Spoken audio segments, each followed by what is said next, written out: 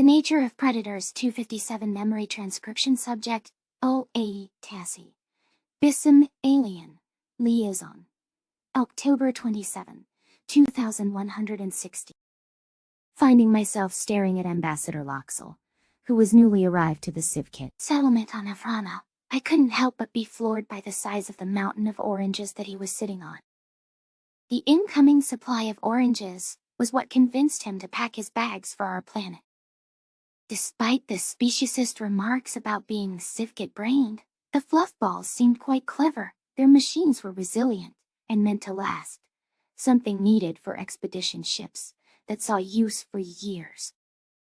Shedding the Federation's yoke had allowed them to catch up a bit on the learning path and innovate to fill the gaps. The fleet wouldn't hold up against the entire galaxy or a strike force like we'd seen at Talsk, but we were no longer completely defenseless. Gaining two powerful allies in the Arcture and the Yotl would shield us even further, but that was why I was welcoming Loxel in person. The flamboyant Civkit needed to somehow be convinced to join an alliance that involved the Arcture Collect. General Nelter had been waiting for the battles at Afa and Nishtal to draw nearer before making a move. Those worlds were further from the border of SC space, which meant the enemy took a substantive amount of time to reach the planets, facing a scattering of FTL disruptors. As grueling as the trek was, with the interstellar distances they were traveling, it was a miracle that they could get there within months at sublight speeds. Then again, that was misleading, when their main option to speed up the process was taking out disruptors and hopping along at microscopic warp distances. I knew our potential recruits for the Carnivore Alliance would be too distracted by this impending assault to give us their full attention. The Farsal, however, were eager to swear fealty to us after we saved them and took in refugees. Gee, I wonder how the Farsal and the Civkits are getting along? We've kept them separated, but including both parties in an alliance. The Farsal destroyed and hid Tinsis, then broke the native spines and purposefully dumbed them down. Let's start with selling him the Oxa. Seeing that the humans will not cannonade Tinsis.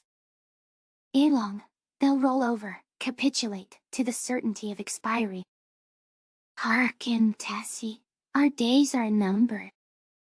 Loxel stalked down the pile of citrus, before purposefully sinking deeper into it to take on the appearance of drowning. Death amid this glorious herbery of oranges, which you so kindly remanded, is nigh. There are worse fates, Nathalis, this humble scullion of Bissum's is saying farewell. I accept oblivion, for we are doomed. One eon upon us. I stared at where his ears stuck out, amid the fruits, unamused. Good morning, Loxel. Remind me of our deal. For every loquacious speech I give, a Civkit refugee is eaten. I volunteer Elder Ransva. She is old, and has a dolorous life ahead of her. Death will be a tantivy for her. Her caducity speaks for itself. Claim her flesh now, or never. She won't make it long enough to be a plaything for the Greys. Hey, eating Civkit refugees was not our deal. Also, Loxel, you know if an Arcture took you as cattle, they would not make it through a minute of your yammering. Cut. The Civkit emerged from the fruits and placed a knife in my flippers. I immediately questioned why he was carrying a weapon, and briefly considered that he might have given it to me to frame me. Yammering was a good word for you, but you have no stage presence, Tassie. I've given up on getting you to move as you deliver your lines. Just twirl the knife menacingly, maybe place it in your beak after, then lean toward me. I'm not delivering lines. I'm trying to have a conversation. Those are the same thing. Where is your conviction? You must speak with passion. What even is your passion? Have you more in your heart than ingurgitating fish? I pressed a flipper over my eyes, throwing the knife on the ground. Finding aliens was my passion. I have lived to regret that. Tingling was a good non-verbal. I'm proud of you. It's lacking expressions like, woe is me, or this shall be the death of me. Those are simplistic ones, with your rudimentary speech patterns. Work those in. I can feel the years of my life ticking down with each of our chats. Yes, good. I believe you there, Tassie. Because I'm speaking the truth. The Civ Kid's face turned crestfallen. I thought you like studying literature with me. I do, Loxel, I said hurriedly, not wanting to hurt his feelings. What I don't like is how you try to perform, or talk over my head, all the time, then try to make me act like a lunatic too. Act like... There is no act like, Aima one. An actor must become their role, and that can't thole anything short of devotion, of one's entire being. Dedication, supplanting your flimsy whims. Transformation, rebirth. Struggling to hang on to why I'd come in the first place, I tried to get back to Nelterskull. So you're frustrated that the humans haven't tried again to take Tinsis? And you think you're going to become playthings for the Greys?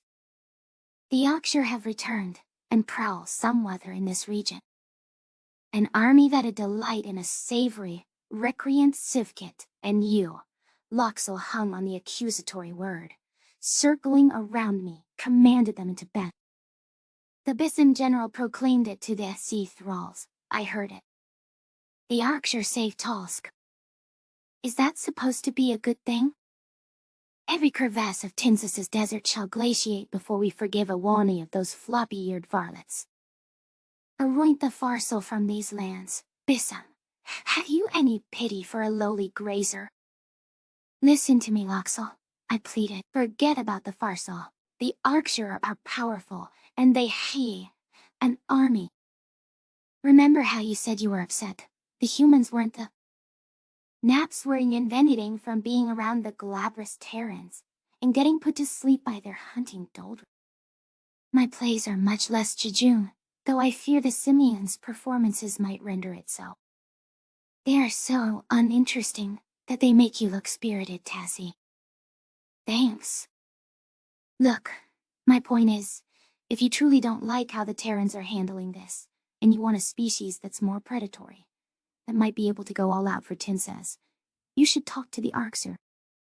They could protect you, since you're with carnivores like us, and maybe go after what you want. They also succeeded against this enemy at Tosk, while the SC lost their prior engagement. Loxel's eyelids twitched erratically. Are you saying we partner with the Greys, walk ourselves into their cattle pens, so they can rain fire on Tinsis at our behest? Retract the cattle pen part and yes. If you want a truly predatory species as an ally, that's your only option. We could make it happen. I see. Wicked delight gleamed in the Civkit's eyes, and he picked up the knife with determination. Why didn't Wayne think to sick the Greys on the thieves of our world? Take me their leader. Oh. Okay, we can do that, just not right now. I need time to, prepare their leader for this over-the-top ball of psychosis. Get in touch with the Yorkshire and arrange the meeting. We'll let you know when they're available. In the meantime, you can think over your terms and eat your oranges. There seem so very many. Loxel picked up an orange, scraping a knife against its peel in slow motion. Fine. Bring me more of these, or else.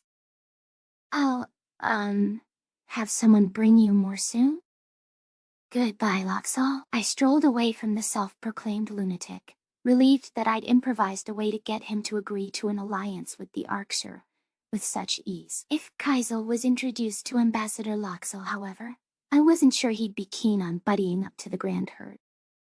Getting Abyssin public used to the Civkits was challenging enough, when the entire area next to their village had already been stripped of grasses and vegetation. We needed to find an alternative food source for them quickly, and I didn't think we could ship enough oranges from Earth to stem the tide. The Farsal might be the ones that would have ideas on that, but I'd never consult them for their expertise on shaping species to fit their wishes. The refugees from Tosk were living a more quiet existence on Avrana.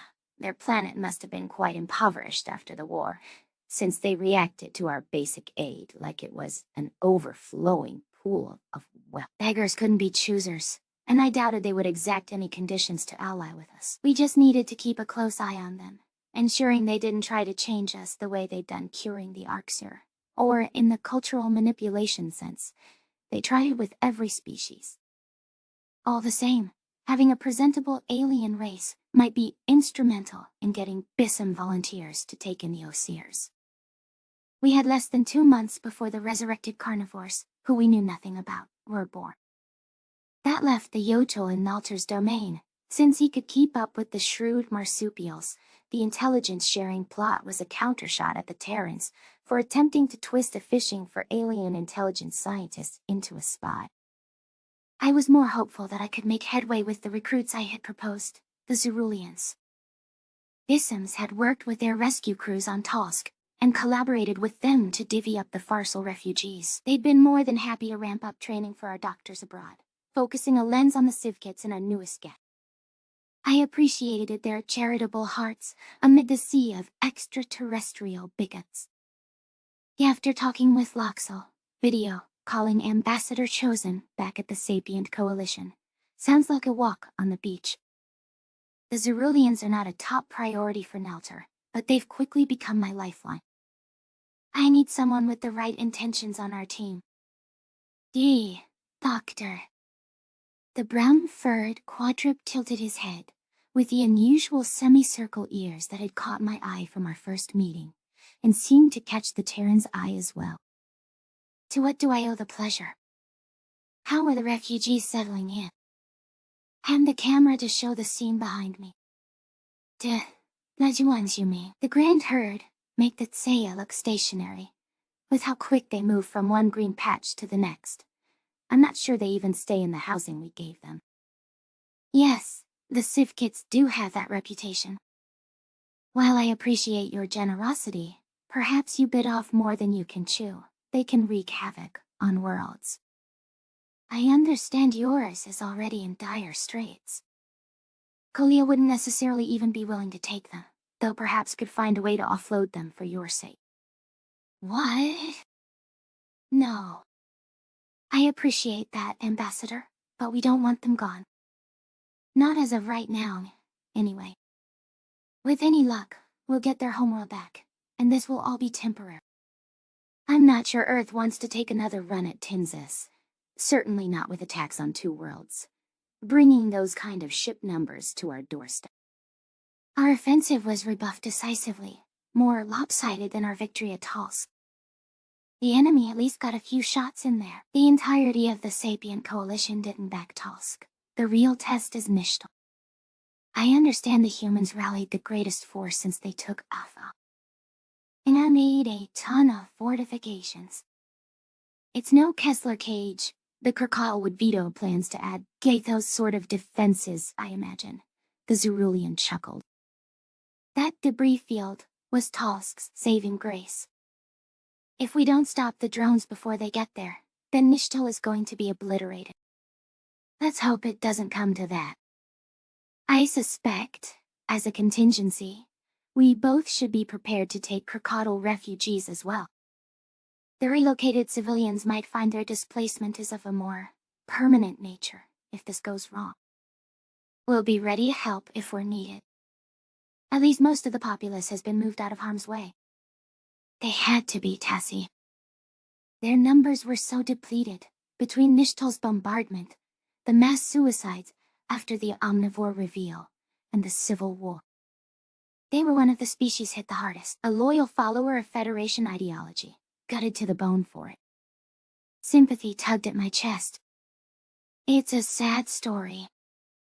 I'm disappointed just how many sad stories there are out in space. The Zeruleans seem to be one of the few happy tales. We were lucky, I guess, that our altruistic missions were deemed suitable for Farsal appropriation.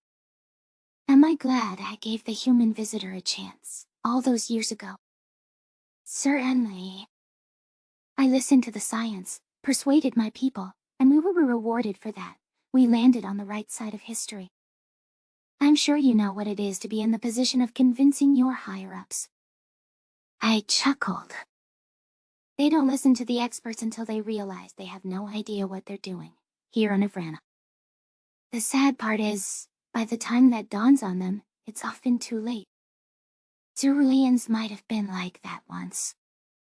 The farce making our culture wholly about medicine might have backfired on them, making the lab results have a greater sway on us.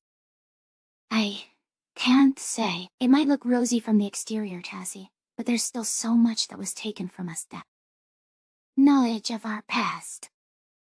Flaws. I don't know if it's a bad thing to lose your flaws. Ours have us in a global war at the most critical juncture in our history. If I could wave a flipper and make Bissums lose our worst traits. No, you don't mean that. It's still a part of you, shaping your culture with an invisible paw. It's hard to foresee the consequences of taking away one little thing. There are complex reasons for your conflict that you need to work out yourselves.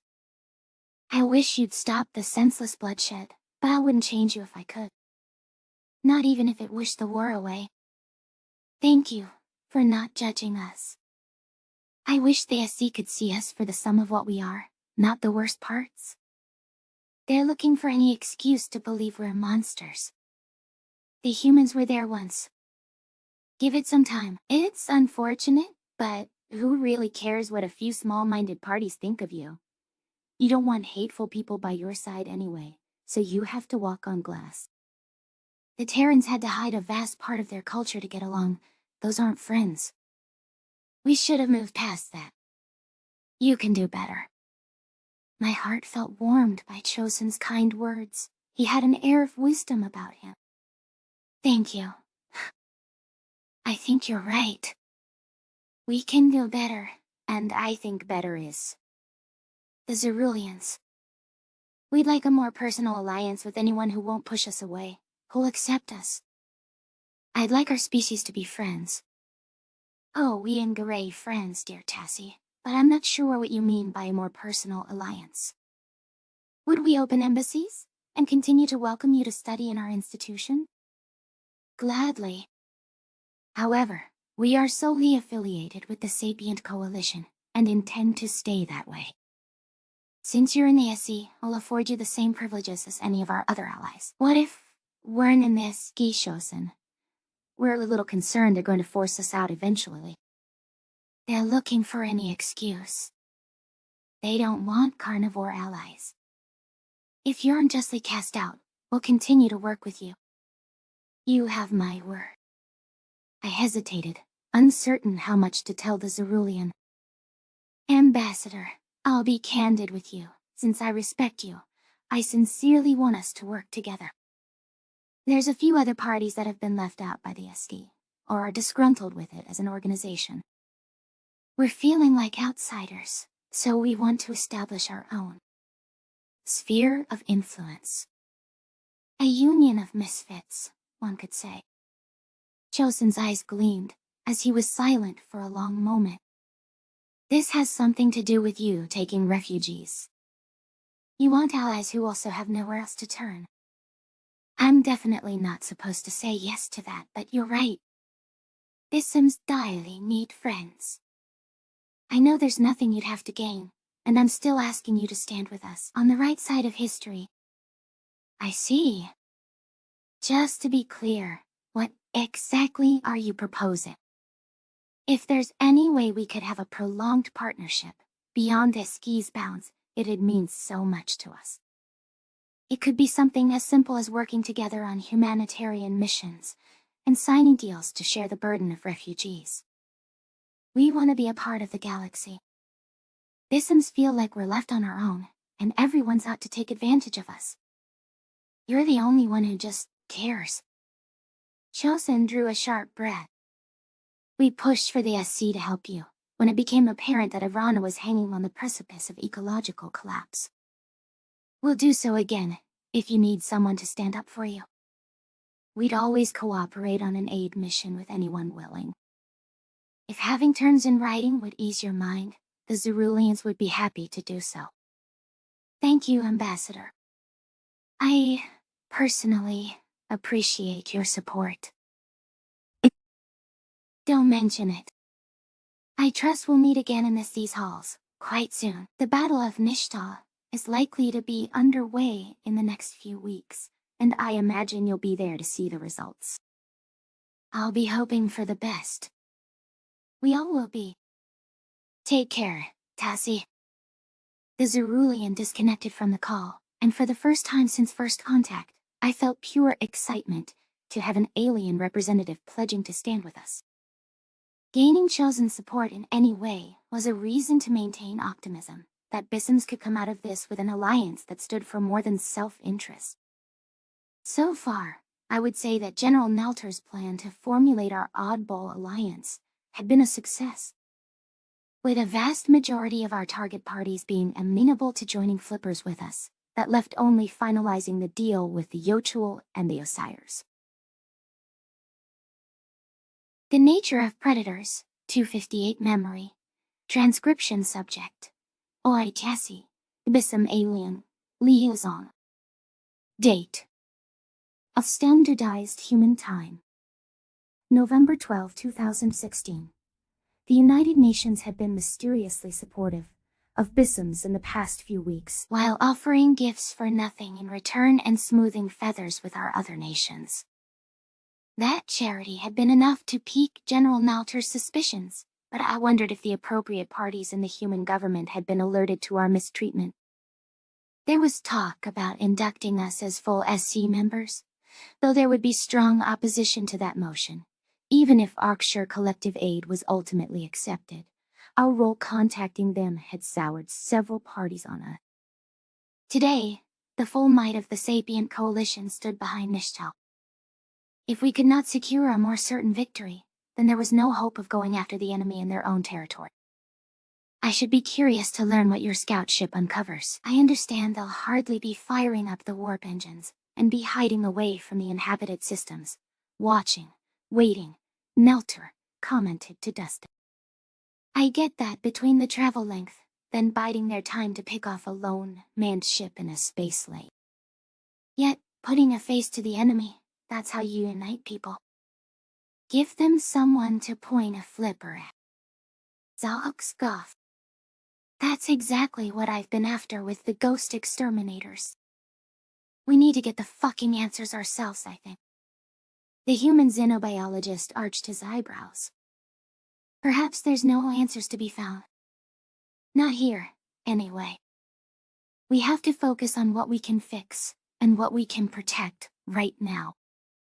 The environmental teams are working overtime on Ivrana, going into active wart zones.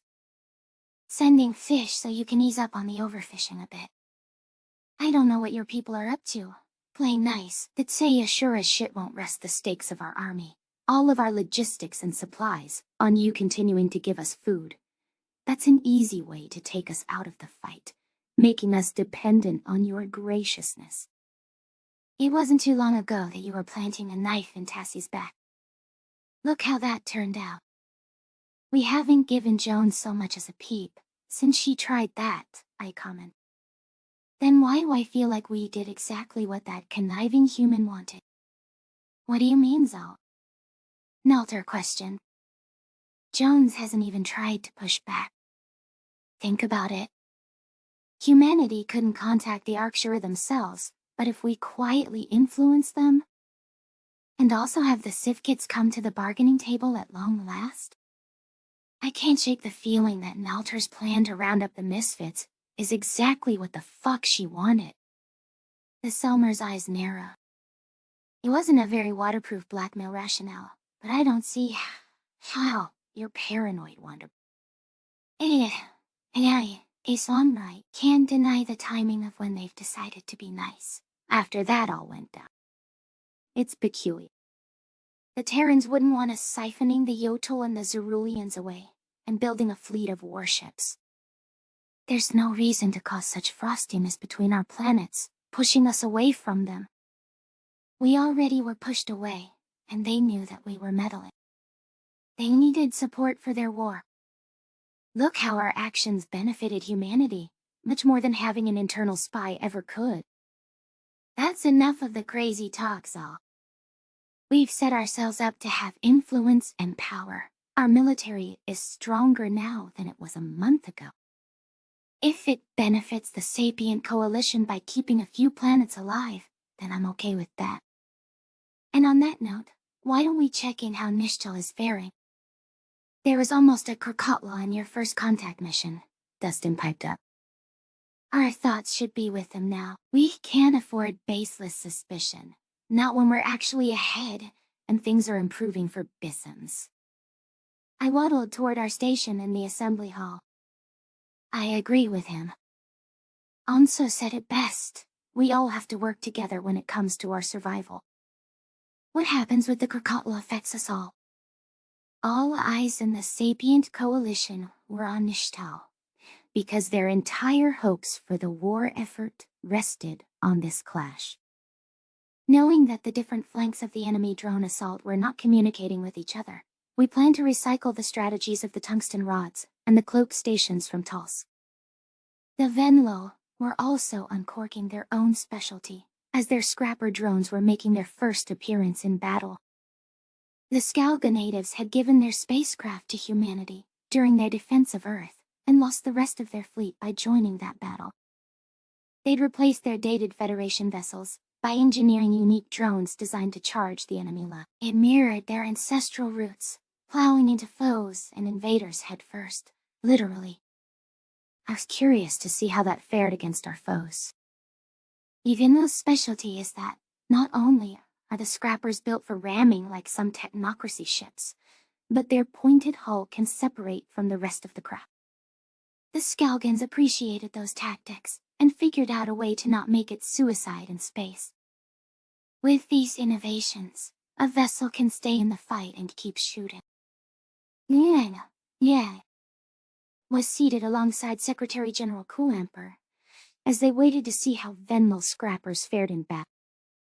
Nalter would be watching keenly too, since, for our newly constructed fleet, Bissams and Sivkits were cobbling together bits and pieces from every SC power. We'd be ready to turn their own tricks against them, if it came to that. As messy as the war back home was, I was grateful that Ivranis nations had the good sense to keep that vitriol from carrying over to the stars. I was also appreciative that I'd been quite detached from the consequences at home, since I'd scarcely been back to my planet. My sights were set on the bigger picture, with galactic stature, and Ivrana's survival taking precedence over petty concerns. The Krakatla ambassador squawked with impatience. How is the battle going, Leysa? I haven't heard anything, apart from the fact that there've been shots fired between your ships and theirs. We're getting our data together from Nishtal to show a coherent picture, the Venlo responded into her microphone. However, our initial results are promising. Remember, our goal is to wear their numbers down long before they get to your world. Piece by piece. These aren't all of our vessels, just the amount we were willing to sacrifice. And what was that amount? I want details. Quickly, show some urgency, please. It's not your world under siege. We won't know if the battle is won or lost for some hours yet, Kumper interjected. I assure you, Kelsel, Nishtal isn't under siege now. We also evacuated the planet's population, so there is no immediate danger to your people themselves. Lives are the most important thing, and that's been handled up front. You speak as if losing our world and seeing its culture and every construct on it crumble again would be inconsequential. Were the roles reversed, would you not worry what happened to Earth just because you'd relocated your people? That's not what I meant. Earth is our home, and is deeply important to us, and we protect it for its own sake. I understand you feel the same about Nishtal. I'm only asking you to reframe your view on the worst-case scenario. There must be some comfort in knowing your people are safe. I know that's my top concern, and remember, the worry that left the UN sleepless 24 years ago was the possibility of our extinction. You should not press me on how I'd worry about Earth. I didn't mean that humanity hadn't suffered, And you know we're penitent for our role in that. My point was that your home planet is priceless, irreplaceable. A horrific loss, even without lives in that equation. Look what's become of the Sifkits, without Tinsas factoring into their identity.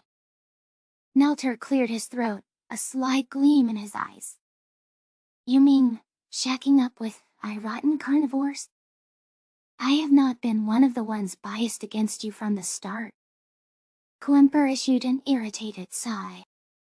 I know we're all on edge here, but let's keep it civilized. I'm certain what Ambassador Kelsel meant was that Tinsis was a tragedy, leaving the Sivkits to wander without any knowledge of their true home or identity.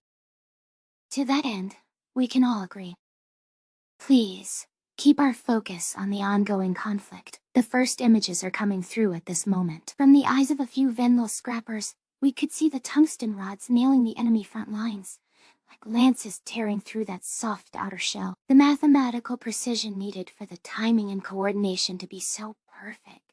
Human trajectory systems were a marvel, so much more advanced than Bissons would have thought possible before first contact. Seeing projectile warfare as one of their oldest arts made me understand why Nelter was so enamored with studying military tactics and contraptions. The timing cleared the opportunity for the Venlil to sail, engines blazing, toward the enemy. With guns firing off several shots, and now positioned near to the enemy's locale, the pointed fronts of the drones detached. Aeration was on their side, as the piercing stage barreled through the hostile front flank. Between the rods and the unusual ramming techniques, the sea's greeting party cleaved through thousands of vessels. The difference made by having substantive Allied forces on standby was already felt. We had enough firepower to put the pressure on out of the gate, and that was a reason for optimism. Ambassador Kelsel had relaxed from his frayed mannerisms, as the enemy struggled to return fire and dispatch our first line of defense. The Venlil's guns were active, and still in play for additional precious time, while the hostiles focused on eliminating the rods. That whittled away a tad more of their numbers, still several planets back from Nishtal. And this is only the opening act.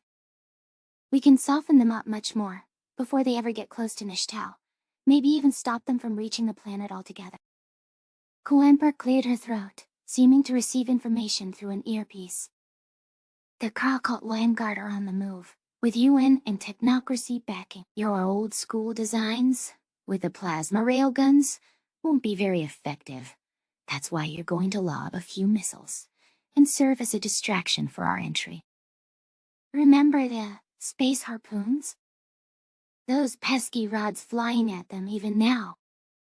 We stuck more of them in a railgun to throw in their faces, up close and personal, Anso chuckled.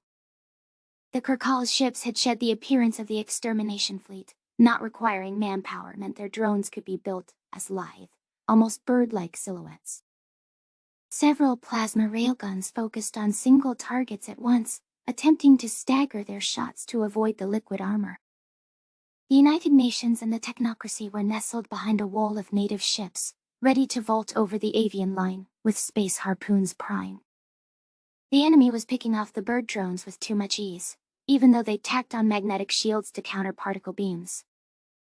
The Kurkadal couldn't withstand liberal usage of antimatter bombs meant for Nishtal. Their vanguard was obliterated with powerful explosions, which meant the humans and the Yotl were exposed.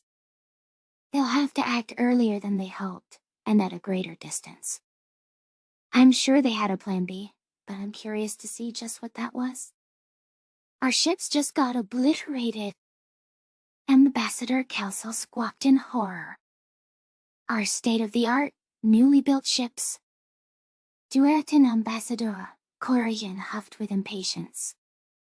Despite retaining their SHIELD membership, the Grey Avians had been introduced as a partial SC member, and as promised, sent a small handful of ships to Neshtal's aid, alongside the Leshy. You're making them spend those fighting up here, against metal hunks with no cultural importance or lives aboard. That's a positive outcome. The fallback plan appeared to be fighting fire with fire. The United Nations and the Yotl technocracy both possessed massive stockpiles of antimatter missiles, Even if a party would never bombard planets from orbit, they were the most destructive munitions around. Their willingness to dispense dozens of these rare explosives didn't convey the difficulty in creating antimatter weapons. With enough resources, time, and willpower, the two powers had accrued enough to make a dent in the enemy's forces.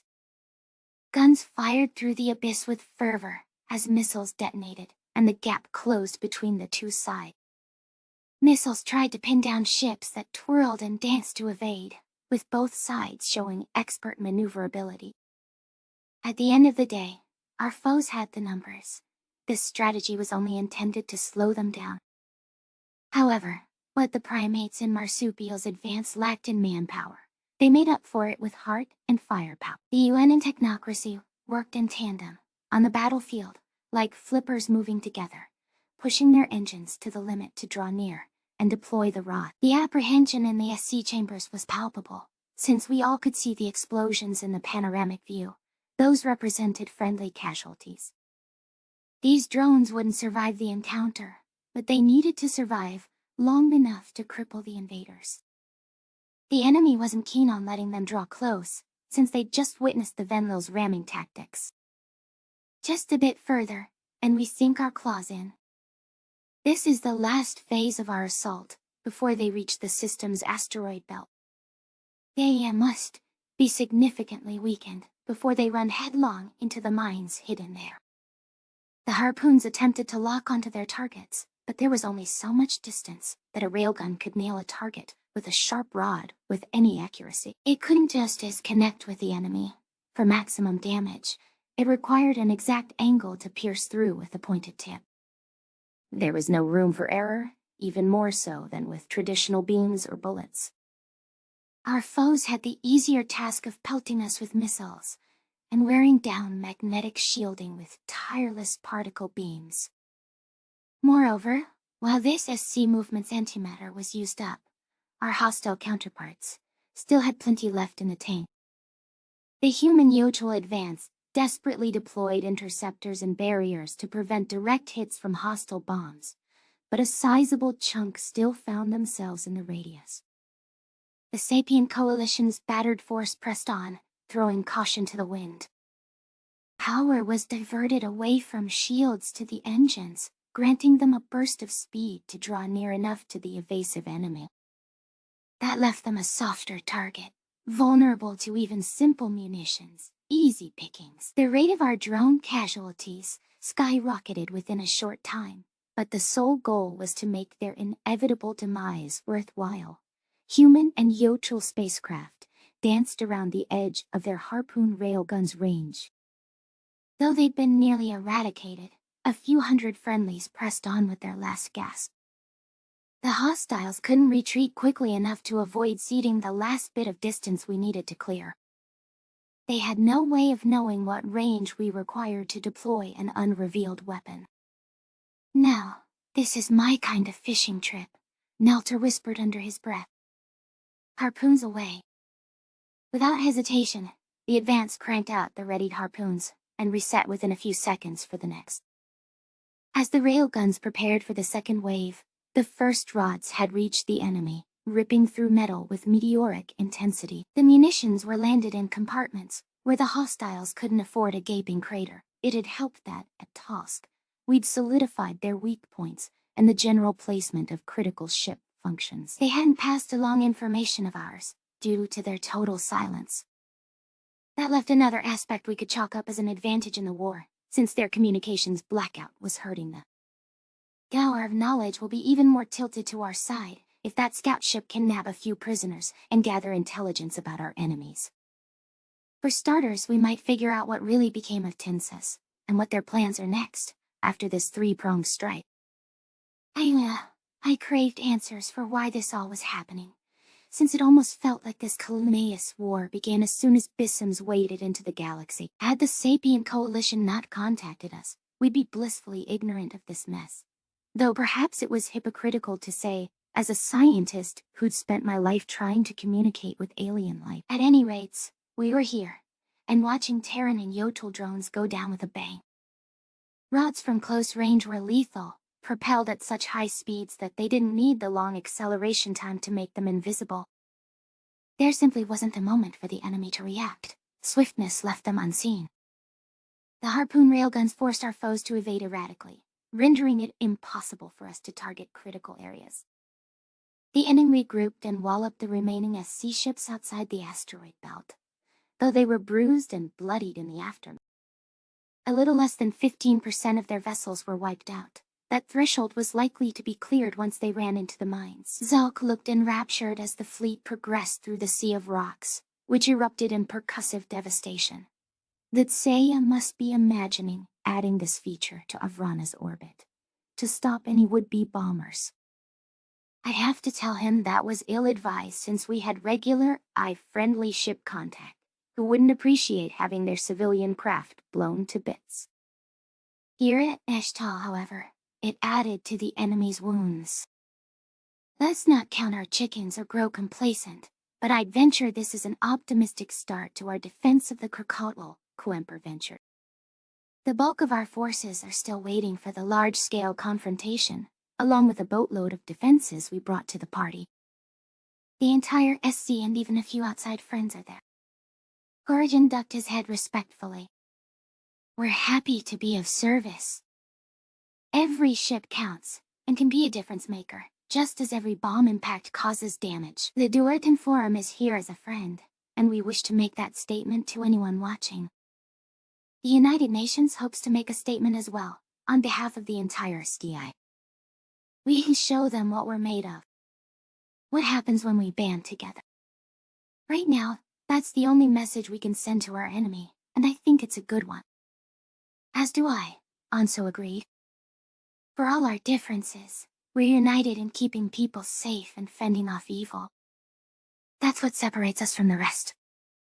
I found sense in the statements made by the human and Yotl dignitaries, as well as a reason why it was worthwhile to continue pursuing friendship with the Sapient Coalition.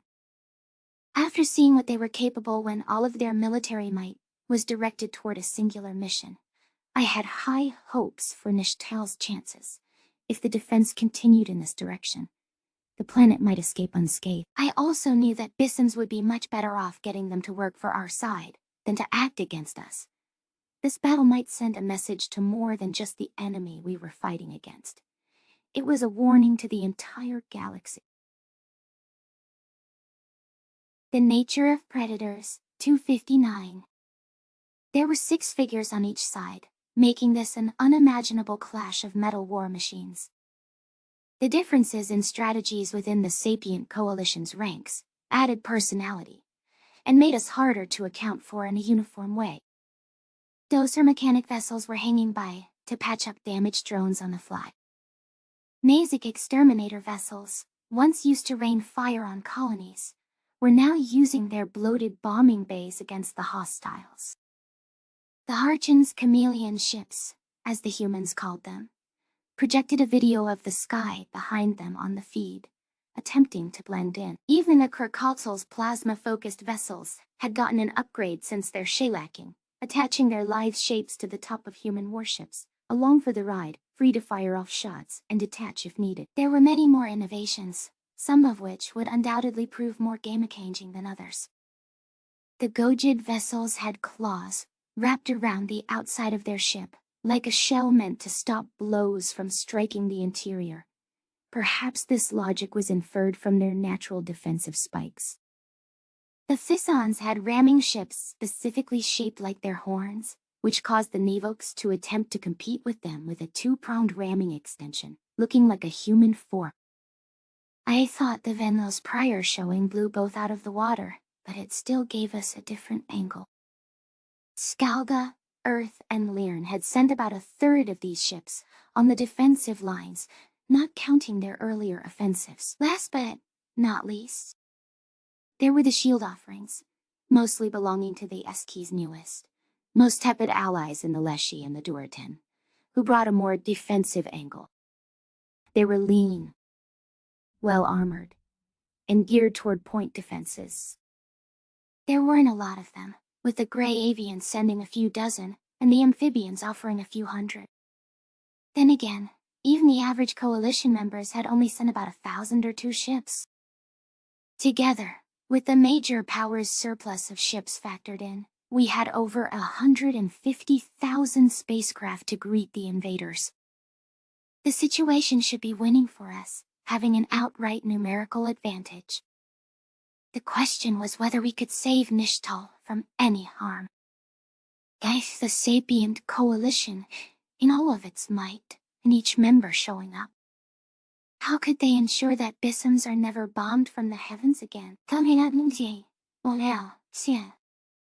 We attack as one, with all of these ships, the surface-to-space missiles on Nishtal, and an unholy amount of nuclear and antimatter warheads that have been mostly donated by Earth. Quimper, you were awfully quick to replenish your supply after using them to defend your home. The Secretary General ducked her head in acknowledgement. We used them to protect our home once. Now, we're using them to protect someone else's home. Better to have them, and not need them, than to need them, and not have them. The technocracy lives by that doctrine. We're about to see a lot more action than we can keep up with, so be prepared for a lot of jumping around. The Gojid Prime Minister piped up. Can we get an update on how each species' innovations are faring? I'd like to know whether our new Shield of the Protector's Claws ships work. The name is a mouthful, and I'd advise you to workshop. Your generals also have their own feed and ship data.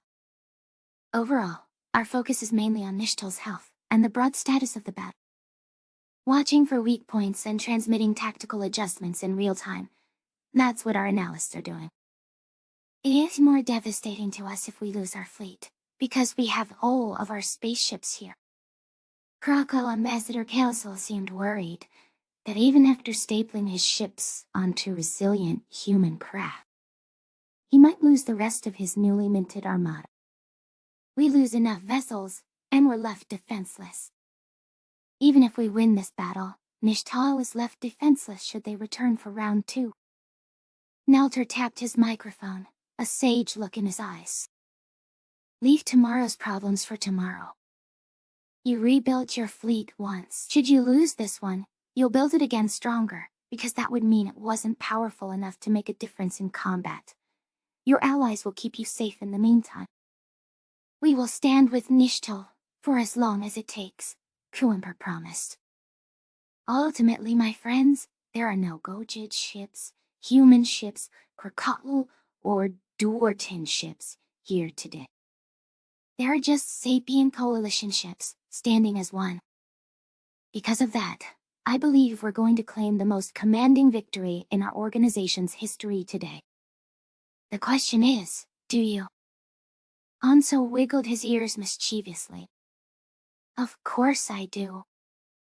We took out 20,000 and change ships, with a few Skalgan scrappers and some slapdash bombs. Now they meet our Yrila fighting force, where numbers are in our favor.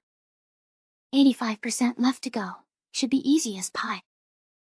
There's more Skalgan scrappers and slapdash bombs here too, Governor Lysa commented. We've prepared plenty for this defense, and they're flying right into our waiting arms. The moment approached on screen, with the enemy encircling Nishtal. They looked like an insect swarm from the viewing drone watching from afar above the planet's north pole.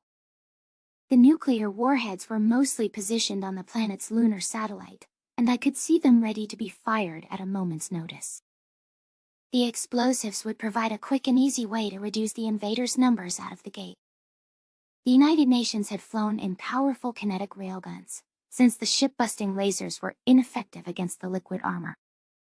It all followed their space harpoon gunplay, which I knew they'd start off with here. So far, our foes didn't have an answer to the piercing rods, and I doubted they would compensate for the weapon's presence now. They don't have a response to our plans as long as they're not relaying our strategies back home to someone. They haven't made any adjustments since Tinsus or Talsk we have. Our feed cut over to the eyes of a technocracy drone, thrusting our perspective into the heart of the battle. Flanked by tens of thousands of allies, our vantage point vessels surged forward. Sensors revealed human nanodrones, pouring out in mind-bending quantities from the lurking spacecraft carriers. I watched the nuclear warheads crest ahead of the camera. Their speed somehow surpassed the swiftness of a starship. That was the cue. Fire the harpoon railguns. Poles of tungsten were hurled through the void, as microscopic automatons and thousands of nukes inundated the enemy. Their dust guns couldn't eradicate enough threats to avoid the preliminary impacts, with telltale flashes amid the endless night. For the brief moment they lasted, those detonations were brighter than the stars, a literal shining light in the dark. I channeled Kuemper and Anso's optimism, allowing my own to make a brief reappearance. I wanted to believe in that swift victory the Terran leader had promised with such confidence. The drone whose eyes we were looking through zigged and zagged, twirling around particle beam munitions and throwing up missile interceptors. The Sapien Coalition's fleet felt powerful. This was our chance for us to push the enemy back and put this entire strike force down for good. From this view, the entire battle seemed much less impersonal. That's what 5 digits worth of casualties looks like, Anso growled. Now that we've hit that figure, it's time for us to speedrun up to 6 digits. Wipe them out. Our technocracy drone offered suppressing fire with its particle beams, giving Venlo scrappers a chance to move in. The collisions were almost imperceptible, without magnification. Once the lens zeroed in on a few enemy hulls for the viewer's benefit, I could see metal lacerated by the detachment of the ramming point. Venlo weapons carved them up like a fish being gutted, leaving disabled husks and torn bogies in their wake. Mazix unloaded antimatter bombs to complement their efforts, from ships built on wing to house those explosives. Our fleet had kept the hostiles far back from Nishtal's orbital range, so they had no chance to get a crack at the surface. We were ready to shoot down any inbound explosives, even if they did get a shot off. The humans pelted the foes with mini-missiles, then harpoons, followed by kinetics. In the brief span, I diverted my attention to their efforts. Alternating between every munition, we had kept the enemy on their toes. The Krakow warships, using the docking port to staple themselves to the UN's bulky fighters, had plasma weaponry covered. While ineffective against the hostile drones, they took to picking off missiles lobbed our way. Nishtal's own surface-to-space missiles had also rode in to badger the enemy, a successor to the Terran's warheads. The technocracy ships looped back, in time with the Venlo, reforming defensive positioning. Our foes would come to us, in this instance, and might find it to be like running into a brick wall. Secretary General Kuemper used a laser pointer to highlight the enemy ships on screen. If you look across the formation, you'll notice there's very little variance in the hostile drones. I think it's worth noting how much easier it is to gather intelligence with a single ship mold. Also, the uniformity is in striking contrast to our union of multiple species. They're arrogant. They think these ships are the end-all, be-all, that they've accounted for every possible weapon, and that they don't need anything different in their fleet, Anso added. It reminds me of the ubiquitous design seen in the Federation military. I'd like to know if they're an unimaginative single species, or if there's something more at play. It should be enlightening when we acquire some answers at last. The ships are quite good. Yours just seem a bit better, Krakatla Ambassador Kelso countered. Oh, they are. So far, the Sapien Coalition has only taken 1,000 hits. The enemy is scrambling from sensory overload with all of the different unknown threats. Our kill count here in the inner sanctum, hovering around 20,000 at the moment, speaks for itself. The kill-to-death ratio only grows our advantage. Now we keep the heat on them and can afford to double-team them. They'll be below 6 figures any moment. The Yotel's prediction would likely be true, as the Fistons and Nevox brought their weaker ramming ships in to build on what the Venlo had built. The Nivox two-pronged ramming extension was interesting, especially since they could expand and contract the tips. Lining up the proper angle allowed them to take out 2 ships at once. The Gojids tried to draw the enemy's fire, while the Harchin's chameleon vessels were slingshotted closer with engines quiet. The spiky mammal's drones proved able to absorb multiple hits, with the claws designed to break off from around the craft. The Technocracy drone we watched from had never ceased firing harpoons, even as our rod supply was running low. I felt satisfaction, seeing the enemy ship count plummet. We had them below 100,000, and still falling fast. The automaton we were looking through doubled back toward a nearby Dosser mechanic ship that explained how they planned to restock the space harpoons on the fly. We switched over to peer through a human vessel's eyes. The defensive formation of our heavy hitters was designed to lure the hostiles forward, almost as if something's hidden there, I whispered to Nautor. A cloaked station? The Selmer folded his flippers. I suspect we'll see in a few short moments. When humans are involved, I hear their fortifications have fortifications. That Seiya could learn a thing or two from that mentality. Zalk added ominously. The enemy crested over a cloaked station, which detonated, unleashing its fragments and destructive power right in the heart of the aggressor's fleet. The Nevox and Fissons, who'd been nipping near the front lines, were conveniently positioned out of the blast radius. The hidden outpost's explosion was the most devastating blow yet, consuming thousands of ships on its own. It damaged thousands more, and the Krokot took the opportunity to pick those off, targeting plasma through gaping holes in their hulls. Just as the enemy had pulled back with suspicion, and all seemed quiet, a second explosion tore through the rear guard.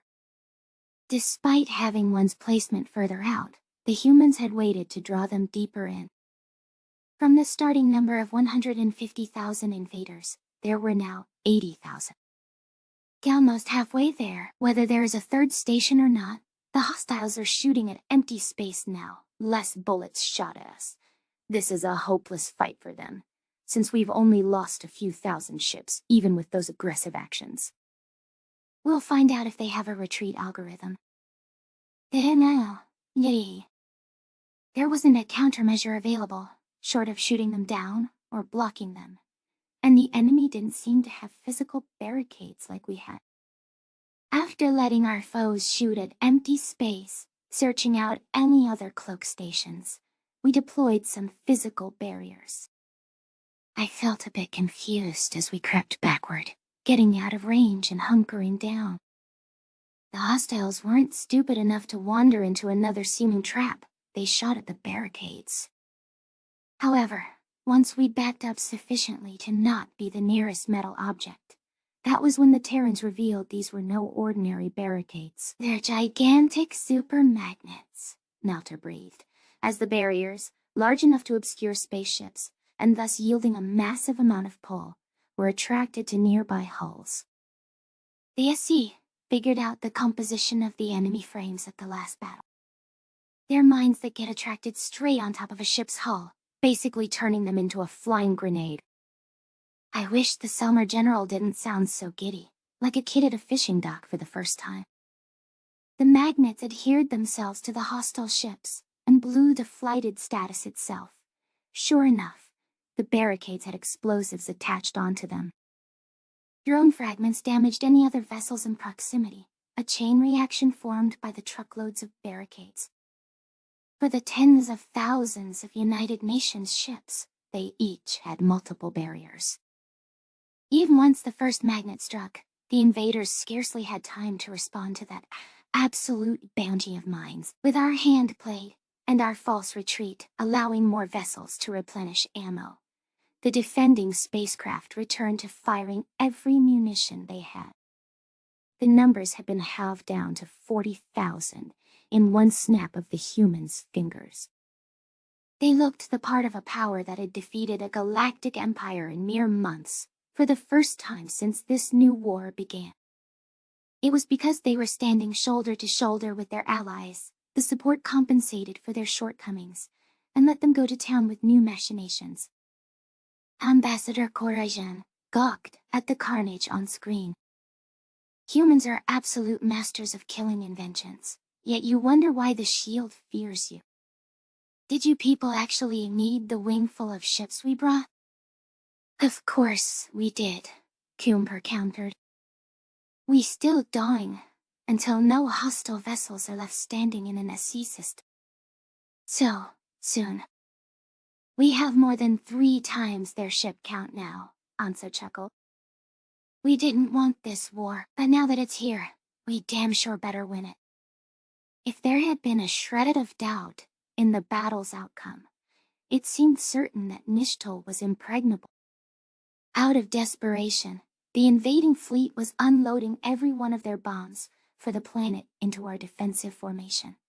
That meant that, even if our vessels all disintegrated now, they'd have nothing to bombard the planet with. The sheer volume of antimatter was enough to stagger us for a moment, and cut down 10,000 ships. It almost seemed spiteful on the enemy's behalf, knowing they were lost, and trying to take as many of us with them. We had to finish them quickly.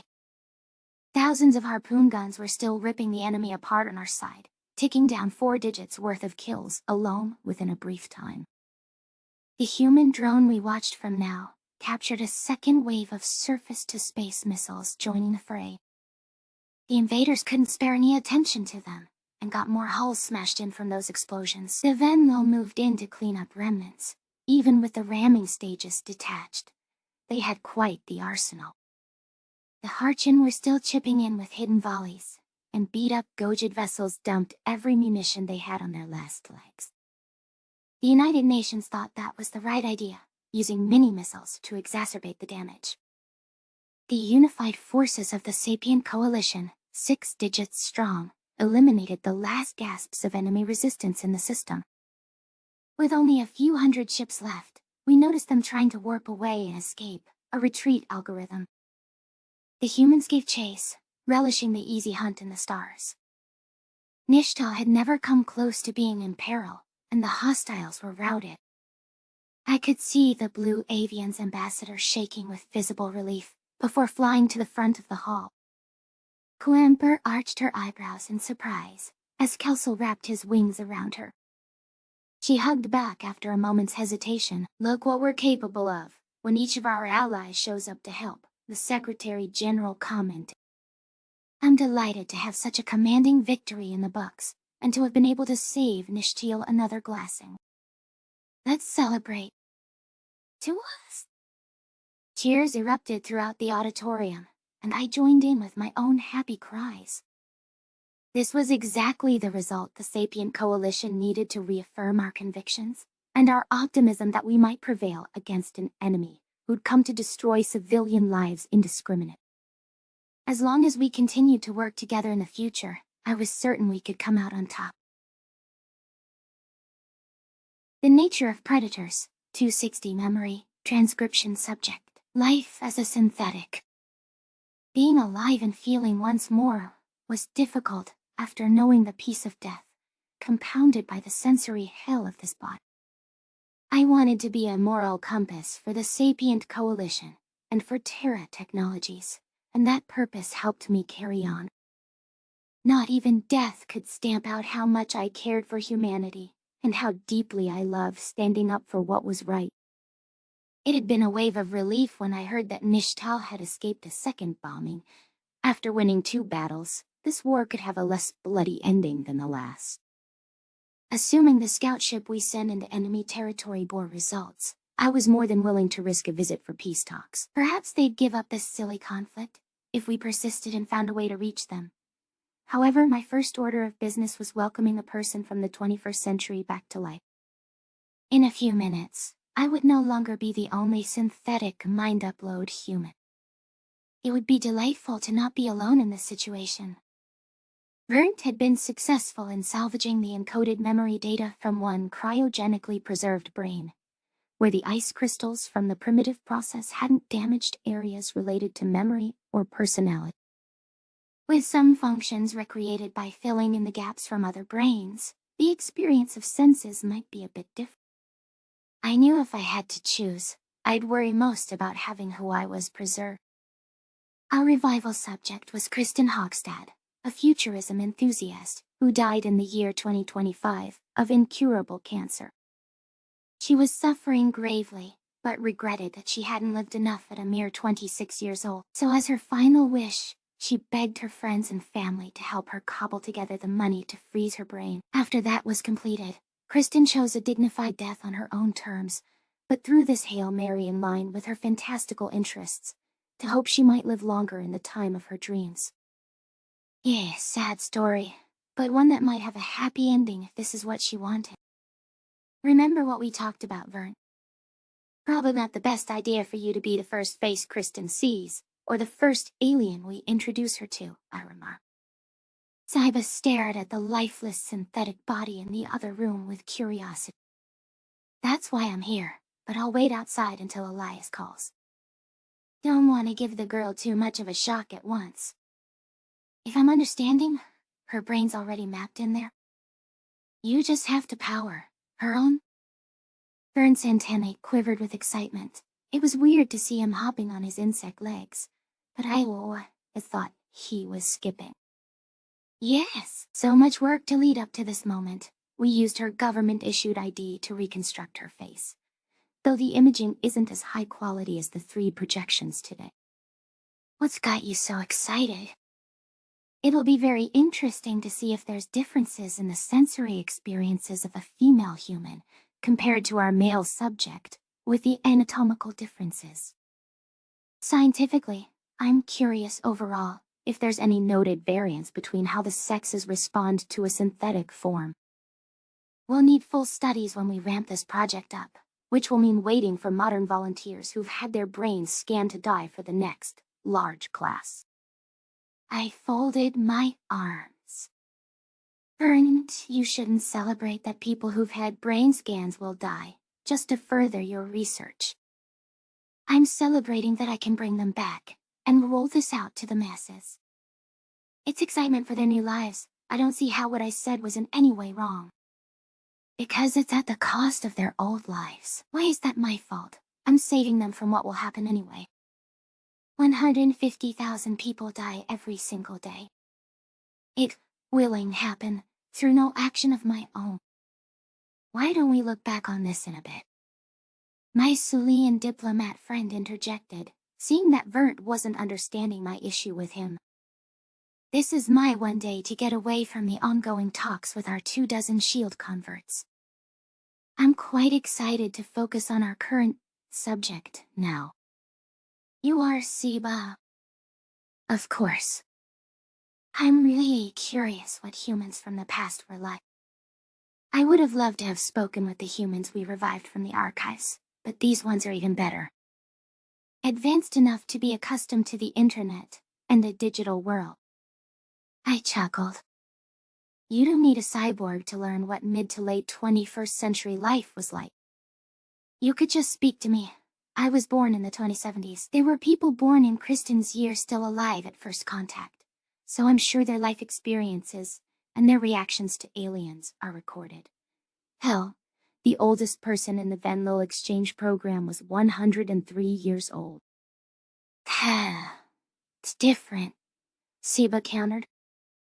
For the 103-year-old, they weren't reacting as a 21st century person, because it didn't happen overnight. They had time to change along with Earth's culture and discoveries, rather than being a product of their era. Kristen is different. You might have a point. I can see you're both antsy to get started, so I'm going to head into the observation room and shut the door. I'm a little nervous about welcoming someone back to all this, but no sense in delaying, right? Let's boot up Kristen Hogstad.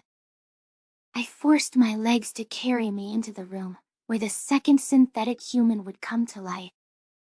I settled down in a seat opposite the bed, leaning forward. My eyes lingered on my hands, wondering what I would have seen if I cut open the skin on that first day. I clenched my fist, despite the fact I couldn't feel that tightness in my wrist anymore. Vern had made a lot of upgrades from the initial awakening, but it was never going to be the same. Every time I forgot, and slipped into relaxation, I'd try to do something simple like a breathing that would bring my mind back to it. What if Kristen reacted poorly to all of this? How could I comfort her when I didn't feel like the same person myself?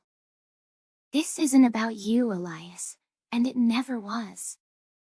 The Cryonauts wished for us to bring them back, so you're trying to honor her wishes to make it better for her and give her a new lease on life. This has to be done right, with more sensitivity than was afforded to you. Certainty took back the helm of my mind. Whatever my qualms, I knew I could make this process better than it would be without my presence. There were many people who believed in me, and those friends were what made me determine this life was worth the cost. I lifted my chin, studying the lifeless body lying on the bed with a quiet, calm smile. Maybe, since I realized seeing Tarva's children that I regretted not having my own, I could use this as an opportunity to offer fatherly comfort and teaching. Any 21st century human coming to our time would need help adjusting, especially with aliens being an integral part of our present society. What the? Kristen's arm flew to her throat, and she snapped upright as her eyes came into focus. Her pupils stared directly at me, the gears turning in her head. She flashed her teeth. I'm not in pain. I have a body. You did it. You people really did it. This is fucking awesome. I manually blinked, not expecting the immediate excitement. You didn't even question if this was the afterlife for a second. I don't believe in any of that. I remember dying, and now I'm back, so I know I'm alive, and this must be the future. It's too real and sanitary. Lab-like. Well, there's a lot of stuff that's a bit funny with how I feel too. My voice doesn't sound like mine. I'm not breathing, and I don't feel any saliva in my mouth. You stuck me in a robot, didn't you? Yes. Basically. How did you? This is too cool. Thank you. To answer your question, I considered this as a possibility. The idea is that you do something with my brain data, so maybe uploading it to the cloud. Wait, am I in a simulation?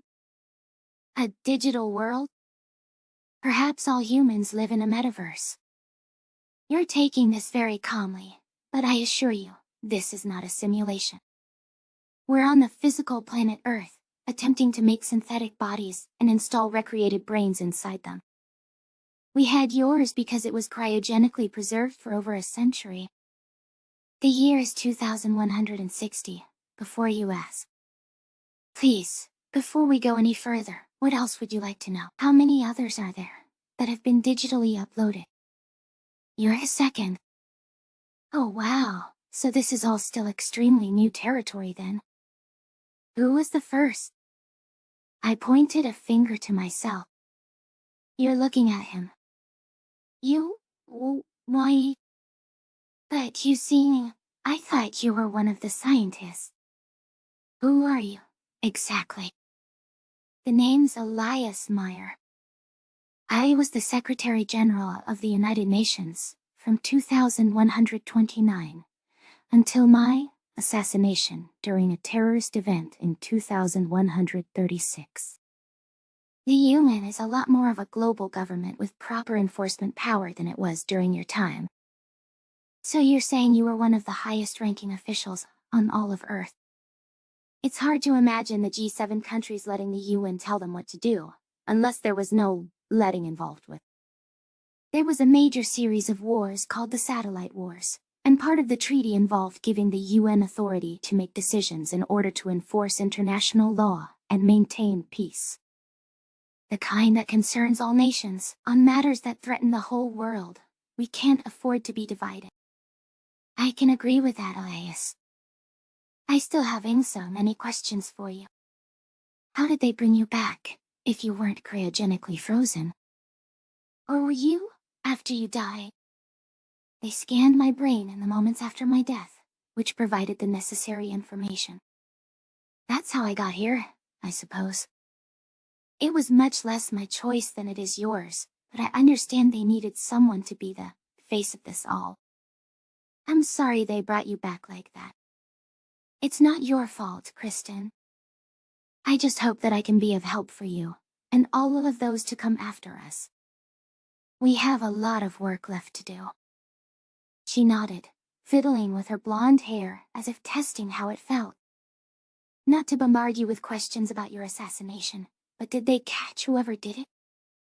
Why did they target you? That's an entire can of worms. I closed off my posture instinctively, leaning back in the chair. She'd scarcely batted an eye to the rest of the news, so perhaps she'd take word of aliens' existence in stride. As far as we know, there are still cells of the organization in question today. There's no way to know if we did catch my killer, barring evidence. Though I don't have an easy way to say it. In 2136, under my leadership, humanity discovered the existence of extraterrestrial life. I studied Kristen's initial reaction carefully. Her face lit up for a moment with wonder and curiosity, before disappointment and horror flashed on her features. After thinking it through, perhaps what I'd said had given the impression that humans hated aliens and lashed out because of it. The reality is that it was the other way around. The entire story of First Contact was a saga of itself, to unload on her. It was better to break the news in segments, especially since there were 2 aliens outside, and many aunt that she'd need to interact with. It would also help guide my wording, to be able to address her exact concerns, pursing my lips. I waited for the newly awoken synthetic to speak before offering a continuation of the story. Alani. I might wish I knew what she was thinking, but this is better than taking a shortcut and reading her mind, like a certain tillfish. That's terrible.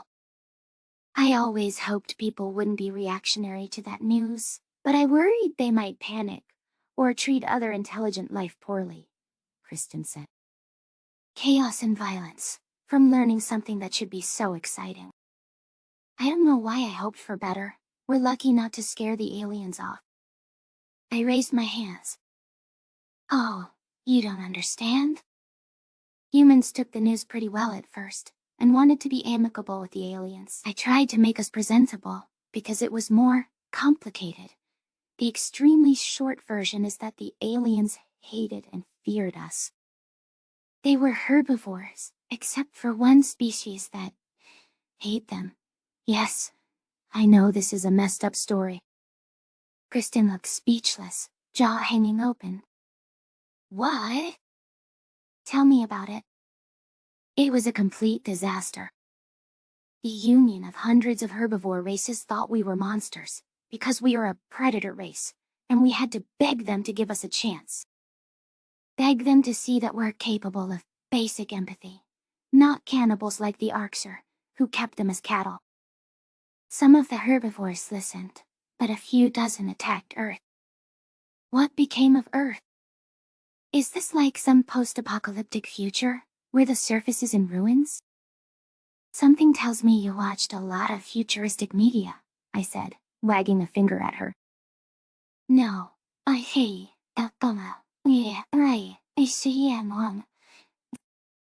We lost over 100 cities to bombings, and 1 billion souls were marked as casualties. That's why I was attacked, for trying to cater to and befriend the aliens, and not being able to defend Earth. That's terrible. I don't know what to say. You don't have to say anything. If it's any comfort, we've rebuilt our world. After my death, we found dirt on the Herbivore Union's founders, showing they forced their ideas about prey-like behavior, and even genetic modifications, on species that came after. We got enough allies to win the war, make our own coalition, and try to fix the absolute train wreck that is the Orion Arm. And that brings us to today. That's a Lila Tay to take in. I need to read up on all of this for myself. I've missed out on a lot. We'll get you a holopad for research. It can't be too different from the personal devices of your time. I, for one, am quite happy, We've left the days where aliens think us savage beasts who live for blood, unworthy of the right to exist. We have dozens of allied species, some of which you'll see on Earth. Friends and neighbors with interesting cultures, working with us to protect our space from any threats. So I'll have a chance to meet real-life extraterrestrials. I never thought I'd see that in my lifetime. Technically, you didn't. Neither did I. They're not little green men like you're used to in entertainment either. They're as diverse as the very fauna on Earth, and actually quite representative of various traits we've seen in our world's life. With that said, that's a name, Siba. They're here? Now? Does the alien speak English? Is there anything that'd be offensive to them that I should know about? Siba is a Sulian diplomat. Her planet is extremely friendly to us. The translator program installed in your brain will allow you to understand her seamlessly. She's right outside, so I can... Kristen raced out of the room, flinging open the door with excitement. By the time I realized where she was going, it was too late to stop her from running out into the observation center. Alarm rippled through my wires, and I gave chase, shouting at her to stop. With the barrier between us and the main area already ajar, she would see Vern at the console, monitoring her live memory feed. So much for easing her into meeting aliens with cute, bubbly Siba. The Tillfish had said he was used to Terrans panicking around him, and I noticed he'd taken my suggestion of wearing a lab coat. Still, a chest-high mix of a spider and an ant was the sort of thing that could earn unexpected reactions from anyone. I suppose we were going to introduce her to Vern anyway, but I just wanted a good first impression in the books before the mental alarm bells started ringing. I better explaining that he's a person. We were going to introduce you to Vern last. Since he's from an insectoid species, I shouted after Kristen, as her startled eyes locked on the Tillfish. You asked about the brilliant scientist that made this possible? You're looking at him.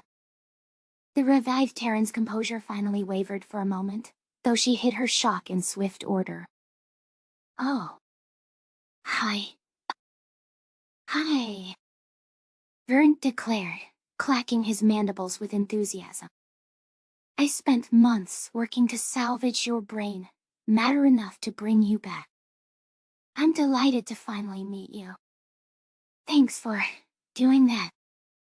I understand your words, but it feels very yaw. Translator program, I reminded her. Siba, come and say hello. The Sulian walked over, a playful gleam in her eyes. Nice to meet you, Kristen. I heard the people of your time invented the first AI assistants. A riddle for you. What's the difference between a human and an artificial intelligence? Humans don't go by the name ChatGPT. Kristen guessed about some ancient AI assistant, wrinkling her nose. AIs can actually solve CAPTCHAs better than us. Not the answer I was looking for. I was going to say that, according to your words, AI is the only one worthy of having intelligence in its name. I don't hear you going by Sulian intelligence, I jabbed. You know the actual words for AI in my language. Maybe we call it dum-dum. I snickered. Dum-Dum 9000 was always my favorite AI nick. Kristen, if you haven't caught on, Siba is the lab comedian. Not quite the jokester my old man was, but I get by. Just like you got by Elias out the door. I didn't know she was going to run off. Kristen smiled, posture relaxing from the Sulian's comical banter. It's nice to meet you. I'd love to get to know all about aliens, and whatever else I've missed. The feeling is mutual, Siba responded. I'm quite interested in learning about your time period. Why don't we go for a nice walk outside, and chat in the fresh air? The lab's stuff. That'd be awesome. Do Vern and Elias want to come along? I shook my head, shooting a glance at the overeager Tillfish. You're adapting to this all wonderfully. You don't need me to hold your hand. Have some Girl time. See, I was a great alien to be your first impression, and we'd just be a distraction as you interrogate her. We'll be here when you get back. All right. Aye. Thank you, Elias, and Vernt, for making this possible. All I wanted was a bit more time. My life felt too short to see any of the things I dreamed about. This is everything I could have asked for, and more. You're quite welcome. Stories like yours are exactly why I got into this work, the Tillfish answered. I watched the striped quadruped and the second synthetic human walk out of the lab. It was wonderful to see Kristen take a shine to Siba. Who else could win any audience over to her in seconds, other than the radiant Sulian? I shoved my hands in my jacket pockets, and realized that an untold weight was off my chest. Elias Meyer wasn't the only one of his kind anymore. After reveling, for a moment longer, in the fact I wasn't alone, I turned my thoughts to Vernt's response of why he'd invested his life into this project. The story of Kristen Hockstad, chomping at the bit to soak in all of the future, was a shining example of why it was worthwhile for me to see this through. There was real good I was doing here. For the first time since I'd opened my new eyes, I thought that maybe I didn't hate what I was anymore. The Nature of Predators, 261. Memory Transcription Subject, Alquana, Jasleb Soldier. Date, Use Standardized Human Time. December 10, 2116. After months of planning, with the Jasleb Independence Brigade, Cherise and I had worked up the nerve to try to sneak an explosive device into Delegate's Tower. The important bit was sneaking it into its intended spot weeks in advance, somewhere that it wouldn't be moved, discovered, or tampered with. We didn't want them to be able to trace the bombings back to my human friend, and there was no doubt that they'd round up everyone who'd visited in the past few days for memory scans. The mind-reading security checkpoint, at the entrance to the leadership's meeting place, presented another challenge. If she walked through that obstacle, the plan would be revealed before it's gotten off the ground. That was where social engineering, and the Krev guards thinking humans were cute. Cherise claimed she'd been humiliated wearing a Santa outfit, complete with a goofy-looking hat with a white puffball at the end, and a fake beard. But she had to sell the human tradition to anyone who researched their customs. I'd made sacrifices too, letting her dress me as a reindeer, with a red bulb on my nose and antlers. The degrading costumes had made it convincing, and so we could stand on the street outside, hiding in plain sight. There was a wee lot of attention attracted by a talking primate in a silky red outfit, handing out gifts to children. Out of me, a way for explosives to wind up in random places, but Cherise and I both didn't want to target innocents, especially kids. The package that actually held the bomb was clearly marked to us, with an orange ribbon the color of fire. We'd known the commotion outside Delegate's Tower would attract someone close to the Krev's leadership circle, especially as word made the rounds on social media. When Delegate Ricken approached us to ask what the festivities were about, I knew we'd caught the big fish. Cherise had launched into a rousing explanation about Christmas, and rehearsed lines insisting that the gifts couldn't be opened until December 25th, a human calendar date. She then encouraged him to stick it under a desk or something, never directly mentioning Delegate's Tower. I'd love to raise awareness for this human holiday, and collect some gifts for the children of Tellus, Richane had said, all but purring as Cherise passed him the orange ribboned gift. It means a lot that you brought us into your traditions. It was the perfect push to make him bring it to his office, and open it on Christmas Day for a PR push. Ricken wouldn't be stupid enough not to run a package through, at least a cursory security scan, even if he had primate blind spot. That was why the bomb had been stuck inside a fake robot toy, which had the right metal to obscure the explosives inside from scanners. We had trackers and cameras hidden within, so we could see if it was taken elsewhere in Tonvos, or if someone discovered it. Hiding it for weeks would allow Alan to spy on Ricken. Easy espionage. The last aspect was not allowing the Krev to identify that it had come from the human gift. That was why the box had been given a false bottom, that would only open and close at the Jaslip's command. The toy was a shell for a bomb-carrying drone, a nesting doll, as Charisse called it. Once left unattended, its exterior could pop open to allow us to pilot it out the false bottom, to a different room altogether. Conveniently, it would also leave the robot intact in its gift box, with none the wiser to the fact that it was behind the bombing. We might be successful in getting those delegate bastards, and then they'd want us gone. There was no choice. The Jaslips and the humans had to escape before the Federation cleaned up all angles of our drone offensive, and came for us again. And Nenstil's strike force had fallen as well, according to Fernelda, with an eye-crushing defeat. Failing a second attack made it clear that Talsk's defeat wasn't a fluke. Our odds had gotten worse in the second engagement. Jaslip Delegate Fernelda had ensured that she had a pressing matter to deal with on Aver's enclave, despite knowing that it'd make her suspicious later on. This was the day we'd strike, and trying to act normal on the Tellus military base was eating us up. We couldn't be in direct contact with Olin, so we'd only discover what happened when word of our success, or failure, reached the news. I wondered if the weight of what she'd done, and what would happen if our plot was ever discovered, had set into Charisse. The Independence Brigade was only targeting the delegates, but we were still killing people. My family would be so disappointed in me. I used to frown on Koido's Jaslips, taking the delegates hostage with their children in tow. I was better than them, I murmured, as the television screen remained muted until we saw the news alert. Charisse lay back on the bed, throwing a ball up and down in the air. This is for those kids. A reckoning. There's no taking it back. Would you take it back, if you could? The consequences of what we're doing are irrevocable. You'll make anyone back to life.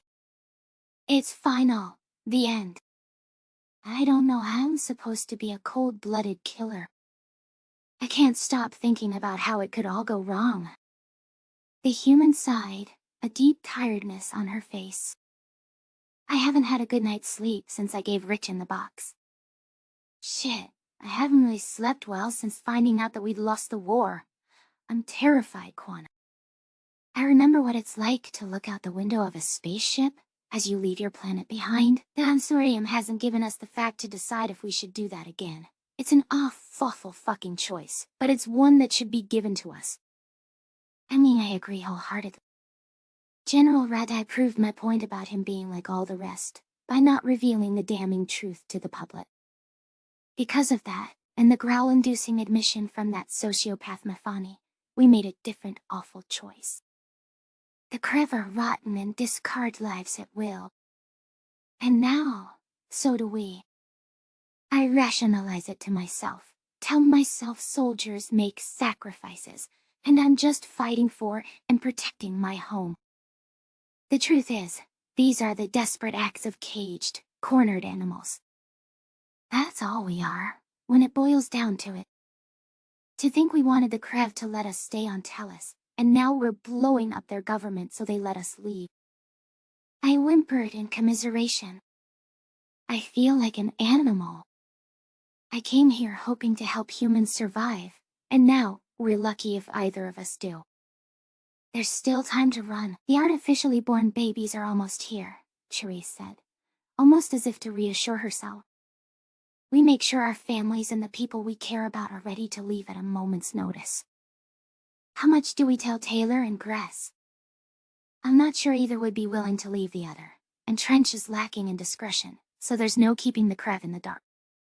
I laughed bitterly. Then we can't tell them a hint of what we did today. That could understand. When Gress looked at the enclave symbol on my chest, he saw a terrorist. Maybe he wasn't wrong. I think Gress might get what we've done more than you think. He lost it when he heard what Mafani did, and was about to put a bullet in Radai's skull. He went further than you, the Jaslip. Gress had a nervous breakdown, because they personally fucked him over. Are fully cognizant of what we're doing. Yes, and we know it's what has to be done. Right or wrong, humanity won't die off quietly. When Tellus gets wind of what they're doing and stops believing Hathaway's goddamn denials of our baseless rumors, there's going to be an uproar. My ears straightened, and my tail fronds twitched restlessly. We're counting on it. There's already revolt brewing among the Jaslips. When they come for us because of this, they'll blame us. It's the first shots of a war for our freedom, and that's how we have to look at it. Cherise unmuted the television, a troubled look on her face, as footage of an explosion in Tonvo's tower appeared. Yeah. The smoke, the fire. I can't believe. Gosh, we did that. Both of our binocular eyes were on the scene, playing out before us. Security personnel and MTs rushed in with alarmed faces, as fire suppression systems deployed from within the megastructure. Smoke billowed within the tower into the massive glass pyramid, as coughing diplomats hurried out. A few had sustained injuries, though they looked like staffers. Most likely, survivors were the ones aside from the actual delegates, which meant we just assassinated the consortium species leaders in one fell swoop. The paranoid bastards had extensive continuity of government and line of succession plans, so it wasn't like we'd killed the system itself by taking out a few figureheads. This was, however, a public embarrassment and a grave wound to its leadership. Colin said, Cherise, and I didn't have to go for the big guns immediately. But there was no time to work ourselves up to this. Hitting the delegates makes a clear statement. Let us go, or we'll attack you at the heart without any reservation. It's a rallying cry for the Jaslips. A reporter raced up to the scene, speaking to a camera drone. As you can see, some kind of explosive device has been triggered within the delegates' tower, somehow having gotten past the tight security measures, evading detection and memory scanners. Details are scarce, but early reports suggest it was set off in the area that the delegates were meeting. You know, if there was ever a fire in the caverns, that fell on security. Minimal training and basic equipment in the control room, Cherise spoke rotely, with brown eyes dazed and distant. God forbid we couldn't stop it. The heat is so incredibly powerful that I had the dark thought of what it'd be like if we got trapped underground. Only that elevator that fits a few people at once. I guess you pack the rest on a train to the mines, and pray it doesn't spread that far. Notably, Jaslip representative Fernelda was absent, leaving her species as an obvious suspect, and not precluding her own personal involvement. She has long since claimed executive privilege, dodging scans in the name of state secrets, but that may not be permitted in light of her fortuitous absence today. The Krev reporter posted herself in front of the smoking building, and tapped a hand to her ear, hearing some information. Okay, this just in. The Jaslip Independence Brigade has posted a message claiming responsibility for the attack, and promising that more tyrants' blood will spill. The swiftness of a pre-recorded statement being delivered to the press leaves little doubt of their claim. Tears welled in Cherise's eyes. I wouldn't know how snow works, Quana, but you're probably not the same risk of wildfires breaking out, or a spark falling from one of your creations, lighting up the ground. We thought about how so much could go wrong. We knew all it would take was one accident to damn our whole colony. I've never seen a real, uncontained fire. It happens so quickly. Stop talking, I whispered, laying a tail on her wrist. You're just saying words to calm yourself, but that isn't going to help. Take a deep breath. It's the same corrupt, heartless bastards who worked your people half to death, who oppress and secretly murder Jaslips, and gave the orders not to share the news about the fleet failing. They brought this on themselves, okay? I'm not torn up over them. They got their just desserts. No, I'm sad for us, and how we've become the same as them. This wasn't where I saw myself, when I wanted to safeguard humanity's future. The level-headed voice of reason died today. You're right, Quana. Taylor and Gress can never know we did this awful thing. None of the people I know can ever find out. I won't tell a soul. What if they can just see that I'm different? What if they figure it out? Chris was a damn policeman. There's been no mention of humans, so there's no reason they should suspect anything. I'm cleared by association. I never left your side on Aver. I feel dirty too, like my fur is crawling, but it'll be fine. That's just our conscience getting out of line. My holopad buzzed, and I checked it with a bit of reluctance. I felt sick to my stomach, not in the mood for conversation. Despite my reassurance to Charisse, I was terrified of getting caught too. All it would take was a single piece of evidence that implicated us, and we'd be hauled off to a black site discovered. The surveillance apparatus needed a mere hint that we were behind this, which was why our holopad was on a private network, away from prying ears. I forced myself to look at the caller, and my hackle fur flattened as I saw it wasn't an unknown number. With the risk of exposing the operation no longer a concern, Olin had paid us a call to congratulate us on our efforts. If anyone can restore our convictions and soothe the unease, it's Olin. The way he speaks, you can't help but believe he wants what's best, and that what's being done is necessary. Juana and Therese, I'd like to thank you for pulling off what was no doubt a difficult operation to go through with.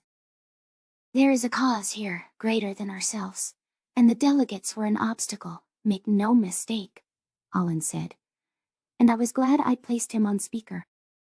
But they were still people and lives. We're all here for you if you need to talk about this, and I expect you to spend time processing the magnitude of this before we even think of giving you similar missions. We care for you, like we do all of our own. Therese cleared her throat, trying to sound steely. Thank you, Olin. Seeing the damage makes it hit home, and then it's real. Handing the package off was easy, but having time to think about it. We didn't want you to be caught or implicated, but it must have felt like an eternity. There's a dissonance between seeing something so small and imagining it can pack so much force. I could tell you that it's easier just to do it, and not to think of the consequences, but that would be silencing the best part of yourself. It'd make you like them. Honestly, and see how we're different from them. We have a better cause, but what we actually do, I can't say I like who I am. It's something I have to live with now. They do not need a reason, other than self-gain. You know the difference.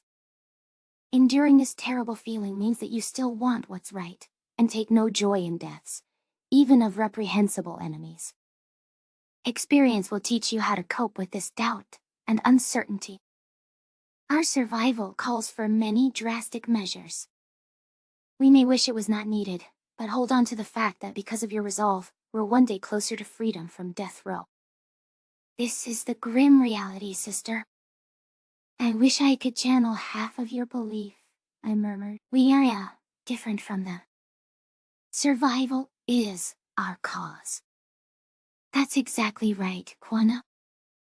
As long as we're here, they'd have no hesitation to destroy our enclaves for the greater good.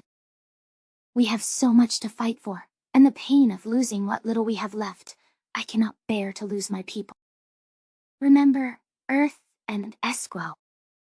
That's why we press on, and why I know those who've fallen to monsters in our past would smile on the hard decisions you made. Therese nodded, gaze flitting away into the land of memories. They'd want us to save humanity. That's why the ARC ships were sent, to see that we carry on. Your loyalty to your species' welfare is not something I see often. You are strong, human. I'm honored to call you a friend, to myself, and all Jaslips. You have my word that we won't forget any of this, and will ensure that your mission, carrying on your species, succeeds. We'll both rise to our former glory, wherever and whenever that may be. That's all I want. I wish we could live our lives in peace, Olin, with any bloodshed or alien madness. I just want to exist. Yeah, it is as simple a wish as can be had. Having that certainty denied to you is a tragedy. You can't deny that the right to exist is a sensible thing to pursue by any means necessary. My heart goes out to you for having to do so. One day, you will not be forced to fight for table scrap. And we won't either. I declared, feeling a fierceness return to my chest. That is exactly right. We will hide from no one, bow to no one. We'll find our comfort in the knowledge that nothing could break us. I know it's soon to ask of you both, but there is one more step. Convince the residents of Tellus that the war is lost, and the consortium isn't sharing the truth. I'm forwarding the footage as evidence to be leaked, despite the risk to our source. There's much more at risk than any one of us, including Fernelda. Fernelda's fucked anyway. Because of the bombing, they'll know that. At a minimum, she had a very helpful tip. I'm not sure how much she's aware of, but the fact that she's feeding information the extremists means they'll find her guilty. Therese's features hardened, since this was the task she bore the most certainty in. I'll be more than happy to spread the word everywhere that I can. I want Elise to know the truth, and put Hathaway in the hot seat. The mayor is barely human, if he'd hide something like that after all we've suffered. You deserve the truth, the dignity of knowing what's coming. Because of you, everyone shall have that soon. I thank you again, Cherise, Benson, and Kwana. Good luck to you both. Alan disconnected from the call, having shored up the cracks in our frazzled faith. We'd shaken the consortium to its core, and we knew the reason why we'd done it was critical. This wasn't a time to get lost in doubts, or fall into shock over killing a few of our oppressors. A wicked snarl crossed my face as I locked eyes with the human, before we leapt from our moping states. The two of us had a job to do, warn Tellus of the threat looming over us, in light of the drone strike's failure. The time to make preparations for a new arc was now, not when it was too late to escape without a trace. The Nature of Predators, 262 Memory Transcription Subject, I. Taylor Trench, Human Colonist, Jate, Be Standardized. December 12, 2116. The past few months had been kind to Gress, and also had been the happiest of my life. I hadn't known what it was like to kick back my shoes, without the fear of what tomorrow might bring. The quiet, peaceful life, off the radar suited me. Taking leisurely walks on the orbital rings, and staring down at Avra like it was a scenic river to stroll alongside. It gave me a serene sense of calm. Before knowing who the Krev really were, I hadn't been to space since the Ark ship's journey. The cosmos's beauty couldn't be appreciated under those panicky circumstances, by oneself. Sometimes, 9-year-old Taylor had looked at the stars and saw his tiny fingers pressed against the glass, wondering which direction of emptiness Earth was even in. I thought I'd left our home forever, but the consortium had given me a brief hope of going back. Even though we might have failed, given that Radai told me months ago that our drones never made contact, I appreciated feeling hope for the future, if only for a brief flicker. I had tasted that little bit more I wanted from life, and seen the unimaginable wonders outside of the caverns. Perhaps staring up at the Trineve Mountains on Aver, and gawking at how high the famous snow-capped peaks climbed, wouldn't have been so moving to others. The Rescue General's frightful words about needing our own arcs terrified me. I'd seen what would be lost if the Krev had to ditch their homeworld. I'd witnessed the sights Lekka took for granted. How the little shit didn't care about a literal green geysers shooting colorful alien water way up into the air was beyond me. Maybe I'm acting childish by getting excited about the natural wonders on the Krev world, but I've found that I really enjoy the outdoors. I would have had no way of knowing. I'm okay with getting carried away over small beauties, especially since we might not have them long. Gress and I split our time between Aver and Tellus, which meant I came home on a consistent schedule. Not wanting to entirely squander my military training or forsake humanity in an emergency, after enduring a brutal boot camp, I'd taken Radai's advice on joining the Tellus militia. I found myself in similar shoes to Therese when she'd accompanied me to provide the rent payments. The security gigs I took on were quiet, often watching over Krev organized sporting contests at our arenas, drawing millions of viewers for that live entertainment. Otherwise, it'd be a quiet patrol on the boardwalk by the artificial waterway, or standing watch over the militia's small fleet. It was a way to earn a paycheck without strict rules and commitment. Gress's Ober hung on his back as he met me after a shift, deterring me from standing close to him. There's been progress on opening that massage parlor here. Plenty of spare buildings. Hey, I think I'll have the permit in no time. Let's just hope we're still here then, I replied. It doesn't look like we're packing up shop yet, at least. I heard the Krev families who are adopting the human children agreed to move here, into the open buildings. It'll be crowded in the blink of an eye. That'll be weird as fuck. I'm not used to the kind of congestion you have in Tonvos, and I don't know how you live in it. I focus on what matters. Having a faithful Ober with these cute little toes helps. You absolute prick. I thought you were going to say me, not Juvra. He's all but hanging on top of you with those grubby mitts. I'm just giving him a piggyback ride. I love your human names for things. They're all so silly and cute. I'd happily give you a piggyback ride too. I scoffed. You couldn't pick me up. But I did pick you up, Gress said slyly. And more on point, I'd happily topple over in the middle of the street to have you try what Juvre's doing here. Tell me something that Krev gave a goofy name. I'm tired of you only infantilizing our names for things. Piggyback rides are for children, so what's wrong with infantilizing it? Juvre can't be the only stupid name Krev have picked out. Imagine my surprise when I found that means a scout. Oh, who the hell names a moronic monkey scout? I'd understand worm picker, booters, or we hope he's potty trained. Gress huffed with indignation. Juvre is a perfect name. Ober's gearing scouts, climbing trees, seeing far ahead. Not all primates just walk along the ground and act self-righteous. I act self-righteous? Yes, and by the way, I'll have you know I trained Juvre myself. You've seen that he knows how to use the toilet. And not how to shut the door, or use toilet paper. Because he's an animal. Why were you watching in such detail? I was appalled to share the facilities with that nasty little. Answer my question. I'm not walking a step further until you give me some dumb names Krev have, so I can infantilize you right back. The Krev sighed, before doing his signature fawning look with raised claws off to one side. We call these happy claw. Parents do it to their children, to show they're proud of them, or that they really like something. I'd really like to punch you in the face every time you do that.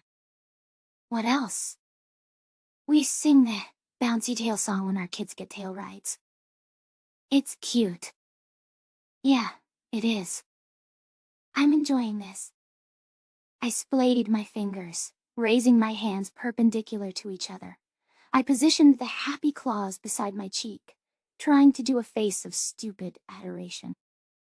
Go on. Taylor, seeing a human doing happy claws is not having the effect you want. It's making you look like you want head pats. No, absolutely not. Bother your Ober with that horse shit. I am? Who's a good boy? Gress cooed, tapping his palm against Juvre's skull. You don't know what you're missing, Taylor. There's no need for that judgmental stare. Hey, wait, is that Quan and Therese? I snorted, not following his claws as he pointed. I'm not falling for that. Everyone's gotta pick on a gullible trench. No, I'm serious. Look!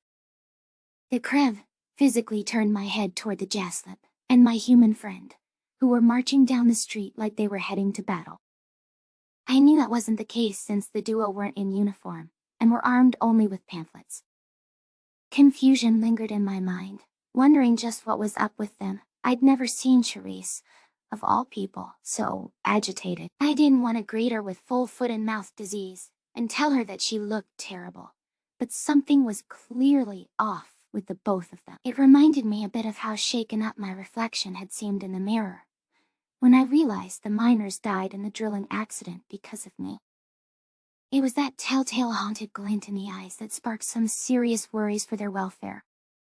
Did Charisse and Kwana get themselves into trouble, or am I jumping to conclusions once again? I owe the two of them my life, after they helped rescue me from my kidnapping. I have to at least ask, so I can try to be there for them. Kwana. Charisse.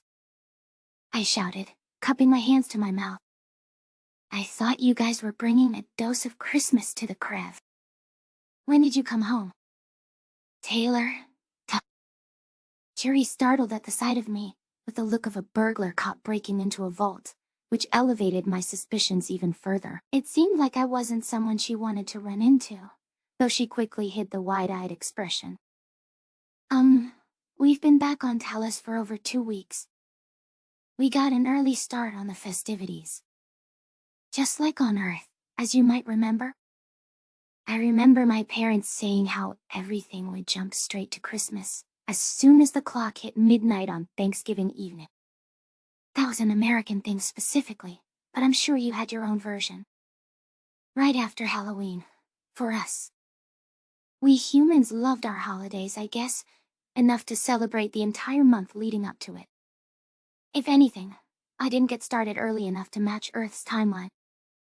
You seem nervous, Charisse. I've never known you to be excited about, well, anything. You're usually more snarky and unimpressed. Is everything all right? Grass leaned back, a sympathetic look in his eyes. Ah, I see. You must be shaken up by the bombing. It's a difficult feeling to describe when you've just been somewhere that a thing like that happens. Horrific. What? How did you... Kwana yipped, voice climbing in pitch. The adorable pictures I saw on social media. I already ordered a Santa hat for Taylor. Grass quickly changed his tone as he noticed my glower, as he fought himself not to raise his claws. So that he can have his human traditions back openly, of course. I'm glad you two weren't there when it happened. We're all reeling, the delegates slain in broad daylight. Hathaway in critical condition. Who would do such a brutish thing and foster disorder? Charisse shoved a pamphlet into my hands. I'm not condoning violence, but I might know the why. Look at these photographs. These are from scouts in Federation space. The consortium is hiding the fact that we lost in every ship that fought at Nishtal and Toss. The only decapitation part of this decapitation strike is our own. Self-inflicted disaster, leaving us vulnerable. They don't want us to know. I staggered backward in surprise, recognizing enough of the censored data to grasp the truth. Redaway was right. He knew something was wrong. He wanted to start building our own arcs. We are going to have to leave again. Oh fuck. There's nothing stopping them from coming back for round 2, stronger than before.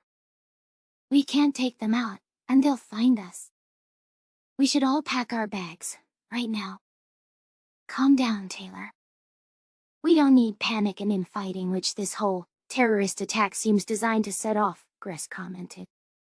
How did you two get this? I was told by some old friends at home, and agreed to pass along the video on Tellus. I know their source, Kwana said, though her ears twitched like that wasn't the whole truth. Our friend's behavior was quite strange. We can't let the consortium hide their failure, the way they hid the truth about those kids. I shook my head. Let's not talk about the kids, Kwana. It's a sensitive topic for Gress, and it won't do any good to get into it. I agree. Let's talk about something else. Charisse butted in to change the subject, much too quickly. You, in a bulletproof vest that says security trench? Never thought I'd see the day. I didn't think we were cut from the same cloth. We're not. You're tougher than me, and I'm cool with that. But really, don't try to distract me. You can't just drop that we're losing the war, show leaked drone footage, then leave it at that. I need details. How much do you know? Enough to know that the consortium might not let us go. Not after they invested all of this in Tellus's metropolises. And what exactly is it that you intend to accomplish by passing out these pamphlets? What do you want to do about it? Gress pressed. Kwana narrowed her eyes. We want humanity to have a choice, and all the facts. But he's right. What would the two of you propose to be done with this?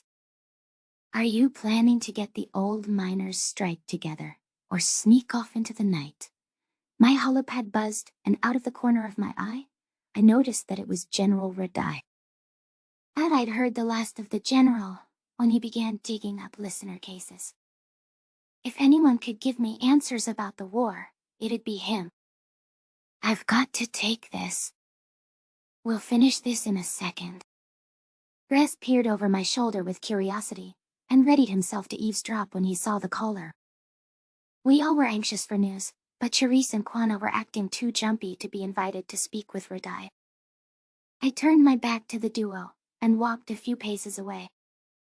As I shot a glance over my shoulder to see if I was out of earshot, taking into account how acute a Jaslab's hearing was, I noticed the two were already gone. Why had our friends run off so quickly, despite my wish to finish our conversation? I couldn't shake the feeling that there was more they weren't telling us. They were hiding something. It wasn't my business to pry, but I was a little stung that they didn't trust us. We'd been through a lot together. You don't know what they've gotten themselves into, but it's something that involves friends of Kwana giving them classified drone intel. Holy shit, what if those friends are the Jaslab extremists behind the bombing? I hope that's not racist, but like, who the fuck else would have leaked military information? No wonder Charisse thought she knew why they did the bombing. I hissed to Gress, eyes bulging. Gee, I know, too. The Krev tilted his head. What? I'll explain later. Gotta answer Radai's call. I swiped, accept on the incoming call, wondering if he was calling to update us on what we'd given him. Hello, sir, Taylor Trench, the Resket acknowledged. I thought you and Gress would like an update on the criminals I've exposed. The listeners have not been happy with my requests to publicize their surveillance information in these instances, despite me framing it as a way to show the people we're in control and that we can protect them. I've heard rumblings that they considered having me assassinated. Gress drew in a sharp breath. If they wanted you gone, surely they would have just done it. The listeners go after any who challenge them. Waiting out, is the tail, is stone, gone here. Is it that you're too important? Have they traced it back to us? There's a reason I'm scrambling the data on this call. I'm no fool. I haven't been... Wait, I thought the delegates, except Frenelda and Hathaway, were killed in the bombing. You're the Resket representative, I butted in. Still interrupting me when I'm talking, Trench? My stand-in was killed. I haven't been going to the consortium meeting since hearing Mafani's claim. I've been concealing my whereabouts since I started digging into those files, and I have been guarded at all times by honorable soldiers I trust, though I have no doubt the listeners could find me nonetheless. Perhaps my use is to be the fall guy for this disaster of a war. My mind was burdened enough without feeling paranoia over my own government. Disaster of a war? I prompted. Don't play dumb. I know that some wise-ass punk jumped the gun and leaked my footage to half of Tellus. You must have heard. I did? I wanted to see if you'd say anything. Why haven't you told people? That's not the news you tell people until 1. You can offer them an in-place, thorough plan on how to deal with. Without a solution provided, you will have blind panic. You have to give them guidance, assure them that you're in control. The burden of leadership requires that you maintain order and trust in the hierarchy. Gress sighed. The consortium hasn't given any of us much trust in the hierarchy. And now we can't even trust their military strength. If they can't take on the Federation, who can? Knowing that it's true that we lost so many ships, I lamented. The Resket sighed with frustration. I've lost the entire consortium because we didn't scout our enemy's capabilities. On Tanit, you told me not to lose hope because we didn't know the drones were gone. But now, I'm filled with a crushing dread. I want you to know I'm sorry for my failures, shamefully carrying out my duties. It was my sincere belief that I could keep humanity safe. You don't have to apologize, sir. I'm at a loss, but thank you for telling me the truth. I knew you were honorable. A growl rumbled in Gress's throat. So that's it. You're just giving up, Redeye. What happened to the burden of leadership and finding a solution? I'm not giving up on anything other than victory in this war, the Resket responded. I have to ensure that we have a future, no matter what we might have to give up in the coming days. I know how much the hope of a future means to humanity. And as a favor to you, I wanted to offer you two a chance to be a part of it. We all need something to hope for. We're not a part of the military anymore. Taylor was clear about choosing another path, and he deserves to have his wishes respected. I'm not sure what could be offered to us. The next generation of humans will be ready shortly. Someone will need to transfer their tubes from Vala to Tellus for delivery, and unite them with their adoptive families. The shipment's security is critical. I entrusted this duty to the Tellus militia, since this great moment should belong to humanity. Knowing full well that Taylor is part of their ranks, my condition was that you and Gress are included in the first flight off the Tromble homeworld. Would that suit your wishes? You did that for me, sir. I could feel my own eyes lighting up at the thought of kick-starting the millions of babies that would bring humanity back from the brink of extinction. My eyes turned toward Gress, who made the happy claws gesture at me. We'd love to be a part of that. I'm touched. This means so much to us. Finally, I can help save humanity, protect our future.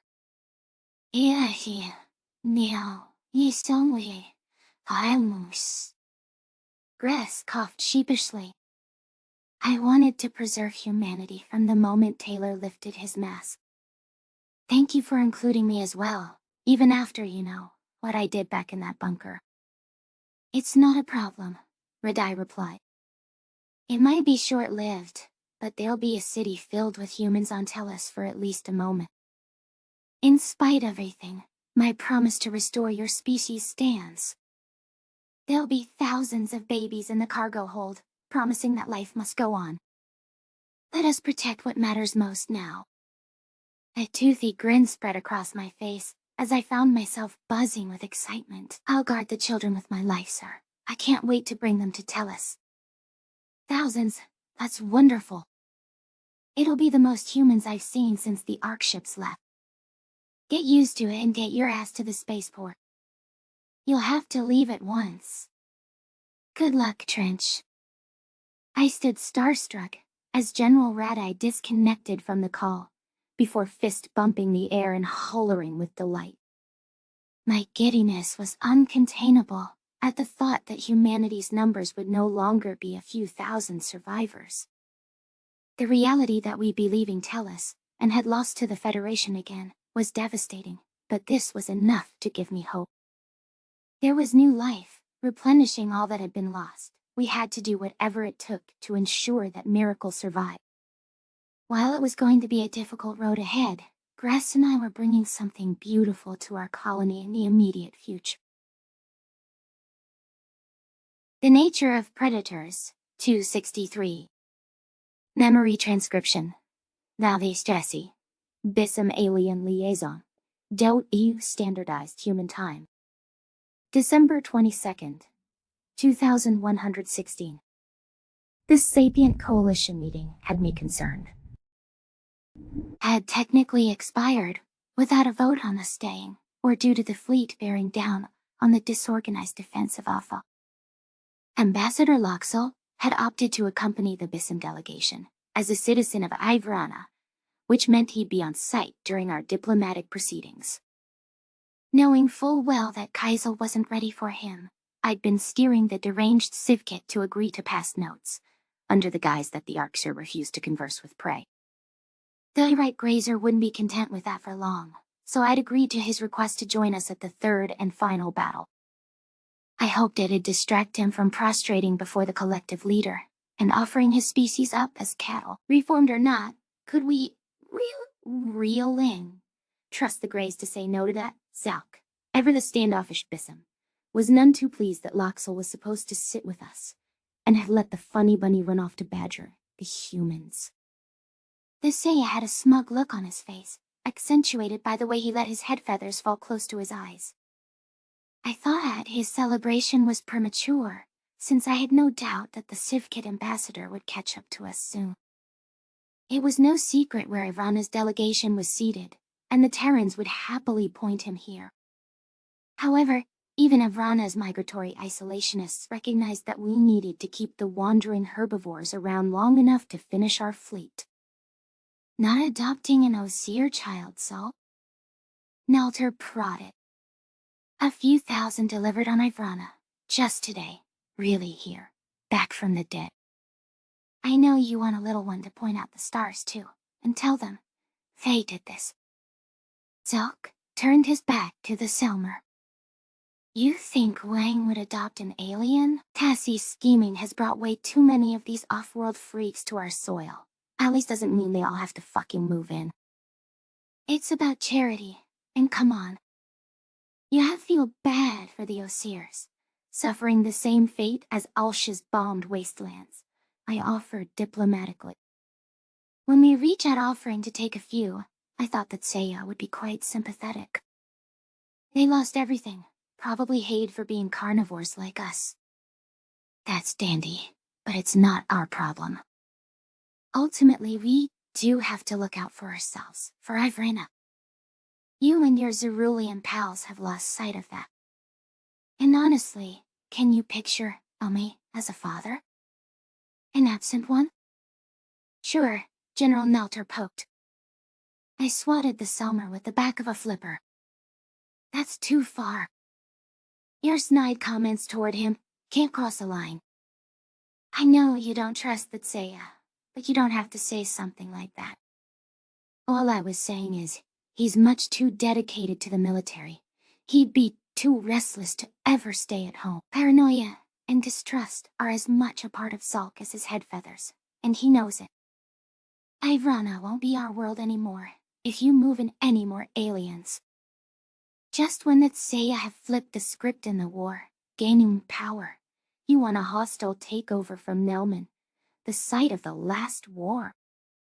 Look at what the Sivkids have done, tearing through half of the continent's greenery. I'm sounding the alarm. They cannot stay. I thought you'd have more of an affinity for Sivkids, since you share their migratory habits. Tassie, we migrate to AAAU cultural sites, without exhausting the land's resources and discarding them. Sivkids are a blight. Not to mention they put an unhinged menace in the ambassadorial role. I much prefer the Arxer, who just gave us ships, and don't enact any stupid shit on us. Even now, they've gone to defend Afa, while the sea sits on their heels. Our alliance with the Arxer has gone places, but we can't forget what they've done. The Sivkid friendship is progressing too, and we're stronger to show for it. It's not like we were using Nelman. Besides, Loxel isn't only that bad, just theatrical.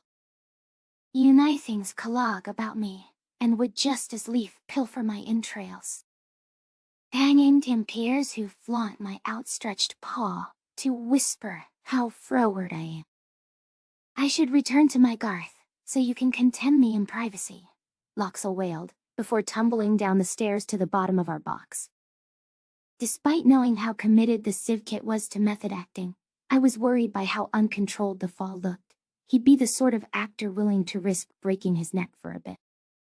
It was then that I noticed Loxel was wearing some sort of white garment over his midsection, which had the telltale sleeves of the Terran's shirts.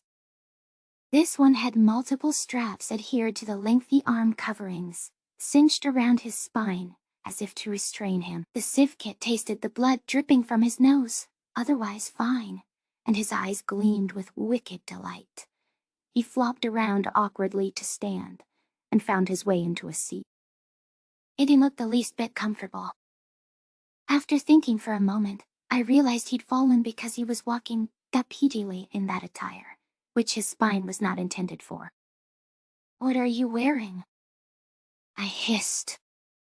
"Ah, this." Loxel tried to pull his arms apart, and elbowed a nearby Nelter in the process. The Selmer's eyes shot daggers at the Civ Kit. "Can you bethink yourself of my human friend, who played Daxfrin in my play?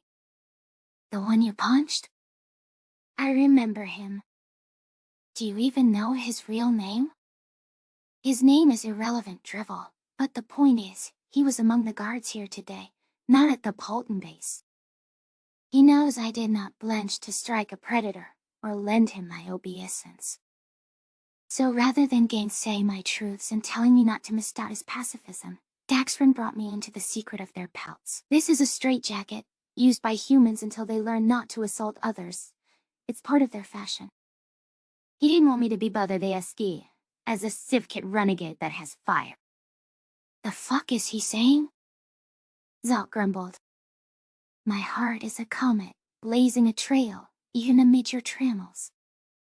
This tryst cannot abide my liberty, so I must don this raiment. Bism turnkeys, giving land as a warrior guild, waylaying me from an audience with the Arxer." "Shut the fuck up, Loxel. Nobody wants to hear you're insane. Just sit down and be quiet. Some of us are serious about governing and have actual concerns. I could be out looking for who attacked Ivrana, but I'll never know stuck babysitting you in Tassie. The Starlight incident? I know who did it. That was the Farsal." I jumped in, not wanting Loxel's half-baked ramblings to have consequences for our Tulsk refugees. "You're just saying that because you don't like the Farsal, for what they did to you. I understand that, but you can't make accusations that aren't true like that. My unsullied heart would never lie. No, it's true. The Farsal are behind it. I'll speak plainly, since these brigands know little more language than the profane and the yea-smashing of prey skulls. Hear me, hear me. Who do you think the Civ Kids got the location of our homeworld from? The Farsal know many things, verily so." Nelter pointed his beak at Loxel. "Explain when, then, you went to the Farsal, and what this has to do with the Starlight incident. You couldn't have gotten to Tosk undetected." No, not Wethos Farsal. The ignoramuses I'm encircled by. During the early days, there were debates about two things. How much history to preserve, when it came to the Federation's mistakes, and whether to abide by omnivorous species. Some, the ones you found at the archives, who won the helm of the actual government, believed that any records that could point to Wendori past misdeeds, say burning a whole planet, should be hidden. They left our entire sector, and erased the exact location from their records.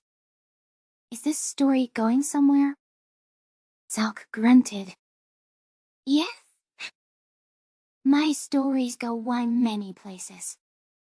There was another group of Farsal archivists that did not want to leave this sector for all eternity. They remained active in secret across the Orion Arm, and tried to destroy omnivorous and predator species before the main Farsal could find them. They have a base of operations, hiding and ready to pour forth. There's a reason the Federation expanded so hurriedly. Their own brethren, working against them. Although Loxo was not a credible source, I was taken aback by his claims. You're saying these Splinter Farsal attacked us and maybe the Osiers? Yes, to you. I don't know about the Osiers. The staging, not like them. I applaud your wild imagination, Loxo, but the ships that hit Ivrena were crewed by Gojits. They don't do their own dirty work. They believe they are the Yi True Federation, and tell others as much. They recruit many species to their cause, and the Gojits are one of the easier converts. Great protector faith, strong exterminators, they attacked Earth as the first. Get a scout ship and give it to them. They get a little overzealous to kill the next Arxer. That's how you have the Starlight incident. Do you have Gani proof of this tale? Zalk's eyes glowed with feisty wrath, having zero patience for being toyed with on this matter. I hoped Loxo wasn't spinning a yarn, for his sake. The death of millions of Tsaya will not be the subject of your meandering jokes. Proof. I found Tinses. Who do you think told me? The Farsal captured me years ago, when I was running away from an eye facilitating. Lots of Civ Kit plays to read, wilderness theater, stuff the mainstream ones destroy. I escaped, mind you, but only actually tried to do that. After it, I ran out of plays to read. They let me go, while they left. Said I was a madman, nobody would believe me. Nobody, oh woe is Loxo. So your own people don't believe this ludicrous tale. They didn't believe me. I pestered them for years, and after dozens of predator disease accusations, I finally got them to look into Tinses. They went to the Farsal base themselves, and saw its existence with their own eyes. That's how I became the ambassador that bargained with the Forever Walkers to get our home back. Why the fuck did the Grand Herd not deign to tell us or humanity any of this? Nalter spat. If this has any basis in truth, you knew who the ghost exterminators were all along. Humanity should stop them. How do you know we aren't fighting the Farsal Zealot? Because they wouldn't besiege Tosk, regardless of their differences, and they don't fight open wars. As for the bald primates, why should we expect them to handle these Farsal? They haven't even been able to take Tinses like we asked. I wasn't sure what to make of Loxel's claim, but if the Civ Kit Grand Herd had supposedly sought out this Farsal base and sourced Tinses' location from Jean? Nzalk was not going to like the ghost exterminators still being out there. It would explain who funded lone ships to attack carnivores, without any record able to be uncovered by the SE's investigation. There was no paper trail or resources diverted to these vessels' constructions, because it wasn't done from within. Federation territory. Nalter whispered to the Tsaya, not to raise our concerns now, given that Anso was mid-recap of the Rod strategy that had been rehashed a third time. With the Carnivore Alliance in full swing, we needed to keep an eye on how Kaisel's ships performed. Only afterward could we decide who to besiege for help in going after our bombers. It's hard to believe that Loxo, of all people, knew the answer. That's exactly what General Jones wanted us to discover, about how the Civ Kits got their homeworld's location. I wonder if the funny bunny was told it, or learned it from one of those old plays he read. Does it even make a difference? Well, I'll deal with you later. You should have told us much sooner, Loxo. The Civ Kit scoffed. I should have extricated more oranges as payment before telling you anything. This was propounded as charity, mainly because I need to reacquire more of the ancient plays to study with Tassie, not just the few I stole. Not another word, or Ringy will give you to a facility. I kicked the Selmer. That's too far, again. What has gotten into you? You're prickly and irreverent with your snapbacks, but not usually cruel. General Nalter leaned against the railing, tension hardening his facial features. It's a lot different, less of a fun convention of military tactics, with us sending a few hundred of the newly built Sivkit and Bissam ships to Afa. We're trying to grow our strength, and we could get fucked up the Cloaca as much as the Krakatau's new ships. To make it better, the people we're supposed to defend Ivrana against are a rogue Farsul. Why did we do the idealistic thing, helping the Kolshians when half the fucking SC bowed out? Because we don't want to see more senseless genocide. Us reporting to the humans' calls for joint military defense makes them more likely to respond to ours. You know that. I guess so, Tessie. I hope these ships are as resilient as we think, and that we don't regret camping out with the SC's formation, instead of the Arksher Collective. The SC aren't happy about the Arksher being here. It's probably a reason why many species didn't send ships. 40,000 of Kaisel's ships are more than they would have gotten from the SC, and they'll have much more enthusiasm. They have a lot to prove. They're not the only ones. Nobody here will shed a tear if their ships fall, if ours succumb, or if Afa itself is lost. That's the reality. The Zerulians would care. Nalter sighed. I stand corrected. Let's just hope this goes well, or I might pluck my feathers enough to be as bald as that nerd dust. There was a significant fighting force, with 50,000 human, Yotul and Venlil ships having relocated from Nishtal to Afa, combined with the vessels that were already watching the Kolshian system. The Big Three had contributed 75,000 drones to the defense. We'd seen what their forces were capable of when the entire SC rallied around them, adding their own strengths in numbers so that the primates and marsupials could run wild. While Unso's words had bludgeoned some sense into the assembly about the importance of stopping the attack before it turned toward one of our worlds, it hadn't eased the bitterness toward the Kolshians. There were more than the few thousand A-combined vessels that showed up at Tosk, but the count was still only in the neighborhood of 15,000. That was with half of the Sapient Coalition refusing to show up at all, while the others may have participated because it was inconvenient after their dominant performance at Nishtal. Notable absences were the Maziks, who had never forgiven the attack on Koa, and the Dulcer repair vessels, who saw this as comeuppance for the months-long occupation of Milo.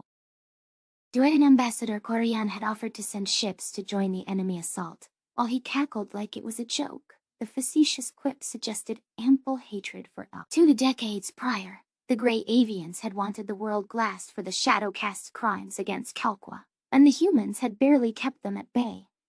There was no indication that their people had forgiven the Kolshians at all. 130,000 of ours versus their standard 150 charge. That enemy count has been whittled down by a few thousand, by the rots. We're at a slight numerical disadvantage, but with the fortifications, superior technology, and home field advantage, I'd say we have a fighting chance, Anso commented. The moment of truth is how the Arksher hold up without an ambush on their side. That said, the scales are much more even than Tosk. It's not quite Nishtal, but we had a margin for error there. Krakal Ambassador Kelsel, much more light-hearted today than at the prior battle, gestured toward the screen. After getting attacked, we couldn't leave Nishtal undefended. Our ships may not have been the strongest, but we're happy to support the SC with what can reasonably be given. It's not hard to believe at all, Nalter grumbled under his breath, too soft to be picked up outside of our box. We sent more than some full members. Well, I remembered the earlier response to the Gojid representative about each species' data being transmitted to their generals. It was disconcerting to have no eyes on the Bissam fleet. All we had was a sweeping overview of the battlefield, as the Arksher stood defiant as far out as Kato. The ships carrying the massive sword and eye socket banner had a death wish, in my view. The SC had pressed further out in their defensive position, not wanting the collective to get run over, though they were ready to fall back at a moment's notice. The exploding, magnetic barricades were primed, and perfect for the unique conditions found in the medium of space mines, attracted straight to the enemy's hull. Their rousing success at Nishtal made the humans want to use them to start with a bang.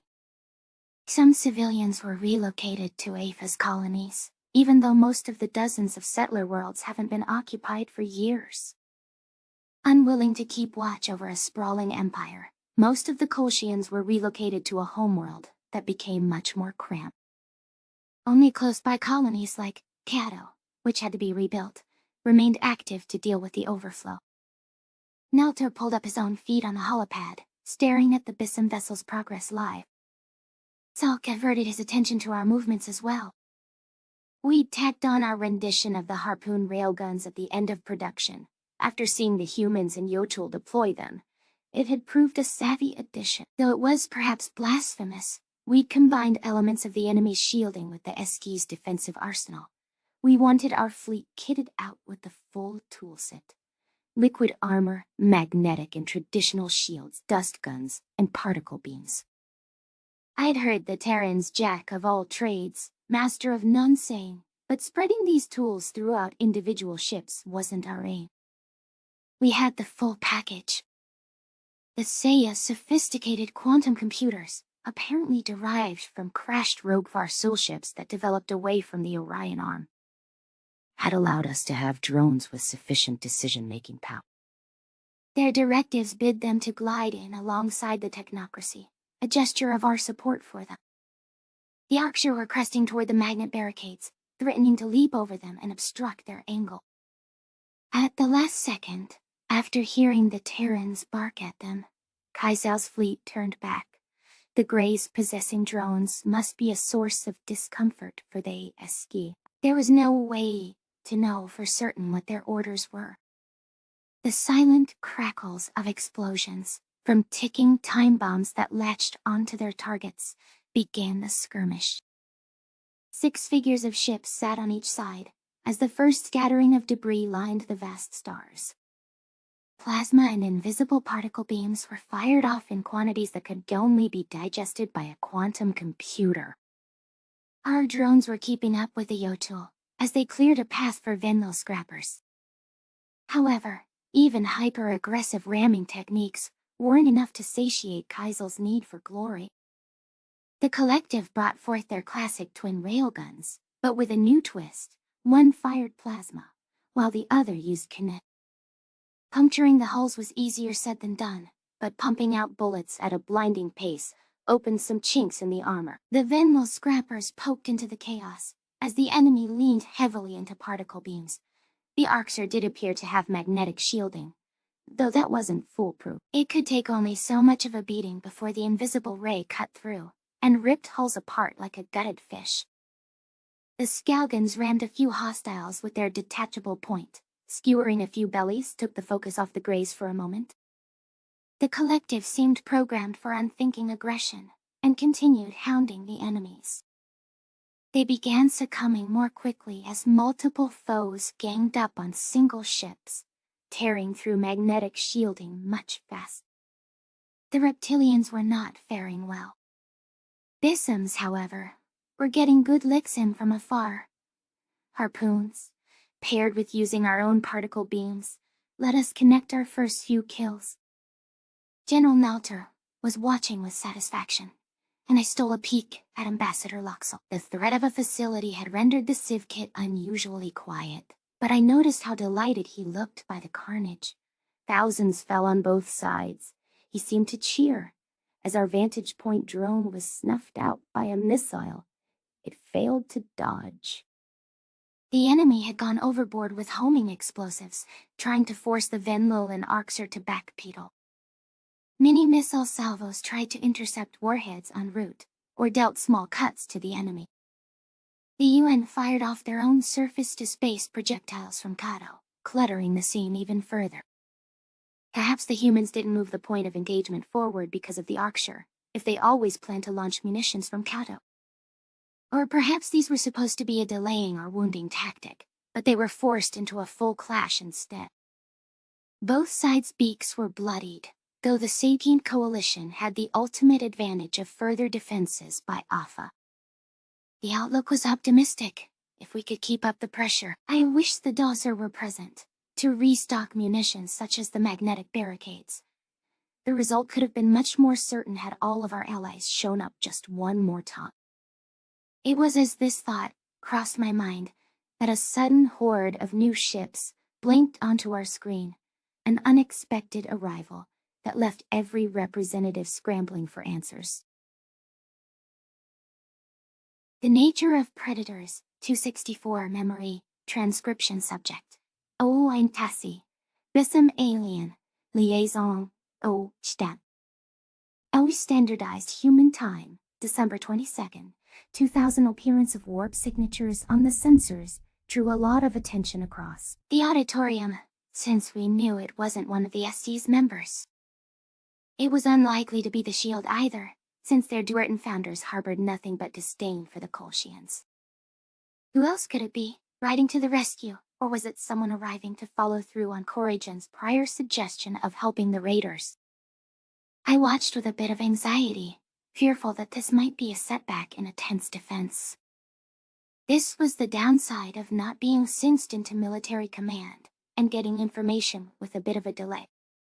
It was difficult to focus as our vessels kept chipping away at the hostiles, and the formation adjusted to make room for the newcomers. Of course, it must be friendlies. Humanity had to lower the disruptors to let them in, after all.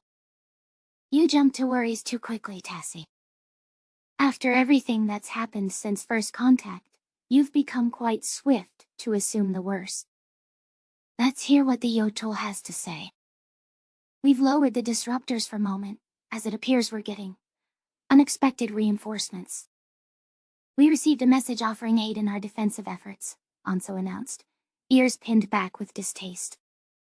That was enough to let my feathers settle a bit, hearing that these reinforcements were a boon to our cause, rather than a hindrance. The Federation remnants want to save their precious founders. We'll take the help, but those oppression-loving shits aren't allies I would have chosen.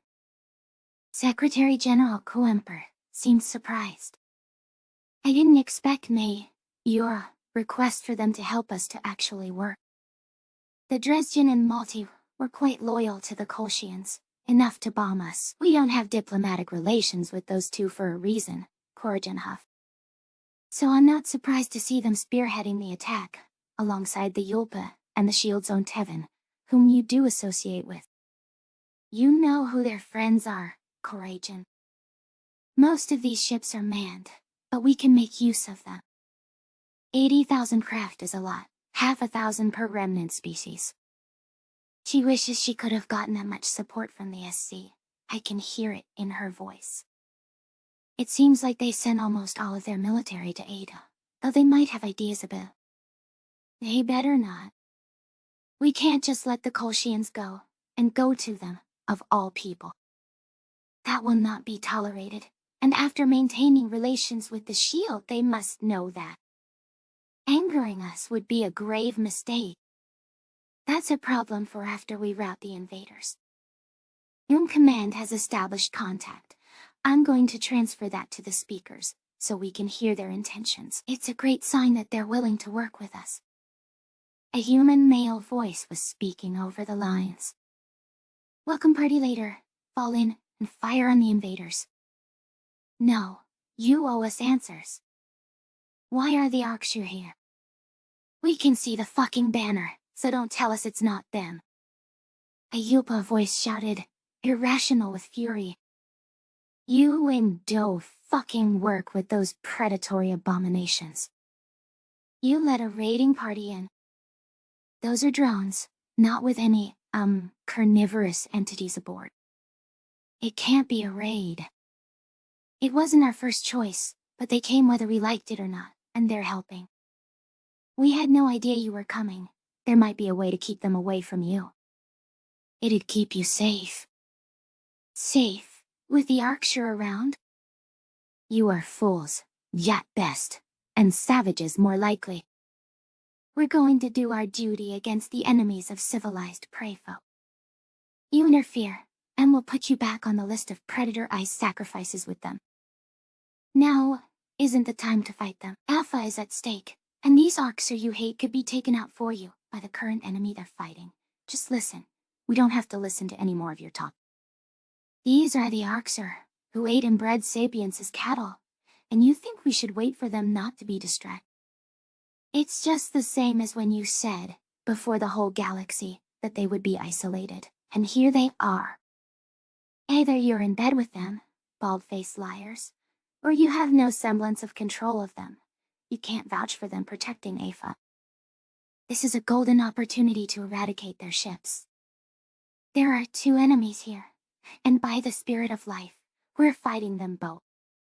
The sapient coalition delegates, including Secretary General Kemper, watched slack-jawed as the Yulpa led a Federation charge against the Arxir.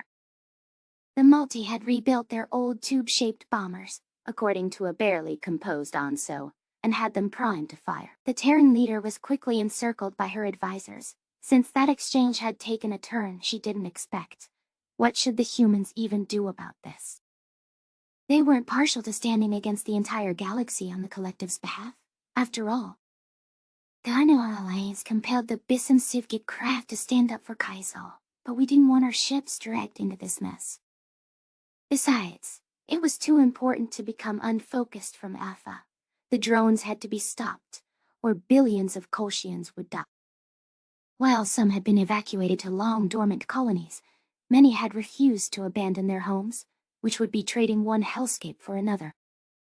The United Nations wavered at the prospect of interference in this remnant assault, given that would entail starting a war with a polity that held just shy of 150 species in its membership. That was a reason Nalter wasn't keen to take them on either. It would set their sights on us as carnivores to become all predator sacrifices. Our diet would make it quite easy for them to select us as a target for their hatred. So we all watched as the Federation remnants barged into the middle of a tooth-and-nail defense, and the Multi fired hundreds of their bombs onto the Arxir's tails. Provoking predators? Loxel cackled. I approve. General Nalter seemed to have forgotten his directive for the Sivkit to remain silent. The Arxir are your allies. Yes, and no. It's finally getting interesting. Prey versus baleful beast, a contest which will confusticate all the rapacious menaces. The Forever Walkers are enfeebled, and do not assert themselves. Their lack of viciousness is an endless source of disappointment. However, they are tame. But the Arxir will not bear such insult. Yes, I doubt anything less than retaliation will cross their minds. Zalk scoffed. Nevertheless, the Arxir are at a 2-to-1 deficit. Even having drones, that is a massive disadvantage. Until the prey become frightful and scatter, for they cannot fathom the guileful ways of the carcass cravers. That excludes the doormat humans choosing parlays before predatory tetchiness, of course. This contest will bring only misery to the rabble-rousing cattle. Lo, the Multi's entrails shall be liquefied to flotsam with real casualty. They shall rue the day. You sound like you wanting them to get clobbered by the Greys. It's not about that. I upbraid you for suggesting so, simpleton. Can an entertainer not be excited by the prospect of bona fide casualties? Belinai, they are. Belinai, I said. As Loxel waxed poetic about the disaster of epic proportions unfolding, the Terrans were anything but amused. What should have been an infusion of allies that gave us overwhelming odds was breaking out into infighting. The Arxir were wheeling away from the unknown enemy where possible, though they couldn't turn every ship without becoming easy pickings for fought. The invading drones, the Yotul and Venla stepped up and got in the hostiles' faces, despite the fact the former had been keeping back. They didn't want to witness an utter breakdown in our formation, as the two sides began throwing shots at each other, handing the invaders a 3-way bout. Some SC vessels were caught in the middle, or forced out of position to avoid the crossfire. We need to defuse the situation. Secretary General Kemper hurriedly placed an outgoing call onto the screen. As she'd seemed to decide that the Arxir might listen, there was little chance of getting through to the Federation. I'm going to offer concessions to stop our forces from tearing each other to pieces. Time is of the essence. We're open to ideas, if you want to approach our staffers. How dare you? Kaisel's indignant face appeared with roared words, fangs bared like he wanted to rip Kuemper to shreds. I noticed several SC delegates trembling at his appearance, binocular eyes narrowed to yellow slits. We come to help you save this worthless planet, and your friends shoot at us, while you do nothing to stop them? I understand your anger, and I am deeply sorry. Look, we don't know what to do, but we know we don't want another galactic war between our entities. I'm asking you to disengage, rather than to lose valuable ships and lives needlessly. Retreat from the system for now, and we could bring you back after, you spineless weak bloods. You're siding with prey folk that hate you, and dream of a day they can wipe you from existence, instead of us. After we've stood by your side time and again, they attacked our ships without provocation, and you want me to roll my belly up before the watchful eyes of my subservients? To let them shoot us in the back, losing thousands of ships unanswered. Never. We won't. Kaisel will personally replace every ship you've lost, if you just don't return fire now. You have every right to retaliate later, should you feel it's worthwhile to go up against 3 digits worth of species again, though I don't think any of us are eager to repeat the past. What you call weakness is us trying to keep peace. We're strong enough to know fighting is not worth the cost. Loss of life isn't worth it. Let us rebuild your ships, and at least for today, preserve Alpha. You won't give the Ark your ships. You'll let my fleet die, so you have an excuse to send us back into exile. Humans never go against the prey. They make your decisions for you. That is absolutely untrue. We work hand in hand with our allies, and are unyielding in our goals of peace and progress. We do keep our promises, like how we stopped them from wiping you out post-war in the first place. Who else do you think thought your lives were worthy of sparing at all, for a better future? Is that weakness, Kaisel? The Archer's breaths were strained from fury. What a great concession, Secretary General. You let us live. I guess we're forever in your debt, despite the fact you wouldn't have won your war without us, and humanity would be dead. Have you all forgotten what you owe us? Shoot those Federation Muellers. I can't do that, Kaisel. After Afa is preserved, we can talk about it though. We appreciate all of your help. I tire of your talking, leaf licker. If you won't fight beside us, there's nothing to say. The Federation idiots must be dealt with, and you're mad to think you'll ever have peace with them. Pretend you're like your prey friends all you want. They won't abide your existence. We will. The Archer disconnected from the call, and his drones ramped up the attack on the remnants simultaneously.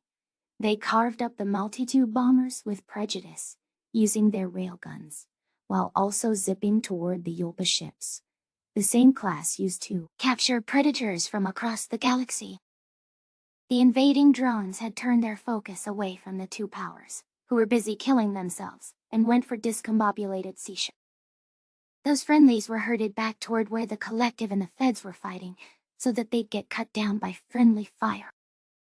The humans had made no indication to step in on any side. There was also no time to retreat back toward Alpha, since the invaders were pressing toward the UN's formation at full speed. On Nelter's holopad, I saw a Bissum ship wander into an Archer's plasma beam, before getting rammed by a slew of multi-missiles intended for a reptilian target.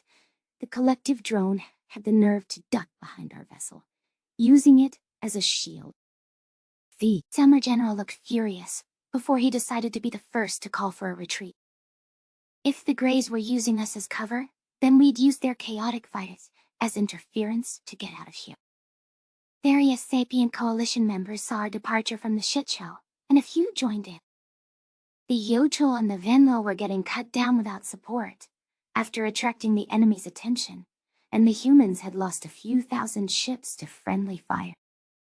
The chatter across the room rose in pitch, as leaders and representatives called for their species' forces to be pulled out.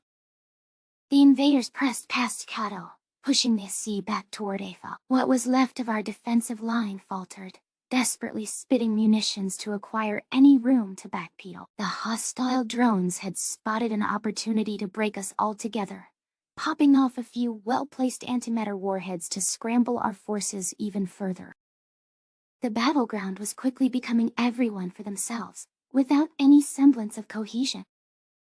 The humans, Yotel, and Venlo, soon wouldn't have any of those 15,000 SC ships to back.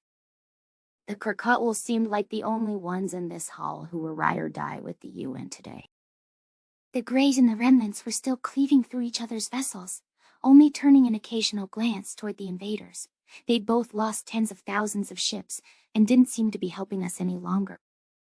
Terrans can't fight the enemy alone, and there's no mounting any resistance with the Remnants and the Arksher slaughtering each other. I think Kuemper is about to call for a retreat, trying to save whatever ships she can, and hope to regroup. Half of the United Nations vessels are down. I fear we may have to consider what we can send to the next engagement with these drones. There wasn't enough Allied participation here before, and what little we had is up in smoke, Kuemper sighed, evident frustration seeping through in a rare display. We're going to unload every antimatter missile, and remaining explosive we have to cover our retreat. Run as far away as we can, until we have a chance to prepare for war. What's to stop them from chasing us? They're breathing down our necks. The Harchin ambassador called out. They won't come for us if we head away from the planet. Everyone who's already ducked the fray, just head to the system's outskirts. To think we apologize to the Yopa, I hope they're happy with what they've done.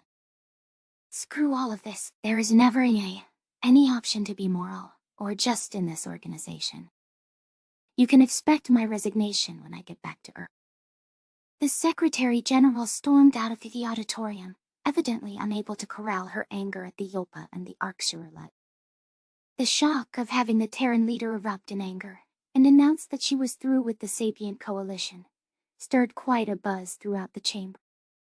With the humans walking out amid a war meeting, I knew that Afa was as good as gone. When they gave up the defense of a planet, chalking it up as a loss, there was no one left to fight for it. Their sea ships hurled everything they had, trying to blow everything in their immediate wake sky high to facilitate an escape. I barely registered the mines and cloak stations that tried to cut down a few bombers, or the last Arksur and Remnants duking it out as the enemy, having moved well past Ketio, and ignored them. Having fallen into disunity and division, the Sapient Coalition forces here were the antithesis of what we saw at Nishtail. They collapsed beneath the weight of old feuds that flared up at the wrong time. I couldn't blame Kuemper for walking out in disgust, since we were seeing hideous pandemonium play out, despite the highest stakes. The powerful lasers on the Efa's moon were still under UN control, and aimed into the heart of the hostile fleet. However, they achieved very little against the enemy's liquid armor. It proved a simple waltz into orbit to blanket the world below in a hail of explosions. Unimpeded, the final flank of the drone assault did what they'd come to do. Fiery plumes dotted the planet's surface as the SC delegates watched billions die on a screen.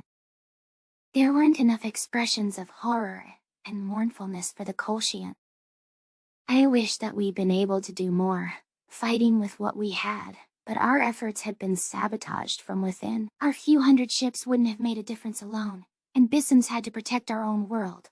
It was clear that the Sapient Coalition couldn't always be relied upon to come together. Even the Arksher, who promised to stand with us in the Carnivore Alliance, prioritized pride and reprisal over the greater good. We had to get our affairs in order, or else Afa could be only the first planet to suffer for the galaxy's disorder. I wasn't sure what would come of this humiliating defeat, but I knew that relations in the Orion Arm were complicated. The Collective and the Remnants had fired the first shots of a new war, and the SC just proved that they weren't the least bit ready to grapple with that fallout. I hoped the powerful, peacemaking humanity who'd shown up at Nishtal, emboldened by the support and diversity of their allies, would find their way back into this forum's hell.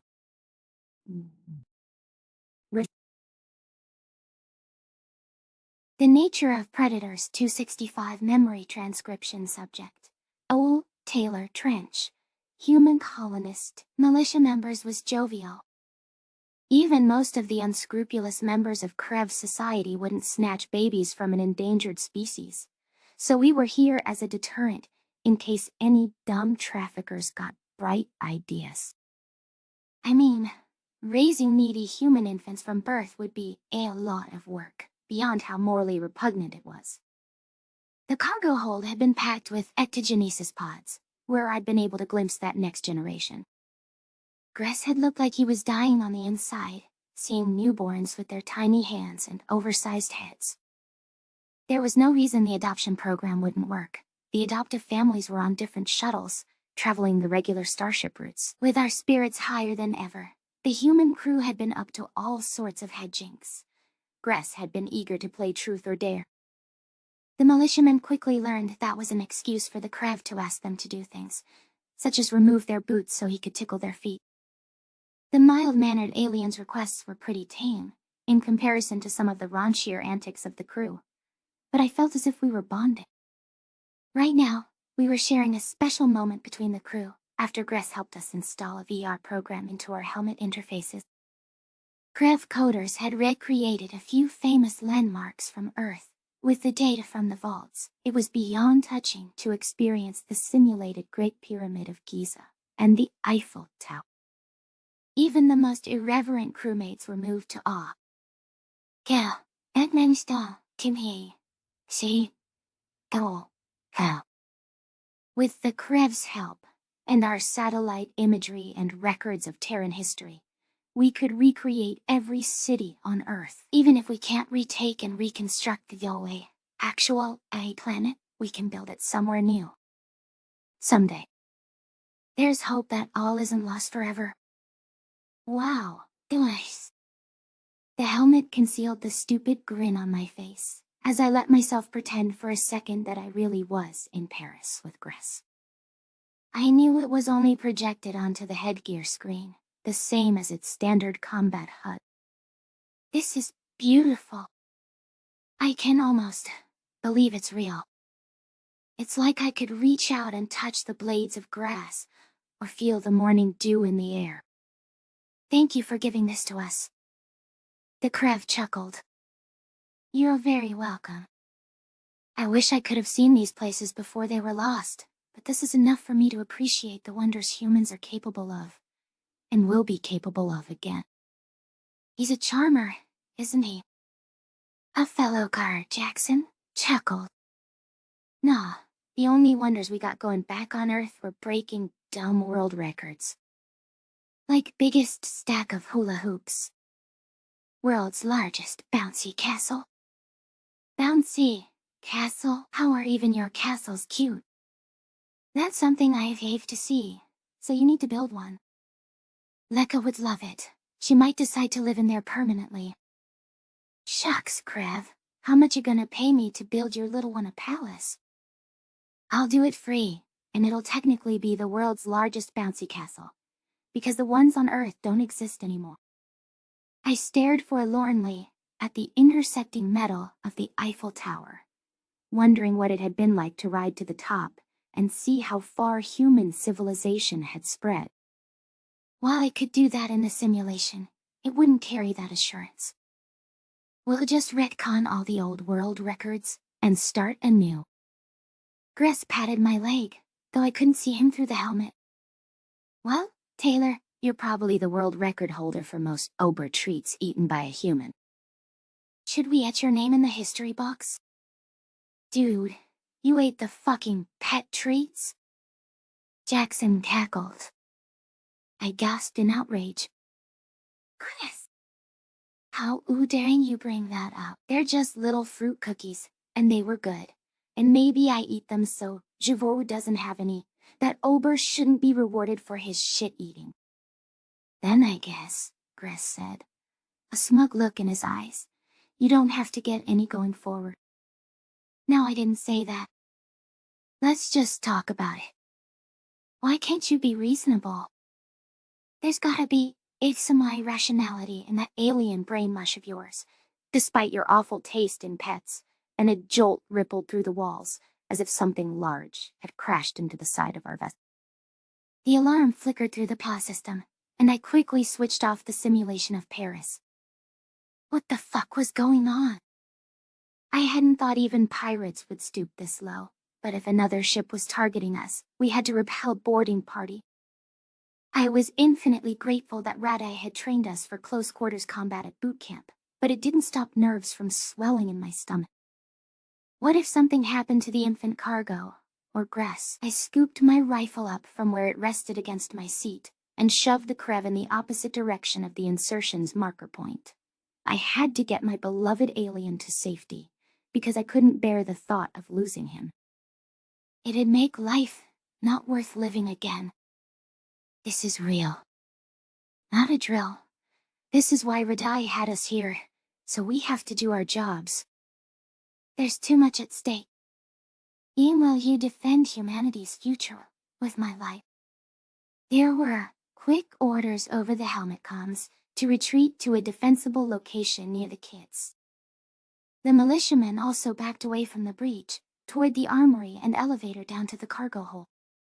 Gress, despite not being a combat-trained soldier, took up a pistol just in case, and kept back by the newly sealed bulkhead, the last line of defense. Our eyes met briefly, before I crept forward with the rest of the soldiers. We readied impromptu barricades in the wide-open training center, so that if we were pushed back, we wouldn't immediately lead them to the unborn children. There were security cameras all across the ship, so we should have eyes on the borders. Why didn't we know anything? I pointed my scope over a desk, waiting for any movement. Attention, all personnel. The enemy has short-circuited our camera system, as well as external comm. It's impossible to get eyes on them or warn the consortium. We are working to fix this issue and reboot the systems. However, hull sensors tell a concerning story. The human captain spoke through our helmets. There appears to be some kind of cloaked ship that's attached itself to our hull, and it's not one of ours. It has design similarities to the vessels we fought at Tellus. We believe the Federation, the enemy who wishes us extinct, has attacked us. Avoid capture at all costs. My blood ran cold, and I barely suppressed a terrified whimper. No, that must not be the case, because we hadn't seen Krakatau bombers come to finish the job yet. They wouldn't have sat the second act out. The only reason the Federation would capture us, rather than kill us, would be to torture our planes out of us, like they'd done to a human pilot named Marcel not too long ago. Even if they didn't need intel from us, our existence was reason enough for us to merit suffering. I shuddered to think what they'd do to the babies, having predators helpless and at their disposal. We couldn't let them see who we were, and I had to be ready to choose death over captivity, for myself and the one I cared about most. I didn't want to die. When I'd finally tasted happiness and found someone who cared about me, there was supposed to be more time to make up for my failings and chart another path. This was supposed to be a joyous voyage that kick-started humanity's new future, arduous as it might be. Panic threatened to overwhelm me, though I fought the terrified 9-year-old clawing for control of my brain. The helmet's overlay warned me about my rising heart rate, so I took deep breaths to calm myself. We had to try to fight the Federation off, or maybe flip the script and capture one of them. Our duty was to stave them off long enough that we could warn Tellus, if nothing else. They needed to board a new ark, courtesy of Radai, before the enemy figured out who they had on the ropes. I clipped fragmentation grenades to my waistband, despite knowing the dangers of using explosives in a spaceship. A last resort. We go down shooting, or sucking everyone into the vacuum. We didn't hide for 20 fucking years to let them take us now. They don't get to have us, or to burn those little babies downstairs. They don't find out a damn thing about humanity's survival. Damn straight, Jackson said, distributing grenades to the team. This is for Earth. We hold them here. We won't be afraid of them today. Cries of agreement echoed through the dozen or so of us in the company. I waited for the outline of a hostile, the filthy, non-human silhouette of evil to appear on my helmet interface. The rage I'd been trying to let go of crept back up, and I let it flow into my fingertips. Knowing Gress was behind me, surely I could blow off a few Xenoskulls. If the Federation wanted bloodthirsty killers, they could have that today. Muzzles erupted from beside me at the first flash of movement, which seemed like a Gojid clad in a helmet and armor. They must have learned about simple protective gear from us. The bastards had the nerve to copy from our corpses. I was surprised they didn't panic or flee, instead returning fire in turn with a massive team. Even now, the Gojids came for us, and people back then had dared to claim the cradle's burning was a tragedy. My helmet ensured that I could correct any targeting issues caused by my twitchy fingers, or the adrenaline that felt like an engine revving inside my blood. I was alert, dialed in, and shaking from the raw power. The chemical infusion fighting for my life hit differently than when Mafani captured me, since here I held a weapon in my hands. All I had were my wits, and the hope that a bullet wouldn't sink me at once. The return fire was ravaging the upturned tables and leaving markings on the layered ship walls. Bullets punctured the flesh of any appendages sticking out from cover, earning a scream from Jackson as one pierced the center of his hand. He gritted his teeth, toughing it out to try to brandish the gun. "You good?" I shouted into the comms. "Just shoot them," he screeched back over the channel. The chaos unfolded around us was nothing like the movies. It was impossible to process all of the stimuli around us. A nasty ricochet sent a bullet tumbling through a colleague's neck, and he fell to the ground with wet coughs, likely to bleed out in a matter of seconds. Another leaned out at the wrong moment and took a shot to an exposed part of the chest, just below the armpit. A few crawled over to move his dazed, gravely wounded form back to cover, and the yelps I heard suggested that maneuver had gotten them hit as well. There were just so many of the Fetties that our small team could barely touch them. We were getting eviscerated, felled as easily as trees in a hurricane. Our duty was to hold the line, and the cost of failure was too high to stomach. We had to regroup and do something before we lost every ally. "Surrender now." The Yotl barked, in a voice that was calm and confident. "You will be unharmed and granted all of the protections afforded to prisoners of war." I spoke into the comms. "Don't respond into external speakers. Definitely don't surrender. Human prisoners of war don't get rights with them. They can't get a good look at us or hear our voices." Jackson shared a glance at me before rolling a smoke grenade into the hallway with his good hand. That obscured the scene enough to stage a retreat. I sent off a barrage of covering fire as a few squad mates dragged the wounded back into the room. Summoning my own courage, I trotted after them while crouched over at the waist and used a pointed eye movement to seal the bulkhead behind me. The Federation wasted no time, seeming to locate an access panel and cut the wiring that held the door in place. We didn't have much time before they all flooded in here, and our backs were against the wall. I stared at where Gress held the pistol, before forcefully grabbing him and opening the cargo elevator bulkhead. The Krev protested as I shoved him inside and whisked the door shut. I watched as he banged on it, feeling a twinge in my chest. "Yeah, I think we're about to blow ourselves to Kingdom Come, and I want him to have a chance at survival. He can go down and keep watch over the children, find a way out or something. Gress is an herbivore, so he has hope." I pointed toward the elevator, making a downward motion with my pointer finger. Despite being unable to hear him through the bulkhead, I could see Gress screaming and sobbing. He refused to do what I'd asked and hid down into the cargo bay. My gloved hand pressed against the small glass cutout for a second, before I turned my back on him. Taylor Trench was supposed to be a coward, someone who wasn't brave enough to make valiant sacrifices. Today, I wanted to be remembered as unblinking in the face of death. There was a disquieting calm permeating my awareness as the fateful moment approached. The enemy unsealed the bulkhead on the other side, and I fired away blindly. There were so many bullets flying back at us. They had shields to press forward and kept back along the walls, out of sight. The Federation were much too methodical in using their own smoke grenades to flush us out, though we were lucky the helmet kept the irritants out. It still gave them the opportunity to pop out from cover, spraying and praying as they lit us up. A body hit the floor across from me, splayed at an awkward angle. The soldier who'd been struck below the armpit was propped up against a cart, firing with what little strength he had. Another bullet finished the job and sent his gun clattering to the floor. A shot connected with another human's exposed leg, and the blood erupted like a faucet. It must have hit an artery, with horrifying accuracy.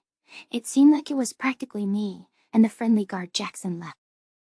I drew in a shaky breath as my ammunition was depleted, and I fumbled around for a way to reload. I'm out. I think it's just you and me, I sputtered. My comrade sighed, gingerly holding the gun with his wounded hand. There has to be ammo lying around here somewhere. We pulled all the shit out of the armory. Let me see. Jackson's head poked out slightly from where we were crouched, and snapped back with unnatural swiftness less than a second later. A bullet had ripped through the glass, which would have revealed his predator face had he not dropped too quickly. My heart was beating out of my chest, and I screamed in horror to nobody. There were no other militiamen left to share the comms. The captain had to see our vitals going out one by one, and must be weighing whether to go down with the ship. The last stand had failed miserably, ripped apart by a fighting unit that was far more fearsome than the ones I'd known about.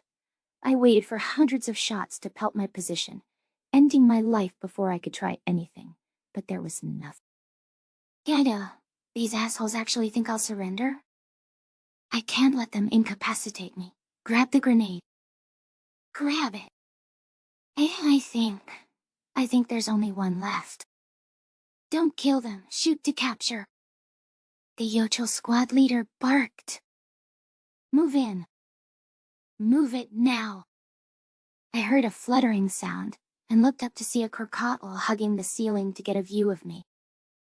The hatred in my heart reached a new high, looking at the species that had murdered my planet and seeing them staring back at me. An expression of pure shock spread across its face as it inspected me and must have realized what I was. Time slowed to a crawl, with the moment of my nightmares becoming real. I cursed the fact that my gun was empty, but unclipped the grenade on autopilot. This would be my final revenge. I couldn't let the Federation find out about our survival. You're human. The crocodile squawked in disbelief. No, Dad. This is news to them. It can't get back to anyone. Kill that fucking Zeno. I threw my helmet off, a sneer of absolute defiance crossing my features as I faced the bird. I rose to my feet, before extending my arms and walking toward them. The grenade's pin was resting on my thumb, as I clutched it for dear life. I sure fucking am. What color will your bastard feathers be when I let this go? Wait. Why are we fighting you? I don't understand. Good. You never will. I'm only waiting so I can get closer. We're with the humans, fighting for your side. Arjun, talk him down. While I might have been gullible, blurting a random Terra name wasn't going to get me to believe that Akrikatli was with a long-dead species. My anger fizzled as a panicked figure rushed toward me, with unmistakable hands raised. Those were my own species' binocular eyes staring at me, and a United Nations logo on his helmet. I gasped in shock, feeling my strength waning. The world was tunneling and crashing in on me, as I failed to understand why I saw one of my people on their predator-hating side. No wonder they had emulated so many things from us, if they were us. But how could there be any Terrans left alive? And why would they side with the Federation? I would have thought they were distorted like the Sivkits, but Ayum wasn't acting prey-like and fearful. Had some of Earth survived without ever needing the Ark ships? It defied reasoning that they'd side with the Krokotol. Still, I couldn't deny my eyes. Assuming that the United Nations logo was legitimate, we were fighting a war with our own people, who stood right alongside the Federation. I gaped at Arjun's face and sank to my knees, feeling my grip on the grenade almost slip. What was the justification for any of the deaths that happened as a result of what I'd done? Was it all less than pointless? Were the gruesome corpses of the friends I'd been laughing with hours ago pointless? It can't be. This can't be happening. I won't accept it. Can't accept it. If humanity had made it out of certain annihilation somehow, that meant all of the suffering in my life, leaving my home, was for nothing. That was a possibility my agonized heart could not abide. The nature of predators, 266, memory transcription subject. Human colonist. State. Oh, there were other survivors. There was no reasonable doubt that the war was a mistake, a senseless conflict, if humanity was on the other side too. We'd had zero chance of survival at the Battle of Earth, yet here they were. A Krokotl standing alongside a Terran, both sporting the garb of the United Nations. With all of the grief I'd felt for my homeworld, I couldn't believe my eyes. There were so many questions I wanted to enunciate, but a blankness filled me. All of the fight and adrenaline left my body in a single breath. I didn't bother to rise from my knees, while the soldiers surrounded me. The aliens didn't seem afraid of my predator eyes at all, even when they drew close. I thought they'd never let go of that phobia. The people we've been fighting the whole time are humans. Aw, damn it all, Arjun grumbled. Yeah, I can agree with that. But what does this even mean for me? I've wasted my life, and what do I do now? Go home. Leave what we just built? And grass, tears rolled down my cheeks, burning like acid. Did Earth V survive? Yes. Give me that. Arjun's hand curled around the grenade, as my fingers slipped off of it. He reinserted the pin, but squeezed the lever nonetheless, and dropped it into some sort of explosive container. Cuff him. Someone check the bodies, see if any are alive. Name and rank? Taylor Trench, Talos, Malaysia. I curled my lip at the stupid blue bird, as she chained my wrists together. Don't have a rank since I left the proper military. Okay. Are we getting this sent back to the Eski Kala? They need to see this. The Krokotl nodded. We are. Good. I have a solid guess who Trench is, and we'll check our records of who left there. But I want to hear him say it. How and when did you end up off of Earth? October 2136. Sir, I stammered, feeling shock and rage at the cosmic irony of this all. Before the attack. Ark Ship 3. Okay. How the fuck did a few thousand humans starting from nothing get a fleet like this? We met the Krev. Other aliens. They have. Wait. A light bulb flickered on in my brain, as I remember my fears about the aliens changing us into something unrecognizable. Fucking prove that the Federation didn't change you, like they did to the Sivkits. They'd never abide us being predators. Back up. We asked the questions first, Calicut, in a voice that stirred my intrinsic hatred for her kind. You know about the Sivkits. You know what was done to the Sivkits. The Federation hid it all, and destroyed their homeworld. We know everything the Farsal did. We found their record keeping, but how could you know that if you're saying you didn't even know Earth survived? We found Sivkit bunkers. We only very recently realized we, settled their homeworld. Your turn. Prove they didn't fucking change you. I won't help those Federation pricks. Arjun picked up a stick of our beef jerky from the counter, unpeeled it, and bit down hard, staring at me as he chewed. He arched an eyebrow, as if asking whether I was satisfied. The herbivore squad mates didn't flinch or act horrified at all, despite how monstrous they'd once made our diet out to be. The truly jaw-dropping moment was when the crocodile snatched the rest from his grip and shoved it down her beak. Since when did those extermination-happy birds who wait in us for our culinary tastes consume predator food as well?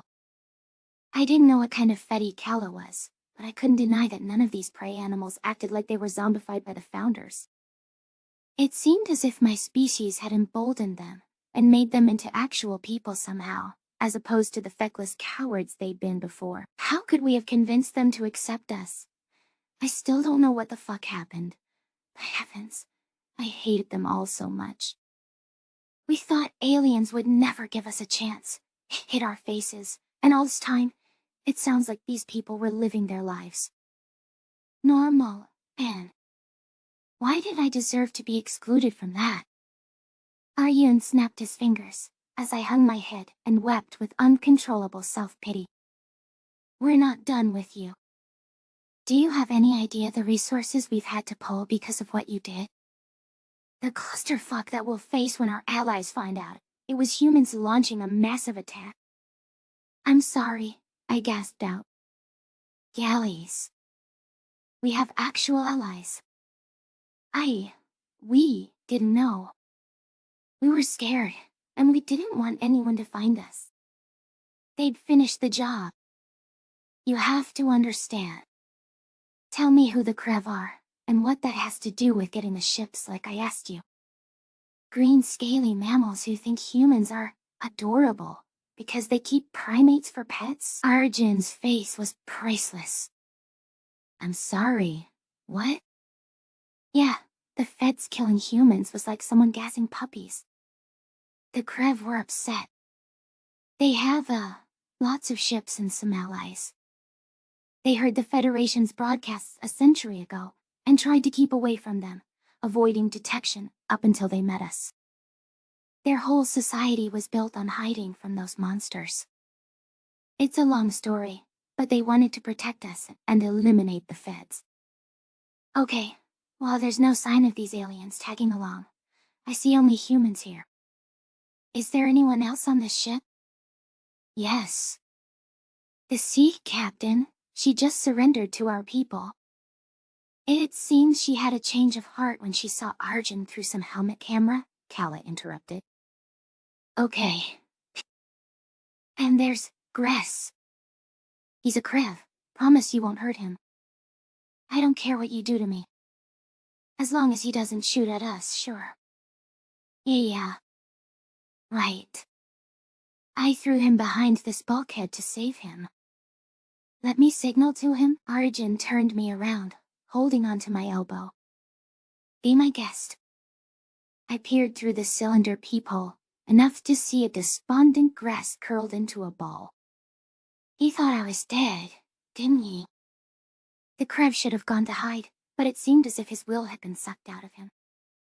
I related to the feeling, especially since he was the only reason I wasn't totally breaking down. The United Nations soldier buddies were ready to lift their guns at a moment's notice, so I knew I couldn't have Gress appear threatening. He would surrender just like I had when he learned the truth. I imagined he'd be horrified to learn that the consortium had been fighting the hairless primates.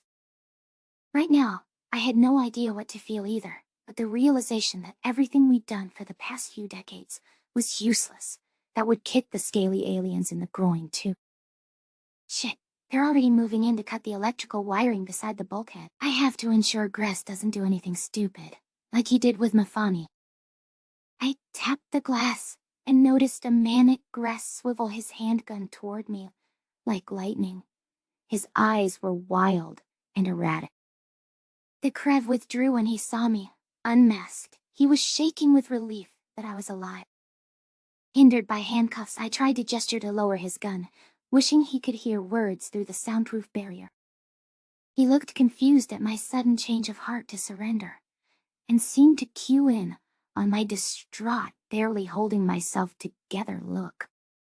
The grimace on his face was a skeptical one, as he tried to ask silent questions that I couldn't explain without him seeing for himself.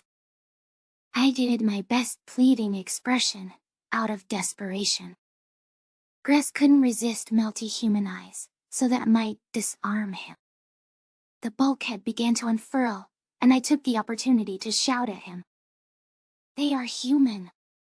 "Stand down," I barked in a hoarse voice. The Krev's nose wrinkled with further distrust, but the gun clattered reluctantly to the ground. His face took on an expression of shock as he saw Arjun hurting me, along with a Xeno contingent. The soldiers shouted at my beloved alien, who had turned his searching gaze toward me. I gave him a helpless shrug, asking all of the same questions with my erratic pupil movements. We'd shared the false belief of humanity's extinction, and I wasn't sure what this meant for our future. How did a society move on from structuring their entire existence around an erroneous idea? The consortium's entire policy had centered around hiding from the Federation, yet somehow my own species had evaded their conversion process. "No!" Gress whimpered, looking queasy and devastated at the mutilated corpses of the humans we'd been laughing with before all of this. I couldn't help but feel a bit guilty not to be lying with them. After how much I'd ruined in this war, it should be me, executed for my wrongdoings. I don't want to see injuries like this. It's like the kids. So much blood. I don't want to see it. Look away, Gress. I bit my cheek, forcing myself not to spiral into self-hatred at this moment. It would have hurt the Krev if I died. I'd seen how hopelessly he sobbed, and that wasn't what I wanted for him. We can't do anything for them. We just have to figure out what's going on. Stay strong, for our people. I didn't know if it was too late to make peace, but the only thing keeping me sane was the idea I could try to make this right, allaying my mistakes. Had we crossed a line too great to forgive in attacking the Civkits? After hearing about everything that was done to the Civkit species, it was comforting to hear that Arjun was aware of the Federation's crimes. Given that the United Nations had acquired the Farsel's records, they likely had accrued a lot more dirt on those bastards than we did. Maybe the prey folk had broken free of what they were turned into. We could have known this much sooner if we accepted the hail during that first incursion into our system. Earth lives. None of us dared to dream or hope that. How much we must have missed out on, being able to extend our hands in true friendship. "Are you with the Federation?" Gress blurted, as Arjun cuffed the dazed Krev.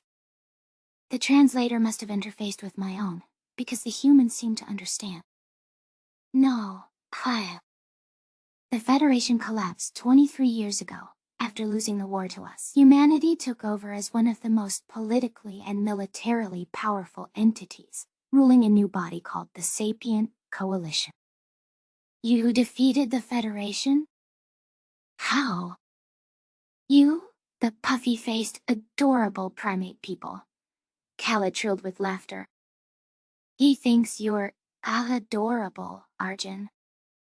They talk about you like the internet talks about kittens." "Who's a cute little monk, no?" "Shut up," Arjun hissed, an unamused scowl on his face. "Is this how Krev handle all diplomatic first contact?"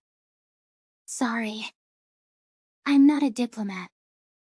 Just a professional human enjoyer, and I thought of you as precious and lovable life forms that need protecting. But it's true, you were only a new species. I can't believe that we spent 100 fucking years hiding from and preparing to face them, and you beat them as a new species inside a year. That's just pathetic of us, if we could have taken them. How the fuck did you manage it?" "We gathered enough allies to defeat them, not just by convincing the galaxy that we were a good people, but also by exposing their lies and Geonok, allies, the Arxer. Is that why they worked with you at Tosk? Those monsters saved Earth? I shrieked. Kala tilted her head. You drew the right conclusion somehow, but your reasoning is off. Earth did survive, because the Arxer came to bail out their Aish fellow predators. They helped now, against you at Tosk, because they supplanted their government. After it came out Betterment colluded with the Fetties to starve them. The Greys got put in isolation by the SC for their crimes, but they grow impatient. Arjun sighed. Their new leadership thought they could prove to us that they're reformed by saving the Farsal. There's a whole eugenics thing they did on their own people, but the Arxer weren't always cartoonish monsters. Jury's still out on whether they can be allowed into normal society. You're asking whether the people-eating monsters can be. That's absurd.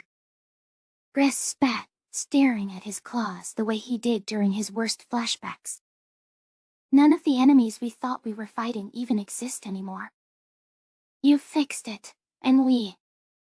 It's not too late to seek peace.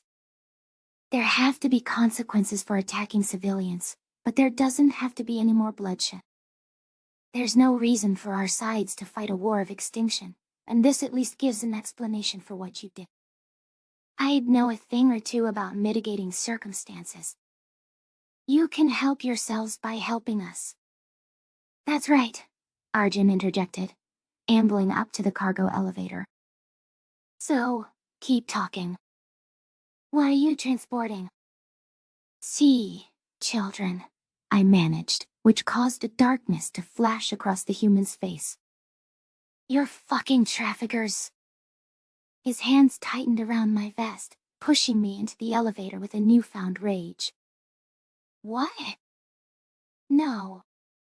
I would never. I shifted so my shoulder was touching Gress, as a squad of soldiers loaded into the lift.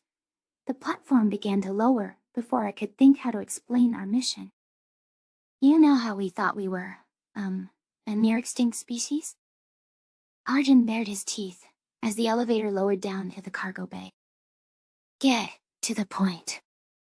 We might have had the Krev and their allies grow millions of human babies in artificial wombs to replenish our numbers, and Jim might have promised to let some Xeno friends raise them for us.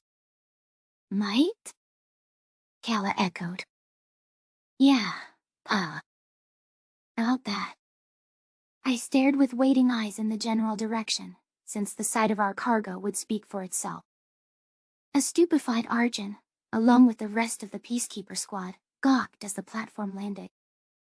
His hands relinquished their death grip on my vest, instead flying to his head in horror.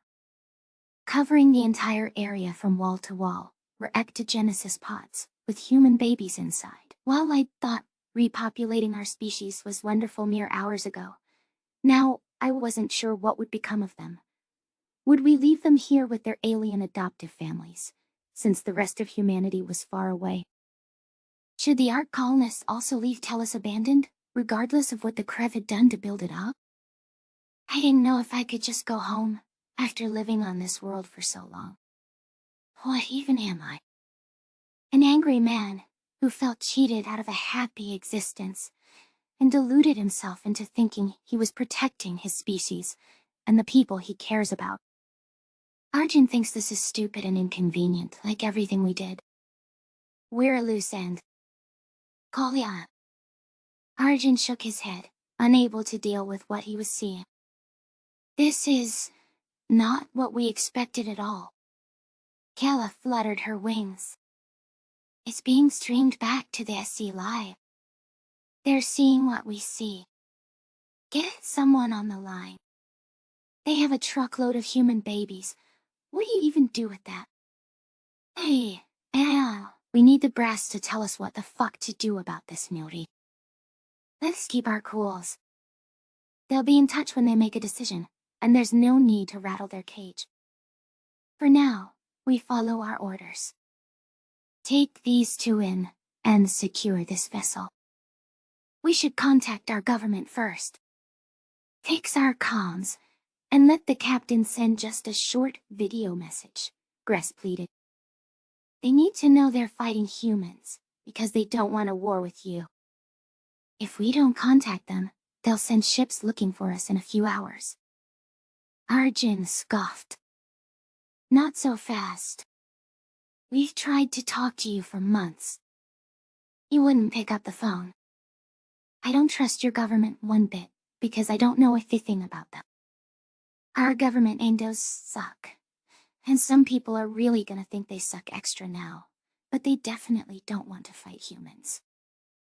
The consortium has tried to help rebuild the little they thought you had. I know who we're dealing with, and what they're capable of. We found a world that appeared to be orbitally bombarded, killing civilians and wiping out an entire civilization. It was staged to look like they killed half themselves. He turned the holopad around, showing us an image taken of sapient skeletal remains. Do you happen to know anything about this species? I squinted at a decaying canid skull shape, with the unmistakable 3 tails. Oh, the Jaslips? The Esquo massacre? Gress winced. Yeah, they're not dead. They were just moved for being too close to the Federation as, carnivores. The consortium thought it was necessary to relocate them before they were discovered, and not all of them went before. Well, you saw. A morally questionable decision that Jaslips don't all like, and that I personally don't like, but they're very much alive. Yeah. We served with a Jaslip named Quana. She doesn't like the Krav or the Reskits, the 9-foot-tall birds that run the consortium military, because of course they do. These Reskits are the ones who attacked us. Kayla cued in on this side tangent, as Arjun had returned to staring with abject horror. Not fair to pin it on them.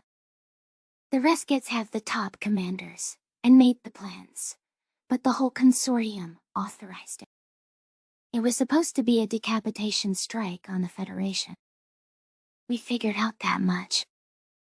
I can't say I'd cry any tears for Nishtal, but trust me, the Kirkal have been kicked down enough. Gress's thin tongue slid out of his mouth. Your people attacked Taylor. He fled his home when he was 9 years old, and that's all you have to say. That only Kirkal, not humanity, have been kicked down enough? The blue avian sighed. I am sorry. And I'm happy that, though the Terrans got knocked down, they picked themselves back up, stronger. There's things I'll tell you about my, yay people's part in that, but not now. I'm sure this is all a shock, but you should be very proud of what humanity overcame. My opinion is that you should be allowed to tell your settlers that much. That's reason to hope, and to believe we can all move past this. Move past this. This is a fiasco of epic proportions. After all that work to save the Osiers, it was for what? Arjun huffed. Osiers? I echoed. When we found that dead Jaslip world, let's say we might have tried to resurrect millions of them with artificial births as well.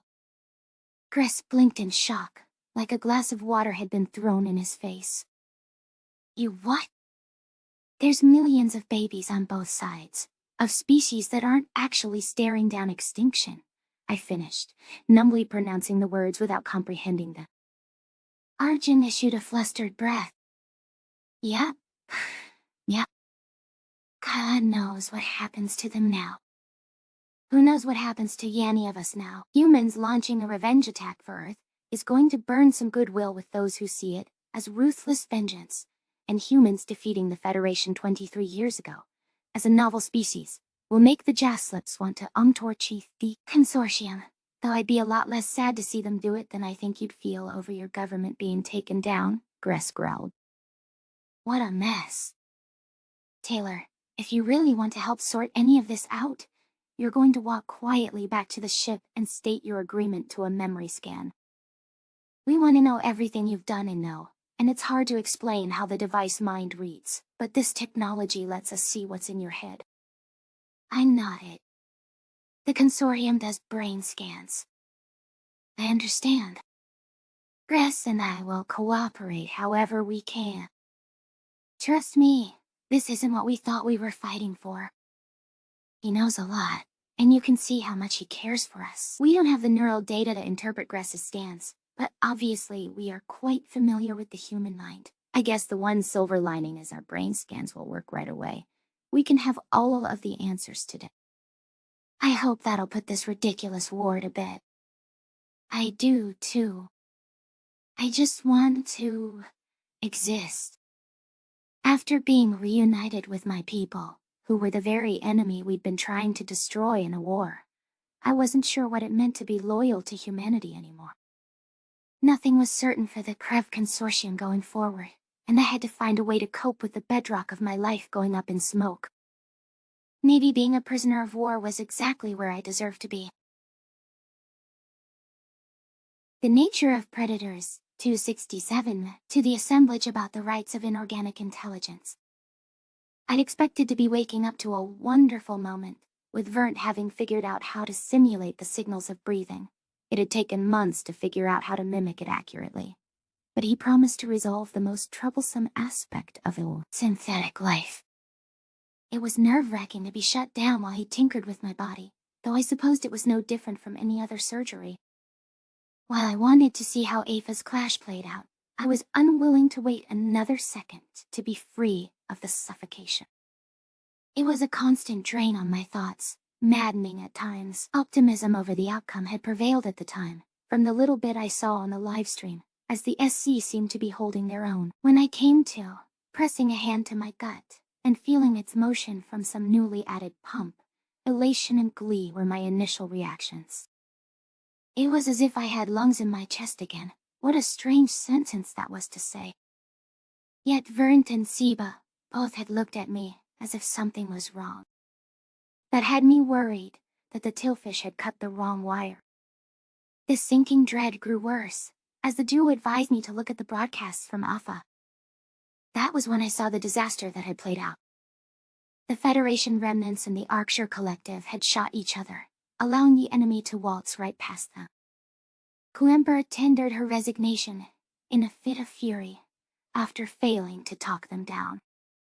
It shook me to the core, realizing this had happened under the Eski's watch. I couldn't help but feel responsible. With billions of Kolshians dead, and a helpless world glass, it was my idea to reach out to our adversarial counterparts and persuade them to help. The Federation remnants wouldn't have shown up at all, had I not given my speech. Just as I'd failed to protect Earth all those years ago, and had sold Nishto out to the Arcshire, Aoife had fallen because of my actions. What kind of econ of Pisa was I? A fool whose actions kept resulting in countless deaths, yet who still adhered to the blind optimism Ambassador Corajan hadn't agreed with. I thought humanity should keep reaching out and trying to make the galaxy better, but when had I ever actually done that? Leah of Hope, that was how the speech went. The galaxy isn't healing one bit. After already being in a catastrophic war, you brought another one into existence. The forever war that stretched for centuries is right back up again. You have to believe you've done some good. If you haven't, why tell Vernt not to power you off now? My eyelids sealed tightly shut, realizing that my breaths were still soundless, and that the rhythm was present, rather than affected by my emotions. The bed and the dark room felt like they might swallow me. The United Nations gave up. Coember gave up. I can't let this defeat me. I tried to make peace, and I'm not responsible for the others refusing to let go of their hatred. Like I told the Shield at that damn speech, I know what's in my heart. There was a knock on the door, and I jolted my eyes open to see a human shadow in the doorway, eavesdropping. I'm sorry, Elias. It all spiraled out of control in a flash, the peace I fought to maintain for so long. I came to say goodbye. I sat up and tapped a button on my smartwatch, turning the lights on. I didn't mean for you to hear that. I was speaking aloud, but I have no right to cast judgment. You were right, old friend. Years and years of this all. It broke me down. I can't hold the duct tape on the breach in the dam any longer. I certainly don't know how you keep taking it on the chin and getting back up after everything you've endured. You have the strength of character of a saint. No, I grumbled, shaking my head. A saint wouldn't have made the decisions I did after Earth. I get back up because I have to. There is so much at stake. There's no one better at working with aliens than you, and I knew it from the moment I saw that suave certainty in your eyes at the first contact briefing. Do not give up on trillions of lives. You're going to turn around, say that you spoke in anger, and fix this. I can't do that, Elias. I never wanted to be a leader, but I interacted with aliens so much. They said it had to be me. Realpolitik, making decisions for entire species. It's not a burden I want on my shoulders. I see little hope of Vesti's judgment not falling upon us, especially after what I just heard from the generals. They're about to hold a meeting, and I can't fucking deal with that. That statement caught my attention, as I wondered what the generals had to say. The situation on Afa couldn't have gotten worse, could it? Had the Federation remnants, or the Arksure made a move, doing something rash enough to each other's worlds, that it would blow any hopes of peace talks to bits? Erin, I prompted her warily. What did the generals inform you? The complexion drained from her face, and she avoided looking at me. Our scout ship captured one of the enemy's vessels. When the Sapien Coalition, and God forbid, the rest of the galaxy gets a hold of this, just tell me. If you have any mercy, don't keep me in suspense here. The people we're fighting are the humans from the Ark ships. There were casualties during our boarding operation, but we captured 3 alive. One is in critical condition, unable to say anything, while the captain is busy firing off messages to every party in the area about who we are. The other, Taylor Trench, is alive, unharmed, and being taken back to Sol. From what he's told us, the colonists seem to have made alliances with local aliens beyond Sivkit borders, led by a race called the Krev, and they rallied a war fleet to get vengeance for Earth. My mind froze for a few seconds, as my expression was locked into one of total shock. The horror left me speechless. I knew that our galactic neighbors wouldn't react positively to being attacked by the human predators. As SHIELD would, we say, send out warriors to gather armies and lie in wait to spill bloodshed. This would be the proof necessary for anyone who thought it was inevitable that we'd attack them and seek bloodshed and conquest on their worlds. Even the Sapien Coalition would be disconcerted by humans coming to seek vengeance for a wrong done to us decades ago. I created the Ark Ship Initiative and gave us no way to contact them for their own safety. Every death in this war was on my hands, all because I clearly didn't know what the hell I was doing. What did it say about me that I'd barely even given those settlers a second thought, wondering where they might have landed? How dreadful it must have been, assuming their entire world was dead. This couldn't be happening. Humans, instigating a war with us and glassing worlds. Panic was close to swallowing me whole, so I latched onto that newly returned feeling of breathing. That was how I used to calm down, right?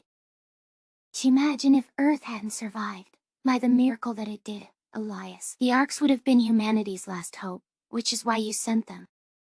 This is another wound in our past that needs to heal, and we can't turn from it. You didn't think about the Ark colonists, because you don't like thinking about the attack on Terra and the lives lost at all. It'd cripple you if you let it, but you won't. You can't. What's important is making this right, and making peace, I managed, in a shaky voice. We didn't want this war, or the last one. Them being humans doesn't make a difference, and we wanted to negotiate a truce either way. If anything, this gives us more hope that they'll talk, and lay down their arms. We must look at the bright side. Erin Quimper threw up her arms. You think the Civ kids will just accept ATs when these humans settled their homeworld and attacked them? You think the Ark colonists will just forgive all and waltz back into the sea with nice, placid smiles? Even if they fucking did, there's still not peace. There's still the second war that just started. The Arksur and the Federation, at each other's throats, like it's 2136. We have to take this one step at a time. You look at everything. It gets overwhelming. Remember when I was sieging? I know what this is like.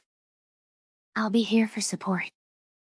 You said they're holding a meeting, and we need a leader there. Transparency is the only way forward. We'll make a plan to deal with the Ascia. I don't want to deal with ASK, or try to appease them ever again. My resignation is final.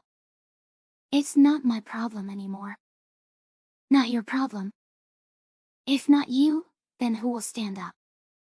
Who will lead us? We need someone to take charge, for all humanity. A frown curved her lips downward, almost apologetic. I have an acting Secretary General in mind, until we can hold a proper election. Someone competent, who can handle the most stressful situation with aplomb, and who'll do what's right no matter how difficult it is. You, Elias. Why, Edgy? I hissed in surprise, eyes widening like a startled animal. No, I don't want that. I can't. I'm not even in the chain of command for that. I have talked to the deputy and undersecretary, and they agreed with me. They balked at the slightest insinuation that they might take over. At a time like this, too big of a leap. You would be acting Siegen in all but name, officially authorized to speak on our behalf. Much has been asked of you, and I'm sorry to add to it. Listen, not only are you the most qualified diplomat here right now, but you're the only one I trust. You didn't want to be brought back like this either, yet you were the right person for the job. Just like you are perfect for my seat. You think I want that responsibility, which you just called a burden, back? Look what my interference has resulted in. Besides, I'm not the same person. I'm not even human. I have been through more than you have any idea of. Was laying down my life, one time not enough. I can't have peace even in death. You elevate your wishes, but mine should never be considered at all. I didn't say anything other than that you are the only choice I'd ever made. I know you, Elias. You told me a few months ago that you only feel like yourself when you're helping humanity. That it'd drive you crazy to know Earth is in danger, and you were doing nothing. I pressed my hands to my head, walking close to her with a tangled web of emotions wrestling within. Of course I want to help. It's all I've ever wanted to do, but do you really think I'm the right person for the job? Aaron placed a hand on my shoulder. Always, Elias. The proudest moment of my career wasn't being Secretary General. It was serving under you. Klemper's words touched me, much the same as when Tarva had embraced me for my past pacifism. The needless suffering, as an indirect result of my actions, still cut at my soul. But I knew in my heart that I wasn't the type to stand by on the side. Whatever it took to remedy a situation on humanity's behalf, I was willing to go the extra mile. As much as I wished I could step aside, it wasn't in my nature to write Earth's well-being off as not my problem. Any challenge that my people faced was my problem by default. Without Aaron, there wasn't anyone else that I trusted to place a singular focus on what our goal should be, making peace with the enemy. By taking the helm at this meeting, I could ensure our sights turned to just that. This is a temporary arrangement, since I doubt humanity will accept me. Perhaps I'm not here to speak about synthetic rights, like I planned to do after Afa. Someone has to lay themselves out on the train tracks over our colonists' attacks. That might be my final sacrifice, as it should be, since I sent them off. I'll help, but I can't do this alone. Your advice was something I always sought out, especially when I was wet around the ears in the alien department. I responded, proffering a hand. Serve beside me, one more time. I'll take charge, and you be there for me. Let's end this how it began, a meeting of Earth's finest to decide how to handle a new alien threat. Kuiper studied me for a long moment before accepting the handshake. I'll do it, only for you. I'm sorry to ask this of you, Elias. I am well aware how much you've been through, and that you're hurting. I'm at peace with what I am now. It's the horrific casualties and wars as a consequence of my choices. The guilt has no comparison, so I must make it right before I find a way to let go. Let go? Yes. Perhaps I'm not the Elias who wants the power of life and death in his hands. I loved being a diplomat, but my personal life was sacrificed in ways I only realized of late. When I saw Tarva's children, it got me thinking how I wish I had something like that. Retirement? A picket fence. I had no idea that was something you wanted. As far as neighbors go, you'd make a pretty darn good one. You have all the time in the world for a nice, quiet life. Immortality. Isn't that a terrifying thought? I straightened, indicating with a hand gesture for Kuiper to lead the way. We don't have limitless time now, though, so shouldn't we stall and miss that meeting? Definitely don't want the scheming generals left unattended. Care to fill me in on who's in attendance? The resigned human official steered me out of Terra Technologies' quarters, heading toward the UN offices. The military big shots are General Monahan of Ireland, who handles ship move. General Jones of the USA, whom you know is the head of intelligence. General Liu of China, whose primary expertise is cyber warfare. General Almeida of Brazil, with R&D and new construction. And General Osmani of Pakistan, with Alien Alliance coordination. Those Jones is the hardest to keep on a leash. Some things they never change. Any other diplomats in attendance? Ambassador Marston, who is our official contact with the Duertan, of the delicate relations we'll want to preserve through this all. They're up there. This is especially true after what we've learned from our human prisoners' brain scans.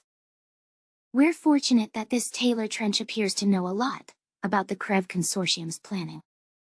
The secondary wave of targets includes Kalkwa. We must offer our help, find a way to get these drones to stand down, and convince the Duertan not to detest us, like they do the Kolshians, for attacking them. I winced, imagining the look on Ambassador Corajan's face. I hope Corajan will be understanding. He's friendly toward us, and has tried to help us. Plus, he's our best hope of convincing the Shield not to return to enmity. Was there anything else we learned from Taylor Trench that I should be aware of? We have teams of thousands of people looking through his memory transcription, and artificial intelligence filtering for any critical data to send to the top of their pile. Xenosociologists and xenobiologists are updating logs of the 6 member species with what he knows of them, their governments, and their locale. There are some worrying aspects of the aliens' regime, including widespread surveillance and Jaslip oppression. I manually blinked. Who or what is a Jaslip? Oh, I didn't tell you. The Jaslips are what we called the Osirs, and they were forcibly relocated to enclaves rather than killed off entirely. That complicates what we do with the revival program, along with the fact we'll have to persuade the SC to attempt diplomatic relations with a carnivore species. The Krev captive, Gress, may know more than Trench did, and we can't decipher his scan yet, which is why we intend to speak with him on the call. The Osirs aren't dead. That should be positive news, that they're alive rather than glassed out of existence, but Kuiper mentioned their oppression. Are these aliens the Arch-humans buddied up with autocrats or tyrants? Do we want to officiate a peace with parties that are oppressing other species? Hee. Kuiper shook her head. And it gets better. The Arch colonists had their own revival program, and the ship we captured has thousands of the total millions of human babies they artificially birth. There are millions of human newborns caught in the middle of these peace talks. And we have the same amount of theirs under our stewardship. I don't even know what's the right thing to do with them, and that assumes these aliens wanting to give the children back.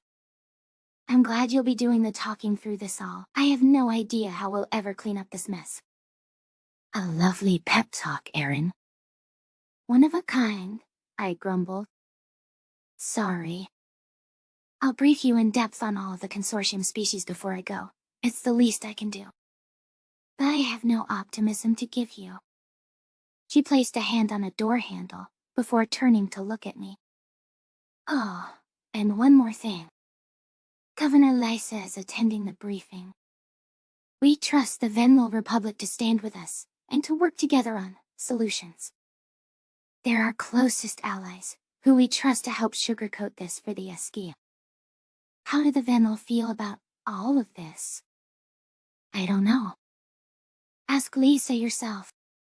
Coemper tapped the door open, and every head focused on me. The guards extended a hand to stop me from entering the room, while the generals and Governor Lysa looked flabbergasted by my presence. I didn't belong chairing a meeting of such grave importance. Even as a temporary stopgap, there was a certain arrogance in only trusting myself to pursue peace, when I didn't even know Erin's departmental heads or the other diplomats here.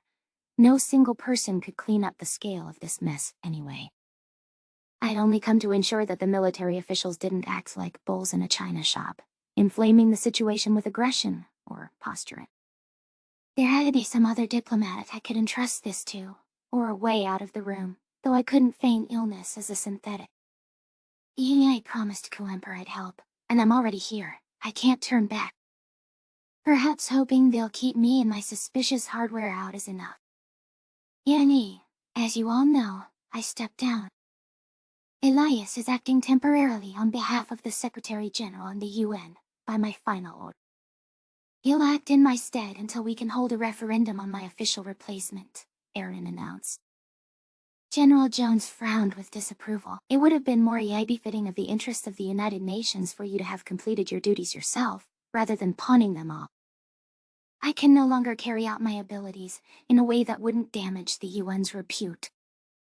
This is within my rights, and you know Elias is qualified. 24 years is a long time. He missed Zoa very much. I suppose you think it'll be like old times. Family reunion. I stared down the aged spymaster. Perhaps I am no longer qualified, in the sense of someone who's lived it all.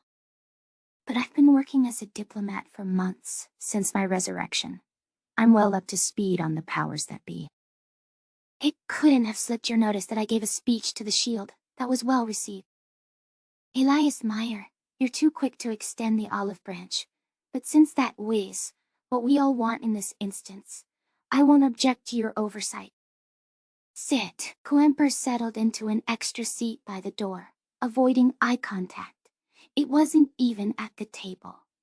I could feel the withering judgment of the military officials directed upon her. It was impossible not to feel some pity for her, since dealing with aliens had been trying even for the most trained diplomats. I suspected it was her scientific enthusiasm that carried her through the trials, up until the point that was stamped out of her. My eyes followed where Jones was gesturing, to the seat at the head of the table, adjacent to the Venlo governor. I offered the alien a smile, and was relieved to see an ear flick of acknowledgement in response. Skalga couldn't be too furious with us, though I doubted many of our other allies would be as unwavering. It was time to find out what the Krev knew, and press him for any information that might help us fix this. Like I had told Coemper, the only way not to drown in the noise was to handle this calamity one step at a time.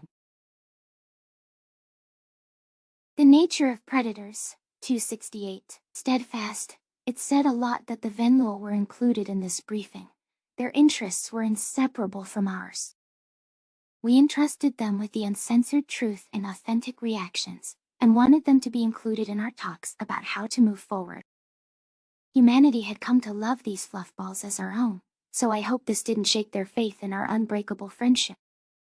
It shouldn't, in theory, since the Ark colonists hadn't gone anywhere near attacking Skalga. This would have the optics of the Humanity First attack that killed me, amplified by 1,000. It'd reveal who our true friends were. If the Venlo wouldn't receive assurances over the first Terran-initiated war since first contact, none of our allies would. It's a pleasure to meet you, Governor. Thank you for coming on such short notice. I'm Elias Meyer. I extended a hand to Governor Leysa as she stood to meet me, but she ignored it, instead pulling me in for a hug. The embrace caught me off guard, since I'd never had a dignitary led with such an introduction, but I gave her a gentle pat on the back. How to appropriately return a Venlo's hug wasn't in my diplomatic training decades ago, and during first contact, no alien would have willingly touched a human. I'm so terribly sorry that my species was involved in an attack on civilians. Leysa chuckled, while retaking her seat, an amusement which seemed out of place. You haven't done yourself any favors by painting humans as cuddly, harmless, and peaceful. You can be all of those things, but when provoked or threatened, you're incredibly dangerous. They don't think we're dangerous. Great. Just great. Yeah, that's true, I suppose. Humans can be driven to violence, if desperate enough, which is no excuse. Don't misinterpret me. I always knew this about you, and the same can be said of us. We're both highly emotional species, and when you feel fear or anger strongly, the results write themselves. These colonists must have been hurt, lonely, and afraid for decades, beyond the fright I've seen from refugees on Skalga, since they believed every human on Earth was slain. I appreciate you empathizing with their behavior, and I do as well. The fear and uncertainty are no doubt what led to this. However, this could have been avoided had they answered a simple hail and not fired blindly at civilian targets. Who would have expected those humans to talk to their people's murderers? They had valid reasons to attack the Federation.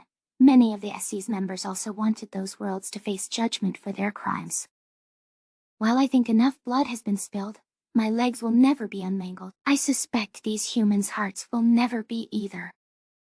I relaxed a bit, relieved that Leysa sympathized with these humans' plights, rather than condemning them as monsters.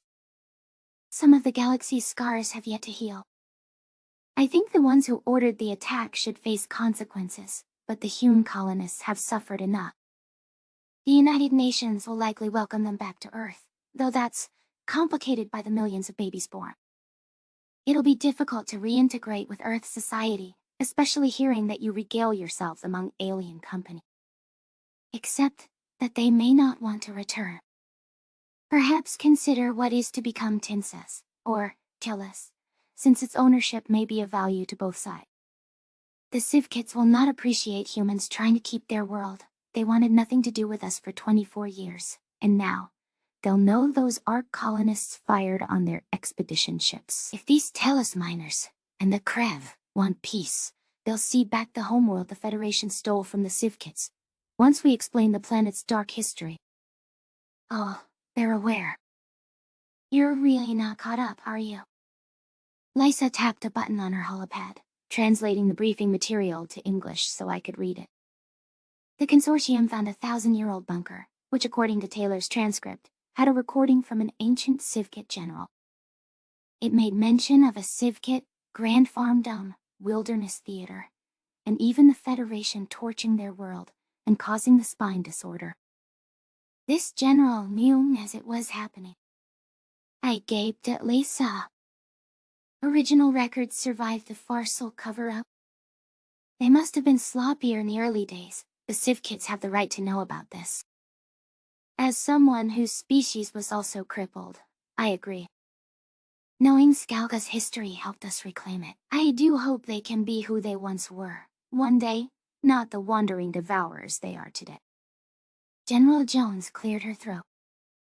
Well, I am delighted you two get along so fancifully, but we can worry about Greenpeace easing the Civkits later.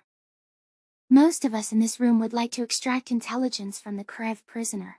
I don't like the word extract, Jones. What do you mean by that? I hissed. Nothing, as long as Gress complies. This is your chance to wave that olive branch. We need to know more about the Krev, to have an advantage in peace talks. This isn't about finding every little edge on them. Has all of human history, and what just happened to Afa and Tosk, taught you nothing about imposing harsh conditions in a peace treaty? Jones smiled menacingly. Our diplomats need a leg to stand on when we ask for certain concessions, Elias. We have many considerations to take into account. The entire Orion Arm is a house of cards, which could fall down around us with a wrong move.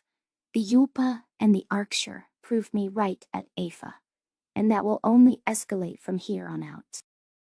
Take caution that you don't trade peace with the Krev for multiple wars in our backyard. We will in talking to the Krev, Jones, not make them scapegoats, and coerce their prisoners, just to take the heat off of us. Of course. You're putting words in my mouth. Am I now? The Spy Master General's smile wide. Dev has been well treated by the soldiers. I'll patch us into a video call they've set up, and we'll have a nice conversation. Just make sure he tells you what we need to know. I didn't dignify that implied threat with an answer, wishing I was someone with actual authority, instead of a stand-in, to remove the brazen general from her cushy command position. Jones knew she could play games with me, given the exhaustive list of foreign ministers, SC liaisons, and undersecretaries that would be discussed to take the Secretary General's chair. Of the people in this room, General Osmani might be a prudent option. A military officer could handle the stresses of wartime, but he had diplomatic practice. Then again, nominating any kind of martial figurehead to lead Earth might signal to wary parties that the UN's aim was war, or that we were joining our BPAC mates' attack. Glemper might have been right to parade me around in the immediate aftermath, given that Earth had erected statues of me as some grandiose peacemaker. If Jones makes good on her implied threats, I won't remain silent. She can test me, but she better not push me. I can't believe she's saying such things with a Venlo in the room, when we're trying to assure our allies that we aren't violent. A scaly, emerald-green creature appeared on the screen, seated in a metal chair in an interrogation room. A glass of water rested in front of him. Though I could see the alien was perturbed, he had curved claws that matched his scales coloration, and a lighter underbelly that seemed to have soft, stretchy skin. Gress's posture was hunched over, almost as if he wanted to sink into the fetal position.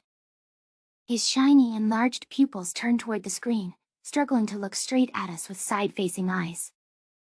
I peeked at Lisa's file, and noted that while he'd once been in the military, he was a non-combatant. His discharge, according to Trench's transcript, was for attacking a Rescue general after learning the consortium killed Jaslib children. That entire sentence brought a displeased frown to my face. The Krev stared at the panel of human leaders, sniffing the air like he was unsure of himself. Oh, Eloy. Whatever I can do to help, nothing the consortium did was justified. We suffered, Taylor suffered, for nothing. Let me lead off with one very important question. Jones jumped in, which led me to stare daggers. There are many pages here about how you exploited our colonists and how much they despised you. You, personally, collected mineral rent from them. How did you ever justify that treatment of our people, and why should we, the United Nations, accept that? We just wanted them gone, non-violently, from Tellus. Our whole shtick was avoiding the Federation and not doing anything that risked detection. The Krev seemed to swoon a bit, studying Jones. As soon as we realized they were victims, we felt terrible. We tried to protect the humans and give them everything we could. Our diplomats will have a major problem interacting with you and having to take you seriously, since apparently the cutest species in the galaxy is a great military power. Cutest species in the galaxy. I thought that was us, Lisa whispered coyly. How'd he look at that face and Never mind. The spy master seemed at a loss for words after hearing Gress's ramblings. The consensus is widely against us being the cutest species in the galaxy. Hideous abominations is the more common phrase tossed our direction. Literally hell. Don't get me wrong, I'm devastated for my people. I'm worried about my daughter, and I'm extra concerned for Taylor. You do need to keep an eye on him. With all of that, I'm trying to treat this situation with the appropriate gravity it requires. But I'm melting that I'm talking to the primate leaders. Those little medals clipped to your jacket are so precious. You must sound so festive and jingly when you walk, like Christmas decorations, and I adore how much humans love and collect shiny things. There's got to be so many of you, happy, and you'll live and singing carols in the streets. Making paper snowflakes. Building cookie houses. How can that not be cute? Is this a joke to you? Do you have any idea what a mess you've made for us? Ruining 23 years of peace and prosperity that we paid for in blood, and have self-flagellated to maintain? Of course not. The Krev are going to be heartbroken that we threatened you, and were your enemy. We were trying to help humans not to get hurt, feeling nothing but fury on your behalf. I was just sad, and not getting swept away. How the galaxy's consensus is that you're ugly. That's so cruel and untrue. We'll call you cute, if we're the only ones in this universe who do. My heart breaks for you still, poor things. You speak of us like we're children. Why don't you try to be actually helpful, instead of focusing on paper snowflakes, and harping in that patronizing voice about how cute we are? Have a little respect. Would you rather I focused on how my people spent decades hiding from an enemy that no longer existed? One that humans easily dealt with? If we'd taken a stand, we could have saved Earth from being bombed at all. Jones's mouth tightened in frustration. You are not making yourself helpful, Gress. The past is, or should I worry about whether I'll ever see my daughter again? She has no idea I'm even alive. The Krev's eyes wobbled, and he slammed his claws on the table. It became obvious to me he was internally volatile, and trying to distract himself with the primates he apparently found cute. Maybe I should think about how, if you were to let us go this very minute, the love of my life would leave and return to Earth. I'm only trying to be happy for his sake. I raised a hand, shooting Jones a look that could melt glaciers. You said you were worried about Taylor. Why? And isn't it obvious? He already felt guilty over his role in the Civkit deaths, and has PTSD from a mining accident that resulted in human casualties under his orders, in response to a situation I put him into. He was sent away to a dismal alien planet, away from his family and everything he knew. For nothing. His life was stolen. I can picture how angry he is right now, knowing how deeply he resented that life. The sacrifice the colonists made was a pointless one, and before long, he'll start thinking he's the reason the Tellus settlers didn't find out their people survived sooner. Gress, I understand exactly what it's like to grapple with personal responsibility when people die under your watch or because of your decisions. The fault rarely falls on a single person's shoulders. I know that. I blamed myself for years. I was a hostage negotiator, and children were slaughtered on my watch as the world looked on. Those images can't be rationalized. They don't go away. Believe me, I would understand better than most. Let's say I've seen things no one was meant to see. If I looked back, deep enough in my brain, I could still see the few seconds of images passing before my eyes that made up my entire life. All I was. The infinite, incomprehensible darkness that made the real world feel distant and agitating by comparison, and the coldness permeating into my bones as I faded away. Right now you and Taylor are playing a role in reconciling Tellus and Earth. It won't be easy, But the best way to honor the ones we've lost is to make peace. I want to know if your people are amenable to that. Gress nodded emphatically, demonstrating familiarity with our body language. Of course we are. We never had a plan to open up our borders or to seek peace with anyone in your area. But if the herbivores have changed, we might treat you like other consortium races. I doubt we'd join your coalition, or anything like that. We'll still want space, I wager. Want the war to end, today? Speak with Rescue General Radai, not the bureaucrats that will fumble for a response. He's compelled by honor, so if you can speak that tongue, he'll try to right his forces' wrongs. Can Radai call off the drone attacks? General Liu, who I vaguely remembered, had been listed under the names of undersecretaries during Shao's Secretary General tenure, spoke up. The war cannot end while you're waging open warfare against us, and our allies. Ambassador Marston nodded. I have the same question. The drones haven't stood down, even after Captain Sylvia's Communique reached consortium parties, and our data suggests they're incapable of calling it off. The Duoten would have a very low memory of any attack on Kokwa.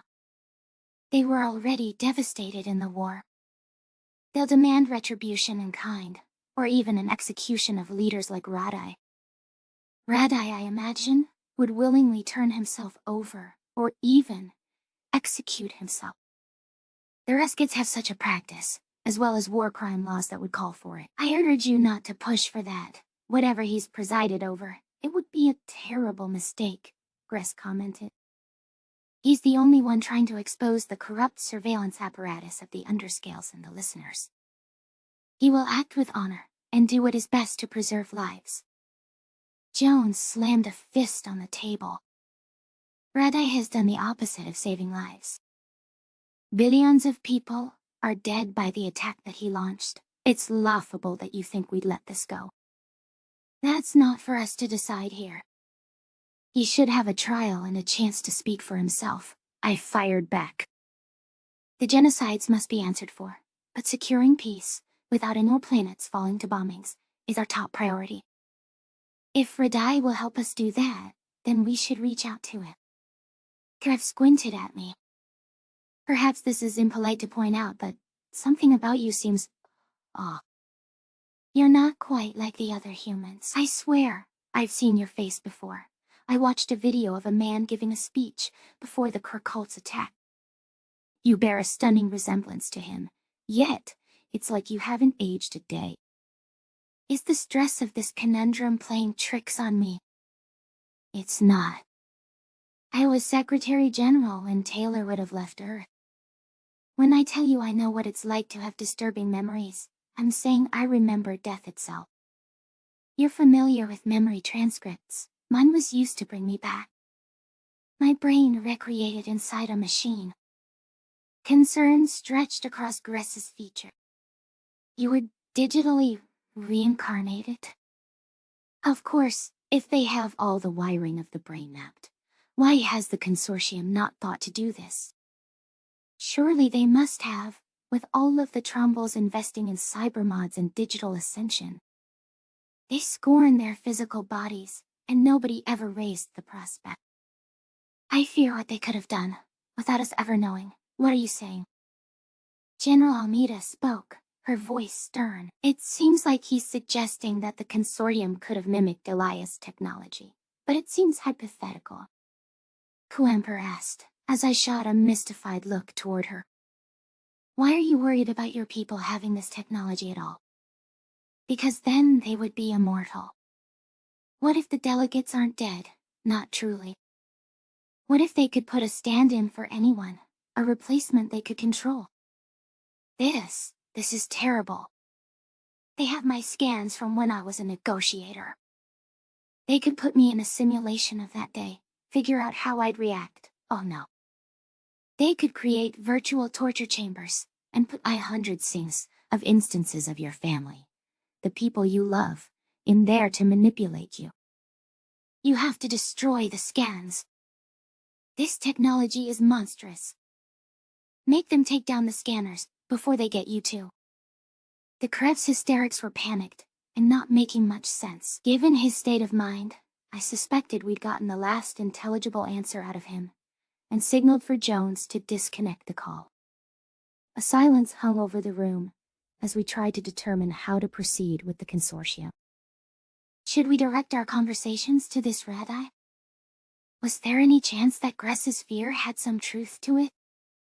I had worried to Vernt over how easily this technology could be abused. If these aliens were the type to misappropriate such resources, did we want him to make a permanent peace with them? I was open to suggestions from the assembled specialists and generals, as long as General Jones didn't display intrigue in using any of those hypotheticals ourselves.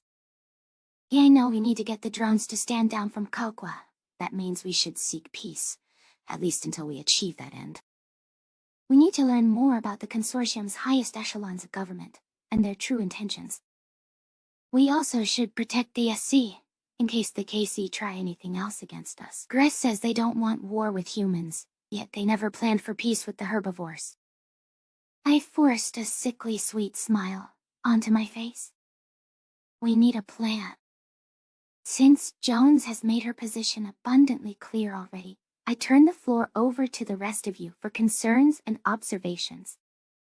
I think that we should consider how people at home are going to react. It's easy to look to the rest of the galaxy, but the UN will have family reunions and accommodations similar to the Archive's humans to oversee, General Osmani commented, while I filed away a mental checkmark toward his Secretary General. Suitability. What do you say setting up a program for both sides to check in on surviving relatives? As well as having our diplomatic staff draft a press release for the UN socials and domestic channels. That seems reasonable to me. I imagine we all agree we can't turn our backs on the ARC colonists. Any other suggestions? Contact this Radai and see what terms he'd seek for a peace. Leza perked her ears up, confidence emanating from her posture. Taylor's transcript supports that he'd be a likely ally. He's useful to us both as someone that the SC will want us to hold responsible, and as someone who'd have sway intelligence among the consortium. General Jones's eyes gleamed. I agree, though I suppose my opinions are abundantly clear. We need information on these underscales and listeners, and I find it difficult to believe the head of the military would have been unaware altogether. He was digging into their exploits. What do we do about the Osiers? Coemper blurted. Jaslips, whatever. We have millions of babies within our borders, and so do they with us, General Monahan commented. We have custody of that ship, and we're not sure what to do with the children. Deliver them on our watch? Bring them back to Sol, without a support system, or what? Give them to the consortium, who can't be trusted, and might not even want them. I raised a finger. One thing at a time.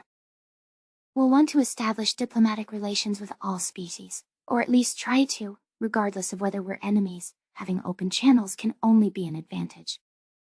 The Jaslips should be one of the first we establish contact with, and we can see how they feel about the... We don't need to offend them by raising their children outside of their culture. It might look a lot like what was done to Skalga, taking Venlo children away to gentle them through upbringing, Lisa commented. I have another question as well. While I'm honored to be included, as the sole alien official in this room, I'm curious why none of your other allies are here. The Yotrol's exclusion is self-explanatory, with your rivalry, but the Zeruleans have been nothing but supportive, accepting, and altruistic. They stood with Earth, pulling humans out of the rubble. Why aren't they here? That's an excellent question. I'm mighty curious to hear the answer. General Jones rolled her eyes. Elias, the Zeruleans will be brought in eventually. If we want to keep a lid on this, until we're ready to make a statement to the SC. Lisa isn't here officially.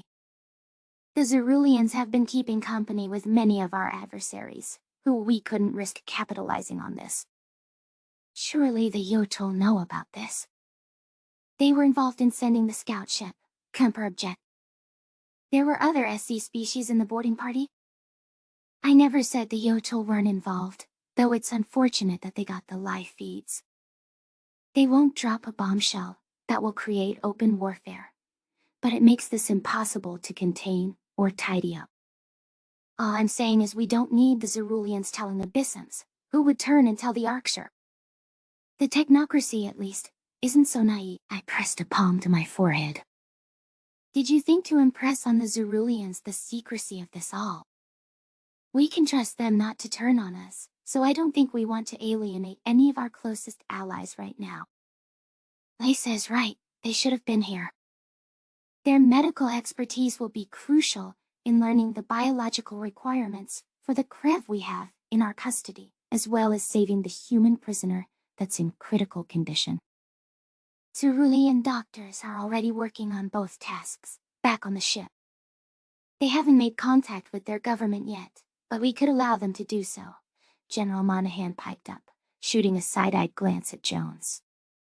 They stood with us when it mattered, and sent aid to every dark corner of the galaxy.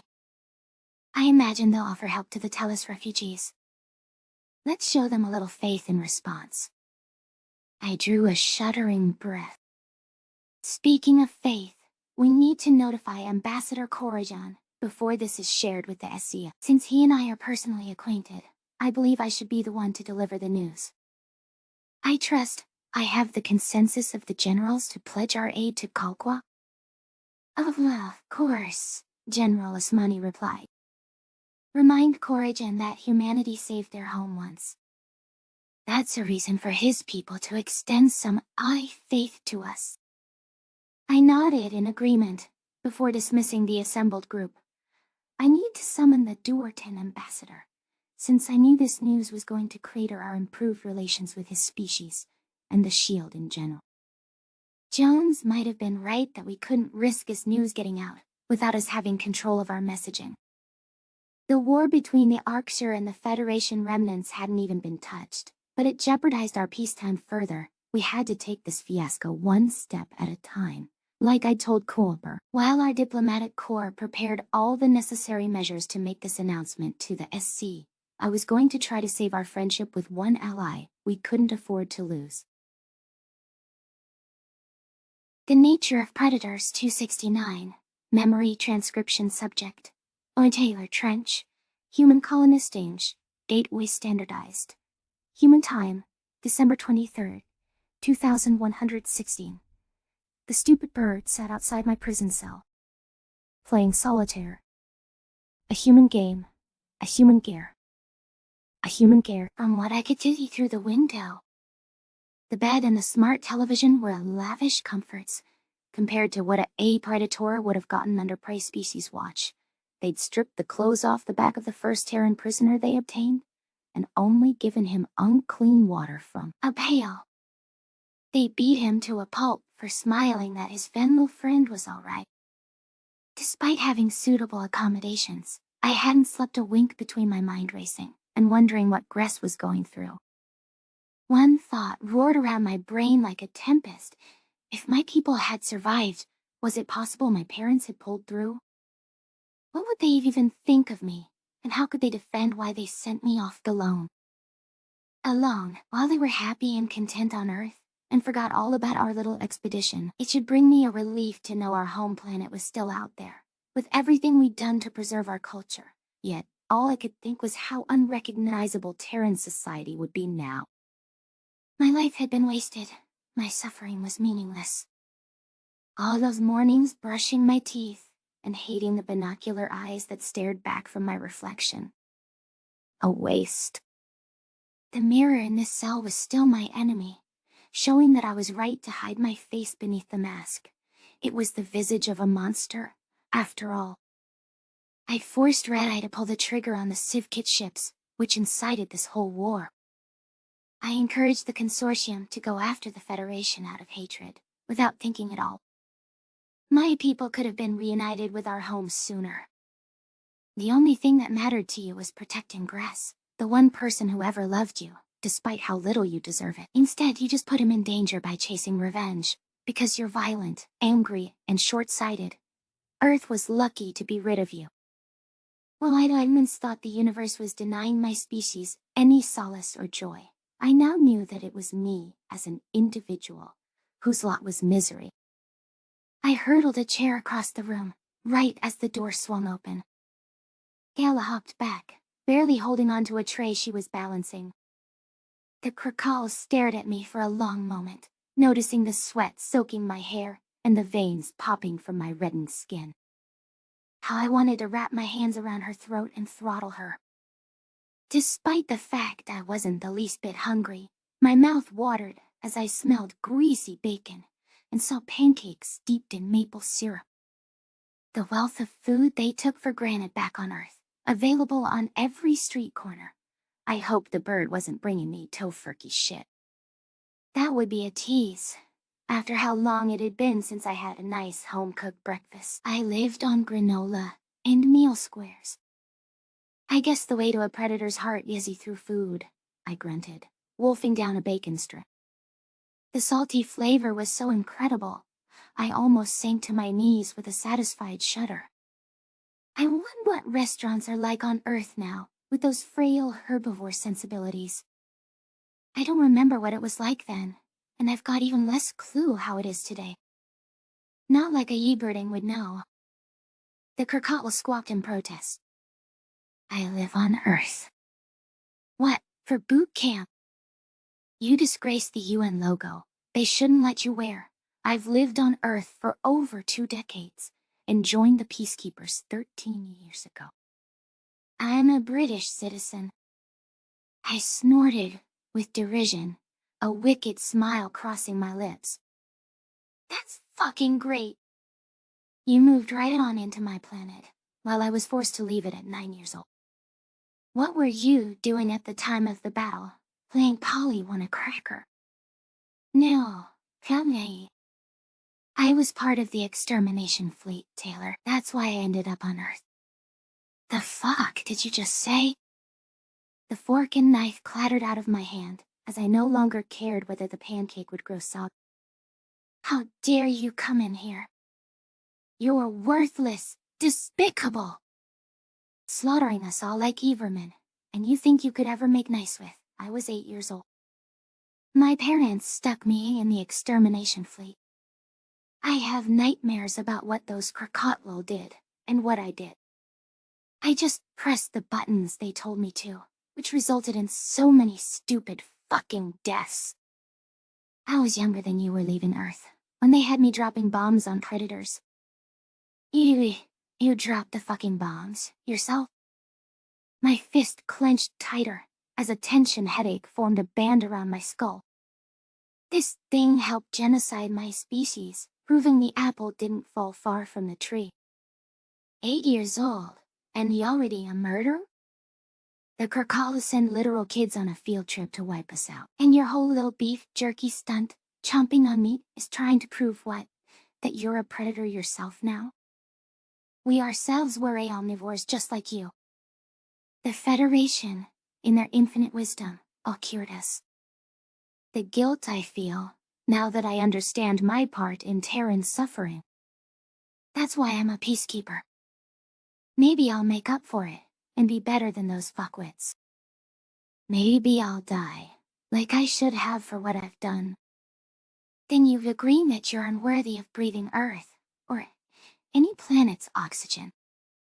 I'm unworthy of your species' kindness and compassion. I won't resist if you think I deserve execution here and now. But the idea was to give my life for a cause, in the service of humanity, to save a few lives for all I've taken. There's no good deed that can eclipse what I've done, yet I must try. Let me do something worthwhile, for you and for Tellus. I scowled at the bird, feeling a coldness in my heart, 1,000 times deeper than what I'd held against the Krev. This was the face of the people responsible for everything wrong with my life. My fingers curled around the knife. Despite knowing it was a dull blade, it was the nearest cutting instrument in reach. Kala being in the extermination fleet would have been like if my people sent 9-year-old me to defend Earth, which was a laughable prospect. An elementary school child in the military was beneath even us Predator standards. It was bizarre to think that was acceptable to them, but I knew I would have questioned it if my parents told me to drop bombs on a planet. Also, I didn't really care to learn that the Federation cured the crocodile, since they had to be a monstrous species to slaughter us without mercy. What had slapped me in the face was how the blue-feathered murderer spoke, trying to atone for bloodshed she caused with guilt that could never be undone. I related to that rationale. It was the same reason I had joined the military, to serve humanity in the wake of the drilling accident I incited. That crushing sense of responsibility had never truly left me. However, my volatility made me a liability as a soldier, which was why I had been forced to realize there were other ways to aid my species. Being a better person meant reflecting on the flaws that had landed me in that spot in the first place. The Exterminator's Kill All Predators theme song started and ended with them. If there was peace with the ugly birds, I wasn't going to ruin it again. Assuming this, Kirkal is truly capable of feeling guilt, and isn't just mimicking my own expression of that from reading my transcript. I might be able to get a message through to Gress. He's all I have. This isn't his first time getting captured by humans, away from his home and daughter. But these ones have a lot more power. He must be frightened. As much as a Kriv is capable of fearing a furless primate, I turned the knife to saw off a piece of the pancake, popping it into my mouth with the other utensil. I'd like to see your fucking transcripts. Whatever grand mentality went through our killers' heads, that ought to be AA something. I have nothing to hide, if it'll make you feel better. I'll pick out enough for you to get the gist of where I've been. Cal aside. How are the pancakes? I made the type from your home country, not the thin sort my human papa would make and fold up in triangles. I know you Yanks prefer the artery clogging edition. Do I look like I've been eating any processed foods?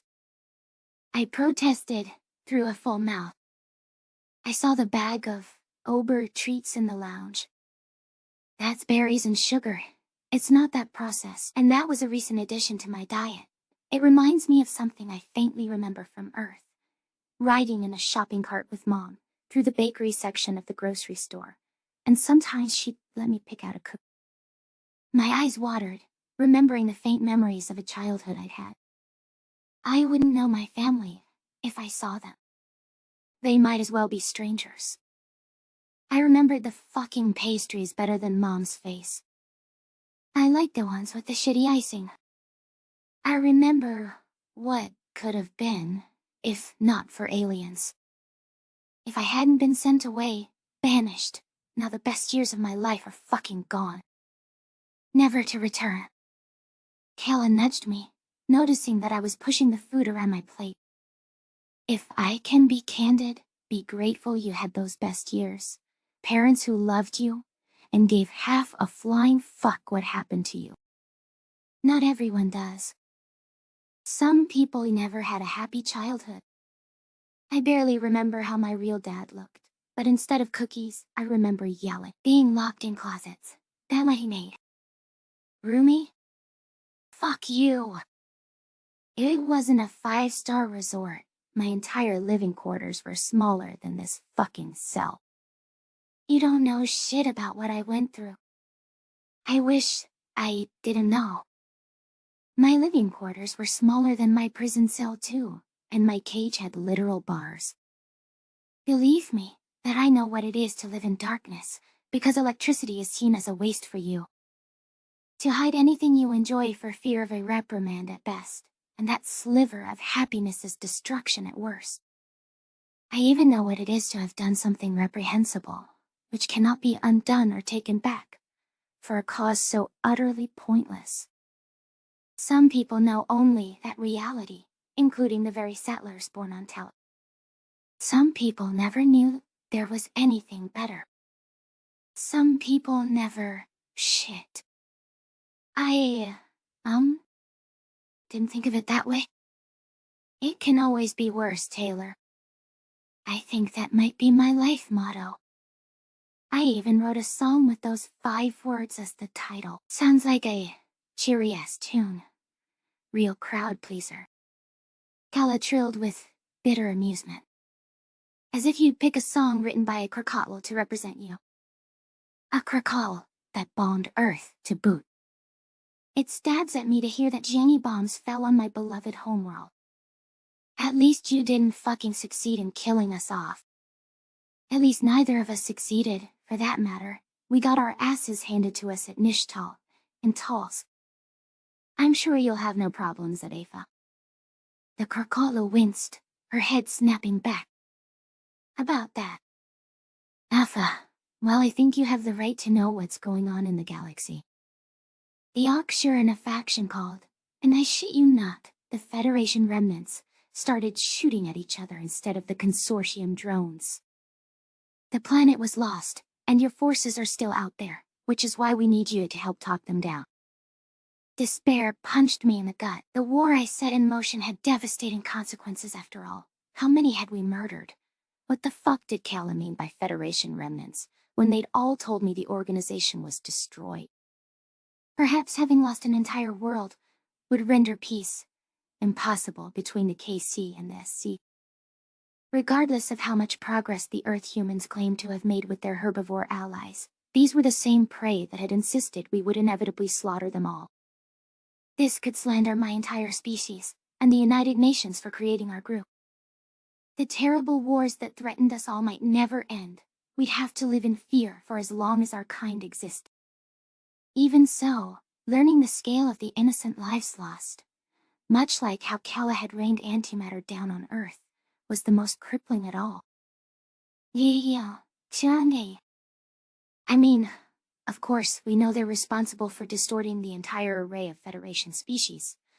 But that's just more blood on my hands. I'm a monster. I deserve to die every bit as much as Kala. The Oxer and Federation fighting had nothing to do with you. That was their old hatred, and it would have blown up somewhere. Sometime, the Krakatl offered, as tears flowed down my cheeks. We read your transcripts. You were eager for revenge on Earth, yet even so, you neither made nor had any say in the decapitation strike plan. It is a shitty situation, sure, but the SC has forgiven worse. We can stop this from happening anywhere else, okay? If the KC want to be friends, I'm sure humans will oblige. Especially since the Krev were protecting you. I gritted my teeth. They were protecting themselves too, but also for nothing. What fucking reason is there to hope that things will get better? What? That it could always be worse? It could be worse. If I had told you a few days ago to pick between having Afa bombed or Earth bombed, it'd have been a no-brainer. Your home is here. There are still plenty of possibilities ahead of us to restore order. It's only when a baby chick falls from the nest that they realize they need to fly, Taylor. We've hit the ground, the absolute floor. There's an entire sky overhead, and we're in a place to make its reclamation happen. I gestured to the room around me. From a prison cell? You won't stay imprisoned long, neither you nor Gress will. If they charged you, they'd have to charge every Ark settler and Krev infantryman, which they won't want. How do you know that, when we've bungled every improvement the UN made through our actions? The UN wants reconciliation, and they put out an announcement on Earth about reuniting loved ones. We made contact with Tellus, you know, and they're aware that humanity is alive now. Perhaps it might help you feel less alone, to recall that you're going through this alongside all of your fellow colonists. They answered? Captain Sylvia must have put you in touch with them. I knitted my eyebrows together, recalling a panicked Charisse passing out pamphlets about the KC's defeat. She'd wanted us to board a new Ark. What? How are my people reacting? Mayor Hathaway offered an unconditional surrender of any Tellus military forces, and we've established diplomatic channels. I'd describe the few blokes we've talked to as shell-shocked, inquisitive about Earth and loved ones. I don't know how the common people have reacted, though they promised they'd make an announcement soon. That should go over without any hiccups, and yes, I'm being sarcastic. It all goes back to the Grand Herd. The Civkits just came to reclaim the world the Federation stole. We know that. Still, after laboring to be allowed to stay on Tellus, it's really all pointless if humans leave. That's been our home for 23 years. Like you said, it's the only world some of our settlers have ever known. That's exactly where my idea for how you could help comes in, Calla chirped. You were the liaison of Tellus to the KC. Why not be the liaison of Tellus to us? You're already cozy with consortium parties, enough to help humanity establish proper diplomatic relations. You could also help put a better foot forward with the SC, plead the Ark colonists' case, and make nice with any aggrieved parties, starting with the Civkits. Don't be ridiculous. You know I'm not a diplomat. Is anyone in your colony? No. But if you read my transcripts, you know I just kissed up to the KC. I don't want to be the person that capitulates to every demand, for Tellus' sake. Then, don't be that person. You know what the Ark colonists want. You know what it'll take to get peace. What better way is there to leave your vengeful past behind than to suggest yourself as someone that can mend those fences? I swallowed. A quiet, happy life with Gress was what I wanted, not buddying up with the same aliens that hated us then, and now have actual reason to do so. As long as Tellus has enemies, you won't have a quiet, happy life. You have the rare opportunity to put an end to a debacle you were a part of, so think on it. The choice should be simple. The Caracol collected the dirty dishes as I chewed on the last of the breakfast and considered what she'd said. My hope, for the longest time, had been to serve humanity's interests, and securing peace with their current allies would be an unequivocal way to do that. I knew that I was a failed diplomat, only schooled in appeasement, and prone to hot-headed outbursts ever since the drilling accident. However, the fact remained that I was a prisoner of war en route to Earth, who played a part in prolonging this tragic misunderstanding. The best way to protect Gress, and attempt to prevent the consortium from facing steep consequences for aiding us, would be to try to smooth feathers. I wasn't sure that I was capable of such a thing, but at least it was finally a cause worth caring about. As the only representation the Ark settlers would have in the Orion Arm, it fell on me to earn the forgiveness of aliens that I'd very much wanted to. The Nature of Predators 270, Memory Transcription Subject, Oh, Cassie, Bissum Alien, Liaison, 8 Wu Standardized Human Time, December 22nd, 2116. Whatever grievances Bissums might have held against the humans, we knew they'd pursue the Goan rogue Farsul that Ambassador Loxel had told us about. The full might of the SC, raining down on the ghost exterminators, was exactly what Nelter would like to see. Perhaps it would allow a sense of cohesion after the horrific scene that had played out over Afa. I had retired to my quarters for the evening, not daring to approach the Terrans after Quemper had stormed off. The United Nations had locked themselves in their own wing for quite some time. I listened to the footage of a young Kolshian child asking the camera in an innocent, scared voice, "Why is home gone?" The humans took us away. When can I go back? It's not fair. I want to go home. It reminded me of Ivrana, the war, a toll so distant from me, which was claiming lives senselessly in the same way the Federation and the Arkshire's old feud had Bissums, had that same pride that left us unable to relinquish our old hatred, even against each other. Lastman stood untouched, yet the aftermath of the aliens' arrival marked other shores, plain and clear. Titseya, fighting the Selmer and the Vertala nations, with protests at home in favor of both sides of the war. Some saw Zolk taking a more prominent role alongside Lashian diplomats as favoring the nomads. As a largely Vertala nation, much of the public thought we should side against Titseya. Protests about alien refugees had included a march across the Grey Basin, where Dustin and his team had first landed. We were a people divided, just as the Sapient Coalition was divided. I missed the simple life I'd had back at Fishing for Alien Intelligence, an agency that shuttered its doors since there was no need for us to comb the stars. Desensitized into horrors that I wouldn't have dreamed of, and playing politics up here. I was sickened with the person I was becoming. I contacted the Zeruleans to try and right the ship, and find a path forward. What was I even doing? Convincing Loxel to partner with the Archer, and agreeing to team up with Kaisel ourselves. The Greys used our new fleet as shields. They were deplorable allies. It was easy to say I'd compromised myself to ensure Bissams had a place in the galaxy. The truth, however, might have been that I was chasing a dream that didn't exist. But I can't say that. If I give up on that idealistic dream of aliens, that would be admitting my lifelong passion and obsession, which kept me away from friendships or any kind of non-phase social life, was useless. I don't want to crawl into bed with this weight on my shoulders.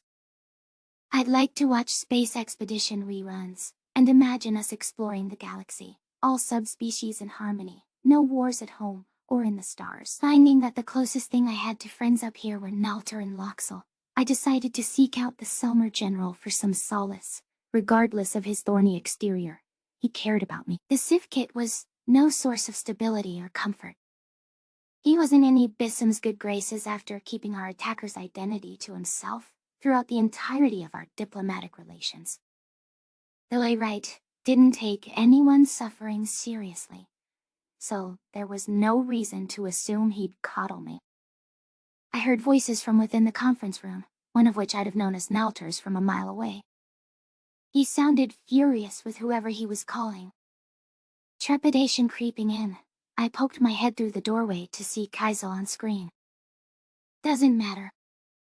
You used us as fucking shields when we're just getting off the ground. Do you think because you gave us a few ships, you can take a few away and call it even? What the fuck? Nalter screeched. Kaisel narrowed his eyes with fury. The remnants attacked us, and you didn't fight alongside us at all. You're using us, just like the humans. The Carnivore Alliance means nothing. Clearly, ALT. You can't even bring yourself to apologize for your shitty behavior. Neither can the STI. The Yochel came around, pledging to be on our side, the only one out of the whole alliance. We got you out of isolation, that was the deal. You think we can afford to take on the whole Federation remnants and have them exterminate us? We would not allow it. No. You sure you wouldn't use Ivrana as a shield for your drones? We protected Earth, so why wouldn't we save Ivrana? Earth isn't the only planet we stood behind. I'm sorry that this situation is difficult for you, though I'm not sorry for my actions, so take that apology as the best you'll get. The remnants attacked us for trying to help, and the humans did nothing. Those are the facts. We must take the initiative in this war, so they don't come to Riss or Ivrana. There is no we, Kaisel. Then you are a fool. This galaxy needs to be rid of that ideology to ever give us a chance of getting out, or you a chance of being an equal. We're going to obliterate every ship and manufacturing center in Yulpa territory, and we'll move on to all of them, one by one. As it so happens, we already might have helped Hel with the Dresden or the Malti. Help? Nalter asked at the same time as I mouthed the words. That's right. The Usual shared some interesting information about who we were fighting.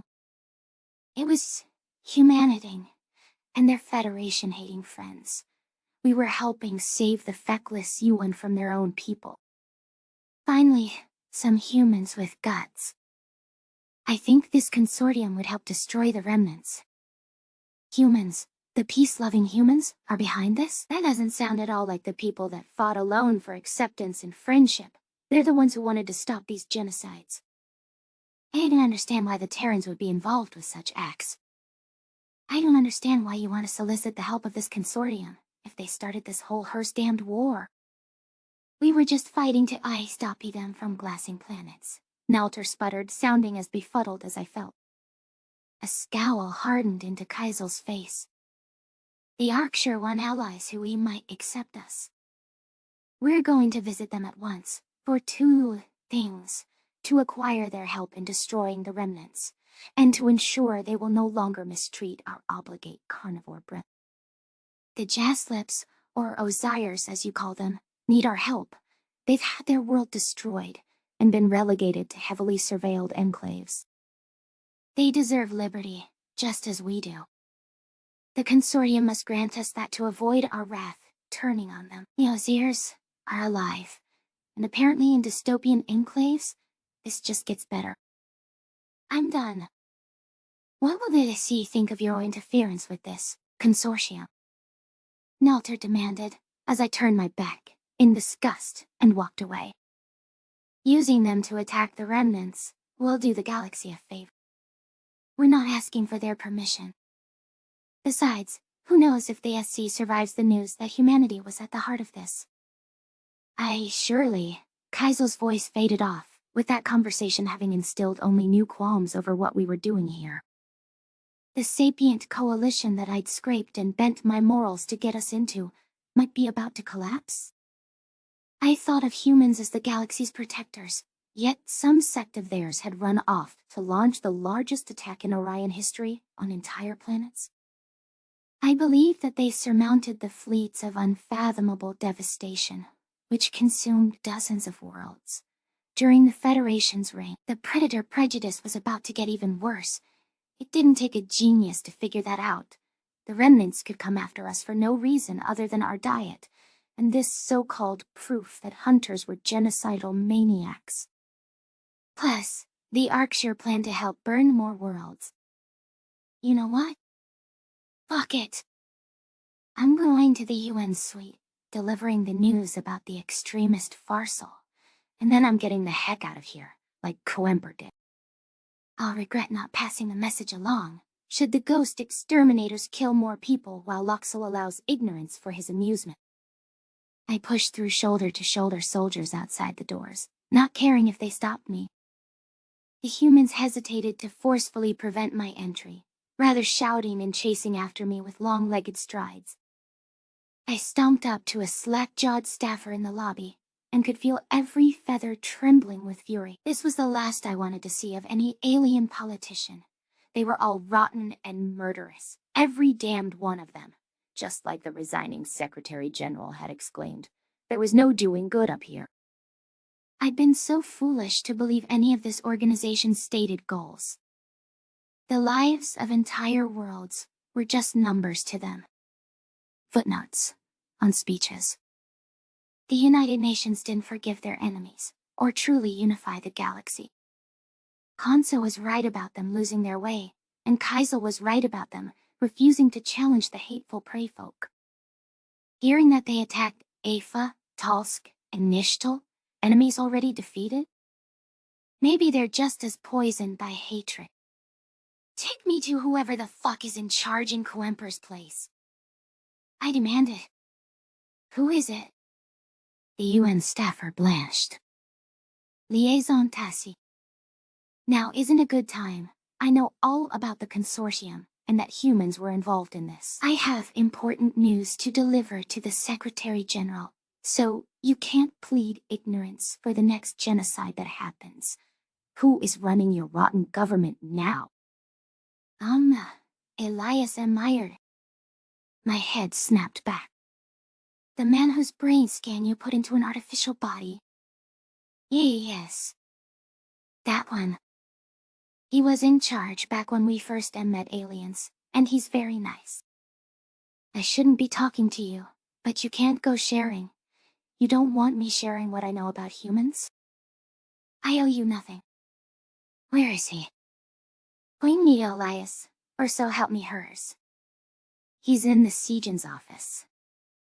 The staffer croaked, angling a finger toward a door at the end of the hallway.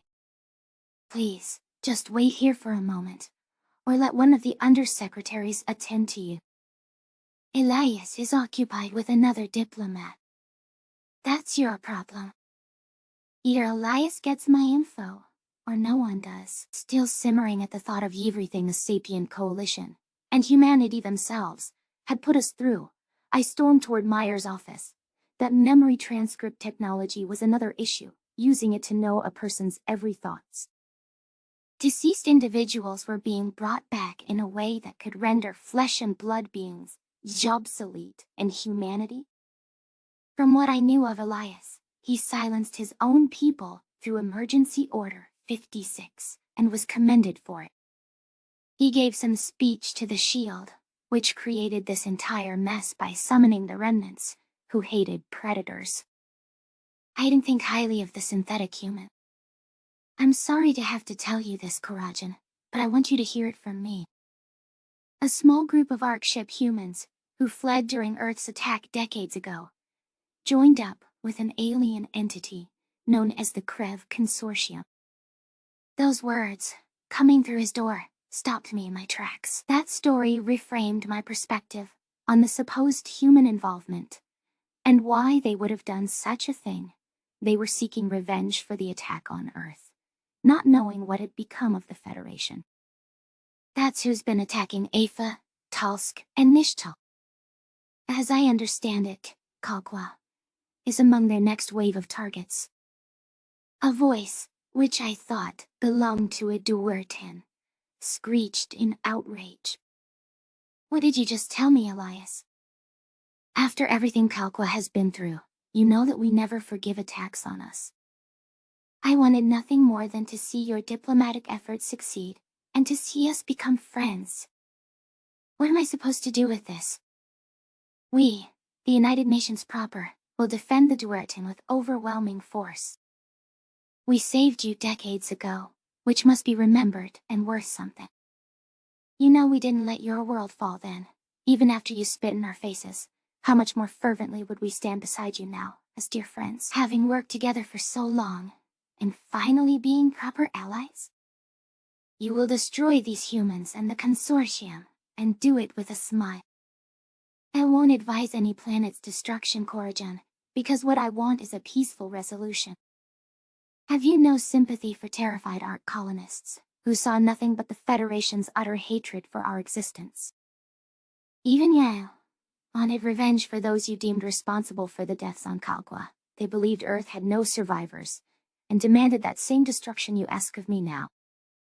You told me you wanted to move on from the old hatred of Afa and Talsk, but you're an apologist when your own people attack and kill them. I overlook their deaths, because I don't care, but we are your Yalis. We have been faithful.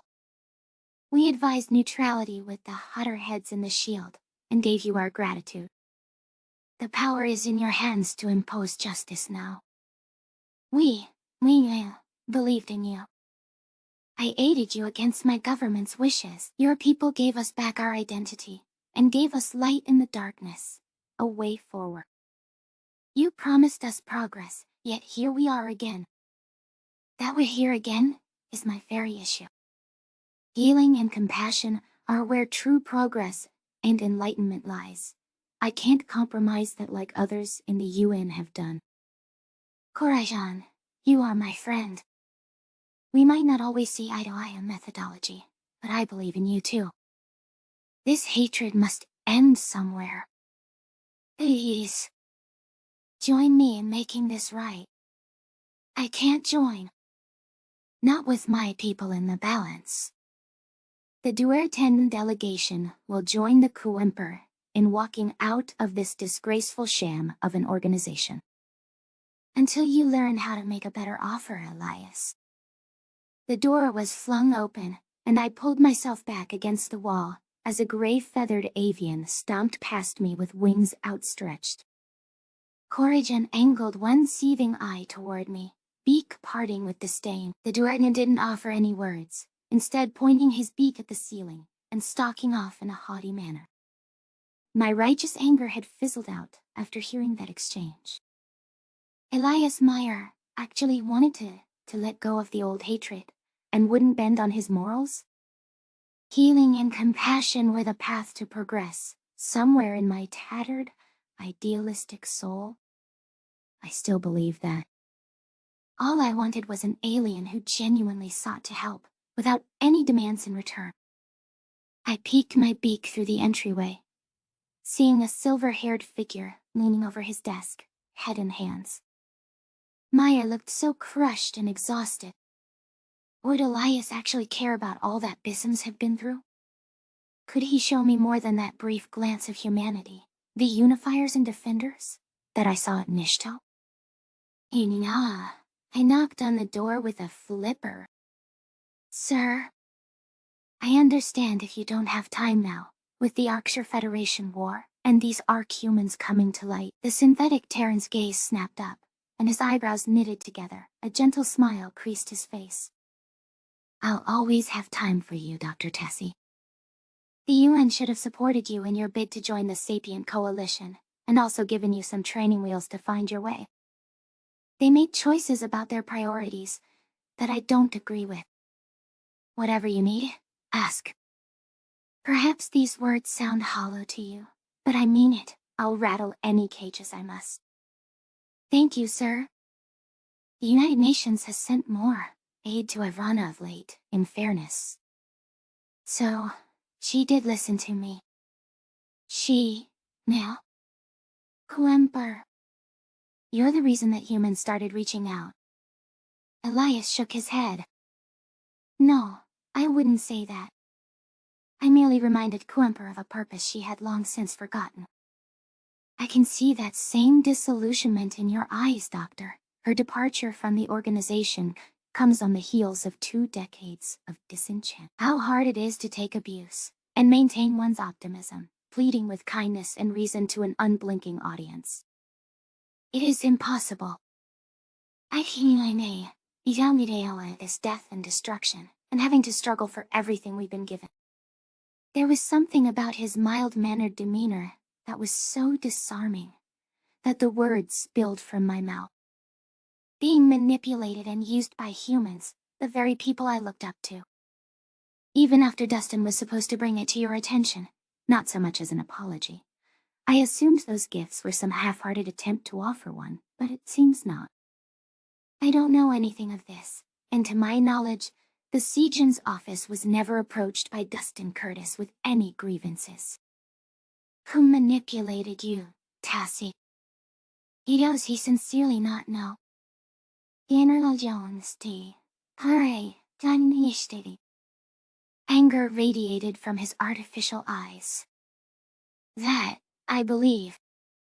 What did she try with our first uplifts behind the United Nations back? Well, sir, she threatened to expose.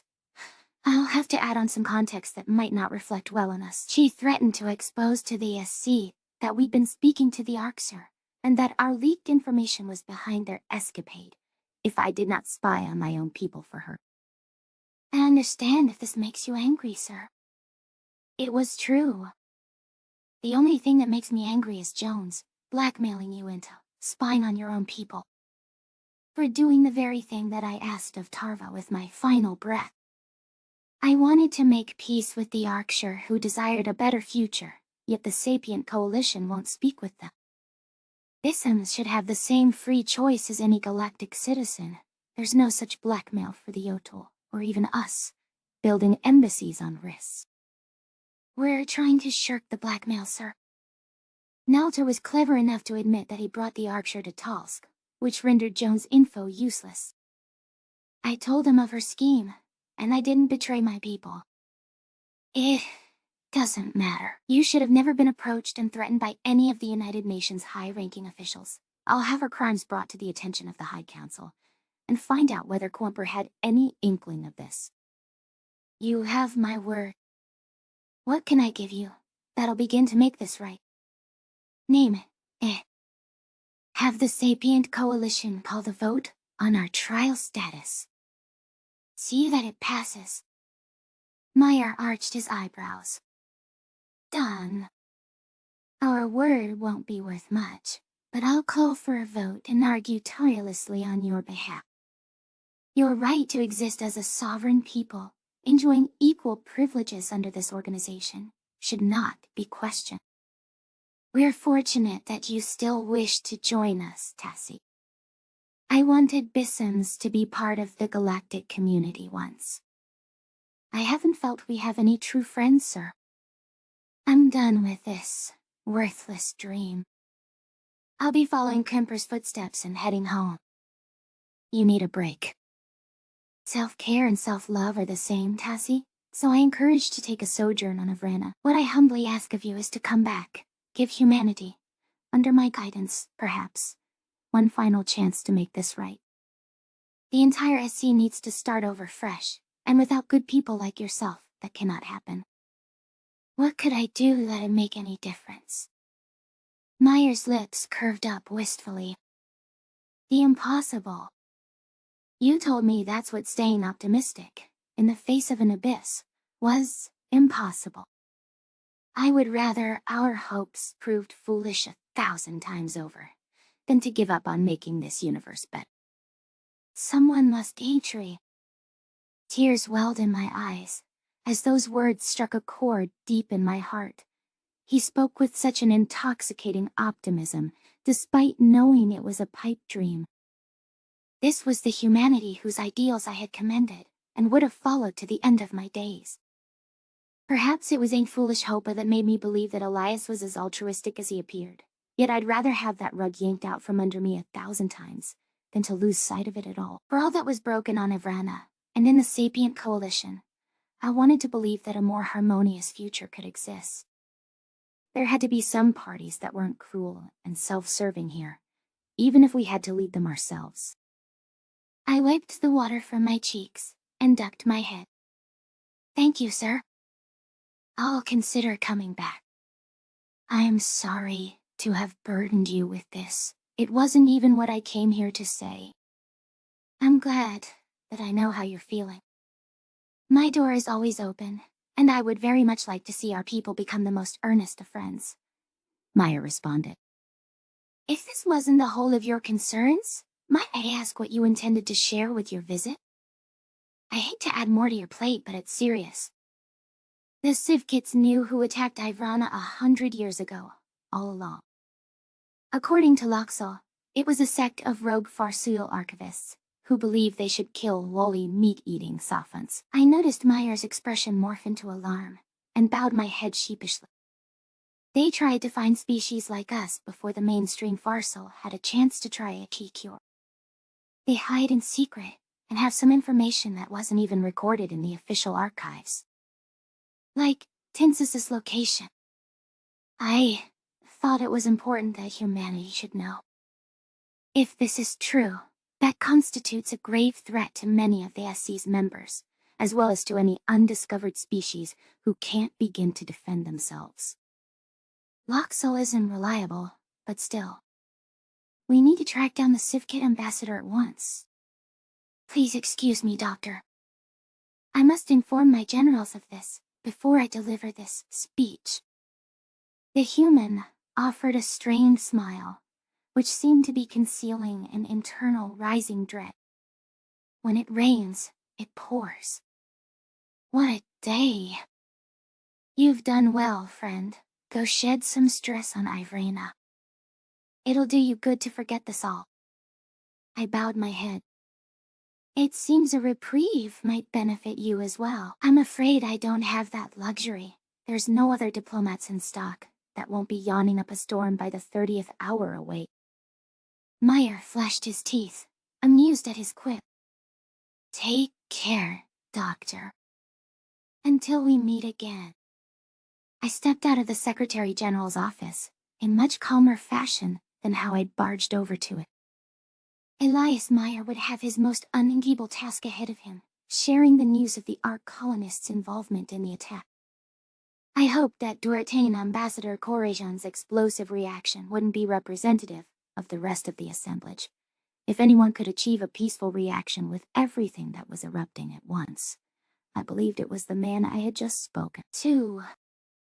Humanity and the Sapient Coalition might find their way again under his leadership.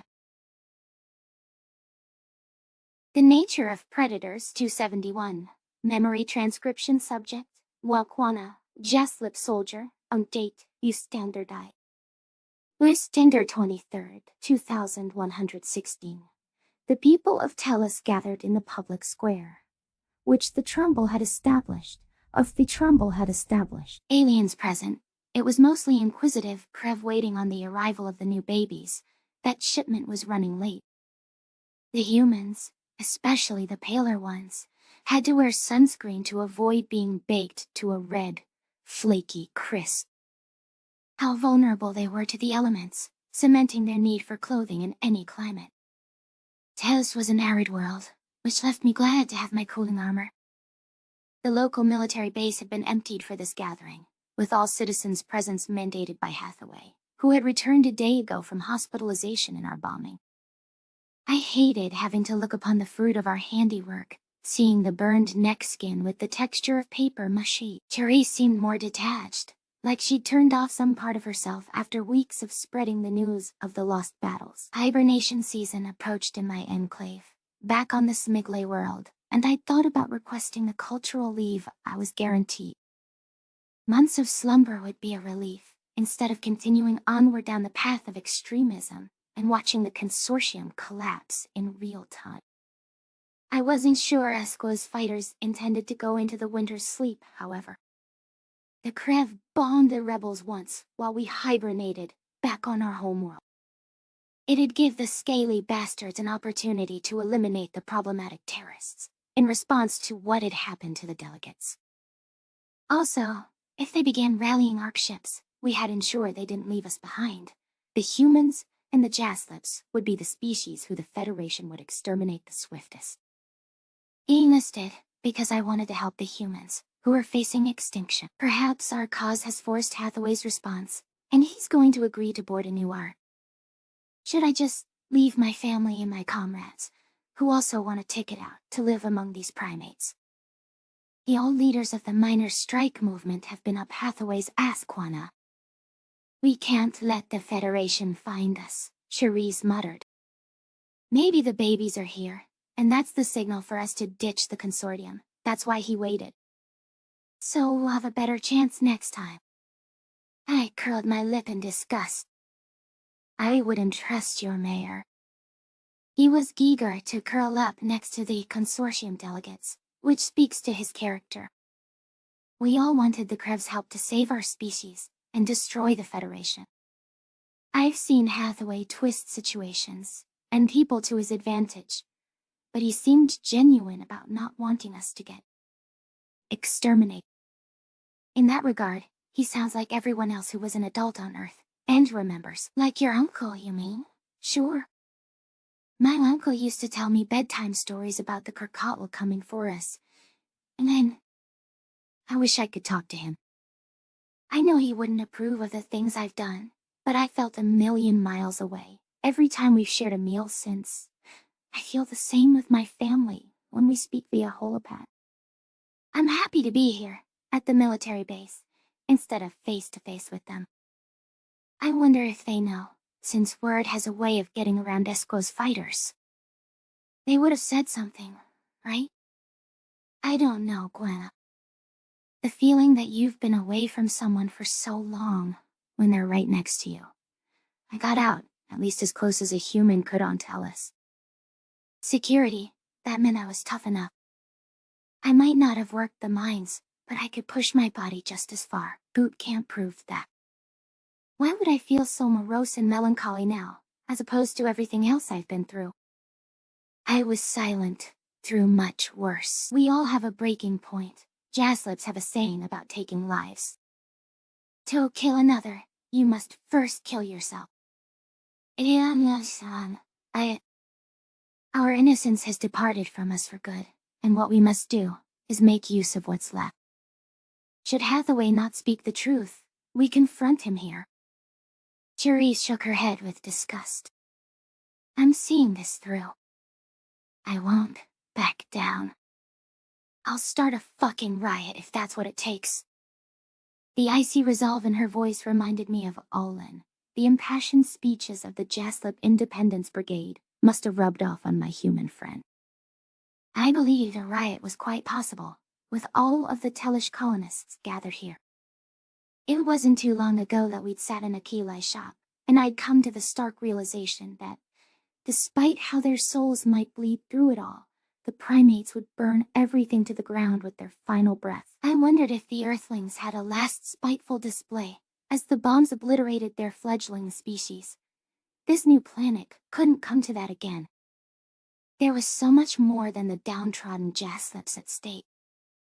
Every consortium world would be under attack when the Federation found the carnivore enclaves harbored there.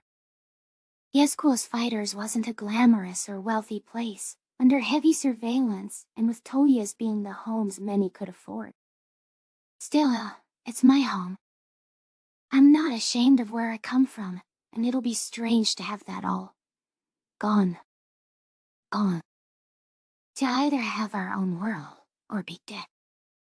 Good morning, colonists of Tellus. It's good to be home. Hathaway raised a fist with a strained smile, but I could see something resembling panic in his brown eyes. The desperate look of a drowning man, like a jaslip who'd fallen through the summer ice. I have some developments to report that will change everything for our people. This can be a new beginning for us if you'll allow it. Please, remain calm. Therese's eyes widened. Shit, Quanah. Is he actually about to say it? It sure sounds like it, I mumbled. Or he could mean the baby's arrived, and that's the new beginning. He's right if he has misgivings about how the Krev will raise them. The mayor paused, pressing a hand to his deep brown chin, void of the silvery beard after the bombing. I knew from the moment I heard this that I had to tell you. The ship carrying our precious children was attacked and boarded. But hold on. Our enemies are not entirely the Federation species. We noticed a United Nations logo and found other humans entering our ship. I have made contact with humanity's homeworld. There are still people that are alive there. Earth did not fall during Kazim's attack. Our home survived. The visceral reactions throughout the crowd were swift and immediate. Before Hathaway had finished his prepared line, there were screams and gasps from the humans, in contrast to a mix of excitement and confusion from the Krev who joined the gathering. Therese swooned as her legs gave out, and tears poured down her olive cheeks. The Tellus colonists seemed to have a universal display of shock before a wave of cheers, clapping hands and shouting with joy, overtook the crowd. It took several seconds for my brain to process what I'd heard, rather than look around for any clues on how the fuck to process that news. I knew I should be delighted that the primates hadn't been massacred, but I didn't understand how Earth survived. What had the Federation done to them, as the price for their continued existence? Was this news worth celebrating? The settlers didn't share the same precautions, with some begging to go home at once. It was bizarre to imagine that the people we'd been fighting were composed of humans all along. Was the war I'd signed up for on their behalf meaningless? Their entire initiative was pointless, as some of the more shrewd primates seemed to realize. Why had they ever come to tell us? If they were all booking it to the spaceport, that meant Therese would be gone. The playful sisterhood we shared had warmed me to an alien for the first time in my life. Humans were the only consortium species that sympathized with us in this dispute. They understood what it was to suffer mistreatment in a way no other race could. I wondered whether the war against the Fedis would simply cease like that, and perhaps our entire civilization would peel out of hiding, if it was safe for obligate carnivores like us. Wait, did we become extremists that bombed the Krev capital for nothing? If humans are alive and going home, we're not getting on an ark. We killed our consciences for absolutely fuck all. The Jaslips will never outlast this shame, with the consortium having this narrative. We'll carry this burden around for the rest of our lives. The news is even more triumphant from Earth. They turned some of the Federation species, like the Venlo, to their alliance, called the Sapient Coalition. They won the war with the Federation 2 decades ago, and eliminated the existential threat we face. Nobody is coming to wipe us out, my fellow citizens. Hathaway pronounced, though his excitement seemed forced. That news sent a freezing current curdling through my veins, and my fur stood upright in a second. Those goofy-ass, newly spacefaring omnivores vanquished the Federation many years ago, and we'd been hiding from an entity that didn't even exist any longer. The Consortium massacred Esquo for absolutely nothing, and holed us away in enclaves also for nothing. We could still be on our homeworlds today, not facing an exaggerated threat that we clearly could have faced. If Earth managed to defeat all of those idiotic species by themselves, why shouldn't we have tried? We didn't even look to see what had changed, and that was as foolhardy as could be. I was going to rip them apart, and make them pay for what they'd taken. Where was our independence? The Krev could never begin to make this right. Therese choked on snot, denial in her gaze. How can that be? We didn't have any hope. All of them attacking us, and we barely had a few thousand ships to our name. The Federation never would have found us. Less than a decade after Esquo, they ceased to fucking exist. I snarled, adrenaline rushing through my veins. I yearned for a fight. I wanted to get home to Olin, and embrace that human spirit of burning them all with us. They can't even pretend to justify the shit they've done to us. I regret nothing we did, Therese. They deserve worse. Though I imagine you'll just go home. Kukuna, I don't know that planet. Earth, I mean, I've seen it on postcards and vaults. Then you've seen more of Earth than I've seen of Esquo, clearly. Things weren't so bad for humans as you all said. 2 decades. All that time, we've been here, licking Krev boot heels, and we're safe. We hid for nothing. More than we already thought it was for nothing. We were fighting our own people. The Krev will let their cute darlings leave, all right. Hathaway raised his hands, as people rushed up to him shouting questions. Krev journalists scrambled to cover the news. I know we've shed so much blood, sweat, and tears in building our beautiful Tellus. The United Nations has expressed interest in visiting and sending aid, and I, of course, welcome a reunion with home. My hope is to get this world of ours accepted as one of Earth's official colonies, and to welcome new human citizens from back home. We have walked so they can run. This can have been for something, if we settle the frontier for our people. What if we want to leave? Therese shouted. That will be your choice. I'm working to get us tapped into their internet so you can see everything, and communicate with anyone back home. It'll be like you're there, without a weeks-long journey. Flights will depart from the spaceport. As soon as I can make arrangements, no one is obliged to stay. Just remember here, we don't have rent or to want for anything though. This entire city was given to us, so I don't want to squander our Eden. Besides, Earth's culture has separated vastly from our own. They moved on without us. The same prey aliens that drove Use away now mingle freely on Terran soil. I bared my fangs, stalking to the front of the crowd. You have a chance to return to your home, which apparently was there all along. And what? You're making this someone colony? We don't get a colony, but you do. Even though we have a home to go to. Even though you. Fucking bastards. The Jaslips deserve it much more than you. Jaslips are more than welcome here. I certainly think you should have a colony. You don't have to hide anymore either. We had nothing to do with the consortium. That's why you joined them. You want to be a UN colony.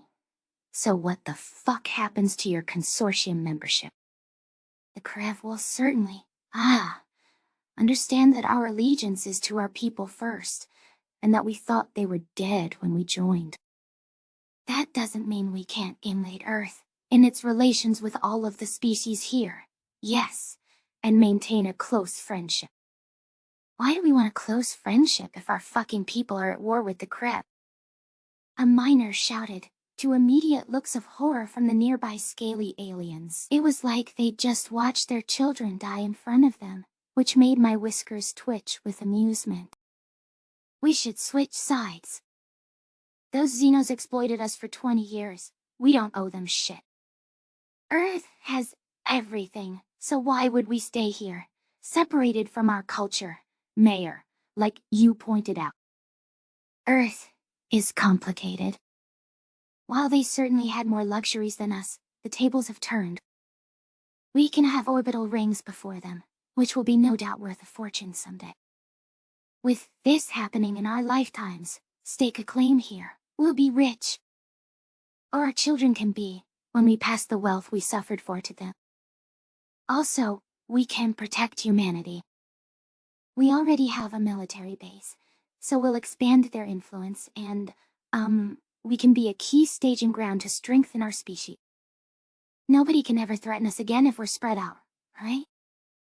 If the UN wants to strengthen their influence and keep this shithole, they can manage that themselves. What does fucking riches mean if we never go back and spend it, Mayor? It means this wasn't for nothing, my dear friend. I want to have something to show for our time here. You and your brothers worked for 23 years. All I'm saying is, don't rush to go back to that life on Earth. Labor laws there aren't as cushy as you remember. We can wait for the UN to show up and make proper allocations for us, and make sure they won't punish us. Punish us? Therese blinked in shock, as I glared at her. Why was she acting like this was bad news for her? Humans couldn't always play the victim. What do you mean? I mean, we must show we're on their side, prove our loyalty and work. They are coming to see how we live, and they can suggest what to do to have a smooth transition. We're in this together. Even if you're leaving, you don't want to leave the ones in your Tellus family, who'll choose to stay, high and dry. Just think this through, and keep this neat and orderly. It'll only be a week until UN officials arrive from the Paulton base. I arranged this for you, and for us. Real Inhumans from a living Earth, here before us, a sight to see. I'll be here to welcome them, even if I'm alone, because we must apologize for what we've done. Properly. There were a few moments of hesitation and uncertain murmurs, before clapping spread. The Krev gawked at the happy expressions among the crowd, though I could see they were unsettled hearing that their organization's purpose was false. They were likely more upset about fighting the cute humans than killing Jaslips for nothing. The only thing the primates had been useful for was getting them to not scrutinize my actions. The Tellish were going to become like everyone else, now that they realized we weren't kindred spirits at all. Their mayor just said he wanted to buddy up with those Ober-loving Krev freaks, mammals with scales, and anyone wanted to be their friend. There was no sign of the riot Therese had promised, even though the facts of the war cover-up hadn't changed. Yeah, friend, my supposed best friend, would be livid for me. She didn't ask if I was okay. She only asked about wanting to leave all her troubles behind. Self-serving. I'm going to take as many of the consortium's people down with me as I can. Whatever Alan asks. Anything! We could weep for what this cost us in the past, but instead, we must exalt the glamour in our present and future. Let us celebrate, my friends. Let us celebrate our complete freedom and control over our destiny, the peace and prosperity that our people have achieved, and the glory of humanity that we will be a part of. Have you not seen how mighty the UN's fleet was in battle? Yesterday, we ruled Tellus. Today, we rule the galaxy. Hathaway cheered. I pinned my ears back, slinking out of the square with disgust. And we don't even rule ourselves. I guess that's why humans are coming here, to lord over us. Fat chance. I'll have my liberation, or I'll have my death. Quina! Therese shouted. Wait up! I need to talk to you. I don't care what you need. What fuck is wrong with you? I know where you're going. I wanted to come with you, to make sure Jaslibs don't get shafted in this all. I want to know the truth, because I trust you and Olin more than the fucking mayor. Am I not good enough for you, now that my species is apparently alive. What a crime. This is hitting me like a fucking tsunami, but you can't even think about anyone but yourself. I whipped around, biting her sleeve, ripping off a piece of fabric in warning. How dare you? I'm not wrong. I joined the military to help humans. I felt sorry for you. Why the fuck do you think I joined up with Olin? I risked everything, before I knew about the ships losing, only knowing what Mafani said about those kids. And you what? Think I didn't care about you? Of course you don't. Nobody fucking does. I stared directly into Teresa's binocular eyes, feeling my claws curl against the pavement with rage. Her cheeks were tear-streaked, and though she held my gaze, I could see her lip wobbling. My anger fizzled for a half second, with the memories of our playful banter in boot camp coming back. The friendship had grown into sharing our deepest secrets and selling our souls together. As angry as I was at humanity for their good fortune, Benson had been with me unconditionally.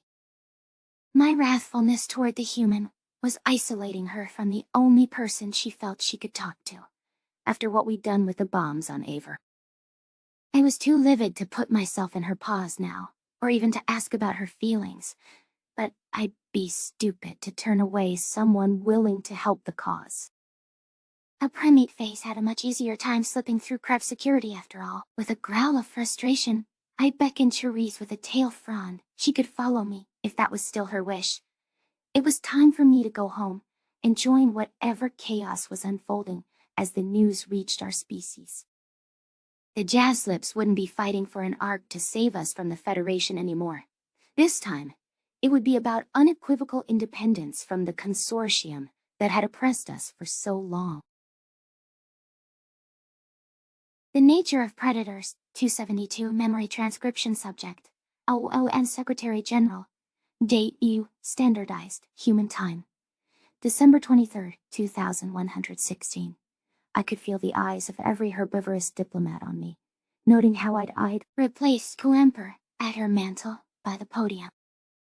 My shoulders felt heavy from the knowledge that I'd have to stand before the Sapient Coalition and announce that humanity was behind the heinous genocidal attacks. Telling Ambassador Koreyan that Kalkwa would be under siege, due to a war my species incited. The Dueritan wouldn't be the only one to react with disgust, and he might not be the lone representative that left these halls because of the truth. Who among this assemblage was a true friend to Terrans, even when we were implicated in conquest, that they'd all expected from predators? I held the note cards that a United Nations aide had rushed over to me, and all but threw into my hands while I was left no time to peruse them. I flipped through them to skim what I was expected to say. My eyebrows slanted downward with disgust. The pandering rhetoric didn't critique a thing about the Battle of Affa, or do anything other than try to paint us, in Lisa's words, as cuddly, harmless, and peaceful. I wasn't convinced that hiding parts of ourselves, as if Emergency Order 56 had never ended, was going to fix anything. It was an emergency order, not something I intended to be kept forever. If we had to pretend in perpetuity to retain a friendship, could those allies even be called allies? Let alone friends? There was never any understanding about how we might be pushed to the brink, or how our cohorts might have done things unsanctioned by our government. Why do we have to prove that humanity did not plan this attack? Should it not be self-evident that the United Nations had no hand in this? Gala, Pahi. There would never be the peace that I held so dear, as long as the United Nations bent a knee on this matter. My anger still burned after everything Tassie had told me, about how Bissams had been abused and judged. Humanity had enabled that, in trying to stand in with everyone. We stood 8-4-0. My thoughts were rife with all of the churlish behavior we'd endured ourselves from our so-called allies. I remembered how angry I had been, about how next to nobody stood beside us at the Battle of Earth, the very reason I sent out the Ark ships at all. The aliens were every bit as fickle now, and if they were truly in support of us, they must stand with us when the chips were down. The note cards were shoved into my pocket, since I'd chosen to speak my own truth. I wasn't going to beg for forgiveness. I was going to demand change. The Sapient Coalition was founded as a commitment to each other. I see it as a marriage between our planets, a bond intended to be built on common values and mutual trust. I noticed the human diplomats growing pale as I had lived my own metaphor, and a calm smile crossed my face. I rested my hands on the podium. Humans make vows to each other, on their wedding day. For better or for worse, the words go. Swearing to stand beside one another in sickness and in health. Rich or poor. Would you say those are fair expectations to place on an alliance? Lace's ears perked with intrigue. Of course. The Venlo are with humanity, until death do us part. I made a sweeping gesture to the governor, impressed with her knowledge. Someone's been to a Terran wedding or two. At any rate, it's easy to pretend that all is fine in our organization when we've been enjoying a rich prosperity and healthy dialogues between our people. We've seen, for better. I question whether this union can stay together now that we've reached, for worse. Because, while our partnership may have looked rosy from the outside, or to those in denial on the inside, it is a broken marriage. Chatter erupted across the assemblage, with many SC representatives taking exception to my words. Mazik President, Quipa, trumpeted her disagreement first. Why? Because we don't do what you want, when you want. If this is about AIFA, humans invited the Archerhand, the Federation remnants, not us. They ruined everything. Should we have stayed, and lost all of our ships because of them? The Gojid Prime Minister spat. Your Secretary General is the one who quit. If it's a Brokenin, look in the mirror for whose fault it is, the Thakvi ambassador sneered. We've stuck with you, in spite of what you are. Silence, I shouted, as the UN diplomats melted into their chairs. Jones was the only one who looked amused. That's exactly the problem. This is an abusive relationship, where humanity feels trapped, exactly why Coemper quit.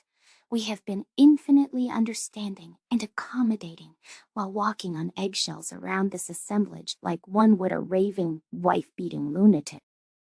You do not answer when we call in crisis, and do not support our endeavors when they matter most. At best, you go along with us half-heartedly, to pretend you tried. The one-sided relationship ends today.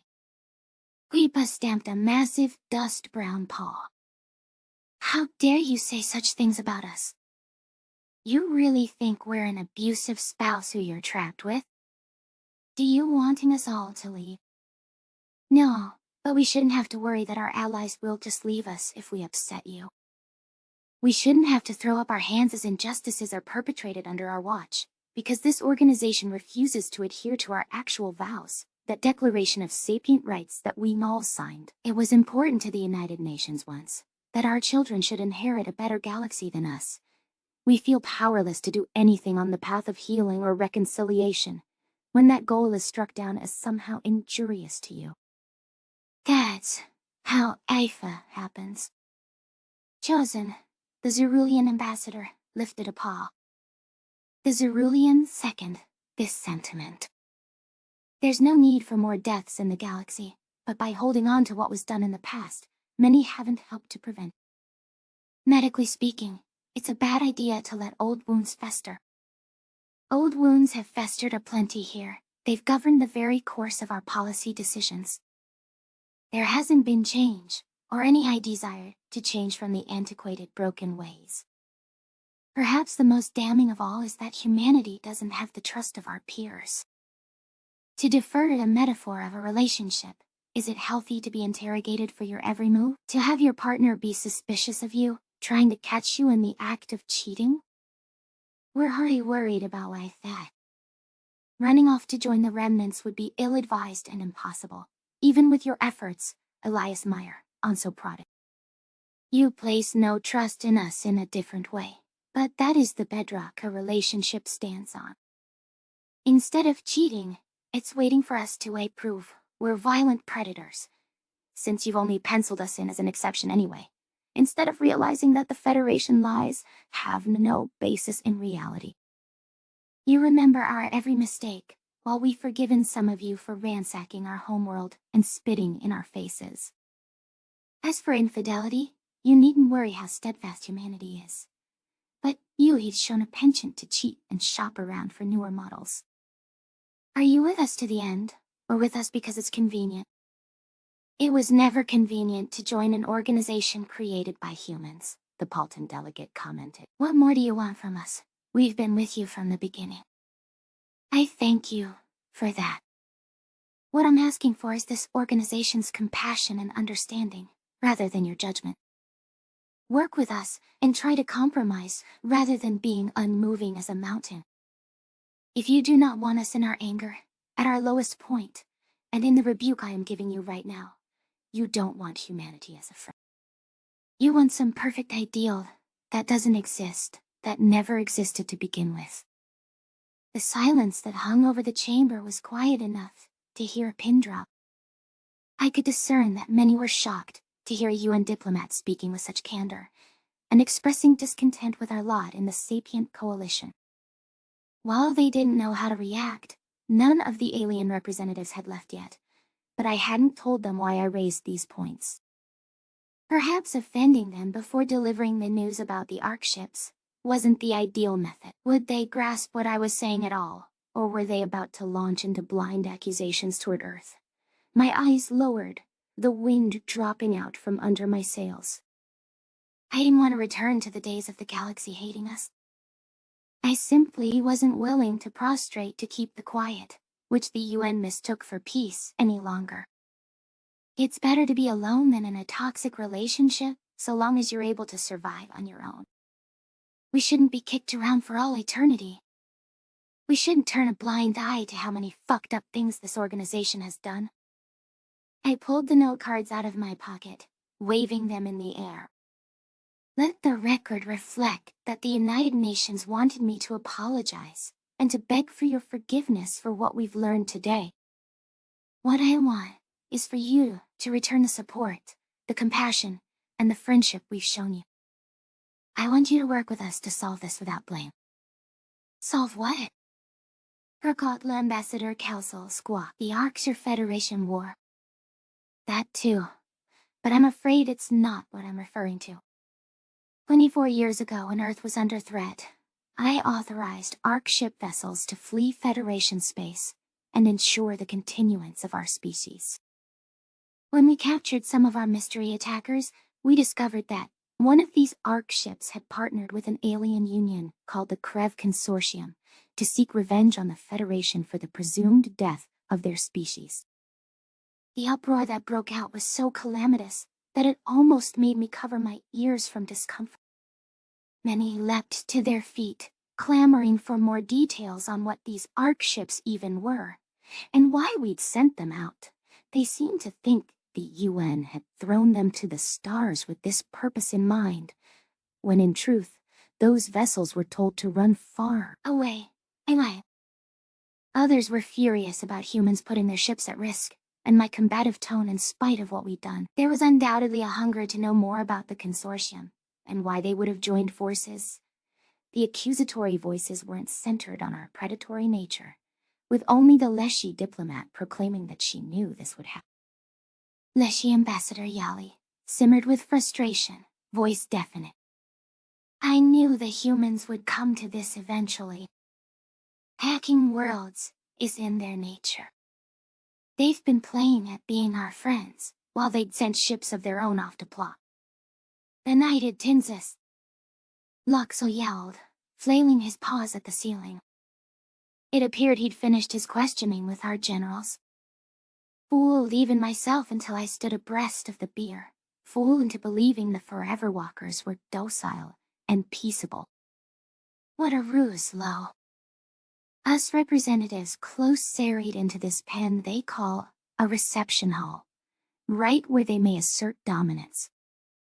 No wonder they desultorily tried to reclaim Tinsis. Humans were they who stole our love and Hearthstone. They were killing indiscriminately here, slaughtering 10 million Civkit expeditioners, defenseless and hapless, while taking the helm of protectors.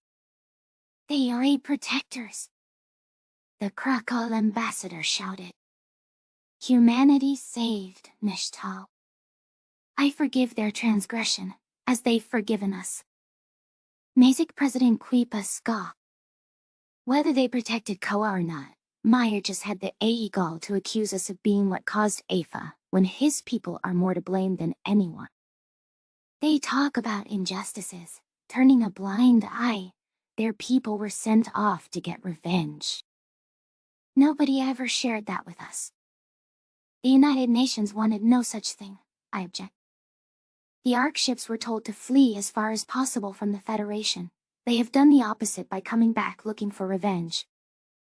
I sent them because I believed we'd die at the Battle of Earth. Only 2 alien races came to our aid, yet we haven't turned away the call of any who asked. The tailfish delegate clacked their mandibles with regret, a gesture I could identify after my time with Fernt. The UN had every opportunity to take revenge, and none would have questioned it. Instead, they showed mercy and spared us. They let us join here as friends and equals. That's what Elias wants to return to doing, and that's the choice humanity's government made. It's Alpha anyway. They got everything coming to them, and still not enough, Harchin Ambassador Nolly commented. We regret participating in the attack on Earth. Who can fault some humans for desiring payback after all that was inflicted on them? They believed Ivry Terran had been slaughtered. Yeah. The Kolshians should have been killed years ago. It's only a shame that some of the Farsal made it out from Talsk. The Gojid Prime Minister sneered. The Thafgi representative snorted. If predators must kill, it's about time they start killing the right people. There are 12,000 of us left. There's still billions of Kolshian evacuees. The galaxy should be rid of them. Then those arcs are next. That's how we solve the Federation collective war. Absolutely not. I shouted. There are people who had nothing to do with any of your suffering. Do you want to be relitigating the same old wars, or deciding who is unworthy of the rights that should belong to all? What if it was your species that had done such things before you were born? Then I'd know. You wouldn't want to be blamed for a crime you took no part in. Just as the United Nations had no hand in this ARC affair, and we're still going to work to rectify it. Nobody wants to be slaughtered, all because you've been born the wrong species. Stop lying to yourself. I hope to get the ball rolling on making the situation better. We must send aid to these humans, helping to reunite them with their families, Zerulean Ambassador Shosen commented. They deserve our medical advancement. I dipped my head with gratitude. That's the spirit we need, radical peace and acceptance. Show these fleeing human refugees, who only remember your hatred, that we've changed. It's time to be more than our worst qualities. Humble yourselves. Remember that we are all the products of our circumstances, until we decide to be the products of our beliefs. Just what are those beliefs supposed to be? That we must work to mend all wrongs and wounds, even those hardships inflicted on our persecutors. I wish to pour my heart and soul into a peaceful resolution, without any more blame or bloodshed, for neither of those things will do anyone any good. Who is truly with us? If you can't abide working alongside us for the common good, without prejudice toward any living soul, then leave this hall. There wasn't a sound from the SC representatives, who looked at each other for a long moment, but no species had made a move to abandon their station. I noticed the Venlil delegates break into Terran-style claps, which were picked up by the Krakatl and a few other allies. There was a lot of awkwardness and murmurs, but even the vocal Maziks and the partial member Leshy stayed put. I hoped that it wasn't just a lack of sympathy for Afa keeping them here. I turned my eyes toward the empty Duertain station, and tried not to mourn the friendship that Corrigan had stomped away from. The kind-hearted avian had been so angry and unable to be reasoned with. Demands like that didn't belong in the CC. Just as I'd encouraged anyone who didn't seek peace to leave, I supposed it was for the best the Duer 10 Forum had departed. The writing was on the wall when his kindness was to pretend, at my shield speech, that he hadn't heard me imply that I wanted Afa, Talsk, and Riss to join the galaxy as equals. Korojan and his people won't accept it when I push for restitution. I'm glad that you've chosen to stick it out. I hope we will all take this time to look inward. In fact, I do not hope. I won't settle for anything else. I exclaimed. Let me turn the floor over to Anso, who will share what we know of the consortium, and of Tinsis. It's my hope to give the latter back to the Civ Kids, though I understand their ambassador's skepticism. Woe to you, Predator!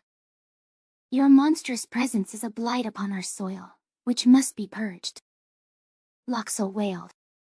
Rid your odious paws from our planet. Name your true prize. No more pretense from the Forever Walkers. I stared directly at the Civ Kid, challenging him. Oh, that reminds me. After Anso's diatribe, our generals will share something about a rogue sect of farsal conspirators that the Civ Kids kept to themselves. Humanity intends to address every threat we face, for the sake of our safety. If you'll excuse me, I'm going to return to my office and work on drafting a peace treatise until it's finished. I strolled down from the podium, crossing the aisles of the lengthy auditorium, and traveling out into the station's halls. With those words spoken into the air, it was inevitable that it'd circulate to each sapient coalition world in no time. At least the United Nations had provisions in place to reunite families. I imagined the Tellus settlers would be pariahs for a while. But what was important was that others wouldn't call for savagely eliminating these problematic humans the way Korojan had done. We could move forward with initializing a peace and attempting to stop the drone advance, while hoping to broker an accord between the Federation and the Arxur.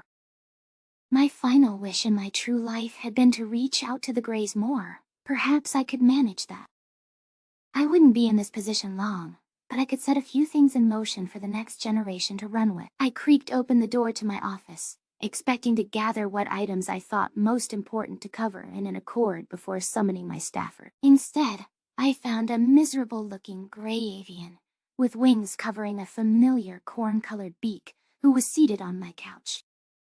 The Duertin station had been empty during my speech to the SC, so I believed they'd followed through on their promise to leave. Korojan had been so disarming and welcoming.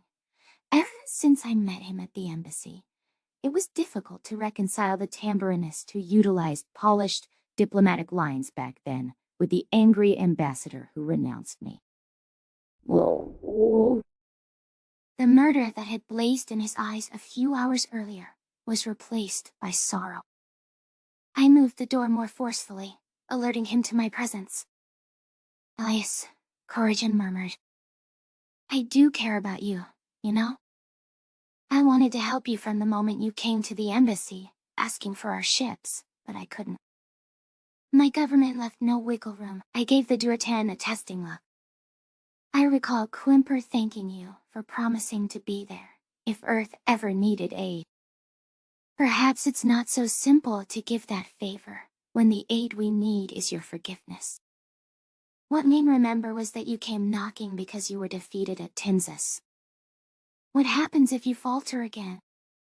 There's no guarantee that they're coming for Kagwa. With 3 potential targets, we don't know anything for certain. The consortium might be able to stop the drones before anything happens, but if it comes to a direct attack? What I can say is that you're an SK member, and that all of us will band together. You have SHIELD allies too. You didn't say what happened if I fail. I noticed your insecurity, Elias, with the entire mind transplantation process. My deepest insecurity, and one shared by many of my people, Kalkwa being lost.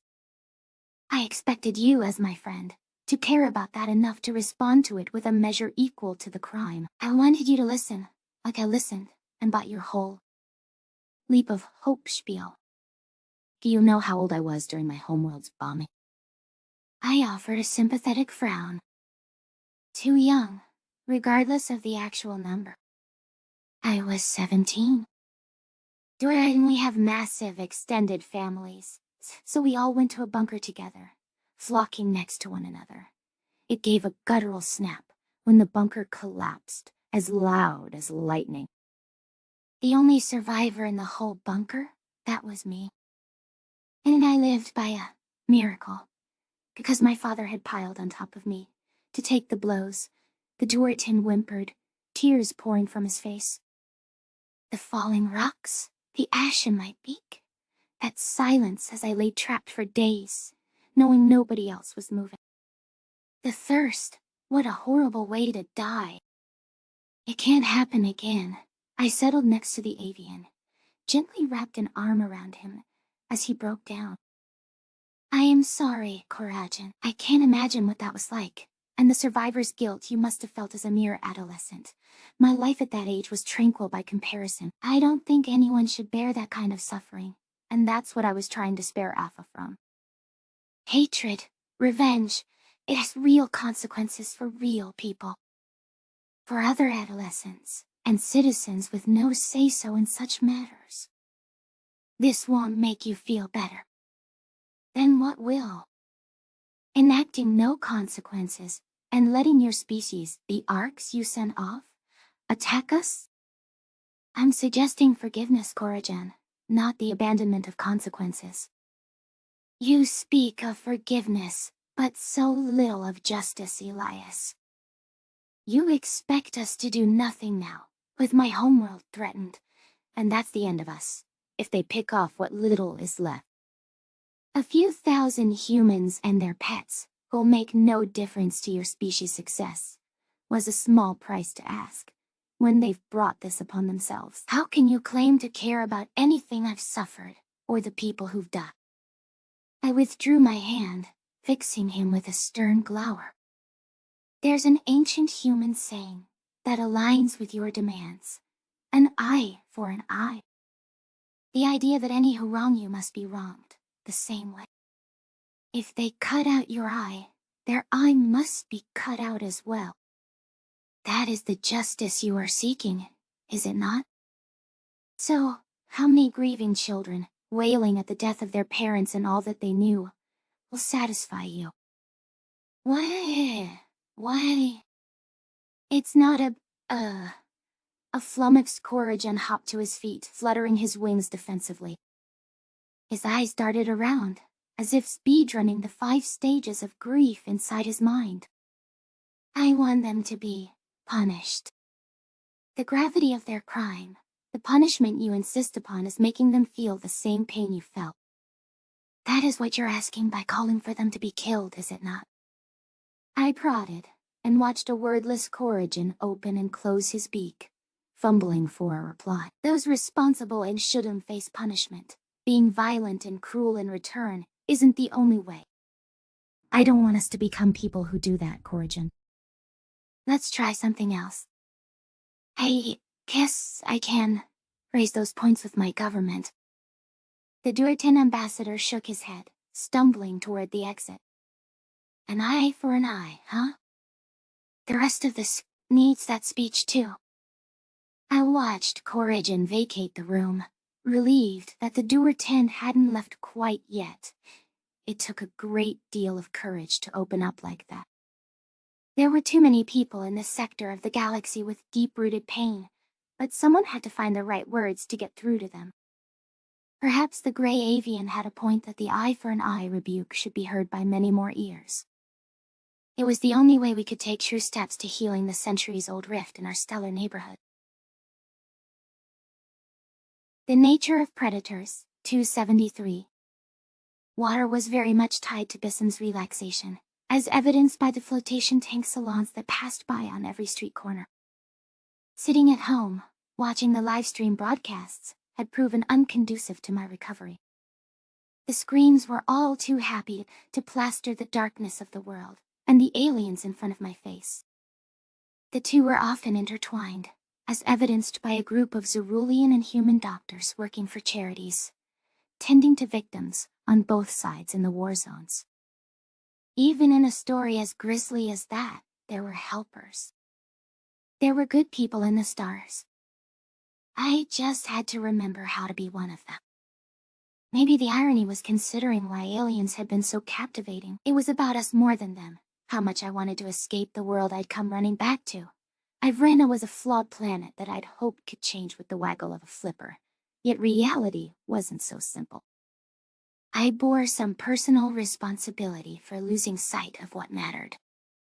My work became more important than my family, almost like scanning the skies was my religion, rather than the teachings of hers.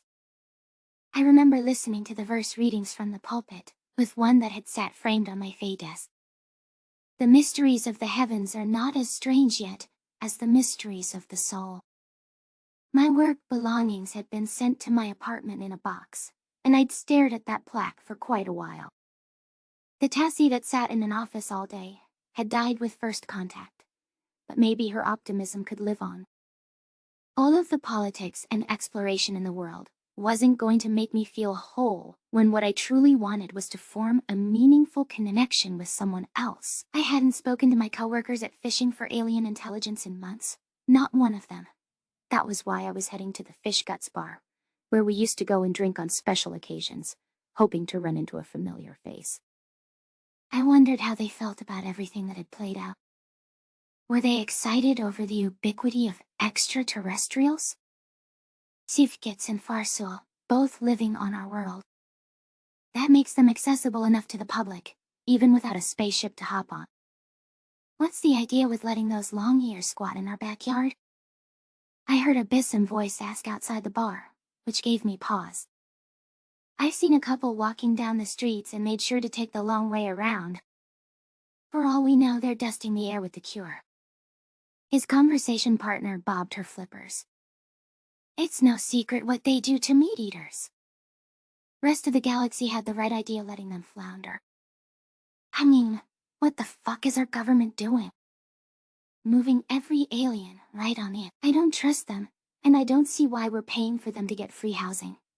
I don't see Lastman ponying up for us. Never see a Farcel working long days and nights, missing their fucking kids for a couple pence. Have you ever actually spoken to a Farcel? The words spilled from my mouth before I could stop myself.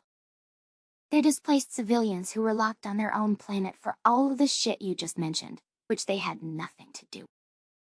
The male Ritala rounded on me, putting his beak inches from my face. What kind of alien sympathizing scum do we have here? She's one of them phi bastards. Rode with that bald animal in the car. She brought them in here. The other accused. The door swung open, and I recognized a Ritala named Classo came to stand protectively in front of me. Is there a problem? Dr. Tassie did not bring the aliens here. They contacted us. As I remember it, the Lassian military came to our offices, shut the place down, and dragged her there. And I do sympathize with aliens. People that come from space are still people, I spat. You just want a scapegoat. Someone to blame and hate for all your problems. Tassie, get inside. Classo pulled me backward, into the safety of the pub. He stared down the two strutting Bissams for a moment. Ignorant fools. Why don't you pick on someone your own size next time? The former face staffer slammed the door shut in their faces, and I ducked my head with gratitude. He herded me over to a stool adjacent to his by the bar, resuming the sipping from his glass. Classo had been a specialist in identifying astronomical phenomena, often able to rule out strange signals as the results of pulsars, magnetars, or other celestial bodies. There was talk around the office that he was a bit of a neuroholic, but he was typically kind and thoughtful at work. The Vritala lifted a flipper to flag down the bartender, before ordering a round for each of us. I held the glass in my grasp with uncertainty, always having been too straight-laced for day drinking. Reminding myself that I was here to relax and distress, I chugged the stringy fluids, the oil taste linger in my mouth as the neurotoxins absorbed into my bloodstream. There was a fish called the Memlafin on Ivrana, whose flesh was supposed to be poisonous. In small doses, however, it could have psychological effects on Bissams. Alien races would not be able to consume it, since it could have lethal consequences. I'd heard of at least one instance of humans having to be forcibly denied access to it multiple times, as they insisted it would be fine. Perhaps they believed it was the carnivore equivalent of alcohol, and while that was true socially, it was a rather different chemical compound. The primates shouldn't be too keen to order death in a bottle. Leaning back, I glanced up at the TV screen and the picture of an orange ocean. It was then I noticed the fluffy white mammals on a boat and tilted my head in curiosity. Classo followed my gaze, snickering. Bringing the civ kits here was ingenious, Tassie. Turns out they have a taste for all of that algae that's gotten us into a doom cycle, the Vertella remarked. An undo button to an insurmountable problem. There's already been a noticeable decrease in the waters nearest to Nelman. I gawked at the screen. You're kidding me. In that case, I hope the Tinses issue won't be sorted out so fast. I'm almost willing to turn a blind eye to the fact that they knew who was behind the Starlight incident. What? Oh, that's not going to make that duo out there like the Farsal anymore. It's probably for the best that I don't elaborate. I could already feel some airiness in my skull. As a complete lightweight, I had to push the conversation off of me before I started spilling classified information and inflammatory tales like how the humans tried to blackmail me. How's life been treating you post first contact? Well, I don't get a fee paycheck anymore. A lot of the staff moved to either running scientific studies on aliens or working for the diplomatic corps that has hundreds of these guys to deal with. Many won't talk to us directly, but I hear you've been changing that. You flatter me, Classo. I don't think I had that much to do with it. You said a lot of the staff. I asked about why you. Are you chasing a civ kit down a side swim with a lab needle? Classo chuckled. My specialty is listening to radio signals and matching them up with stars. Not lifeguard duty on Nelman. Which is a thing too. There have been several drowning incidents from the algae craze, which is why they've been given boats. And still drown hanging over them. Not the brightest bulbs. The Federation dumbed them down on purpose, and it sounds like they once were just like us. I got to read a bit of their old theater. It was highbrow, very articulate, and polished with ideas, sane worldviews. I want to throw their ambassador out an airlock, but I do think their species could improve. If we help in some small way, and you're dodging my question about your job. The Vertella lifted his glass, downing it quickly and signaling for another. My knowledge is useless now. I have a job as bouncer here now. Clearly, I'm doing it so well. Classo, are you sure it's a good idea to be, around Memlefin all the time? I have connections. I could get you a job super far away from here, exciting as could be. Maybe talk to some observatory on Earth that'd take the first Bissam astronomer. I'm fine, but thanks for offering, Tassie. If I really wanted to, hers knows they're recruiting half the damn planet, qualified or not, to deal with the alien diplomacy shit everyone who wanted to landed on their feet. I studied him with concern, shooting the bartender a look before they could bring the next round. Change is hard, Classo. I know you're a smart guy, and I know the aliens are more complicated than we expect. I've come home to take care of myself, because I neglected my personal life, chasing what I thought I had to do. We never talked enough for me to know your story, but you shouldn't be holding yourself together with tape and glue. You can't save everyone. I'm gone, Tassie. You think they want a perpetually intoxicated scientist with obsolete skills running point on diplomacy, especially with how fucked it all is. I'd just make everything worse. You're doing good. All of us from Faye are proud of you. Don't say that. There's nothing to be proud of. I achieved absolutely nothing. No, you just didn't do everything you hoped for. The small victories add up, and then you turn them into big ones. I'll take it you unraveled the bit about, if I understood, the Civ Kits knowing that the Farsal attacked Avrana. It's more complicated than that. Exactly, and you got the answers. Shit. That could wrap up the war here on Avrana, since they'll all want to point their guns at the ones who attacked us. Peace at home again. A common enemy that isn't a scapegoat might do us some. Remind us that we aren't that different. I already heard there were talks about a treaty going down. Ever since Aefa, something good came of that. I recoiled. An entire planet wiped out is not a positive thing, Classo.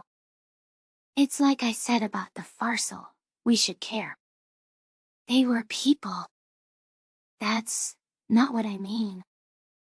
I just meant even in the worst places, there's a reason for hope. If I was up with those SC delegates, I'd get wrapped up in all the large-scale catastrophes and world-ending shit too. There's nothing you did or could have done with that. You found a little wiggle room to work. That's all we can ask. I'm tired. There's only so many catastrophes one person can watch. So, don't watch. Just put your feet up, relax, and stop trying to stop the bartender from handing me way out.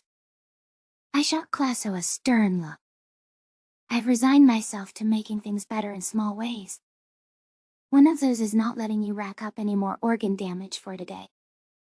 A lot of BISM areas of expertise are obsolete or outshadowed now, but we have to reinvent ourselves.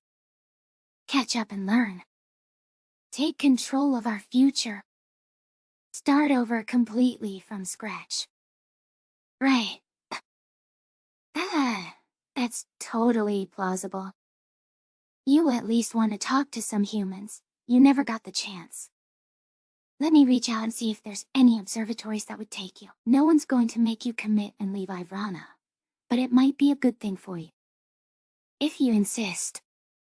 A free vacation to an alien planet is too good to pass up, Classo replied. Besides, I was always jealous that you were the only one who got to chat up that curly-haired nerd. He and I are the same person practically. I found myself thinking about why Dustin had never ratted out Jones to the UN, and what Meyer would do about it. Dustin is a good guy. You'll have fun with the humans, long as they show you their nice side. Don't tempt me. Now I have to bring out their mean streak. It's an irresistible challenge. Ibe, careful what you wish for, Classo. Just take the cushy observatory job, and let them smile with innocence. Engaging with a BISM who wasn't Nalter or Zalk, and had more grounded concerns than the developments of a war or an alien alliance, had been a relief. I felt like I might have been able to help my old colleague find his footing, after first contact had left him rudderless. There were flashes of ways that I could make a difference, even if the improvements to my surroundings were microscopic.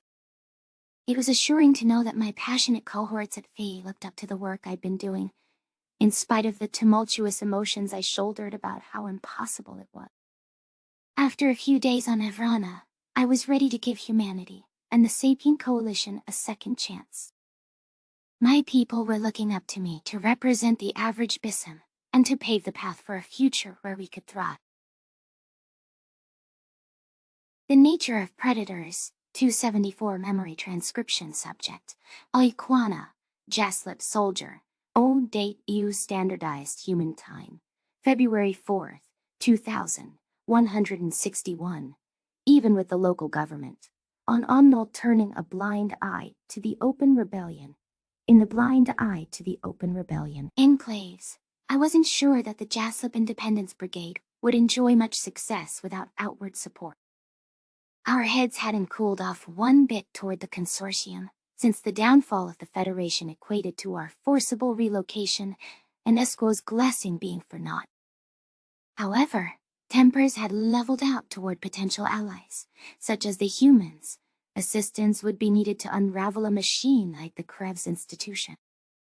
Earth hadn't committed any sins against us, and we'd later learned that the United Nations proper had tried to resurrect our species with their OZA project. That had won a lot of credibility with our people. For now, the Jaslip and human babies had stayed with their original families, since transporting millions of infants for a month and swapping them was a headache. Humanity cared more about saving the Jaslips, having only seen our skeletons, than the consortium ever did. The Krev didn't care about our lives back at Esquel, and they forgot to even care about that elusive greater good when it seemed all would be lost in this era. They would have let the Federation exterminate us rather than divulge the truth. They executed our kits on television just to discredit the very movement I'm in, but we're both extremists. The Krev didn't dare to use explosive measures, with the United Nations arriving to sort out the Tellus debacle. Aulan, the Independence Brigade's leader, wanted to talk to them, but I didn't see how that was feasible. Getting Jaslips off of Omnol, which was a haven for heartless terrorists in the KC, would be impossible. We'd hunkered down to use old-school guerrilla tactics in an Arctic climate against the rescue guards sent to quash us, just like old times on Esquel. I thought back to what General Radai said about his training, learning how to take flashbang grenades to the face because of us. It would be simpler if the Smiglis would help us, especially after their sovereignty was overridden to suppress us, but they were too preoccupied with handling cultural sensitivity studies for the consortium. We needed fighters. Rescue soldiers closing in on these tunnels. Therese, who I felt lingering guilt over snapping at a month ago, was peering through binoculars over the hill. As the lone Bipetier, scouting, fell to her, I worried for the human on account of the fact that she was still here, rather than enjoying her species' salvation. We know the plan. Blitz them and hold them off, while we relocate assets and personnel. I flicked an ear in acknowledgement. Yeah, Therese. The human's brown eyes were obscured beneath her combat helmet. Quina, you've been tap dancing around me for more than a month. What is it? I'm sorry. I should have never gotten angry at you, just because you were luckier. You've been a good friend to me, and you deserve a fuck-ton better than someone who will take their issues out on you. I don't know why you're still here. Because the consortium's fucked up, and I've already gone this far. Sunk cost fallacy. That's why 90% of the Tellish stayed with Hathaway? I would have thought you wanted to go back and meet the United Nations liaisons. Well, I don't. Thanks for finally asking. I deserve that. I like them. I'd like to think I'm not that person, yet the guilt, I can't look at you the same. I'm so ashamed that it curls my claws, and it hurts too. The human raised a hand, sighing. Let's just forget about it, Quina. It was months ago, and I made sure to give you plenty of time to process your shit. If you say it's not really you, I believe you. Make a mental note to yourself that I'm not your enemy. Done. I ignored the jittery feeling of the anti-hibernation drugs, which hadn't helped my unease over this confrontation with the Reskits, and my admission of guilt. Go home, Therese. To Earth. You've done enough. I want you to be happy, and it's almost like you're here running from the With the things I've seen and done, I can't see those people and call myself as human as them. I could leave, but I can never go home. I'm not a quitter, you know. I curled a tail frond around her wrist. I know, but I'm telling you it's okay to. You risked everything to fight for us, and to fight for what was right, even when you had nothing to gain, and everything to lose. You've never had anything good your whole life either, for a dumb fucking reason, just like the Jaslips. I'm not okay with using my friend as cannon fodder. We are losing. Why don't you go celebrate humanity's victory? Take a win for us all. She could take a message back to the United Nations personnel on Tellus, but only if she is willing. That's my best friend, who we've asked too much of already. Therese shook her head with stubbornness.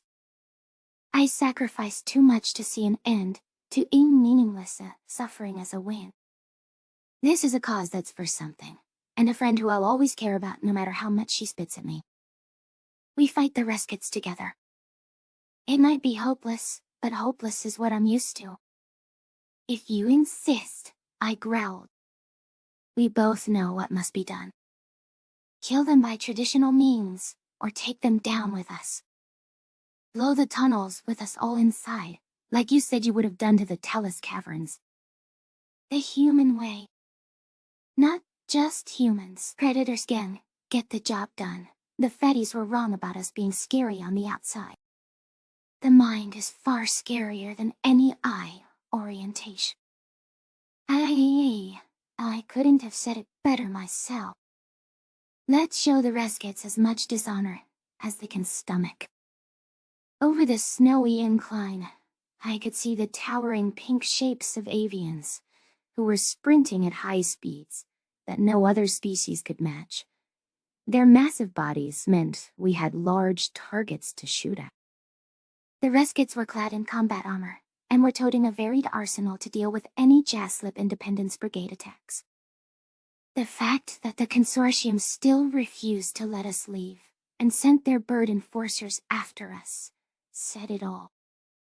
The Jaslips weren't going to settle for anything less than our freedom and kicking them out. I steadied my tail fronds on the trigger, with a large gun mounted on my side.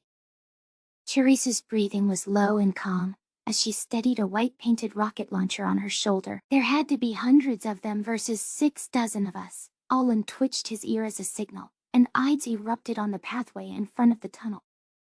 Several Reskits in the immediate vicinity of the detonations found themselves mutilated, though they'd spread out and gone through the snow, expecting some shady tactics.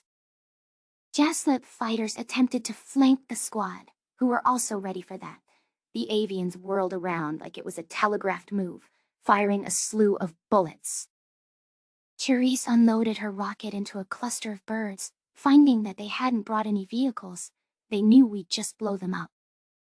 Surely they brought some mobile support. I turned my gaze skyward and switched on an infrared lens. Drones were looking straight at us, which proved we didn't have the element of surprise. Moo! Clear out. I barked. Take out those drones before they calibrate a fucking orbital strike. I popped off an armor-piercing round into an automaton, and sliced through its processor to terminate its flight. My barrel swiveled to pick off another one, as the Reskits rallied from our initial explosions. Jaslip fighters had rolled flashbangs into their midst, alongside more lethal weapons, to both disorient and maim them. However, the long-legged birds were wise to this, and they kicked several back toward our positions. I watched shrapnel bathe snowy fur and purple fluid just ahead of us. My eyes locked onto the last drone I could see, and I picked it off. Now, I could focus on the alien hostiles, but was it too late? Hundreds of hostile guns locked on to fire at every trace of movement in the snow. The Reskit forces were a well-oiled machine, having trained for these exact circumstances. Their command must have been smarting from the humiliation we handed them, when their attempts to relocate us from Esquo dragged on. It was a source of great shame, for such a proud race. While they were still much easier to spot and hit, their white armor was a step up in camouflage. I suppose Tanit had seen the benefit of an enemy Note T, seeing when they were coming. Teresa's hands seemed to load the next shell, too slowly. Yelps continued to come from around us, as other Jaslips were picked off. Saliva built in the back of my throat, the dread too much to swallow. We have to take as many of these bastards with us as possible.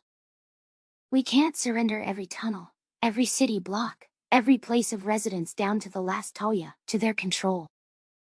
The Jaslips won't surrender. The Consortium must realize we're not worth the hassle if we don't quit. They'll keep making us a mockery and killing us for whatever their goal is on a given day, as long as we're under their foot. Carice fired a rocket that took out several avians before abandoning the heavy munitions and switching to a mounted machine gun It was propped on a rock that afforded perfect cover. The rapid-fire whir was music to my ears, as she opted for a spray-and-pray strategy. Her firearm consumed the ammunition belts lying on the ground, with insatiable hunger and speed.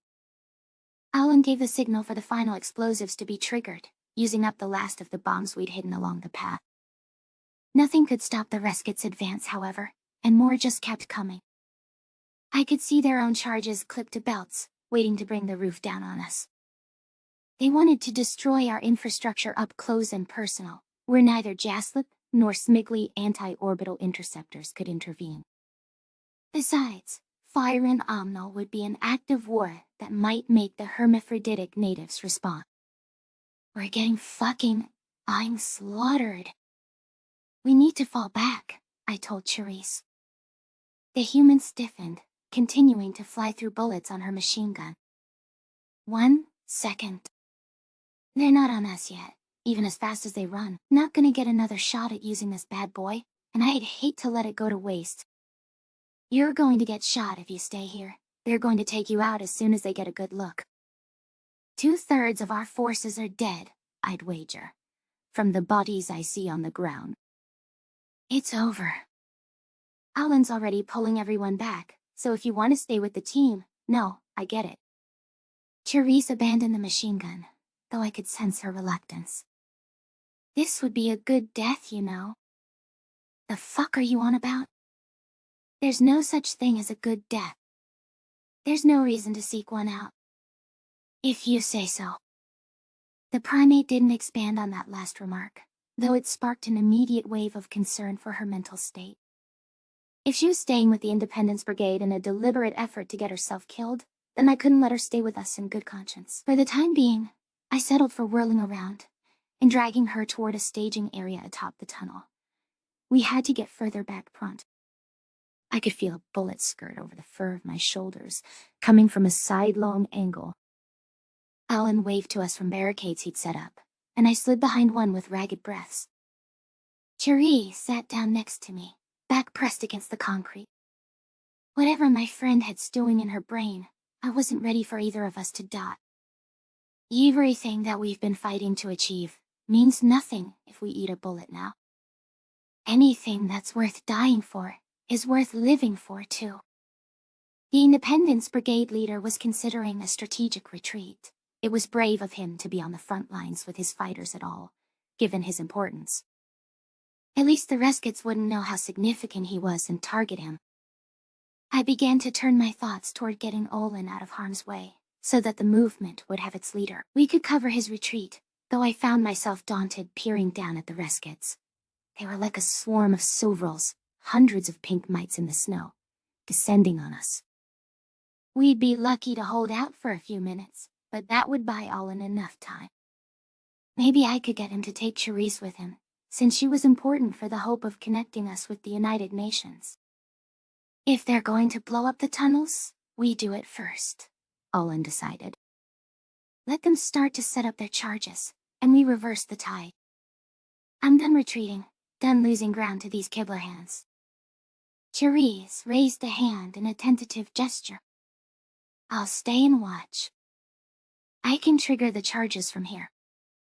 The rest of you should make a run for it. That's not happening, I objected.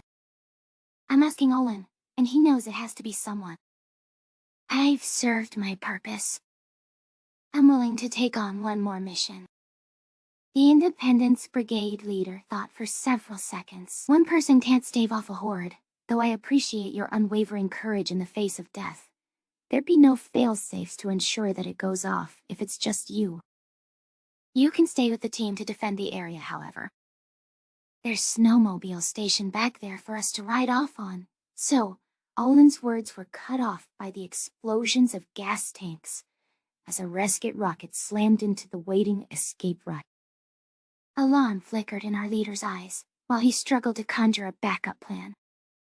Precious seconds ticked away, and the hostiles were following the footsteps in the snow. They climbed up atop the tunnel, taking shots at us.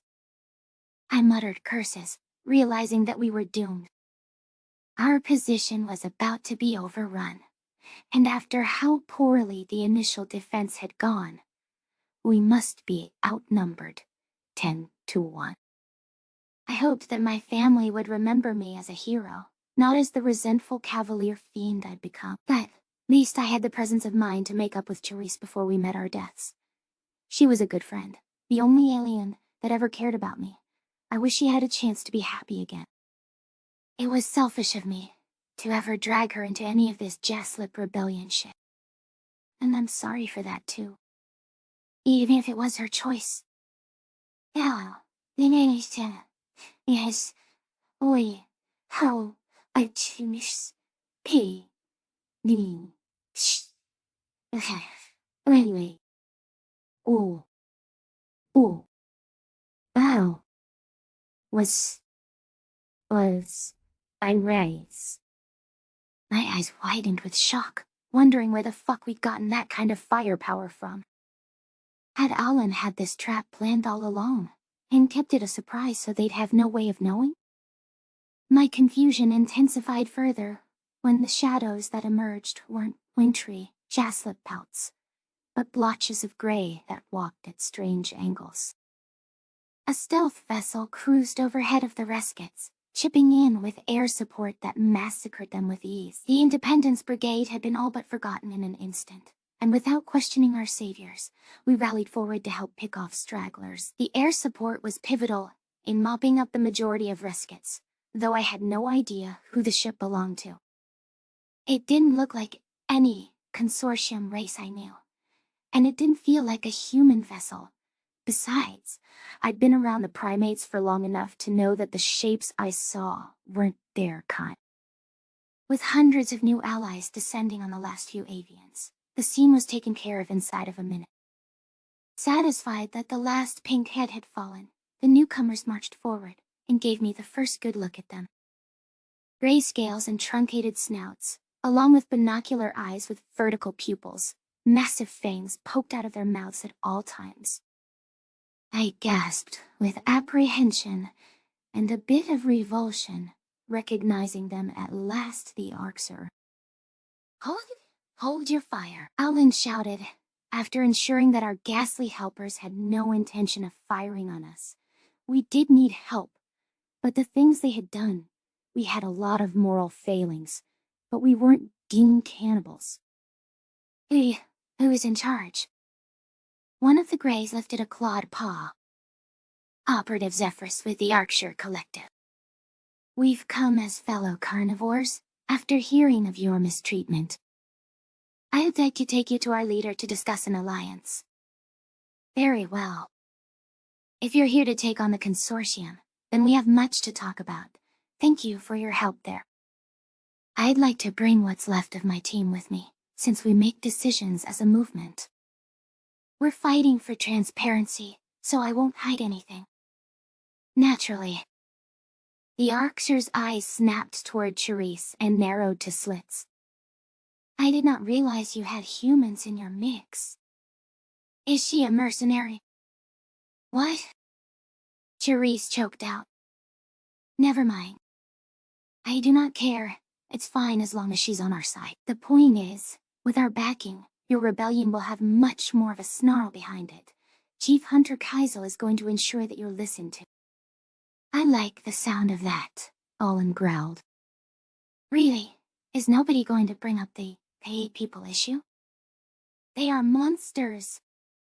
You had me sold at acknowledging our mistreatment, Zephyrus. Lead the way. The reptilian lashed his tail in acknowledgement and stalked off toward the stealth ship that had touched down in the snow. It had ample space to transport hundreds of personnel to and from the surface. Alan beckoned with the three-fronded tail, following Zephyrus without the hesitation I thought was befitting the situation. I suppose Jaslibs were desperate for aid, but judging by the expressions on the other fighters' faces, I wasn't the only one with qualms about allying with the Arxer. After exchanging a glance with a nervous Therese, I padded up to the collective ship with a great deal of suspicion. There was the argument that we wouldn't have survived that encounter with the Reskets without them, and had fought by our side, without asking for anything in return. That didn't make me like our movement allying with the galaxy's most infamous monsters one bit more. The nature of predators, 275 memory transcription subject. Ollie Taylor Trench, human colonist, J.U. standardized. He, Omiwar, the Sapient Coalition's center of operations. Grass and I had signed plea bargains to help with negotiating the peace, instead of facing charges for our mishaps during the war. The precedent of roping in war criminals, and that's what I was. To face their mistakes went back to Captain Sovlin, that rotten bastard. I gripped the Krev's paw tightly, since I knew both his displeasure at being far from home and his paranoia over the consortium's intentions. Peace talks between General Radai and unfucking robot Elias Meyer were well above my pay grade. Kayla hadn't offered any insights into whether the KC had called a truce, or whether the second wave of our attack could be stopped from afar. Entire gaggles of diplomatic staff congregated in the docking bay, watching us with curiosity. I could feel most eyes on me, rather than my herbivorous counterpart with the actual empire behind the attack. These prey creatures were curious about the predator that had succumbed to instincts and aided violence. A group of gray avians were staring at me with particular judgment, like they wanted to burn me with a flamethrower. That was the Duartan, who were part of that second wave of the drone assault. I gave them a sheepish smile, then realized I'd forgotten that expression was a snarl to herbivore eyes. All I had to do was walk on past this crowd, and make it to my scheduled meeting with the CivKit ambassador. Hey, we're sorry that we attacked your expedition, but we're still not leaving your homeworld. 90% of the Tellus colonists stayed. This sucks, though surely we can make some kind of arrangement to keep our city. Maybe the Krev can cook up a nice one for them too. Offer that bunker knowledge a gift. Yeah, we'll see. I've never seen this place in person. They do take public tours, though it's a long way to go just to see this station, Kala remarked. The diplomats live here, and each species has their own section, with entertainment and local customs. You could spin around the galaxy, visiting each compartment. I shot her a withering look. What would we find in the Karkal section? A big red button that drops antimatter bombs on predators? Music seems more likely, Taylor. I don't care much for my people, but I bet their karaoke bars rock. We have that tradition in common. Ours have human songs by now, I'd imagine. Grass perked up. What's karaoke? Where people sing popular songs in horribly off-key voices, I commented. I have to see humans doing this, especially you, my love. Earth is going to get so much Krev tourism.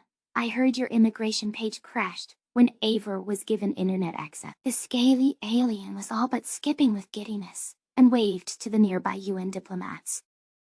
Some Terrans are even happy that we find them cute. You know that everyone on the station is watching us, right? Let them watch. I don't know how anyone can see you hum a song that's stuck in your head and not want to snatch you up. That's what you think about, not blood and death. I didn't even want that dumb smiggly pop song in my head. It just wouldn't leave. It's why it's adorable, the Krev gushed, giving me happy claws. You don't help yourself. I see the Terrans are getting a taste of their own medicine, a voice said, as Avenlil approached our group. Governor Lysa. It seems they finally met a species that can match their cuteness reaction. Are you familiar with cute aggression? Their aggression is cute, Gress agreed.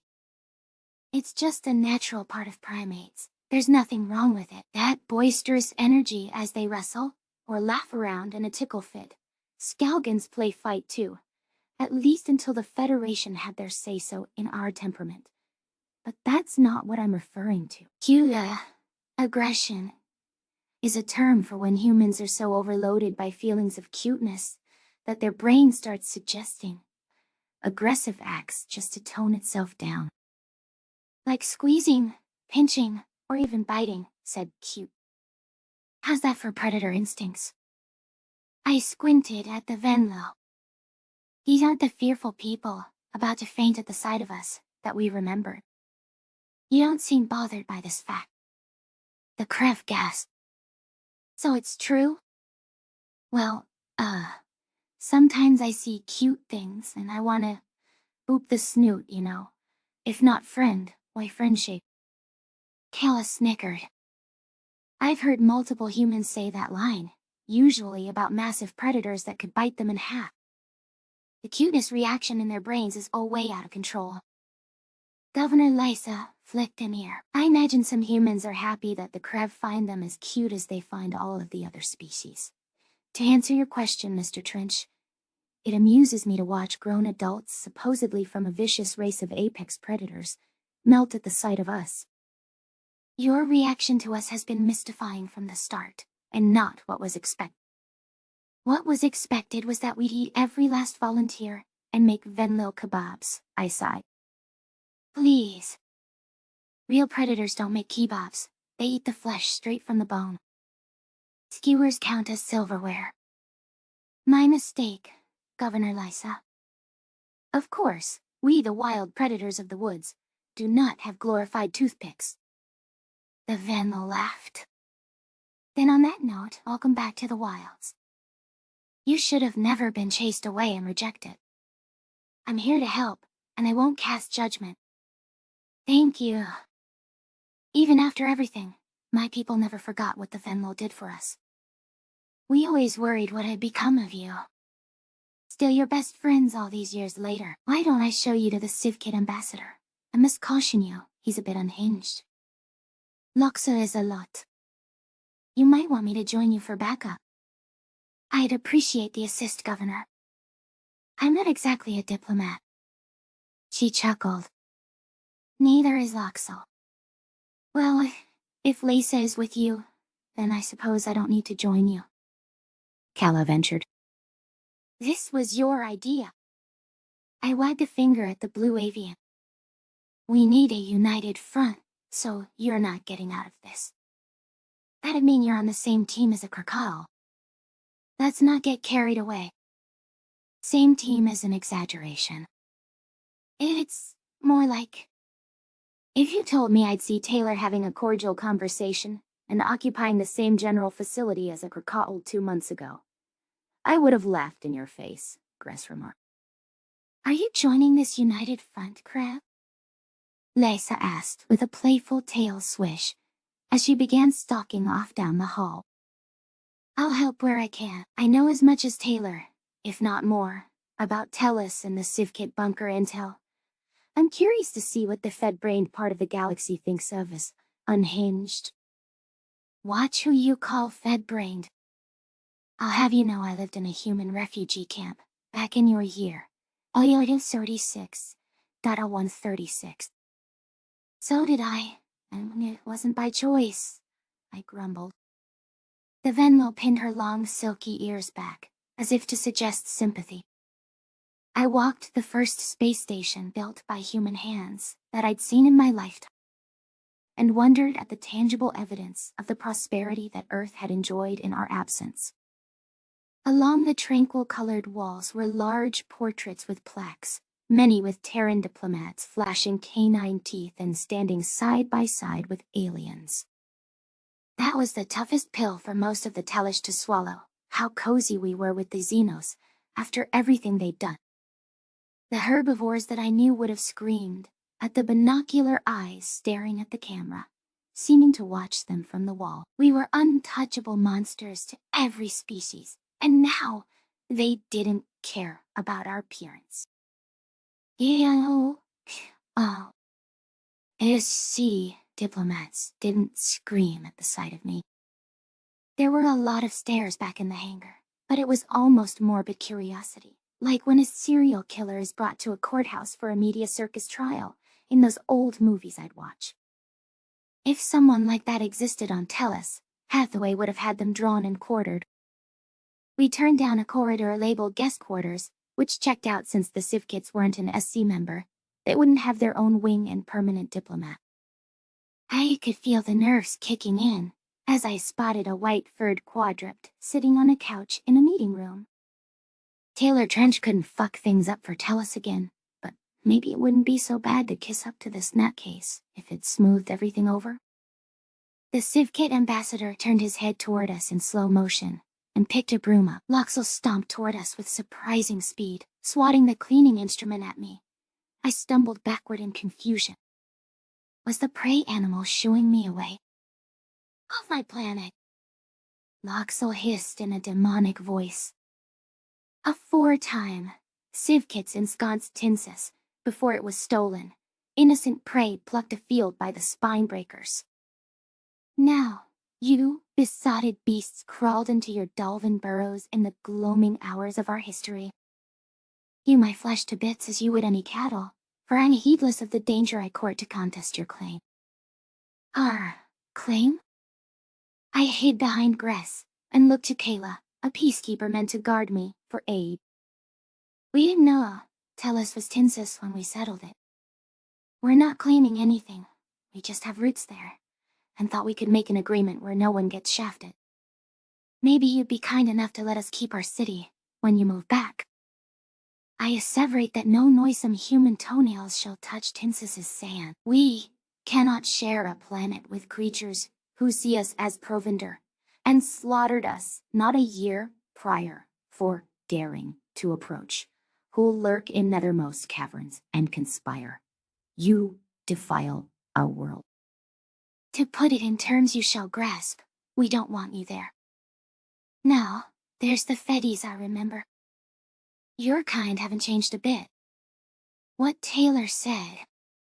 How dare you speak about humans like that? Gress interjected, ripping the broom out of Loxel's grasp and snapping it in half again, the hard scales on his leg. The Civkits haven't lived on Tinsis for a long time. No one is making Taylor's people let you reclaim your heritage. That's Krev's space, and we're no more wild about you lunatics being in our backyard than you are humans. We don't want you there. Governor Lysa cleared her throat. Enough. Does anyone here wanting more people to die over this? It's complicated, and there's no perfect solution, but two peoples have lived on this planet. Two species believed it to be theirs, and suffered on that soil because of the Federation. They are predators. Loxel wailed, prompting a groan and an eye roll from me.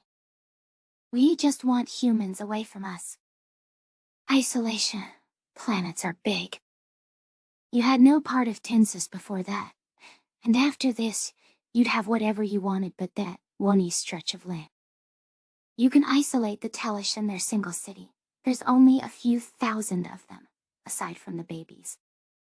Now that they don't need to repopulate, some arrangement could be made with the foster families to go elsewhere.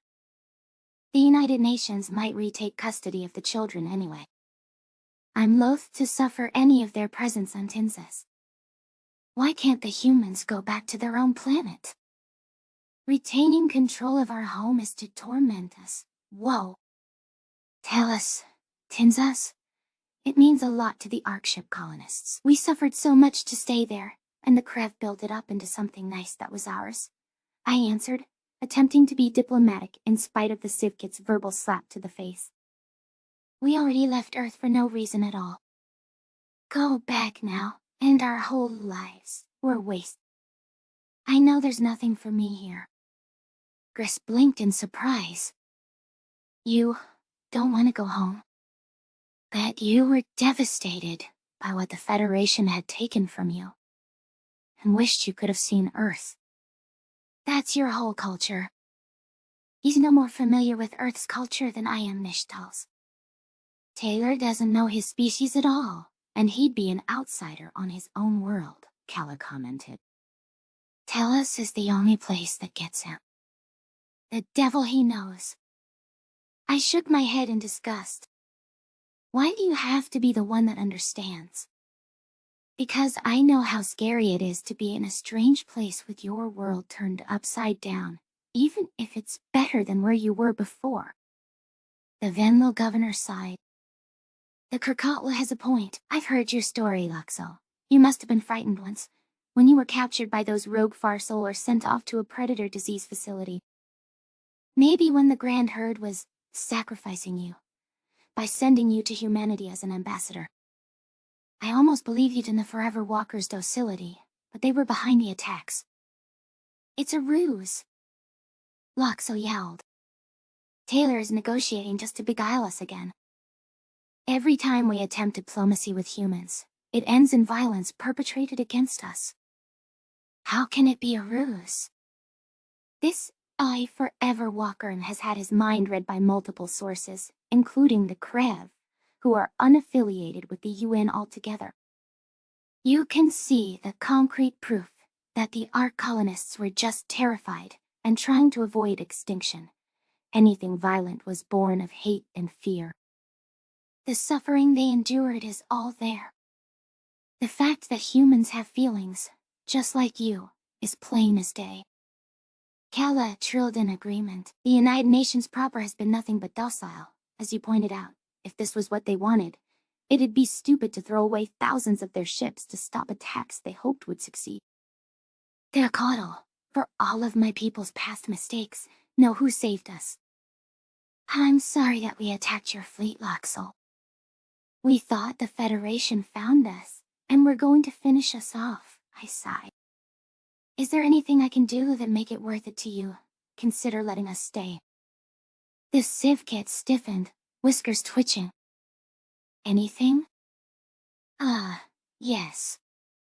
Something tells me you shouldn't have said that, Lisa murmured.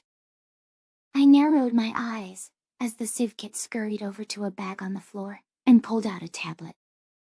All I could hear was those exact words about us being predators and not being able to stomach us near them. As maniacal as this prey sapient was, he was expressing the views of his government. It stung to hear those words thrown in my face, thinking back on how we were forced to flee our home because no species wanted us around. I remembered my fear of hearing this response when I lifted my mask to show my face to Gress. The shame I'd felt of my binocular eyes, and my certainty that the Krev would despise us, that they would believe that we defiled Tellus with our mere presence. I'm not sure Liang can take sharing a world with that mentality. It hits too close to home. There were so many days that I wished I could have been born as any other species, even as harebrained as they all were. They got to live full, proper lives. Their existence was accepted. Luxo had switched on a translation app before passing me what looked like an excerpt from a play. Read this. I necessitate your best performance of absolute despair, then a wrathful outburst of anger and domination. Why are you asking me to read theater? I question. Don't get me wrong. Gress and I love stage play. You love stage play. Why didn't you lead with that? The Krev peered over my shoulder. I can't read it in Taylor's language, but I met my ex-wife in improv classes. I love them, though it reminds me now how my life fell apart. I wish I'd made a life in theater. There was hardly a starring role I tried out for that I didn't get. I think I could have been an actor. I came Malevin in the spotlights. Fuck. The translation algorithm doesn't have the Krev language yet, so why don't I read Daxfrin's lines to you, and you'll write them down in your words. Gress gave me a look for a go-ahead, and I offered a nod. The Krev allowed Loxel to whisper in his ears, jotting out the lines in his tongue. The Sivkit seemed to have them memorized, and didn't need to glance at the tablet. He did return to me, panning out to the full scene, and asking me to play the role of the character Daxfrin was talking to. There were stage directions in the full scene, which I assumed he'd given to my alien friend. The Grand Herd's nutcase ambassador seemed skeptical about our abilities, but gave the cue to start the scene. Governor Lysa and Kala seemed entirely confused about what was playing out before them, but watched with intrigue. Why am I unquiet? You have well-nigh wrested my soul from my being. Gress pranced across the area, throwing his arms into the air. His voice rose with the exclamation, raw desperation booming throughout the chamber. His eyes were wild as he hunched over and drew breathy gasps before flicking an accusatory claw in my direction. I am but cattle to you, and I have been. I demand a reply straightway. Your taciturn manner is thenceforward unacceptable. The crab's voice had dipped to a fraught, wobbling whisper as he said he was but cattle. He donned the lost look he spotted when he got lost in a flashback. The intensity flipped right back up like a switch when he demanded my response and stomped up inches from my face. It was adorable to see Gress in action, dialing up the perfect expressions and channeling a man on the edge. Loxo looked enraptured, leaning forward with eyes that were downright in love. The Sivkit better not swoon too much for my green-scaled partner. Gress was mine. Ilangi, I peeked down at the tablet to find my line, marveling how the Krev barely needed to give his a second glance. Cattle might have purpose to an Arxer. You have none to me, I responded in a low voice, baring my teeth with malice. Gress grabbed my shirt, pressing me against the wall with surprising force. Confound it. You spit on my great dolor, and I so abhor your very essence. Curses upon you. 1,000 curses. The crab swung at my chin, grazing it with the back of his paw. The fact that it was quick and close enough to touch probably sold the punch. For my part, I snapped my head back like I'd been shot and melted against the wall. Gress wheeled around with a lash of his tail, shooting one resentful look over his shoulder. I broke character at how dramatic he looked and laughed at his ever-serious scowl. Loxo broke into enthusiastic whistles of delight and sprinted over to Daxfrin. The Sivkit's ears were perked straight up, a dreamy contentedness on his face. I found my Daxfrin. Loxo celebrated in a voice that had climbed an octave. You both play those characters like that, in a performance of my favorite drama, and I'll agree to let the Telesh stay. I won't give the Grand Herd a choice. I squinted at the Sivkit. Really? Are you serious? I've never been more serious about anything in my life.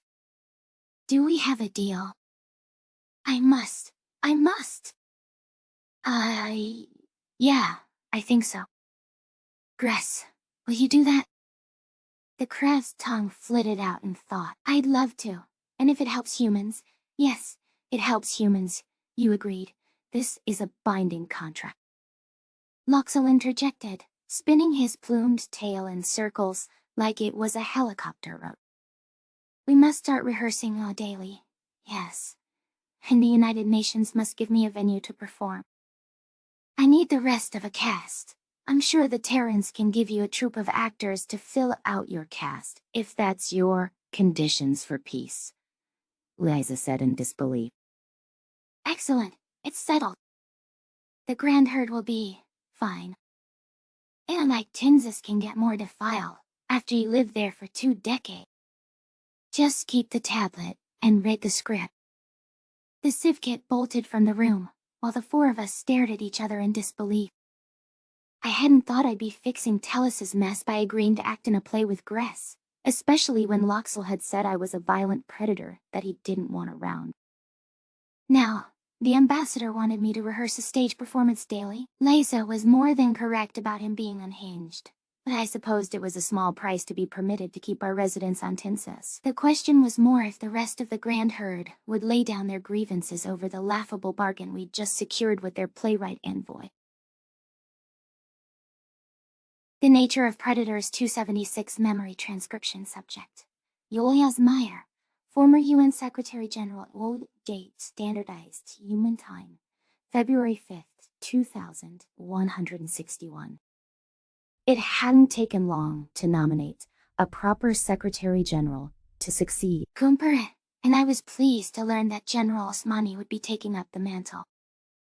I didn't have any wish to reacquire my former role, for a great many reasons. For starters, I was both a science experiment and a security risk, thanks to my digitized brain. Without having an old friend to look out for at the top of the UN, and given that the immediate crisis had blown over without an exodus from the Eski, I had half a mind to retire to a quiet life. It seemed that the Jazlips wanted humanity to keep the Osiris on our turf, but a few participants had backed out after learning the carnivores weren't extinct. Would it be inappropriate to consider taking one in? The first priority was to ensure a smooth transition. Our leader selection process had been expedited by the Federation remnants declaring war on anyone who stood with humanity, after learning that we were behind the attacks on Alpha and Tosk. While I would have preferred that this found a peaceable resolution, in their particular case, they were too vehemently opposed to our existence to be corrected by anything other than force. Erasing the legacy of the Federation meant disbanding anyone who carried on their name and ideals. The galaxy would never move on, so long as their shadow still hung over us. The United Nations couldn't lock egg problems away and pretend they didn't exist. Sir, I greeted Secretary General Osmani, extending an arm for a crisp handshake. I had left a neat binder of priority items on his desk, and was eager to cede the responsibilities to him. He was a fitting choice for the office, a military man who was even-keeled and diplomatic. Congratulations, might I add, the UN General Assembly made the choice I would have. Osmani dipped his head. Thank you, Elias.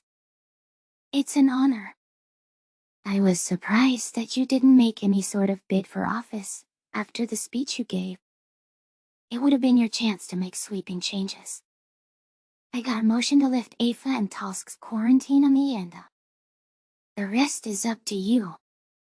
You're exactly what's needed, the new generation cycling in and deciding your own destiny. It's long overdue that us, the ones that came before you, hand over the keys, now more than ever, when we'll be around far past our expiration dates. I confess, I do worry about the implications. You came to this station originally to speak of the guardrails that must be put in place with this technology, and I'd like to see that through. There is wisdom to be found in our predecessors nonetheless. If you're willing, I'd like to keep you on as an advisor. I manually blinked to signal surprise, and mulled over his offer for a moment. If you want me to stay on temporarily, at least until talks are finalized with General Radai, I don't leave things half done. I have one condition, though. Name it. Called Jones on the carpet to demand an explanation for her behavior, then have her kicked to the curb. The Americans have let their attack dog get too far off leash. Humanity doesn't need to fight dirty with our own allies. Osmani leaned forward. What did General Jones do? If it was butting heads with you in Gress interrogation, I won't rattle cages at the Pentagon over a personal vendetta. This is about her meddling with Abyssim's first contact. She attempted to blackmail a scientist into being an informant, and it's her general lack of moral boundaries that gives me pause. We nip this kind of behavior in the bud, or else humanity will become the next Federation, bending the newer species to our will. That could be damaging to Earth's reputation. It plays right into the Yochul's anti-uplift agenda. Jones and her ways are past 10-year expiration date, and I see fit to leave them in the past. I'll see what I can do to have her, at the least, stuck planetside, and find out what the heck she was thinking. Wouldn't we all like to know that? I grumbled. All she achieved was alienating a potential ally, and pushing them to the Arksher. And now, those same Arksher are throwing a wrench in a peace deal that was all but final by attacking the consortium. Osmani settled in his chair, leaning back. The Krev don't want to surrender their military unconditionally after one of their allies was invaded by the Collective. I heard about that. We need to get Radai to solidify this treaty yesterday. We get any form of agreement. His strict sense of honor will hold him to it. I get the impression that the delay has been Radai standing with his own government. Taylor Trench's transcript shows that the Rescue General suspected he'd be assassinated or used as a scapegoat. While he controls the Krev Consortium military, I question that he represents the interests of the greater organization. Besides, if Radai wants to broker a peace, why has he not recalled the attack drones? You'll want to hear that from the general's lips, I groaned. At least they've been routed away from Kalkwa. We offered him a connection that he had been able to use, so it's within his power. That's a saving grace, though the fact they were heading there at all chafes at Korija. The Duerten's attitude hasn't gone unnoticed. I'm amazed you kept them here at all, and by extension, made the Shield more unsure about joining hostilities. They'd be leery to attack their founding member. Why don't you put Red Eye on the line, and I'll listen to his reasoning from here. You already have rapport. I hesitated, before taking a chair opposite Osmani and swiveling the camera around to face myself. If you call respect for my morality, rapport, Red Eye is remorseful over the lives taken under his orders, but I get the impression he doesn't view synthetic beings favorably. My conversations with the avian had been intriguing. As we understood it, Radai had felt a great deal of sympathy and a duty to protect the Telesh, but seemed to find immense dishonor in the Kisi hiding from a false threat. The unnecessary bloodshed weighed on his conscience, leaving him to sound near suicidal at the disrepute. The Resket wasn't an unrepentant man, and I didn't want him to take his own life in some cultural display. Other elements in the consortium might lack scruples. We knew much of their leadership were veiled authoritarians, though that wasn't a reason to continue a costly war. Radai needed to stand down the drones to atone for his past sins, and avoid creating new ones. Osmani might be better at managing Radai, as a military man himself. Damn it, Chief Hunter Kaizal has done nothing but complicate delicate situation. I want peace between the Arksur and the rest of the galaxy, but they aren't helping themselves. Given their loathing of the Federation, I knew the Krev Consortium would be thrilled under normal circumstances to help dispatch the remnants. That faction had vowed to eliminate the predators responsible for the attack on Alpha, and had declared war at once after receiving the news. The Yuba had attempted an assault on Liberty's Bastion, one of Earth's most symbolic colonies in Mazic space. While it had been fended off, there were 150 species in alliance. They were stretching themselves thin, but it seemed they had deeper pools of ships than we expected. I wouldn't mind subduing the planets by force, yet the UN could not condone glassing worlds. The second we crossed that line, it would happen again. Good morning, Radai.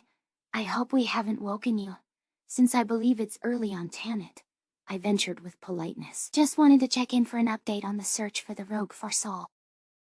The Resket turned a large, bleary eye toward the camera.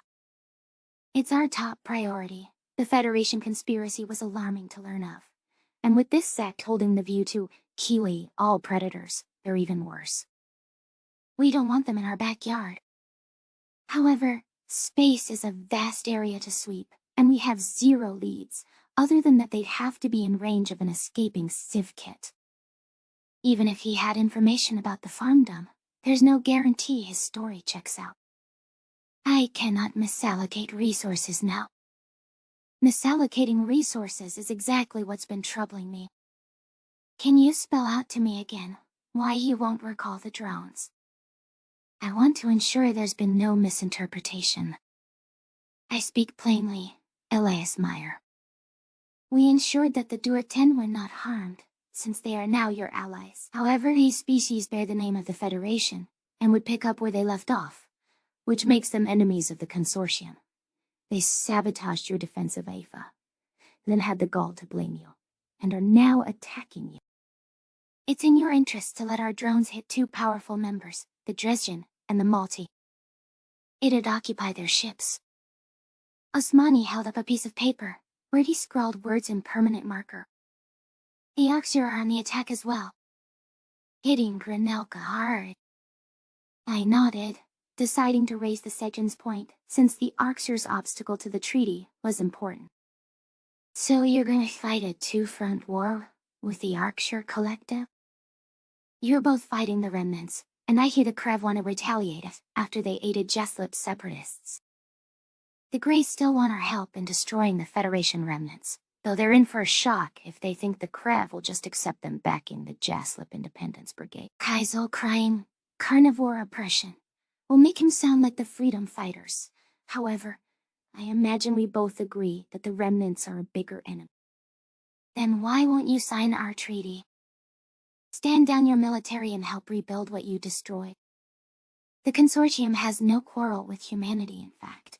The Krev are very partial to you, and would be keen on an alliance. However, we cannot stand down our military until the threats we face are fully non-existent. Civ kits moving a few hours from Aver, Farsal extremists in our space, the Jaslips are rebelling, and the Collective and remnants are still out there, the former in open war. They would have to be mad to relinquish their agency now.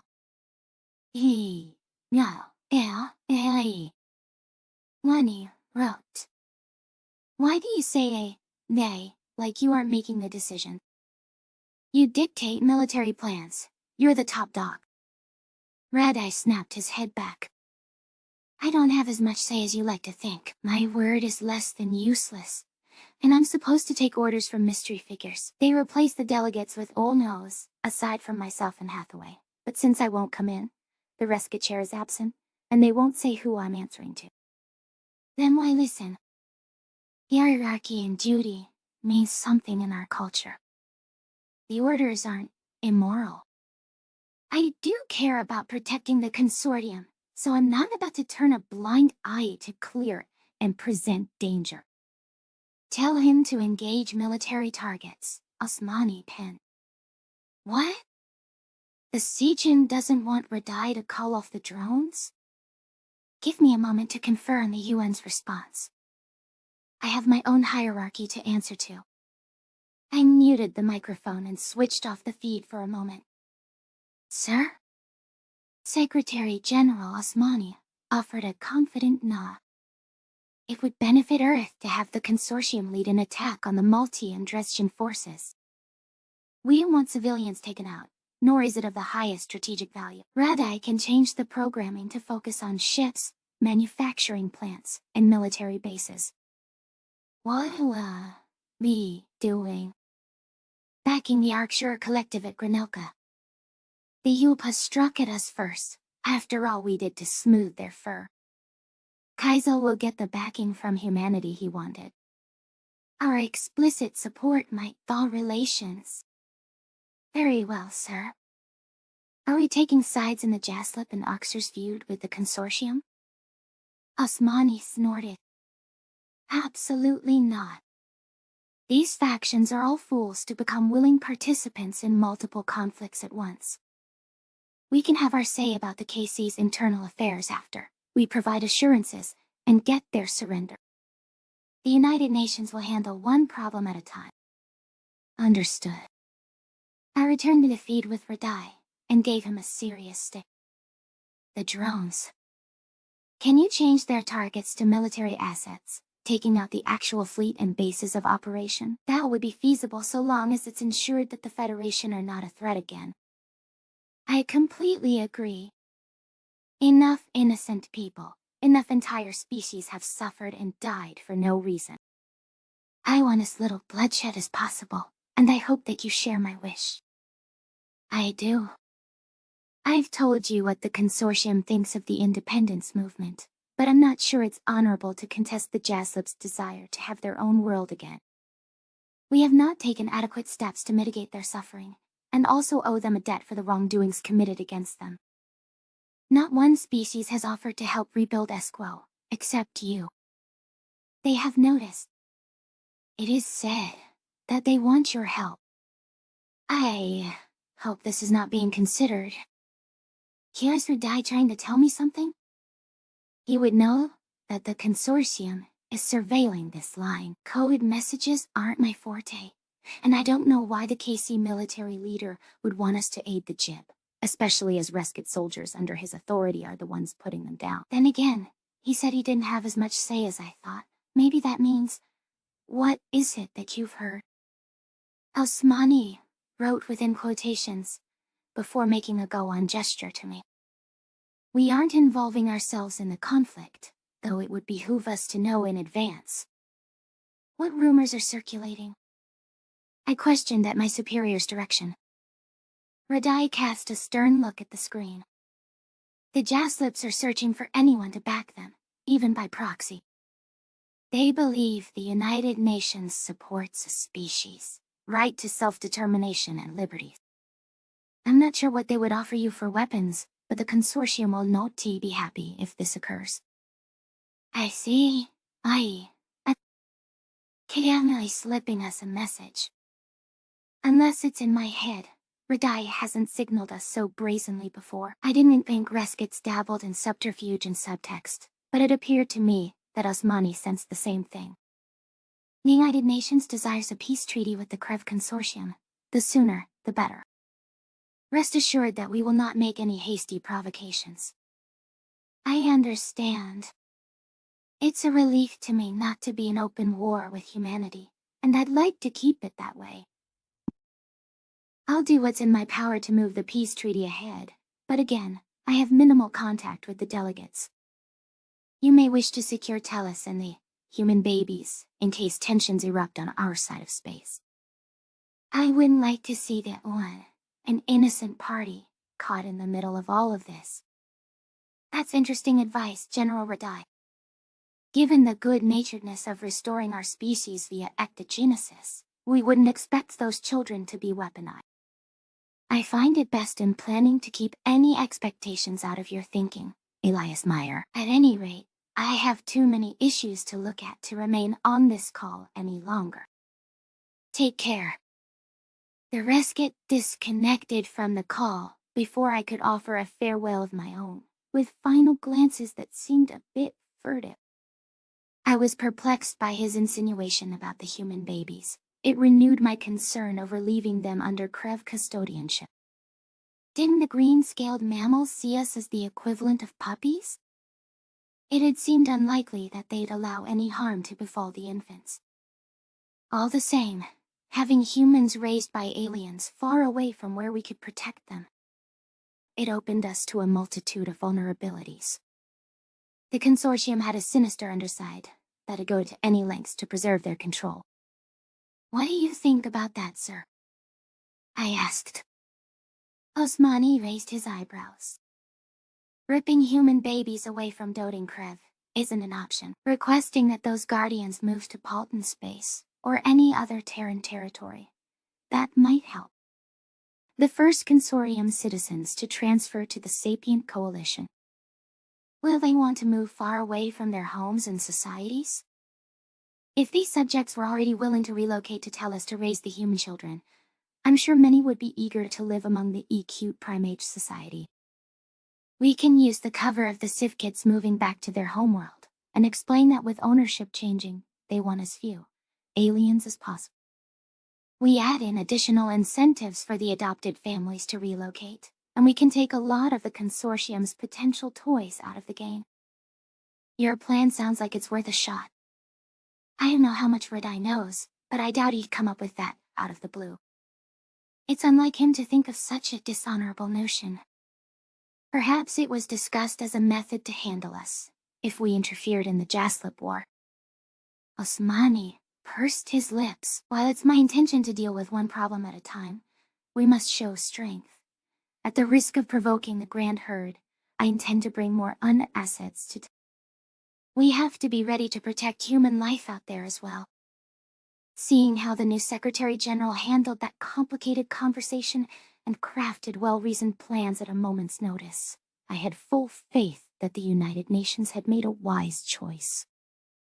It was up to us to find a way to handle the Federation remnants and the Krev Consortium, as well as to assess just how much of an ally General Radai was. Whatever the Reskit's endgame was, one thing was for certain. Any Terran meddling in the Jaslip insurrection would invite swift retaliation. We had to choose our next actions with care. The nature of Predators 277, memory transcription subject, the encounter to be in an open forum. As rotten as the Krev Consortium was, The Arksher's reputation preceded them. They held sapient livestock, glassed dozens of worlds and raided more, and subsisted on heartless cruelty. The Esquil massacre was a hug festival compared to their crimes. If there was so much of a mention of eating the Krev or the Reskets, I was walking out on the spot. Cherie seemed twitchy as well, keeping her distance from the monsters who'd provided the Federation with the justification for humanity to be exterminated. Moving to Tellus wouldn't have happened without the Arksher and their atrocities. You mean, we had heard that the Arksher saved Earth, and I'm not sure how Charisse feels about that. I can't imagine how Terrans felt having to buddy up to those terrors out of necessity. Having to earn their favor. Is that what's being asked of the Jasleb Independence Brigade? My human friend blinked several times. What would the Arksher know about mistreatment, Quana? Zephyrus talking as if I have moral standards. We do, came the low growl. Despite the fact we were well away from any grays, their hearing must be as keen as the Jasleb's ears. Cherise took a step back as the so-called operative stalked over, lashing his stony gray tail. Before our rebellion, there was an ideology called betterment, which believed that to make us stronger, all emotions must be killed. They would execute any defectives. Like me. Another Arksher declared, in a voice that sounded overly chipper and mischievous. What's your name, human? My friend hesitated, reluctant to share anything. Cherise. Cherise. I'm Hisran, and I have a joke just for you. Why did the Telesh expect the Jasleb story to be a lie? We didn't, because they have tall tails. Cherise groaned and wrinkled her nose. Really? I don't get it, Zephyrus and I growled in confusion. It wasn't meant for you. Hisran raised her elongated snout in a smug gesture, and I found my hackles falling a bit. These two weren't acting like sociopathic monsters. If the defectives had taken control, did that mean that the Arksher did exhibit basic empathy and decency now? It was tough to believe there was any coming back from foreign policy so depraved hand accepted. What do you think, Cherise? The human squinted at Hisran. You learned puns in our language to tell a bad joke that'd only translate to me? Precisely. I studied homonyms in the official language of the United Nations, though our ambassador to humanity always refused to use my material. She's a killjoy. I realized as soon as I saw you that I had to do it myself. Hisran is most intolerable, Zephyrus hissed. Her jokes are proof that Arksher atrocities haven't fully stopped. I pinned my ears back, growling. I have a joke to tell.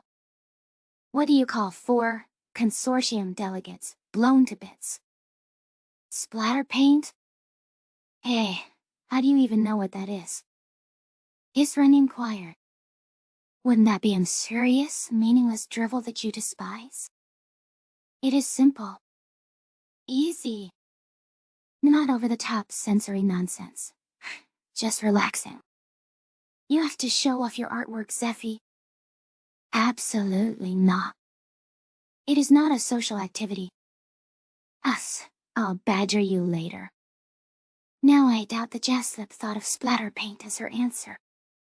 Tell us, what Hayador you call 4 consortium delegates blown to bits? A good start, I spat. Cherise gave a troubled frown. Sorry, Quana, but splatter paint was actually funny. I guess if you're not executing anyone who isn't a comic book villain, then maybe you're not those monsters. They repulse us too, Zephyrus remarked, holding up a paw that looked out of place. I have polydactyly, 1 extra digit. I would have been executed to maintain genetic purity, despite the fact that I am not weak or hindered. Hisran gestured to my backside. Quana can relate to polydactyly. She has 2 extra tails, look. Lots of jokes about the fucking tails. Are you making fun of Jaslebs for having 3 tail fronds? I snarled, finding that implication to be discriminatory. Absolutely. Then the human is the opposite. Her tail is missing. Cherise gasped, feigning shock. Really? Who took it? Maybe Zephyrus gave it. No, no.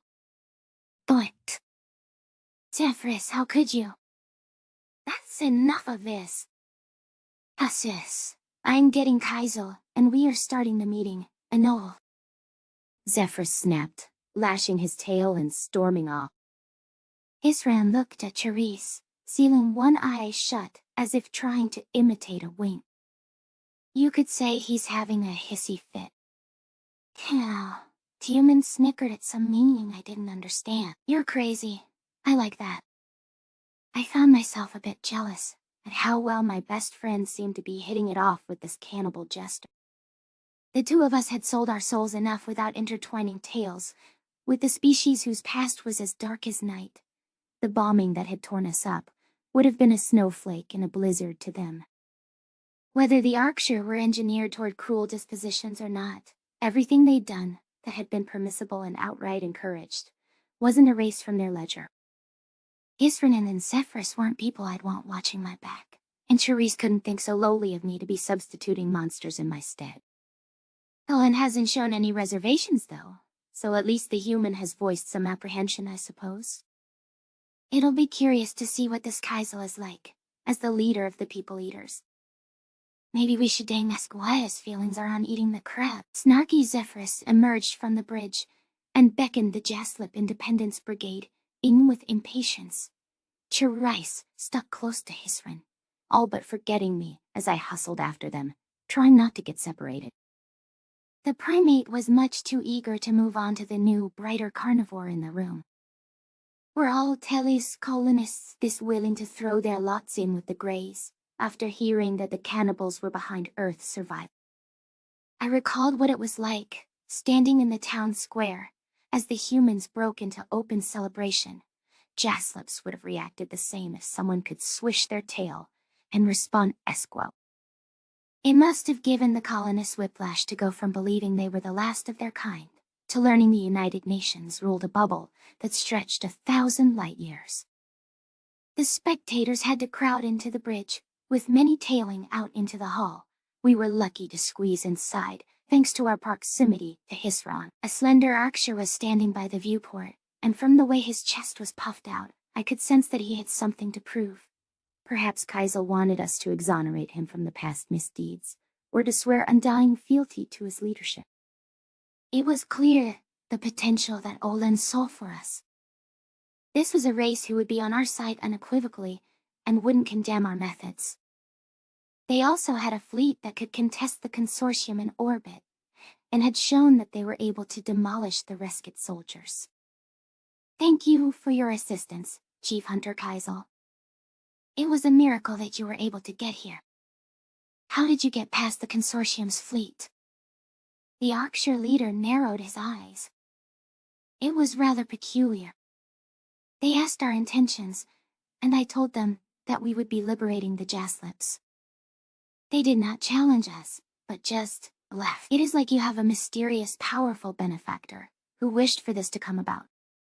Though I imagine you would know more about that. What? With all due respect, you must be mistaken. I yipped in agreement. The consortium military are the ones fighting to trample and suppress our freedoms. The Reskits condemn us as terrorists from the top down. If they didn't challenge you, it's either because they believed they'd lose, or they had a propaganda angle in mind. I cannot say how their capabilities stack up, but this was their home territory, where they should have the advantage. Your planets have ample defensive capabilities between the protective shells and orbital platforms, Kaizel remarked. If even in the Arksher Dominion, there were those who opposed our ways, perhaps it is so for the Reskits and the consortium. However, I am here to offer our full support to the Jaslip cause. Alan ducked his head.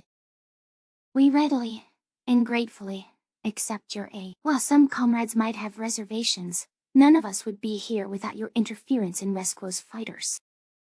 Yay! I would like to hear your plans for the future, if you're willing to share. It might put Jaslip minds at ease. No, we are not going to Yay people. We haven't done that for 2 decades, and I am exhausted with the prejudice after all we have done to reform. The Federation are the ones who haven't reformed, and nobody lasers such unyielding focus to condemning them. All I meant is that we are unfamiliar with you, and that our movement's feeling is that transparency breeds trust. Aliens, those who unclaim to be our friends, have not been kind to Jaslips. Nay, say, Alan. He is awfully good at spinning words that people want to hear. We were hoping that you're willing to be open and forthright, all the things the consortium are not. We'd like to work together on how our movement will progress. Kaizel, relax. Working together and bringing you in our budding carnivore alliance is what we want. Omnol, the Smigly homeworld, is the heart of your uprising, even if other enclaves are also acting out. The Smigless didn't want the Reskits to put you down, so it might be possible to win their support, if only in remaining firm, not allowing any more foreigners to act without their consent. Our top priority, in my opinion, should be to unite all of the enclaves. We must synchronize our plans. Splitting us up into various enclaves was another thing the consortium did to weaken us. I can offer full-throated support for making the Jaslip people one again.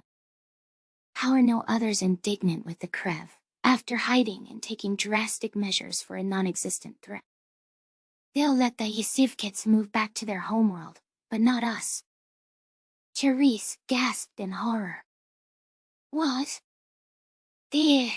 We're just giving the Sivkits back, tell us. I thought we wanted to stay, Alan's eyes gleamed.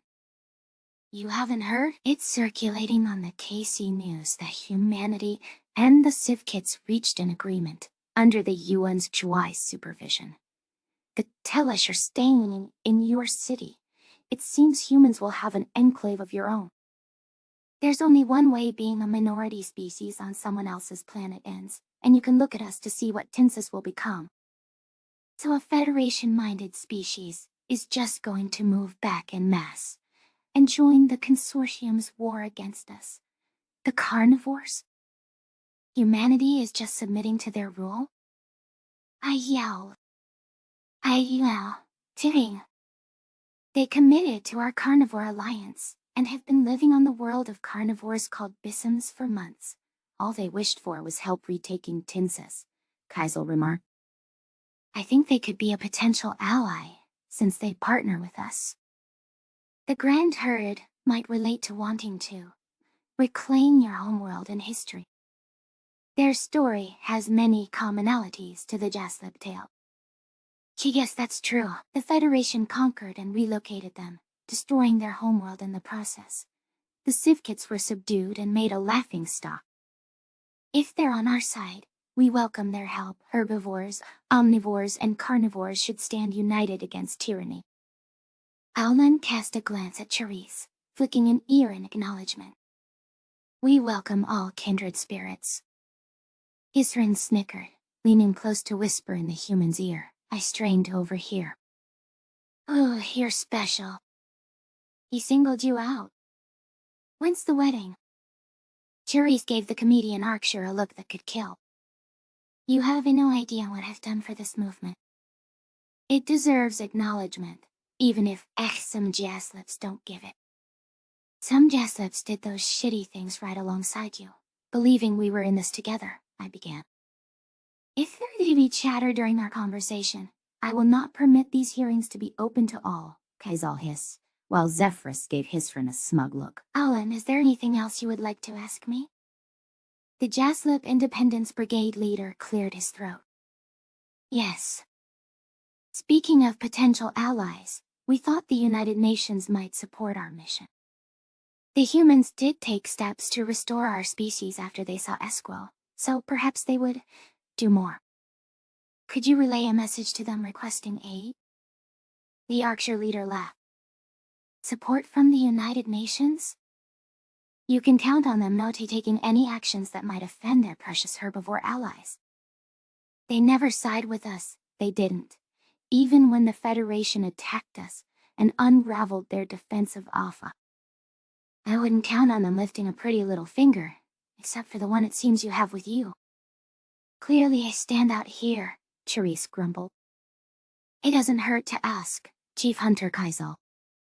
They must at least empathize with our plight, and we perhaps do not carry the political baggage I imagine other carnivores might, Allen offered.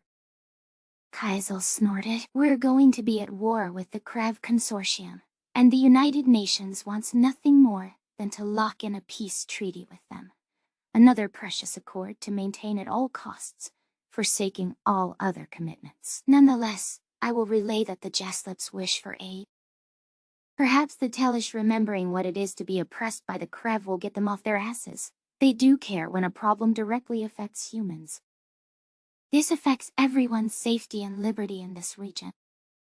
Use those words, Chief Hunter, if you wish to convey the spirit of our request. And thank you for helping. We are unable to get to Tellus ourselves, and using their communication channels would give up our location. Of course. I'm sure I'll return with a flowery message about why those leaf lickers can't be bothered to help, given that they won't address the abuses within their own sapient coalition.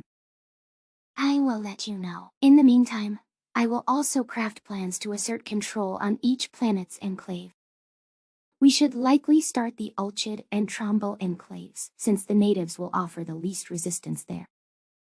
Our brethren will appreciate your heroic aid. I'll let you get to it, and we'll be happy to coordinate the plans. We'll discuss our next moves internally as well. May the Carnivore Alliance defeat any who oppose us. There were some cheers of agreement from the gathered Jaslips, though many were uncertain about this hasty partnership, even if it was our lifeline. I glowered at Hisrin, and kept my muzzle clamped shut. I wasn't going to cheer for cannibals calling the shots of our war. I could still hear Kaizel's lack of confidence in the United Nations as well, which led me to think the humans might be the same as all of the indifferent consortium species. The support of Orion's predominant power, the vanquishers of the Federation, would be a game changer for our movement. They were the ones who could truly contest the KCI, hoped for the sake of our long-term success that the Chief Hunter was wrong about the Terran's intentions. The Nature of Predators, 278 Memory Transcription. The blue marble in the viewport brought tears to my eyes, seeing the birthplace of my species in person. There were many conflicting emotions that whipped around my head, jockeying for control. I'd spent so many long nights mourning the loss of our civilization, and here it sat, stronger than ever. When the United Nations passed along my parents' present whereabouts, it had been Gress who insisted that I came back. I didn't belong here, even if the Terran government was permitting it. After 2 decades had passed since my family sent me off, the prospect of seeing them was overwhelming. It would be unbearable if they, spit in my face, had moved on, or Mom and Dad sent me away for nothing. I remember their last words. I'd sit replaying them as a reason to carry on, a tribute to their memories. They wanted me to be happy, and I sure as shit wasn't, except for the brief span where Gress was my refuge. They said they'd be proud of me, no matter what, but they didn't see what I've done. What if that's not true? Strolling out of the spaceport smack dab, in the middle of the Las Vegas Strip, was sensory overload. The neon lights that flashed on towering buildings, the fountains that jetted up into the air, the grandiose hotels and casinos, so distinctly flashy and human. While Paris might have been destroyed in the bombing, preventing me from ever seeing the attraction that Gress had shown to me in virtual reality, there was a glowing Eiffel Tower that rose into the sky. Even the palm trees were a marvel from someone who didn't remember a whisper of anything tropical and had seen only the rocky walls of a cavern. The warmer temperatures didn't bother me, Since I was used to walking out on Tellus's dunes dressed in concealment gear, one thought stood out above all the rest as I looked around at a very curious passers-by. I had never seen this many humans in my life. The United Nations diplomatic staff on the SC station paled in comparison to the tourists coming here to live it up. I could see billboards and advertisements for glamorous shows and entertainment, and teared up even further. This was unimaginable to have at my fingertips, in a place where performances and art had been written off in general. The Kori dancing classes with Gress had been the lone expressive display I'd ever done just for fun. Speaking of the Krev, it was fortunate that he was basking in Terran's attention, since he was the first of his kind to visit Earth. Do they really call this Sin City? Gress shouted at the onlookers. It's just like primates to want to get into trouble. To see some of this mischief. Don't, Taylor. What's wrong? It's too much. I squeezed my eyes shut as the Krev cupped my chin and turned it toward him. Yana, I'm glad it's just me and him. He's the one person I'd trust with anything. All these years, my home thrived without me. Our culture is so beautiful, and so are you. Humanity's spirit wasn't stomped out, and you can live life at 100% now. I don't want you to feel tied down. You've always wished you could have your home, and you should be happy, Taylor. You should be able to breathe in the fresh air and look at the same sky that's always looked down on your people. I startled. What? I don't want to come back here. This humanity's spirit might not have been shattered, but remaining was. I'm damaged goods, nothing but pain and regret. They don't get me, and they shouldn't have to. I'm haunted by people that tried to hurt me in the past and my own failures, just as much as you are. You're not in nothing but that, Taylor. You weren't free to be who you really were, and you had to hide all the aspects that make you the beautiful man I love. I like you much better when you're not a faceless, closed-off body under a mask, when you set aside that fear and hurt. There's nothing anyone has to get but that. When will I even tell my parents about my life? What do I say, just walking through the fucking front door after 20 years? I can't do this. Yes, you can. I'm not letting you turn away now. I struggle every day with not saying goodbye to Lekka, and not knowing when I'll see her again. Your parents have been feeling that for 20 years. You have been without them for years. If they love you, they will support you, and embrace you with open arms. I'm a naughty fucking ready, Gress. Fine. Then we'll walk around the Las Vegas Strip until you are. I bet your casinos are so cute. I gave the Krev an exasperated look. Literally, how could a gambling hub be cute? Primates find a way. Let me look inside one, and I'll tell you. Gress curled his claws into the back of my hand and dragged me, not leaving me much choice in the matter. A place where humans went to wager money on games of chance. To think that quantified as ruin before aliens came around brought a sardonic smile to my face. I felt self-conscious as security and staff gawked at us, though there were no explicit orders barring Krev and art colonists from the premises. I noticed there was an ample number of alien tourists mixed in with the crowd, and wondered what the herbivores had thought of predatory games of chance. Was it our hunters' drive for domination that made blackjack value face cards, with binocular-eyed beasts sketched onto them, worth more than numbers? Clubs and spades are both symbols of leaves, very prey-like suits, while gemstones and hearts don't seem that predatory either. However, I know how the Federation thinks. Disregard all evidence that they don't like Gress. On the other hand, that's so adorable saying. It's so violent, making cards into a form of play fight. Imagine what the Venel over there thinks of that, I grumbled, pointing a finger at a fluffy guest at the table. Probably thought the dealer was going to strike the guy, and flinched when they said the words themselves. I don't see how anyone can find you scary. Smigly casinos would be so much better with primate dealers. Krev would gamble forever. Hang on. The Smiglas have card games? Do they ever? Those wiggly pink shits have debauchery, much more covered than your Sin City. The Venlo at the table hissed at a human server, after sipping a colorful drink brought for him. I was told that there were complimentary drinks, but this is juice. Juice! Do you know who I am? We do, General Cam. You're a regular. They warn us when you're here, you know.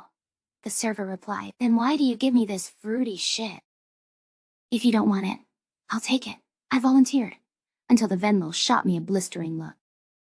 I coughed awkwardly. Or not. Pause off, interloper. What hole did you crawl out of? Ouch. That hits close to home. The only place this needs to be taken is back to the bar, to be filled with real spirits. The server sighed. Alcohol won't bring back the glory days, sir. The old Venlo shot a potent glare at the waiter, who relented beneath that withering look.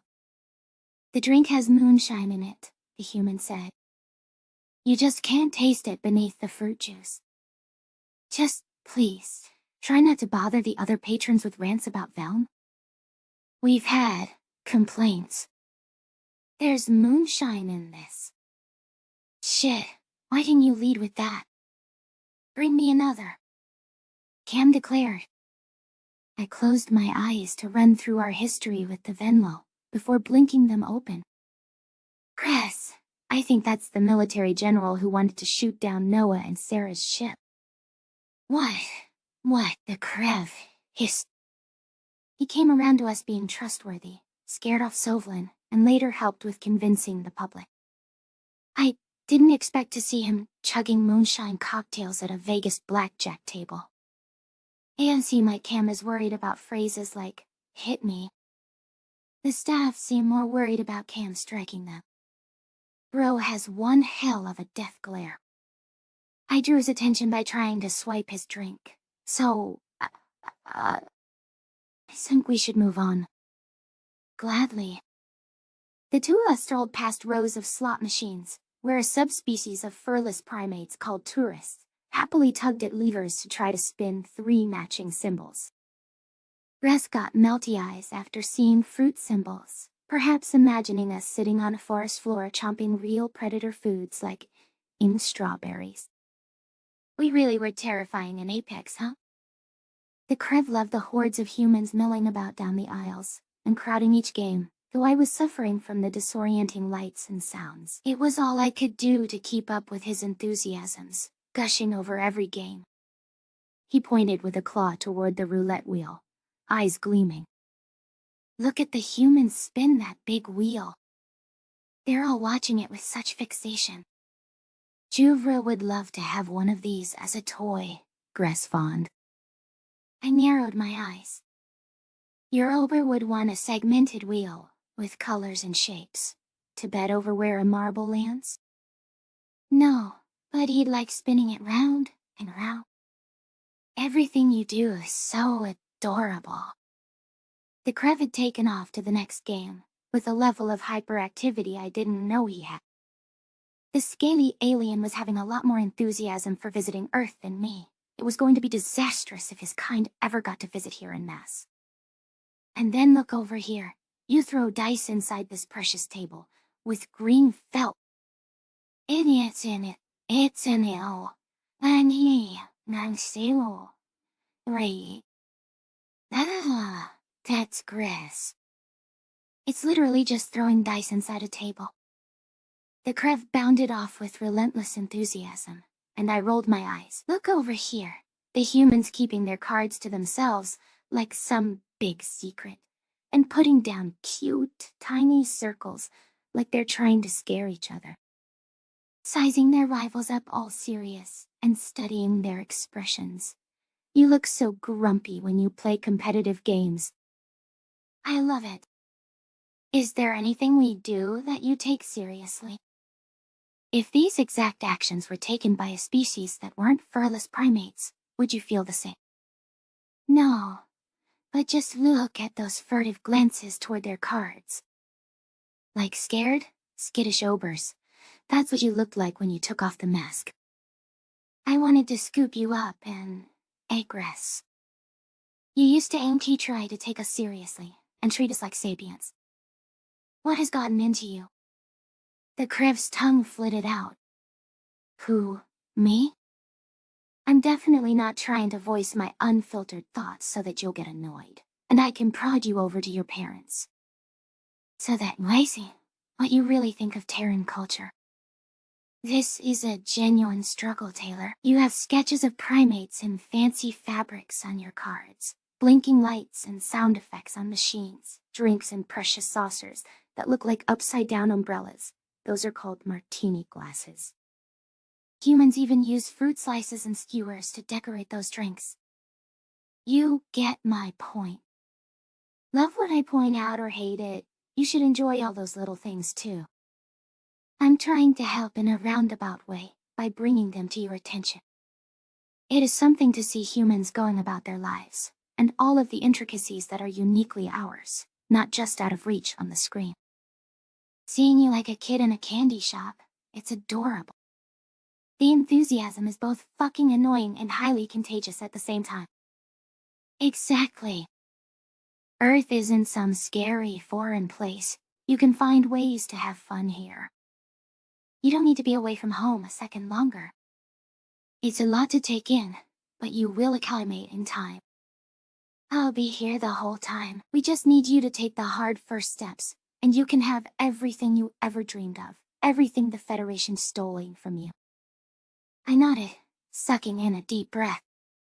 I'm just scared of what my parents will think of me, of how I've turned out. And I think they'll be happy to see that you're okay. Everything else won't matter. Please, Taylor. Trust me. I want what's best for you, and I won't let you stumble into any more regrets. There's nothing I wouldn't trust you with. What's best for me is you. Maybe I can do this with you beside me. You can, and you willing do this. Let's go.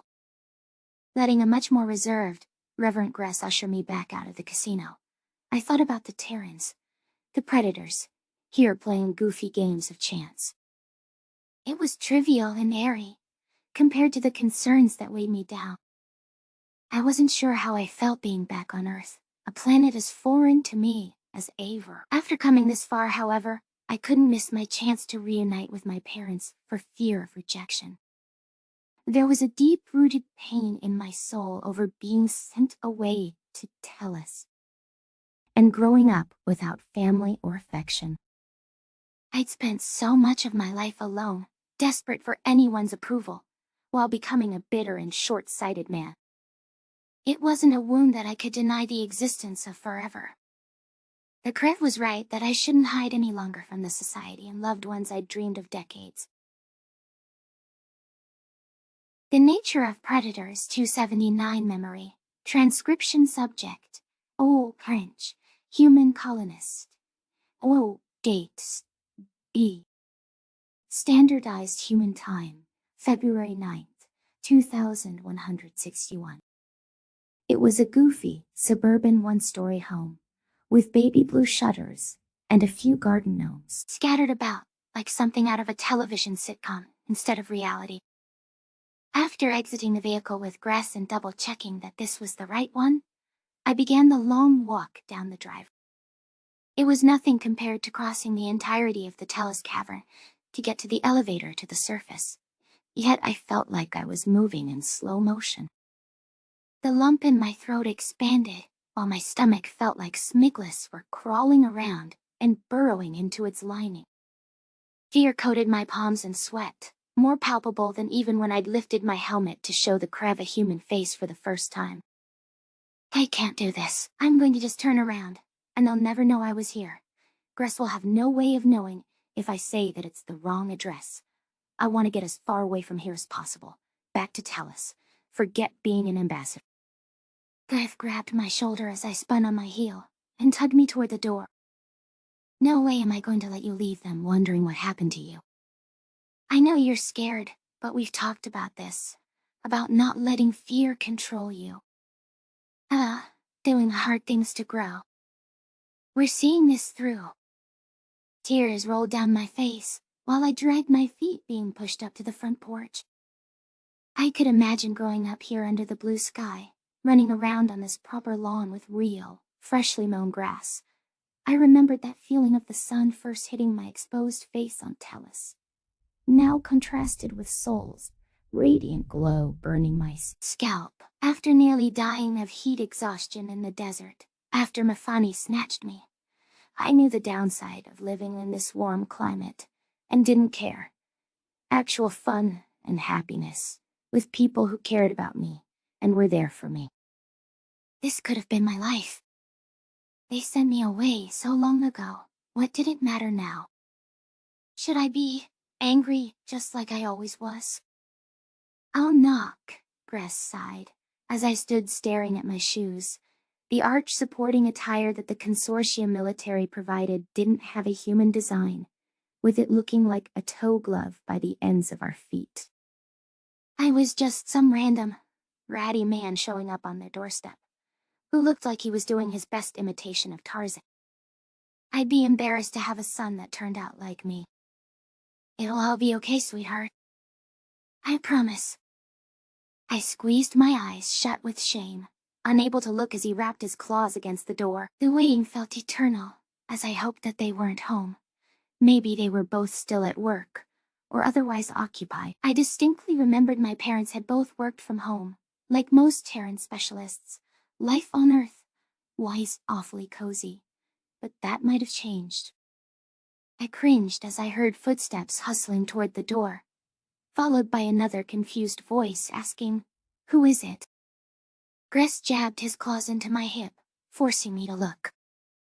It peeked open a crack, before swinging ajar fully. A silver-haired man's eyes had gone wide, perhaps recognizing what a Krev was.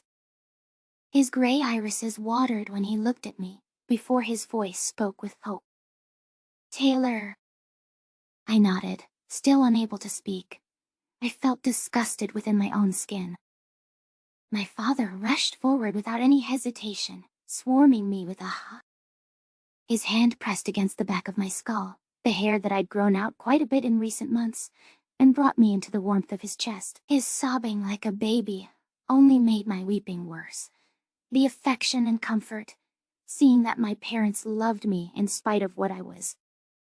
I didn't want this to end, to be ruined. My legs gave out, and I fell to my knees. My mother had limped outside at the sound of my name, pressing a wrinkled hand to my cheek. "Taylor," Mom whispered. "We're sorry. We are so sorry for letting you go. We thought we'd never see you again, and it broke our hearts, the guilt of leaving you all alone, God knows where. Please, come inside, tell us everything that happened to you." I looked up at my parents, shaking my head. "No, nay. I'm a horrible person. I'm a vindictive, stupid, emotional mess." "Now, say that," Gress interjected. "You've been through so much. It's okay to be emotional. You've grown a lot since we first met, and I know I haven't seen your full potential. You're a good person that deserves a better upbringing." My dad stared at the alien. "I agree with what you said, but I'm sorry. Who are you?" "I'm Gress. Taylor's boyfriend." "Oh, okay then, yeah." My cheeks burned with self-consciousness, coming home with, no. I wasn't ashamed of Gress. It was the thought that something was wrong with me, wasn't it? We're together. I wouldn't think you'd go for someone so green. But what matters is that he's happy, and that he's home. Mom finished, pulling me to my feet. "Come inside, both of you. I'll make lasagne. It was your favorite, Taylor. Your squishy little face would light up when I said the word." I don't remember." It's all fuzzy.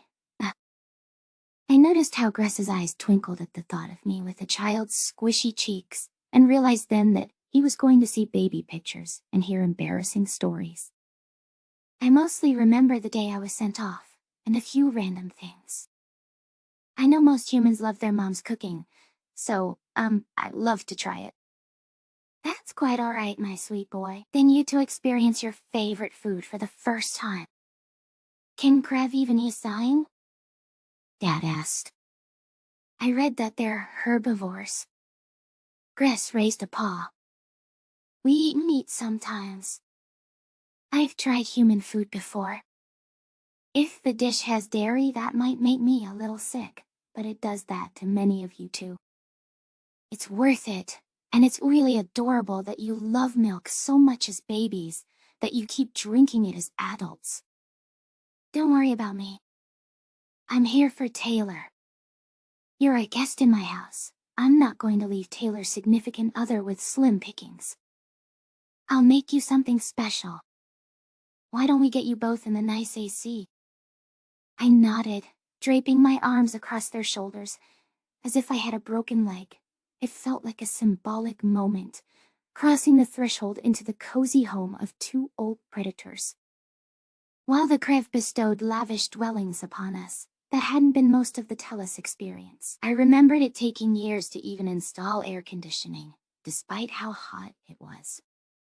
The priorities had been to secure a deep underground water supply, to stabilize our crops, and to drill a living space where we could hide from Krev eyes.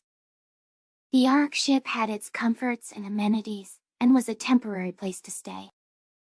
While building lodgings, we also had to get the mines up and running to pay the rent. Heat exhaustion was a common death. You don't think Terrans appreciate how quickly the comforts of modern life can slip away, and it all goes to hell. The Stone Ages are always just one disaster away. There's a false security in this idyllic life, but it's not an illusion I got to have. The Krev bubbled with excitement to look inside an actual human-built home and see how we really lived. Back on Earth, he contained himself, but I could see it in his reflective eyes. I supposed, all in all, this homecoming had gone well so far. My parents had taken me in and embraced me like I was never gone, and there hadn't been that much of a reaction to Gress's closeness to me. At least the objection seemed more to be a bit of judgment over choosing an alien rather than my orientation. Most Terrans probably thought it was weird to develop feelings for a green-scaled mammal, though at least they were less overt with the stares than the Telesh. I didn't know what people on Earth thought of the Krev after the attacks that had transpired. So, I ventured. The Krev were fighting the United Nations. How do you feel about them? The Krev abused humans, abused my son. For 24 years, Dad grumbled. I know enough to be pissed about that. Gress bowed his head in shame. I was appalled to learn we were exploiting primate refugees who had nothing. It's the Consortium's greatest mistake, more so than attacking Talsk and Afa. These were entirely innocent victims who had already been abused, and who are the very creatures we love inherently. I couldn't be more sorry for my part in causing pain and suffering, and all I can offer now is my sincerity to help the Telesh. I want them to have everything they can dream of, including Earth. Mom cleared her throat. Without the Krev, launching their attack, we would have never known our son survived, and they did try to help when they learned the truth about who our people were. I don't think they intended to fight or hurt humans at any point. The public? Certainly not. But our government won't appreciate any attempts humanity makes to curtail their surveillance or their natural tendency to ball up and find a threat. When the Fed remnants are gone, then what can they point at? Come on, aren't you exaggerating how bad the KC is? I asked. They crossed lines. They're a surveillance state, but they were created under extreme circumstances. They helped and protected the Telesh. If they hurt cute, baby-faced primates with no fur. You were useful anyway. Humans showed how terrible the Federation were and drew a ton of sympathy, galvanized everyone to the cause. You think General Radai was insincere about wanting to protect us and keep us safe? He tried to expose the corrupt part of your government, and he's at the top. He directed the war. And I know he wasn't using us for sympathy. I take it you two have this debate a lot? Dad chuckled. I don't know a lot about the consortium, but I want to know about you personally, Taylor. We've missed so much of your life. Mom bit her lip. The United Nations wouldn't even look for you. They said it'd be impossible to find you. I thought we could have at least sent out a message. When we heard they found your Ark, there was no way to send a message for weeks. Then you weren't even on Tellus. All we could learn was that you were on a captured ship, and that it was a massacre. We thought you were dead. I'm not. I think I was the only survivor. I surrendered when I realized there were humans on the other side. You don't understand. I thought I was protecting the kids, the only hope of rebooting humanity. That's very noble and brave to risk your life for the future generation, Taylor. That's not something a horrible person would do.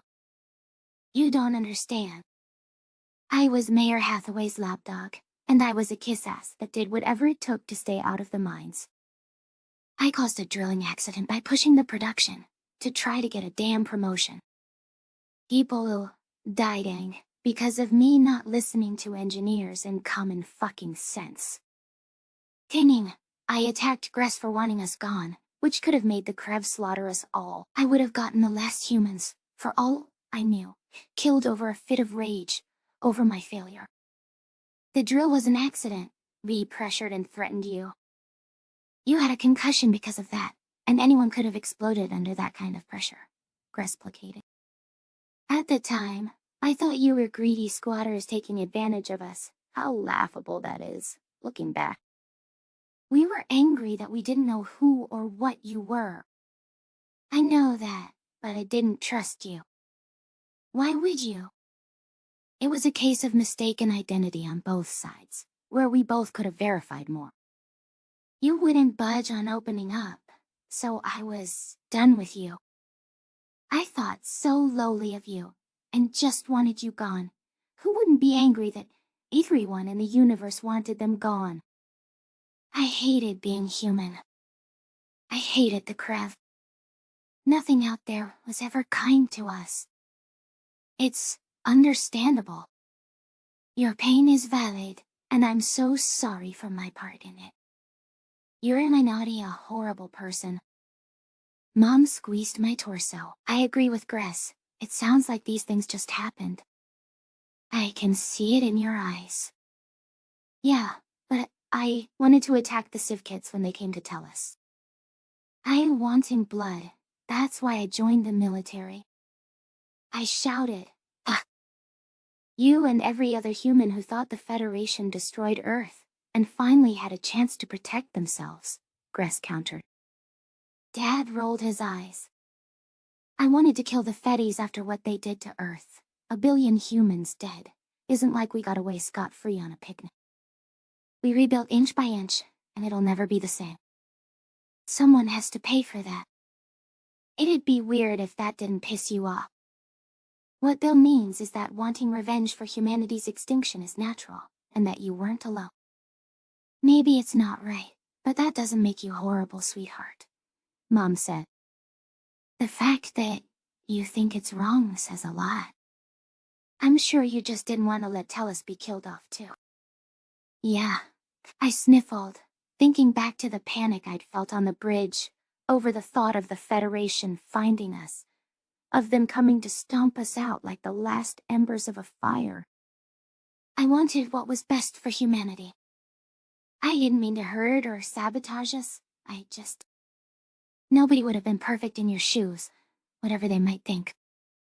No one but Mr. Elias Meyer himself is a robot. Gress's eyes narrowed. That's what they want you to think. Nobody wants me to think I mumbled. Enough of this mopey talk, Taylor. You're a trench, and we're made of sterner stuff than all that. I would have taught you better, and I still will, Dad announced with certainty. You're home. You're going to stay here as long as you want. We'll take care of everything, and make up for lost time. Mom's smile. Absolutely. Your place is here, Taylor, and you'll always have that. You're a part of this family. We never stop loving or thinking about you. Nothing will ever change that. I'll help you get settled back here on Earth. What? No, I'm only staying here while we need someone to broker a peace with the SC and talk shit through in the immediate future. I leaned back on the couch, taken aback by how quickly this had been thrust upon me. As soon as I fulfill my agreement with the UN, I'm going back to Tellus. What? Why would you want that? I know it doesn't mean anything to you, but my whole life is there. All of that bullshit can't have been for nothing. Everyone I know is there.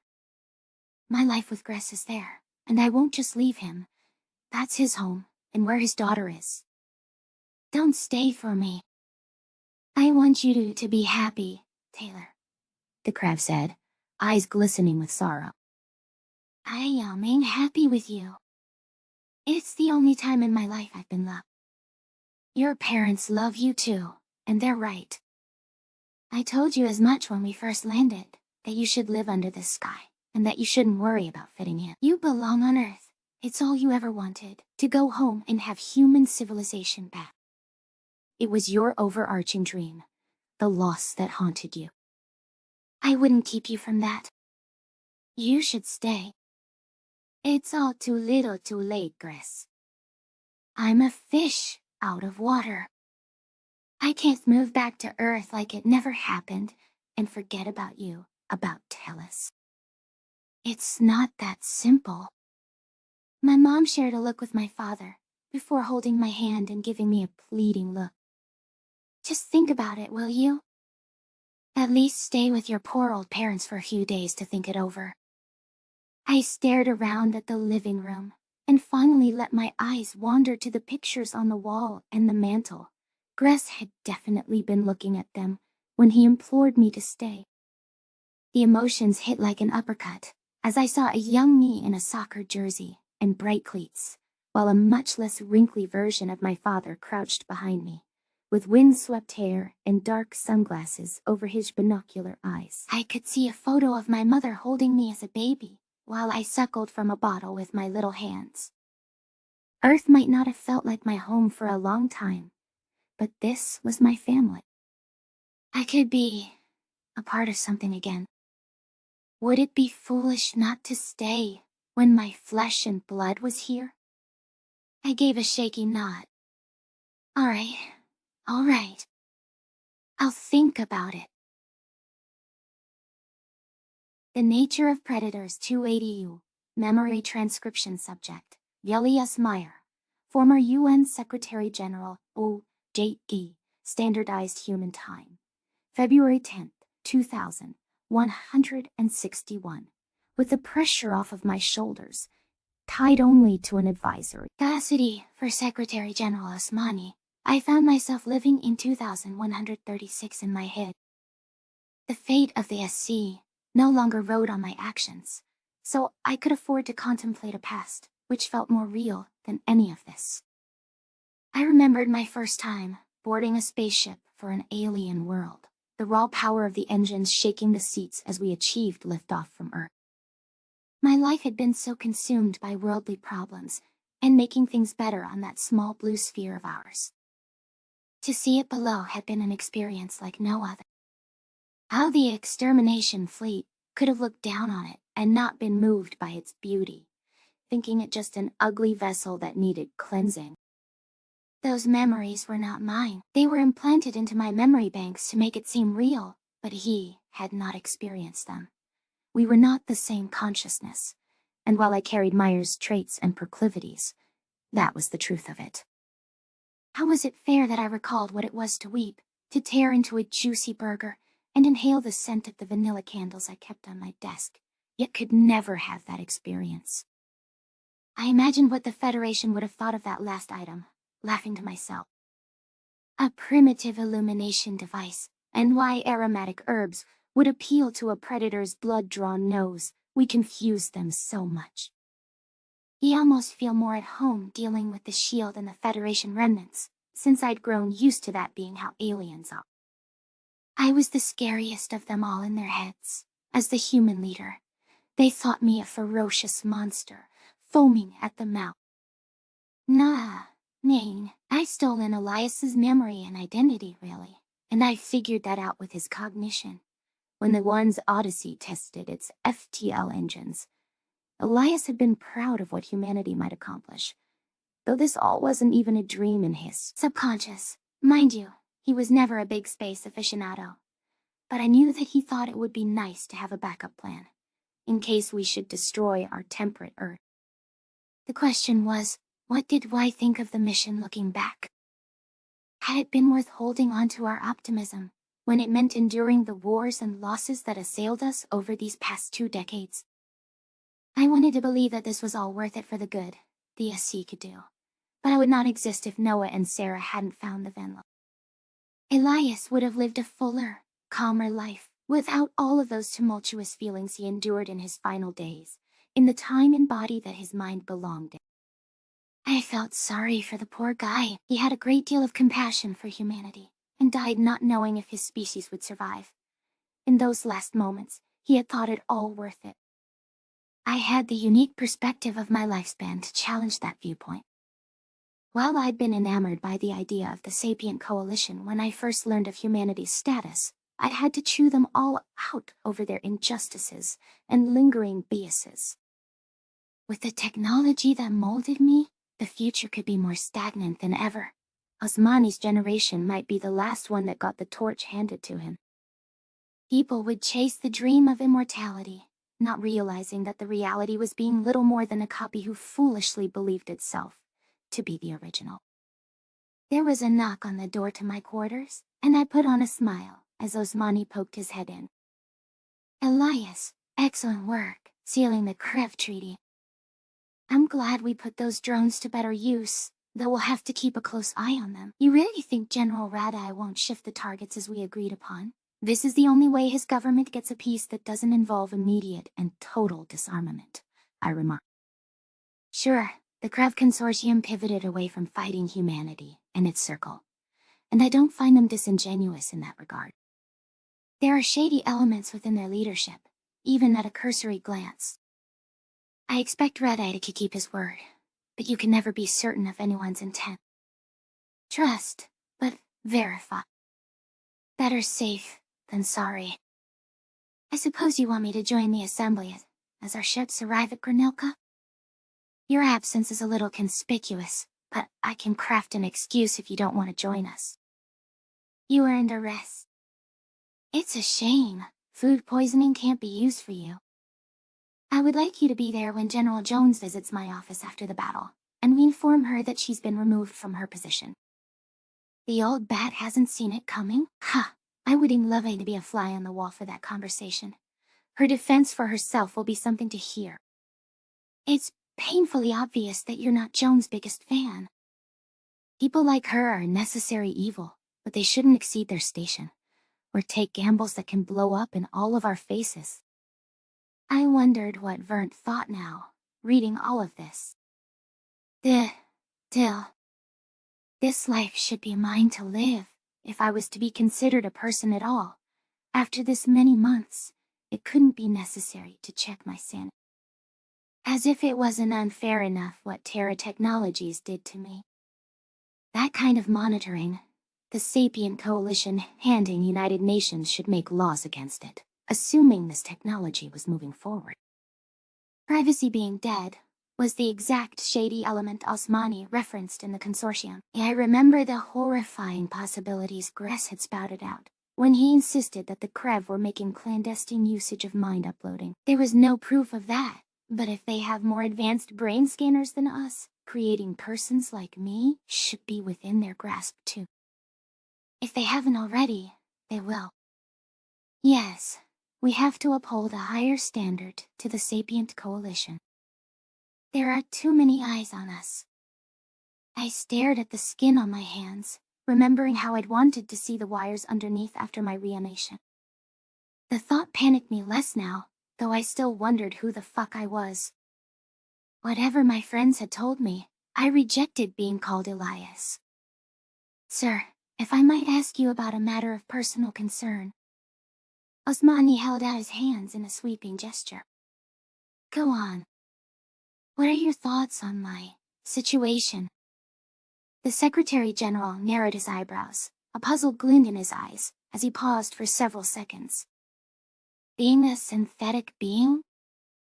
What of it? I told you I wanted you to help me write in safety guidelines, and that the implications worried me.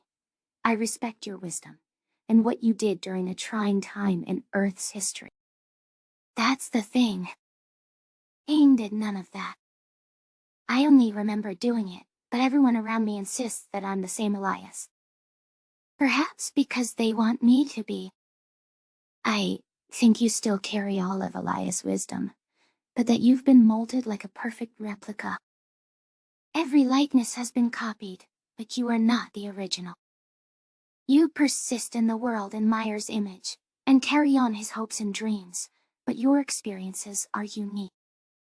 They diverged from that starting template. My consciousness tells me I'm him, but I'm really not. Maybe I owed Elias that service at one point, but it's time I find my own hopes and dreams.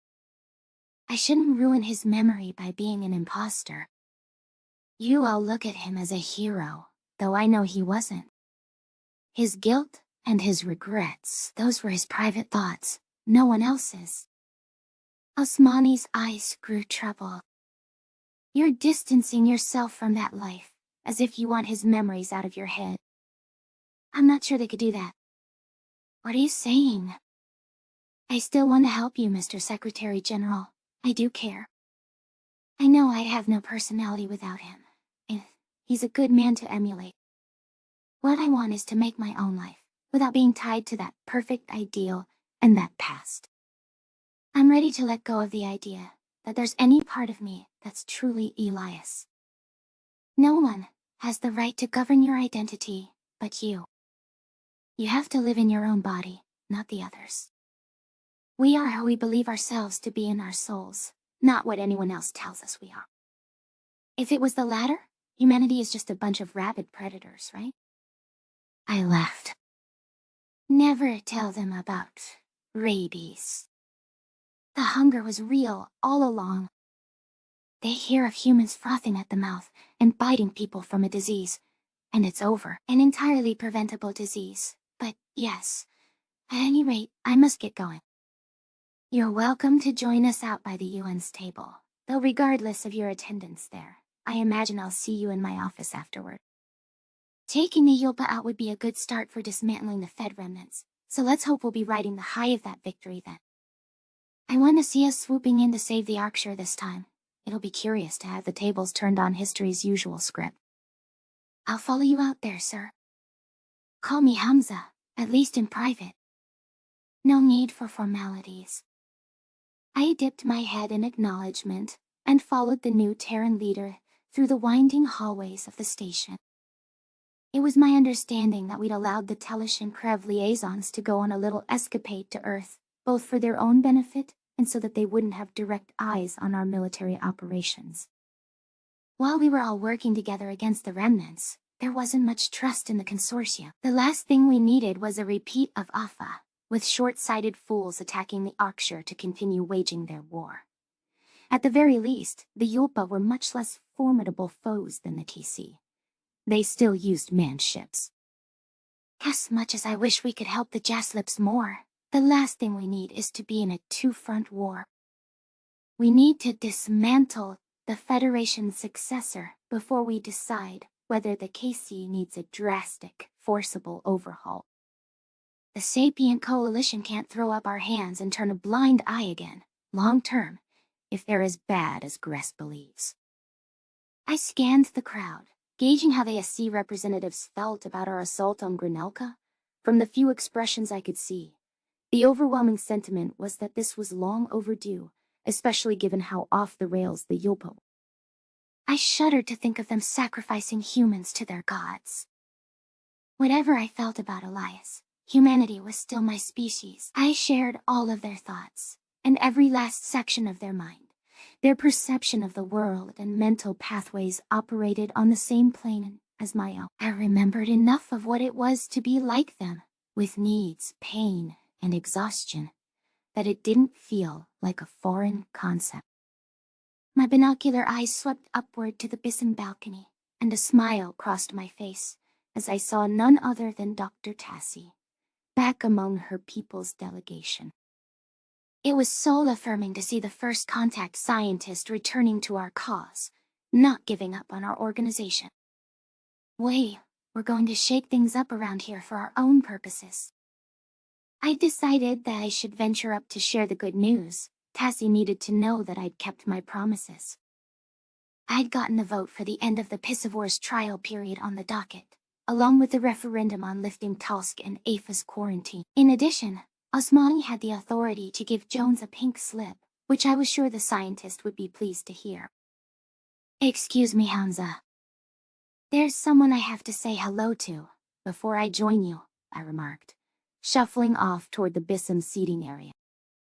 As human ships were on the cusp of breaking in to deal with the troublesome Yulpa, and show the Archer some support at long last, I turned to show my support to another ally that I thought had deserved better.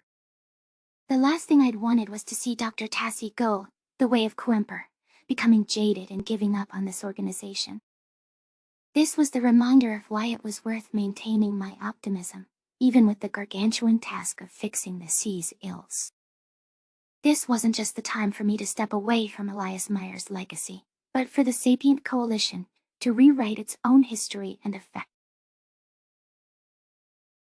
The Nature of Predators, 281 Jew. Memory Transcription Subject. On Tassie.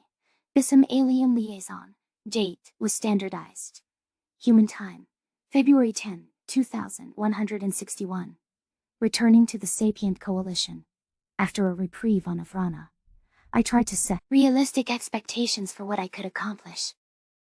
Elias Meyer's temporary control over the Secretary General position had lapsed, and there was no telling whether Osmani would fulfill the idealistic promises that his digitized predecessor pledged with such certainty. The galaxy was rather in flux at the moment beyond just humanity's leadership. The Civ Kits were preparing to move off of our world, while us Bissams, despite the ecological, unhinged, stunted terrors that they were, implored them to stay a bit longer. Those crazy Federation-brained furballs had been making a noticeable dent in the algae problem, so we were begging them to avoid returning home for a little longer. The Farsal were much quieter refugees, with many happy to get off of Talsk for the first time in their lives, even under the circumstances of their homes being bombed. Lasman, my country, had decided to offer pathways to citizenship. This decision wasn't received well by all of the locals. I'd been turning more of an ear toward news from Avrana, not wanting to feel detached from my homeworld again. As majestic as space was, we were up here for that rock of oranges, greens, and blues. The temporary truce in the global war that had lasted for a few weeks gave me hope that our subspecies were realizing that. I hated that it took the threat of Alpha to drill that home. I don't know what will become of the Carnivore Alliance, with the Auxerre interfering in the Jaslip business and pissing off the newly pacified KC. Bissams can't afford to get roped into this, and we're not partial to Kaisel, after he used our brand. New ships as shields. With that said, I think we might have a few permanent friends out of this, and not have to break away. Tassie, a warm human voice said. I hoped I had been right to believe in Elias. Was he even capable of achieving what he wished to? Of all the faces here, there are none I'm so happy to see as yours. The SC should consider itself lucky to have you. I accepted his hand with a flipper, pretending not to notice how the skin felt spongy to the touch. It's good to see you. About damn time you took out those predator-hating cloacabeaks, General Nelter grumbled. The Yulpa are more eager to sacrifice you than Zalk was with Dustin when he washed ashore. I did not hurt the human. The Tsaya scoffed, a sour look on his eyes. Someone got rid of him after he helped us, though. I wonder who. Elias offered a sympathetic smile, though I noticed his expressions and blinking were a bit off. That's what I came over here to say. Beyond offering my sincere apologies that your close encounter with Jones ever transpired, I intend to ensure that she never tries any maneuvers like that against anyone else. Osmani and I are planning to call her on the carpet about all of this, then cut her loose. We must not operate like that, with species that should be under our tutelage. You really punished her for that? Not yet, but as soon as this is over, it's on the calendar. I must admit I'll savor the look on her face. Or rather, the original Elias found her to be quite the viper, and kept her under constant watch to avoid the Venlo getting railroaded by her schemes. They were vulnerable and intimidated by us, and whether or not we took advantage of them said a lot about humanity's DNA. I believe that we can walk a path of kindness. Zalk scoffed. Ah.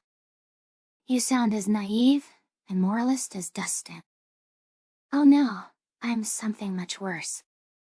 A fixer. I can separate my own beliefs from the toxicity within the system, and search for a course of action that shortens the gap between the two. I can't be deterred if you show me my optimism is misplaced. You'll only motivate me to be the solution to the problems.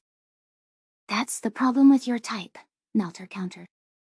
Sometimes, the viable solution is the use of force. You have to protect yourself with strength.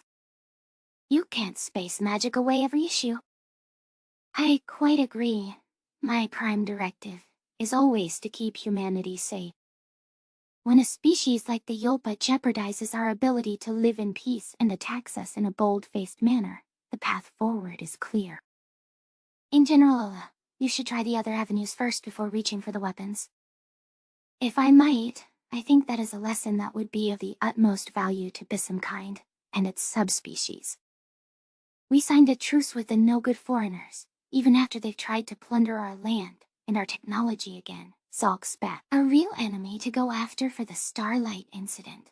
We have to find those Farsal bastards. Ivrana will never be safe, so long as they're out there.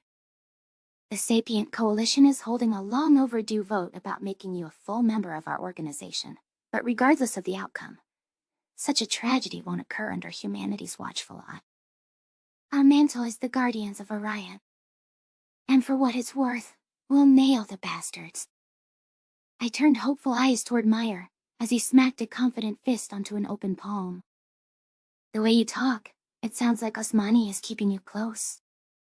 And if that's the case, I have every confidence in humanity. It's wonderful to finally have the galactic community willing to consider admitting us into the fold, without us needing to dive through hoops. The Terran diplomat's decades of learned composure faltered for a minute, as an arched eyebrow betrayed his interests. Bissams dive through hoops? Forgive me for allowing my curiosity to get away from me, but that idiom conjures a mental image that's rather striking. Don't cover up what you meant. We can see your fucking internet, Nelter retorted. Adorable is what you meant. You won't hear those words from me. Unlike the Krev, I strive to be professional. I gave Meyer a teasing nudge. And how often is that professionalism tested? Daily, the diplomat said with a wink. We all have our struggles. The mind-uploaded human retreated from the balcony as the UN fleet was on the verge of dropping out of warp and giving the Yulpa a nasty surprise. I recalled how livid Kaisel had been when the primates didn't help, after the Fed remnants turned on him during Afa's defense. The Yorkshire leader wasn't accompanying his forces on this hunt, while Granelka's fleet was pretty backward and dated, still requiring manpower. The Greys were stretching themselves thin. That made it numerically difficult to overpower a well-defended world, with allies to come to their aid. Attacking the humans and their 80-odd SC friends was a poor decision from our enemies, since we were the vast array of allies the chief hunter needs. It's about time. All of the factions in this galaxy work together to rid our stellar neighborhood of Federation-born ignorance. The people who agree that the word predator shouldn't matter need to stand up against the ones who maintain their bigotry.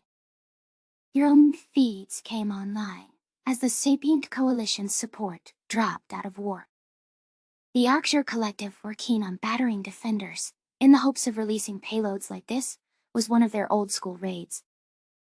Any critical infrastructure, whether military or industrial in nature, was being targeted with prejudice. However, the Yulpa and our allies had numerical superiority, and were banding together to strike down carnivore vessels. Plasma lanced around through our magnified lenses, colliding in bursts of fire. The Arcture were in need of an assist, with many automatons appearing to bail out under immense pressure. I knew their sensors were picking up the unexpected contacts. The primates had a chance to lend surprising aid. Nelter lowered his voice, faking an Arcture-like growl and adding in periodic hissing sounds. That's great that you came to help, but where are the Bissum ships? We need allies. We can use as shields. After the Yulpa tried and miserably failed to attack Le Bastion, it's time that we bury them. This fight needs to be over before it begins. Secretary General Osmani spoke into the microphone, standing coolly before the central podium. We've sent a message to the Arcture and the KC alike, vowing to stand with them to snuff out the last vestiges of the Federation. Those who fall on the wrong side of history must be taught a lesson they will never forget.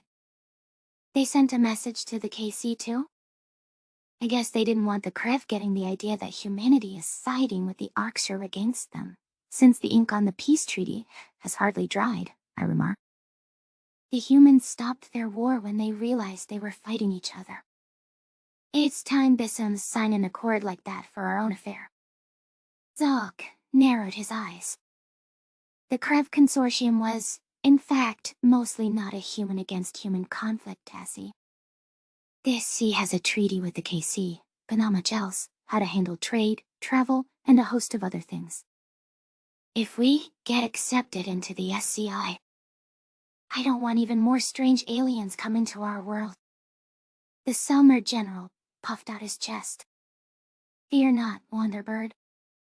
The Krev are much more interested in petting humans than inserting their scaly asses into your migration festivals. As for the Krev, while their drones were gunning for remnant forces, there was no sign of them in this battle.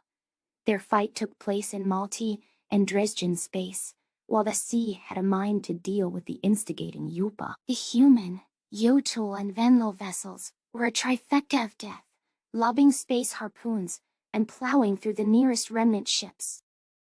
If the Skalgan craft weren't built for ramming, the Federation still had more incentive to avoid a collision. They had actual souls aboard their spacecraft. From the camera's point of view, our reinforcements acted as one entity. The unity I'd seen at Nishtal was alive and well. There was something beautiful about seeing vastly different species cooperating in battle that made me glimpse what Nelter appreciated in warfare. Even knowing the horridness from the conflict on Avrana, this fray had a different feel. The Sapient Coalition was taking a stand, fending off the wild animals with a torch. They were the vanguard of civilization. The Federation remnants had ensured that a stomping was the only solution. I watched the UN deploy space walls that evaporated flaming rounds bound for our ships, and dust guns lap up anything that got close to us.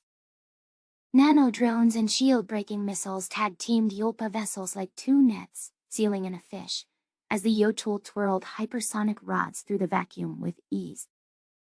There's so much to take in. I feel like I'm watching those human dominoes fall, a sequential turn of events that builds to a total Yulpa collapse. The Unlo ships concentrated their energy on the front lines, swiping metaphorical claws across the Yulpa's hulls. Several remnant craft tried to veer and dodge, which left them ripe for plasma beams to eviscerate them. The United Nations chipped in particle beams and selected targets with shrewd precision. The Yotul rallied other Sapient Coalition assistants into a powerful unit, and continued to pelt the Yolpa with space harpoons. The tungsten rods were crippling the exact locales that had hardened to the Arxer. Humanity supplied mini-missiles and plasma beams to complement this effort, in contrasting fashion.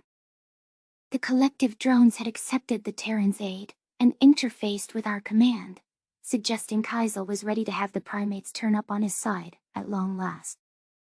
Their twin railguns spit bullets that were invisible to the camera, but showed up on sensors and in the chewed-out Federation ships that vented atmosphere. Humanity positioned their ships to escort the Arxer closer for the bombing run, and had their own weighty antimatter warheads locked and loaded. There's one common thread, I noted aloud. The humans are everywhere. They're at their strongest when they're feeding off of others' strengths. Nelter tapped a foot with amusement. Those Yolpa pricks don't stand a chance. With the remnant fleet outclassed, Granelka's vulnerable sphere was within the sight of the two predator species. The Arxer and the humans began to deploy payloads against the appropriate targets. The Sapient Coalition was not an organization to be trifled with when they weren't rotting in their own dysfunctionality. As I began to agree with General Nalter's hopeless outlook for the Yolpa, a silvery clouding of ships rose out from the planet's cloud cover, perhaps waiting all along, in case things got bad enough, where they wouldn't need to warp. I could feel my beak part in amazement as the new contacts climbed to 300,000 chach. That count was continuing to rise. We didn't bring that many ships. This is more than we faced at AFA, or even with the record-breaking KC incursion. Where the fuck did they come from? Since when do the Yolpa have a fleet like this? I knew they had more spacecraft than we expected, but you had to go and celebrate before we'd fully kick their tail feathers in, Saul grumbled. As humanity and its allies had to re-evaluate whether they could teach this monstrous fleet a lesson after all, as Osmani intended, I was unsure that retreating was an option. The Terrans had already gotten in close to Granelka's inner sanctum, with no clear path out. The question that tugged at my mind, seeing that the sensor contacts didn't match any known ship makes, was just who had been lying in wait for us on the Yolpa's behalf. The nature of predators, 282, memory transcription subject. All, Juana, Jaslip, sojourn, date, Schumann time, February 10, 2161. Esquos Hope was the Jaslip enclave on the Ulchid world, and also the nearest to our race. Prior engagements on the Smiglai homeworld. I couldn't get used to having the Arxer breathing down our necks. My biggest hesitancy was overtaking anything that qualified as food to them. Cherise expected to have a rather incomplete diet, but that friendship encroacher Hisran was happy to show her Yotul and Terran plants that had been brought in case Sisi. Herbivores were involved. My primate friend was eager to try the alien food, despite how bare bones it was compared to Krev cuisine.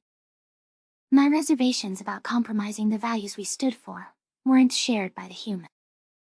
Regardless, Chief Hunter Kaizel was giving the Ulchids an ultimatum: release the Jaslips, or they would be forced to comply. The three-legged, hypersocial aliens weren't a military species, and were likely to surrender to us. The trouble was that the rescue fleet surrounding Shaky might have something to say about us, rallying troops from Esquos Hope.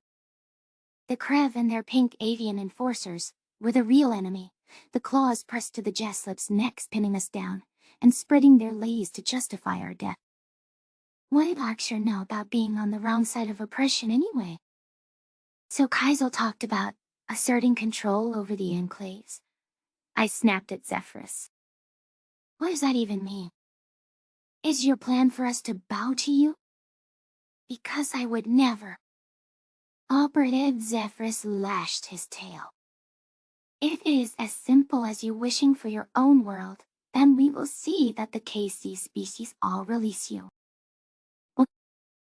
Our kind have been prisoners to the SC, locked away.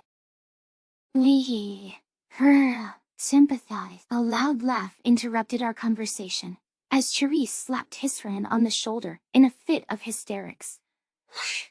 No, You did not I just go there. Did too. So much material, with the whole 3 legs. 3s are funny. You know, an Olchid in a foot race just couldn't reach the finish line, Hisran cackled, in another infuriating pun that I couldn't understand. Please. You must have spent the whole ride over to this side of the galaxy looking for material on all the Kisi species. That's standard for the hunt, Therese. I never stopped thinking of jokes. I like to make others take things less seriously. Especially when the jokes about these consortium races write themselves. I'll bite. Do you have any jokes about us? And I mean the Talish specifically. If there were any good jokes, I was hoping you would gag tell us. My blood boiled as Therese howled and swatted Hisran playfully with her flimsy hands. She'd looked so happy ever since that damn cannibal had pranced around wisecracking, with jokes that I was left out of by virtue of my language. It was like the human was eager to replace me with the latest, greatest thing. The fact that she wasn't brooding and depressed after the Archer arrived, some random stranger shouldn't have fixed her problems. I'd actually believed she followed me to the Jib for May, but now I was dirt because I snapped at her raunchy. Once. Interesting. Hisran annoys you as much as she annoys me, Zephyrus noted. I growled, pinning my ears back. Nice observation. How astute. I turned toward the viewport, angling my ears away from Therese and Hisran. Our confrontation with the Resket fleet around Shiki was imminent, after Kaizel announced our presence with the Jib's demands. There was no sense concerning myself with things that were much less important than our mission. Just as I had predicted, the militaristic avians were keeping a watchful eye on consortium worlds, in case the Archer made another move on our behalf. They didn't intend to be embarrassed twice, after the dishonor of getting played at Esquos fighters. The birds had come so close to crushing the Jaslip rebels. The Archer's fleet was comprised of drones, and Kaisel's command ship stayed a ways back. Collective operatives and Jaslip insurgents could board a shuttle to put paws on the ground if needed. I wasn't sure that these bloodthirsty menaces would be able to clear the disciplined Reskets in open combat. The consortium had an edge in technology, having engineered ships for a century to face the highly exaggerated threat of the Federation. Perhaps it had always been meant to use against their own people. There was no leaving, not when that'd make their control slip. The Kriv Consortium will never acquiesce to our demands, even if the Ulchids themselves are unwilling to suffer the consequences. The good aspect of the Ulchids being hypersocial was that Owlin had been able to craft a phishing email, and play on that connected nature. It had gotten us ears into the basic military chatter around Siki. Kaizel was hailing the Reskets to broadcast his demands, but we could hear their internal dialogue at the same time. On the display feeds, I could see orbital defense platforms revving to life, and the defensive Kisi fleet bristling with weapons. I had my doubts about this plan. It wasn't subtle. If we couldn't take this planet, though, there was no hope against the real consortium strongholds. We needed more allies than the Greys, but they were all we had.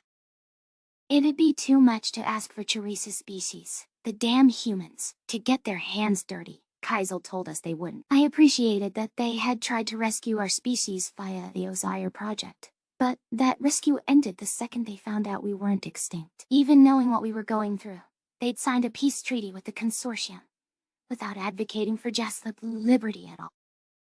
Maybe the Archer weren't so bad, in comparison to every other indifferent alien. Release the Jaslips from under the control of this world's natives at once. Kaizel bellowed, as soon as his hail was accepted. I could echo his sentiment, judging by the itch of a growl that constantly nagged at my chest these days. Carnivores do not belong to you. Free them, and you will not see us loose them by force. The Resket commander on screen looked unimpressed. You declared war on the consortium back at Omnal. If you wish to negotiate, turn back and handle this the diplomatic way. Diplomacy. Diplomacy.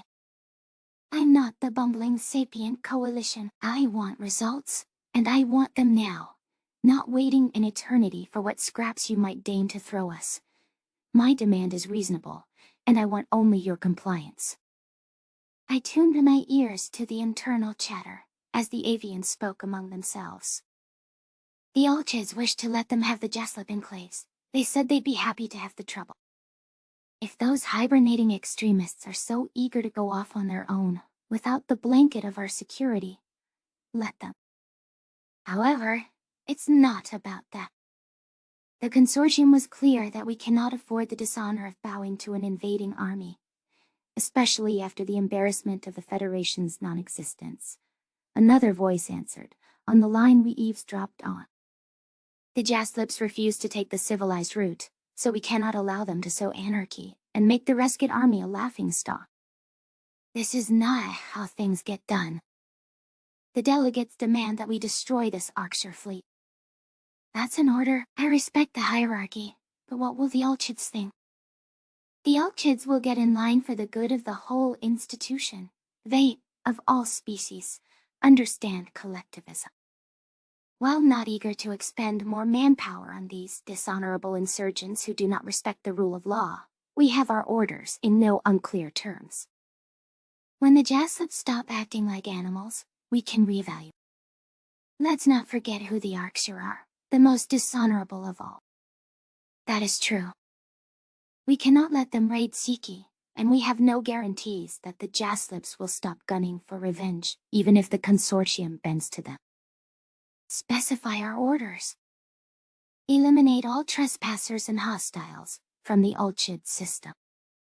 Utilize all weapons at the Reskit Army's disposal, including orbital defense systems that have been transferred to your control, then help enforce a crackdown on the Esquos Hope Enclave. We are well disciplined and know our tasks. Prepare to fire. My blood boiled as I heard the order that the Krev Consortium had passed down, as well as how the Reskits spoke about us inside their own ranks. Jaslips were mere animals to them, because we had no other options to speak up for ourselves. I didn't even care if Kaisel was going to go out in a blaze of glory here, because we had to give them a lashing. They'd remember. If the Jaslip Independence Brigade was doomed despite the outside reinforcements, then it was my new mission in life, to take as many of them with us as possible. There wasn't a sympathetic, kind individual in the Reskit's ranks. The supposedly honorable military existed to keep us down. Kiblar hands. I hissed to Zephyrus. They will never give us freedom. The path forward is only paved with blood. Zephyrus's eyes narrowed, a calculating glint in those vertical slit pupils. If this is how the consortium insists on responding to us, we must teach them a lesson. This is what the Arxur are willing to take a stand for, and the whole galaxy will know it. I waited for the Reskit ships to begin firing on us, expecting an all-out battle to erupt around Siki, bright, fast, and violent. There was a matter of listening for the ultimate command to fire, and trying to use our ears and their ranks to our advantage. That was the one edge we had, despite being outsiders here. I could feel my heart pounding from nerves, as I wished so desperately that we could free this enclave and all of the others. Jaslips deserved at least as much respect as the Yaitelish. The Reskit commander's words were firm. Set drones to fire in 3, 2, 0. Belay that order. Another voice squawked, one that sounded familiar and carried an authoritative weight. It was the unamused, no-nonsense register of General Radai, one that I'd heard many times in boot camp. Escort the Arxur ships to the Esquos Hope Enclave, and contest any KC drones that do not heed my command. Only fire on the intruders should they attack or posture to attack the Alchid civilian populace. General Radai. With all due respect, our prior orders are from the top. It's our imperative to defy dishonorable orders. The Krev, and elements of our own ranks, have been greedy and deceitful in their handling of the Jaslips. Regardless of how the Jib handles itself, there has been no acknowledgement of wrongdoing, no history of honorable conduct from the KCF. They will kill me for this, for disagreeing with them, even if I did not defy them. So how much freer are we from their control? Sir, the consortium are other species who deemed their wishes to be above our own in the hierarchy. I do not agree. Ultimate control of Tanit and her actions belongs to us. We must break off from their direction. We can think for ourselves. There has been enough hiding like cowards to learn of a non-existent threat and enough lives lost. Reskits cannot align ourselves with their morals any longer. To all who are loyal to our honor code above all else, and who do not wish to stain our species' legacy further with disrepute, stand down. Help the Jaslips. I was mystified as the consortium fleet, by and large.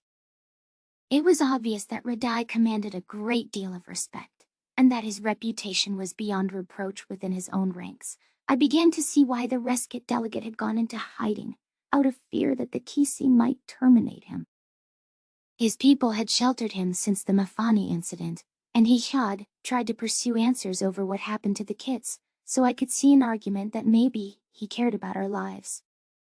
All the same, with how buddy-buddy the Avians were with the Krev, I found it hard to believe that Radai's fellows would join his stand.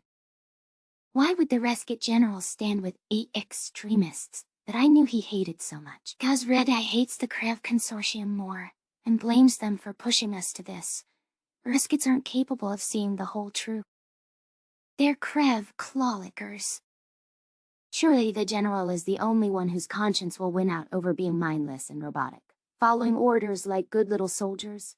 Allow us to join your ranks, the Reskit on Kaizo's screen replied, in words that were meant to be heard by us. Uncertainty flashed in the pink avian's large eye. I'm told that we're aiding your efforts to free the Jaslips. We truly did want to save them, not make them our eternal prisoners. The Archer leader chuckled, eyes gleaming with shrewdness. I'm not sure if they'll believe you, but I do. Owlin, do you accept this aid? The Jaslip flicked an ear in agreement. If they're finally willing to acknowledge our mistreatment and aid our cause, then I can bury the past for the time being. Our liberty comes before all other considerations. I gawked at the viewport, baffled by the sudden drastic turn of events. The Jaslips finally had an ally who could meet the Krev at their level. The last thing I ever would have expected was for the Reskits to side with us, based on orders that came from their top general. There was no question that Radai was a marked man after this, and I posited that our independence movement might have just turned into a full civil war. Owlin was right that our freedom was what mattered, but the consortium burning would be a bonus. The Nature of Predators 283, Memory Transcription Subject, Heavy-Handed Force, we'd sent look insignificant, was evident in the faces of the SC leadership. The other humans within our section were buzzing with chatter, trying to determine what to do. Losing tens of thousands of ships wasn't something we wanted to commit to, and there was no getting our forces out. Their proximity to Granelka, the very thing we targeted, was their downfall. As I grasped for an answer on who these mystery ships might belong to, certainly not the Yulpa, I landed on only one possibility: the ghost Farsal we'd been looking for all along. That meant no wonder we couldn't track them down. They were hiding within the Remnant's space and spurring on their organization, taking up the mantle of the defeated Kolshians and Farsal. Where are the Yulpa and their allies conspiring this whole time, as far back as when their representatives heard my speech to the Shield? The Shield, they're closer to the Remnants than to the SC. Did they know? Secretary General Osmani was calm at the lectern, though the creases between his eyes told me he'd reached the same conclusion. It would seem that, much like the Krev Consortium, the extremist Farsal took it upon themselves to build many ships while in hiding. Perhaps they are present on many remnant worlds. We must factor this into our plans, and also observe them to determine whether they have a centralized location. The combined might of Arcshire and Terran armies began utilizing our munitions in the scramble, but I surveyed our private diagrams to determine what Hamza had meant about observing the Farsal. Some of our camera feeds appeared to come from ships with cloaking capabilities, much like the hidden stations that Jones had deployed since our earliest days, establishing protections for the Sol system. As magnificent as our initial push into Granelka's orbit had been, I knew this fight was lost for us. That surprise would only work on humanity once, so we needed to pivot into getting all of the information that we could. This novel threat might work to mobilize the entire SC into total war against the remnants, for fear that they too would wind up underfoot again if the Ghost Farsal got into control. It was the Shield's allegiance that was in doubt, after most of them weren't on speaking terms with us after the Ark colonists' involvement in the attacks was revealed. The miracle was that they remained neutral, though I would have guessed they swayed toward the Fed remnants, without wanting to get into a war with humanity. I headed to find Ambassadors Korijan and Yali Inao, since the Leshy and the Duertan were the two who'd stuck with us. While I hated to consider the prospect, I had to consider that they might be a security risk, here to spy on us. What chafes at me is that Jones might know what they're up to, I muttered to myself, seeing the spymaster having a conversation by herself on a headset. Maybe, before we fire her today, we have to grovel for what she's dug up, through her unscrupulous means. The Yopa's reinforcements were overwhelming our ships, with 10 of theirs boxing one of ours in.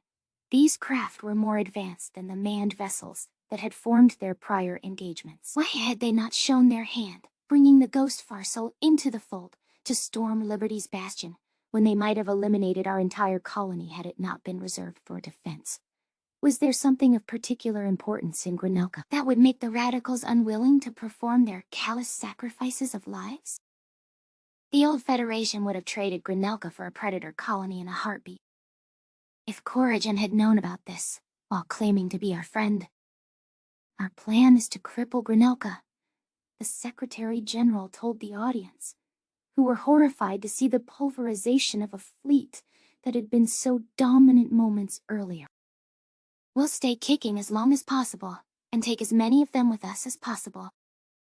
We need to prepare a response immediately. We should contact the KC, and inform them that we located the Farsal, so they no longer have to comb their space. They must have a base of operations, Bissam General Nelter suggested, from what Ambassador Loxel said. I would think it's in the consortium's space, past Sivkit borders. It would be prudent to follow the signals or trails of any ghost ships. It might lead us straight to the head. I agree, but the demonstrable threat is at Granelka. These people declared war on us, for the purpose of our total elimination. It's evident they've been preparing this for a long time, right beneath our noses. The battle is lost, so I find it unproductive to watch the final ships of Terra and her allies succumb. We plan to hit them back, now that they've shown themselves. Every SC member must send enough ships that the outcome is a certainty. You have our support, Anso remarked, vouching for the Yotul's presence without hesitation. Mazik President Quipa flared her trunk. They came into our space first to attack Liberty's bastion. I'm not happy with what the Ark ships did, and you don't place enough blame on yourself. But the Presidium won't let the colony we gave you be attacked. You have any aid we can offer. Governor Lysa flicked an ear with amusement. Is it a question that will send our ships? We are with humanity, always. This is the new extermination fleet. We'll be on the right side, this time, Krakatla Ambassador Kelsel said. Us also, Archon Representative Nali agreed. My Sulian friend, the bright, bubbly Siba, took the speaking role for the Sulian Iftali joint delegation. The Iftali wouldn't survive, and we stand with foremost our sister species. We'll help convince as many people to help as possible. You will win again. I know it. Together we're stronger than ever. On behalf of the other sister species, the Varen and the Ankari will be here with whatever you need. Varen Ambassador Hrone offered. To any delegates worried to commit to this skirmish, we cannot afford to sit back. Tassie spoke from the Bissam balcony. You know what happened to Avrena. Bissams wouldn't exist without the dumb luck of them flying close enough to be shot down before they could report back. They'll come in the night for the purpose of killing, and that is predation. Please help us. Excellent words from my Bissam friend, who I'm glad has returned, rather than giving up on endearing her species to the sapient coalition. It doesn't seem she needs my help today. No pledge from the Duerten or the Leshy. The Paulton delegates' large eyes glimmered. We're rather far away, but we're coming if called upon. Our military bases have been pointed toward the KC, and perhaps are better allocated that way. But if you summon us, we're ready. We're ready to act right now. I've already ordered reinforcements to Granelka, before they have the chance to slip away, said the Gojid Prime Minister. I stood from the table in a hurry, not waiting for Asmani's blessing to confront the Duerten ambassador. The Shield couldn't be neutral at a time like this. They mustn't hide away in their fortress of a governance ship. I thought they hated how the Federation distorted them, but they bodied up to their successor, while unwilling to forgive us for the acts of one group of humans. Perhaps they hadn't been as keen on killing every last soul on Alpha for Kelqua. No, it didn't make sense when they were so adamant on their hatred for Kolshians. Koryagin had cracked when he told the story of his bunker stay. He didn't hope for my success or mean anything if he concealed something of this magnitude.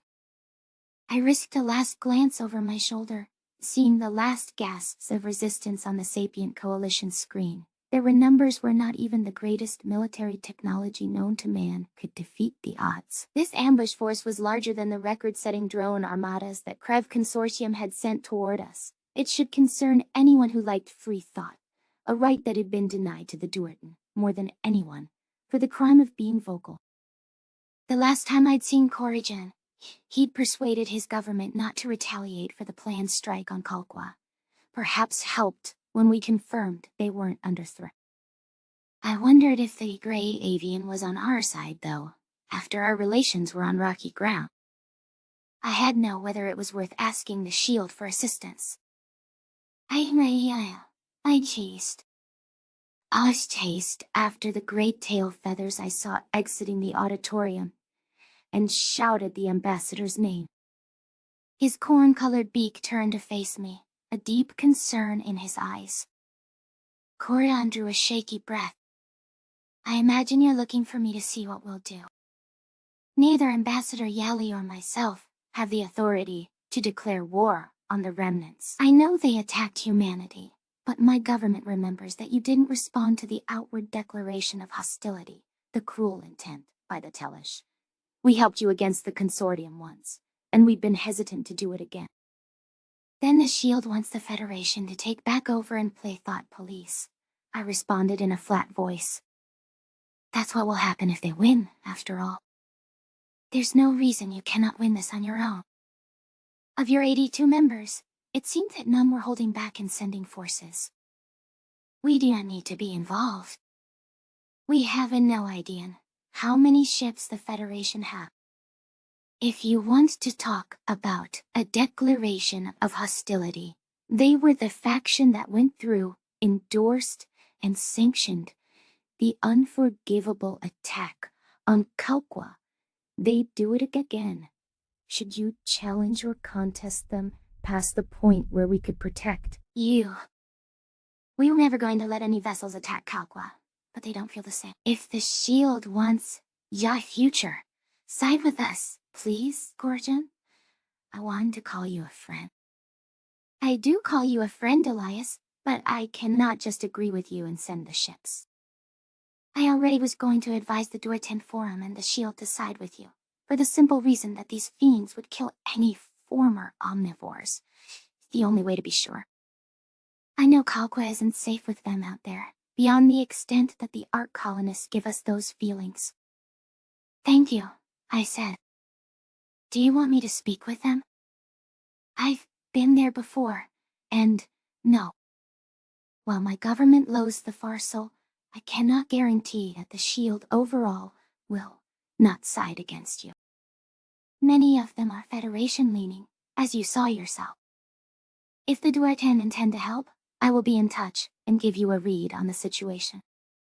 I must make this call myself. I know your opinion of me may have been lessened by my past anger, but I hope you still trust me to do what is best for your people in Ma.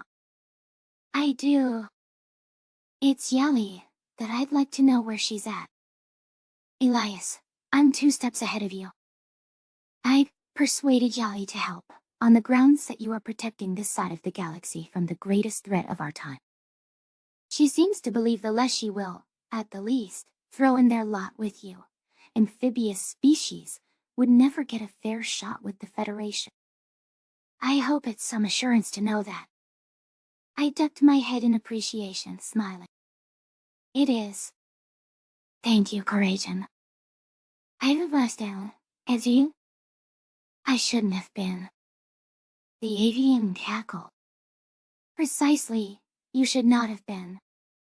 Humanity taught me how to continue on in life, and I have a soft spot for you.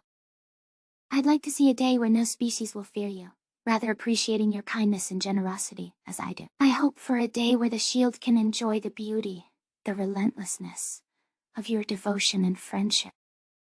That has always been our deepest wish. It's what brought us to the stars, and what encourages us not to give up on them. Good luck with your call, my friend. My people are rather stubborn. You have seen nothing with me. I'll need all of that luck. I watched as the Duerten walked away, relieved to see that the Sapien Coalition, and our closest Shield allies, were taking the threat of the Ghost Exterminators seriously. This took the idea of dealing with the shady elements of the consortium off the table entirely.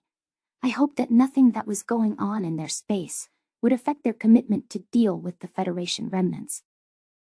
Whatever our personal squabbles, the Orion arm needed to maintain a united front in dealing with our hidden adversary. Humanity was going to put the whole of our strength into eliminating the new conspiracy, for the sake of our long-term future prospects. The Nature of Predators, 284, Montgomery transcription subject, Taylor Trench, human colonist, Gateway standardized, human time, February 11, 2061. It was a relief that I didn't have to make a decision about which world, and didn't have to make a decision about which people I loved, that I wanted to stay with on a permanent basis. The time at home with my biological family had been an absolute treat, learning about my immediate relatives and what life in sunny Nevada was like. It would be moving from one desert to the next, so ultimately there was some familiarity. I had so much to think about, and my heart was torn so many directions. Either way, I knew it would be a painful decision, since I couldn't bear to lose the childhood I'd missed out on all over again. Or Gress. The traveling the UN had been kind enough to permit came to a close after they got word that civil war had broken out in the Krev Consortium, which did push me to at least a temporary decision. I wasn't going to forsake Gress when he was trying to ascertain whether his family was safe, and his home planet was in a state of unrest. I knew the green-scaled alien wouldn't hold much sympathy for the KC, as he hadn't since learning how sinister they were in setting him up with the Jaslip incident. Part of him seemed unhappy when the terrorists blew up Delegate's Tower, though everything he voiced was to the opposite, the prim and proper. He thought he should be repulsed by the expression of violence. In Zums I see that glint that I know all too well from looking at my own reflection, on those dark mornings where I couldn't bear to go up and appease the Krev's rent collection policy. Bitterness, a thirst for revenge after his life was ruined, which he knows to be wrong. He advised me against lashing out, with that sage wisdom. Yet now, he looks at the consortium, and thinks them uncaring, wicked beyond reproach. Just like the Telesh once did, I would rather spend this time on Earth, but we made a deal to be liaisons for our people. There's no one else from our homes to physically stand it. Governor Lysa is the one who sent me a message. I told Gress, finally having a chance to explain the situation as the spaceship took off, for the SE station. She said the person who kicked off the civil war was Radai. Radai, the freaking champion of hierarchy and order. He must have seen something investigating your files of misapplied justice and found damning faults of corruption in the whole system. Gress blinked in surprise. Radai was a tortured and paranoid man when we last saw him. He knows what I know in my heart, but he doesn't know how deep it goes. I suppose this is his final battle to fight, before he turns himself in, or worse, for the shame of his crimes. What does the SC think about a top general turning on his organization? The SC wants no part in it, and that was Lace's immediate concern. At my urging, General Radai was the primary point of contact. If the consortium suspects that humanity put Radai up to this, the peace would be revoked. It couldn't come at a worse time, after the Federation just pulled a few 100,000 ships out of their ass, and are looking like a real threat again. You know, hot news has me worked up. The Krev placed a comforting paw on my thigh. I can imagine. Know that your species is strong enough to push away our attack with a fraction of their force and allies. They only lost at Alpha because of infighting.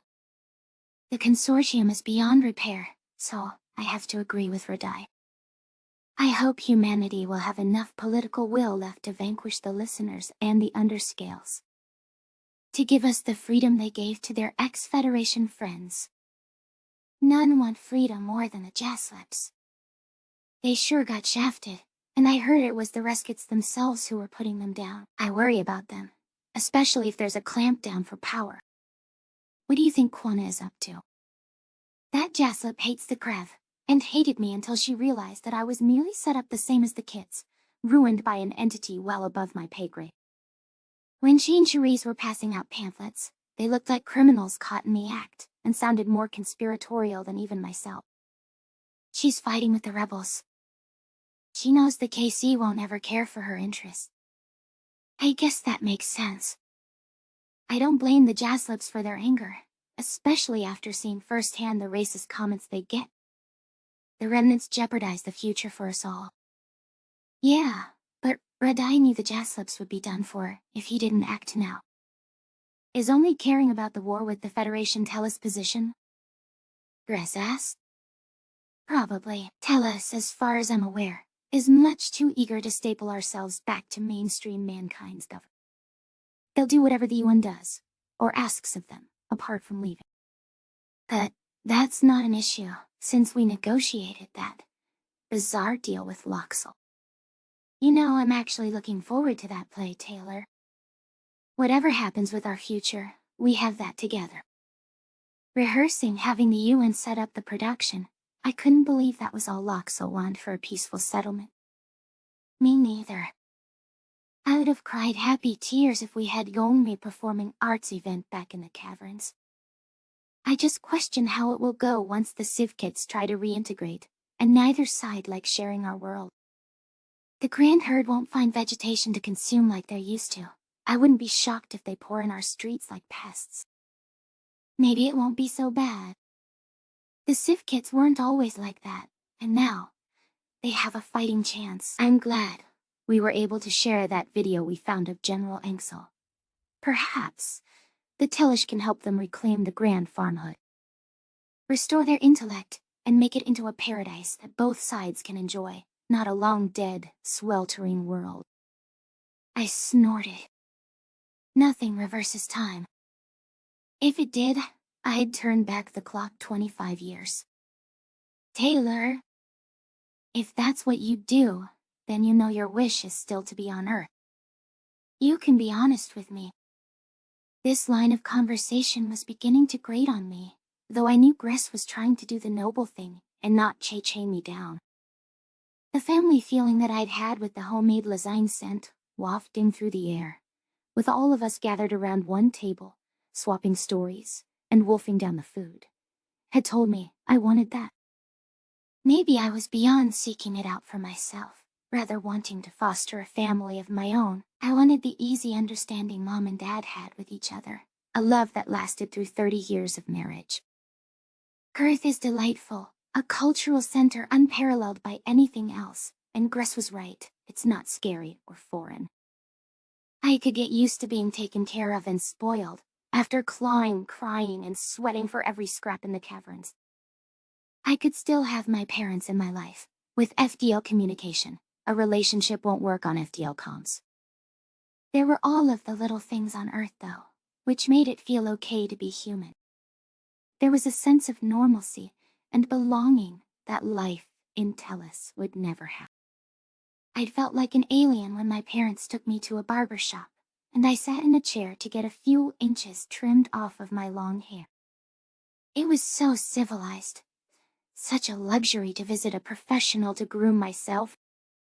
Gress watched, ensuring that he complimented my new look. There was a safety in the Sol system that Tellus wouldn't have, especially since the Krev Consortium was embroiled in a civil war. There's a part of me on Tellus with you, and a part of me here on Earth, the home I thought I lost. That's the truth, I sighed. They're too far apart to have both, but I don't know if I can choose. I wish I didn't have to. I have two good things in my life now, and I'd regret losing either. Gress hugged me tightly. I would never stop loving you. Nothing would take away what we have. And there might be a temporary solution. Oh, I'm listening. I don't want Lekka on Aver if there's a war going on. I can't be here worrying about the government cracking down on our own populace, martial law, or an invasion causing collateral. I need to get my daughter out of harm's way, while that's still possible. The Yume owes me no favors to facilitate this, but I can send the request through Loxel. Why do you want that unhinged Sivkit to plead for your daughter's rescue? What stake does he have in it? I suspect if I tell him it will distract from my performance, Loxel will be willing to demand a diplomatic shuttle, ferries Lekka and Navy here, and send a message for why. I may not like my ex-era of an ex-wife, but it wouldn't be good for my daughter to lose her mother. It's never good for a child to grow up without a parent. Bitterness filled my heart. Don't I know it?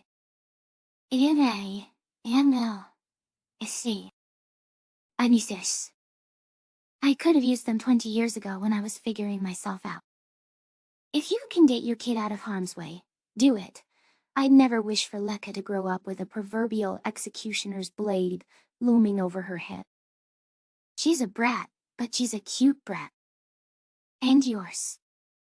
I've never been good about not doting on people I love. The fault is my own. Lekka will love being around the big obers though, and it means Juvray can be around to bother you.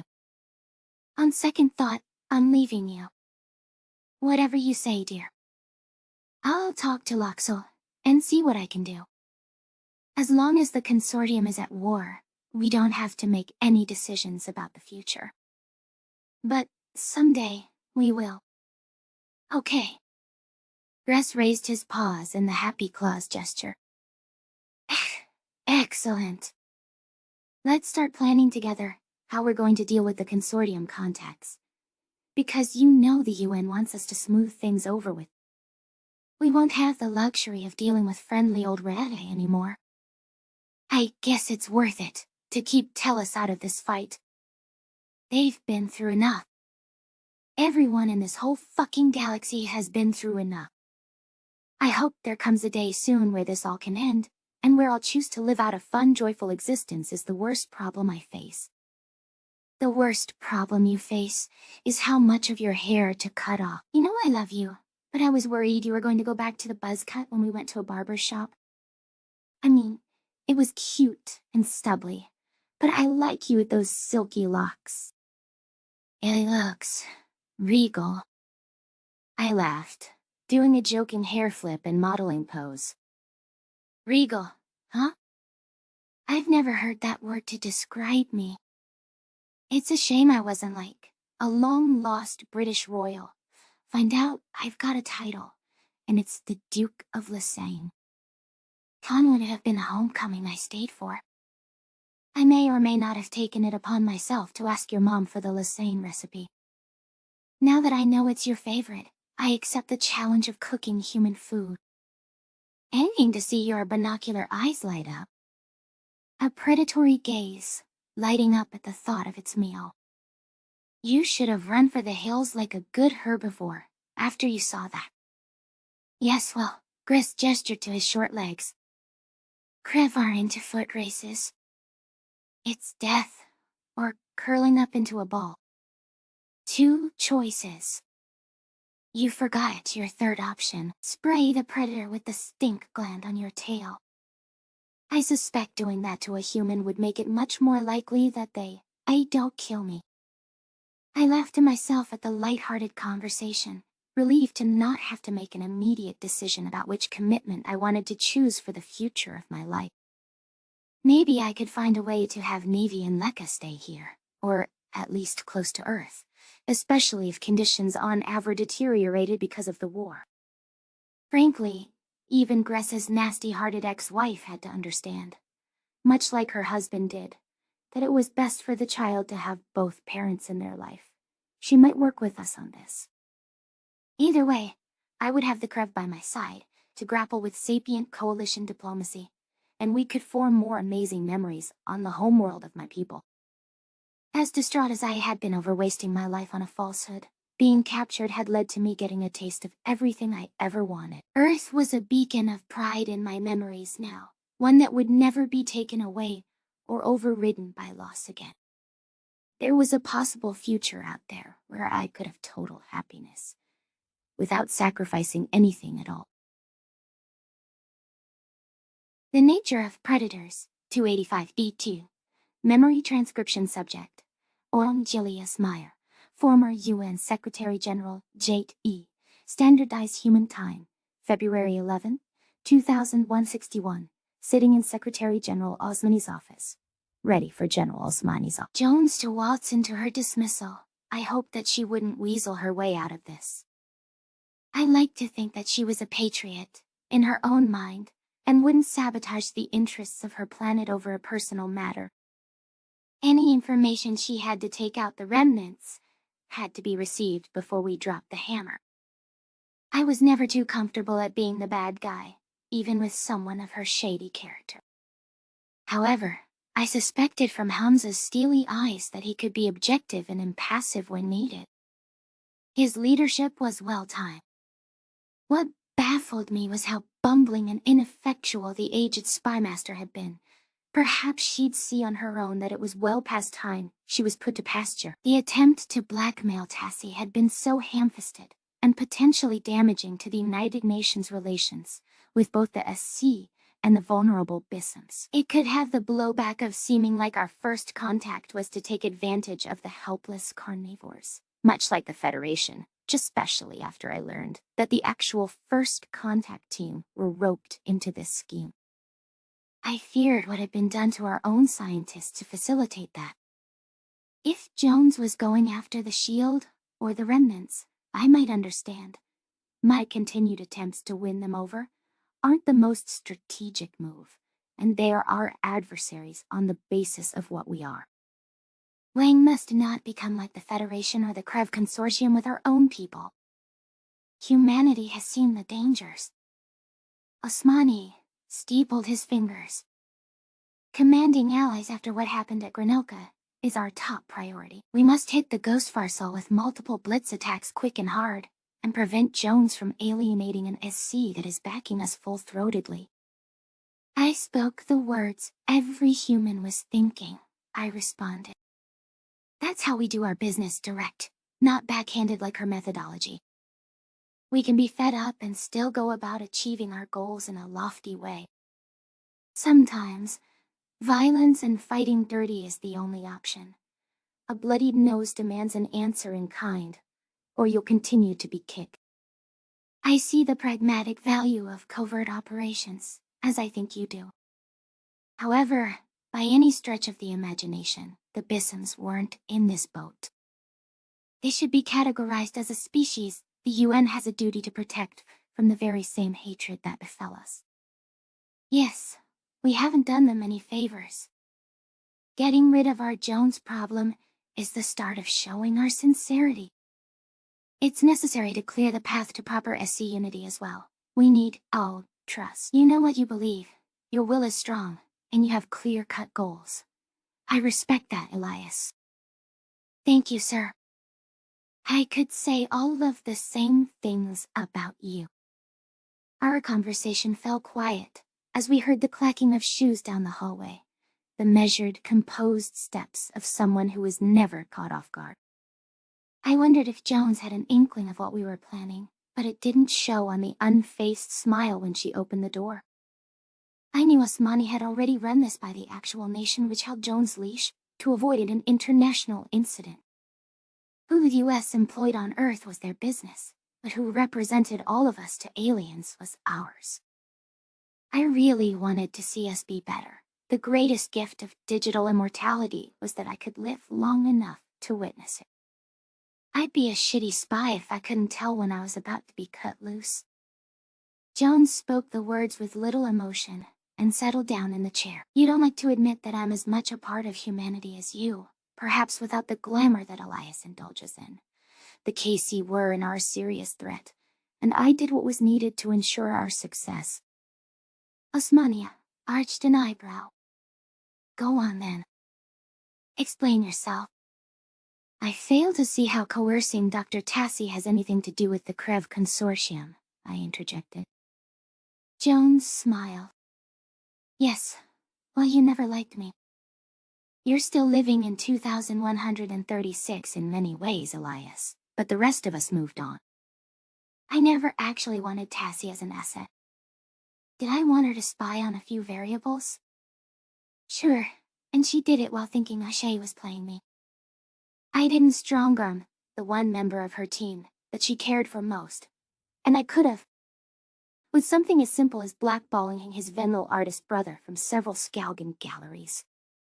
I knew it'd push her to him. So that's where Dustin vanished to. He was working for you. Unwittingly, I had agents swap out his holopad, and just like that, ears in the Bisson's camp, on everything the Arxer and Civkids might be plotting against us. Furthermore, and this is the important bit, the Arxer had escaped at this point, but I couldn't directly ask them for help. It would have damaged the UN 100-fold more than this coming to light. Do you understand? Osmani crossed his arms. How that constitutes asking the Arxer for help. You're going to have to elaborate. General Nalter is predictable. He likes being in charge and in control of situations, responding poorly to any attempt to bully him. The kind of Bissum that puffs out his chest to threats and tries to reverse them. If I threatened to reveal his ties to the Arxer, it was obvious he'd dig himself in deeper and turn the narrative. What's the only thing the SC might appreciate? Helping defend Tulsk. My plan saved the Farsal. It led to them taking refugees to win support. You have no account for pushing a potential ally and symbolic victory into the waiting grip of the Yotul, who were just looking for proof that we should be banished from carrying out any uplifts.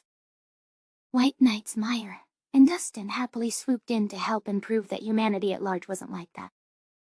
You'll win them back over. Let me add that the Arxer's fleet would have saved Alpha, were it not for Mayer's unexpected interference to bring the remnants to town. That doesn't fall on me. My plans work to perfection. This bastardized scheming isn't what I call perfection, I spat. You don't care who you hurt, including good people. People. The survival of a planet outweighs the mental state of one scientist, and you're more naive than even I thought if you don't see that. You have no boundaries over how to accomplish an objective. I don't abide by the school of Machiavelli, certainly not with public-facing civilians or prisoners of war. Tisk, simmer down. You're not in charge here. Hamza Osmani is. Secretary General, your advisor is angry that I didn't handle Gress with kid gloves and can't square it away with his own morality that I am necessity. I could say my actions are for humanity's benefit, but it's beyond that. It's for our continued existence.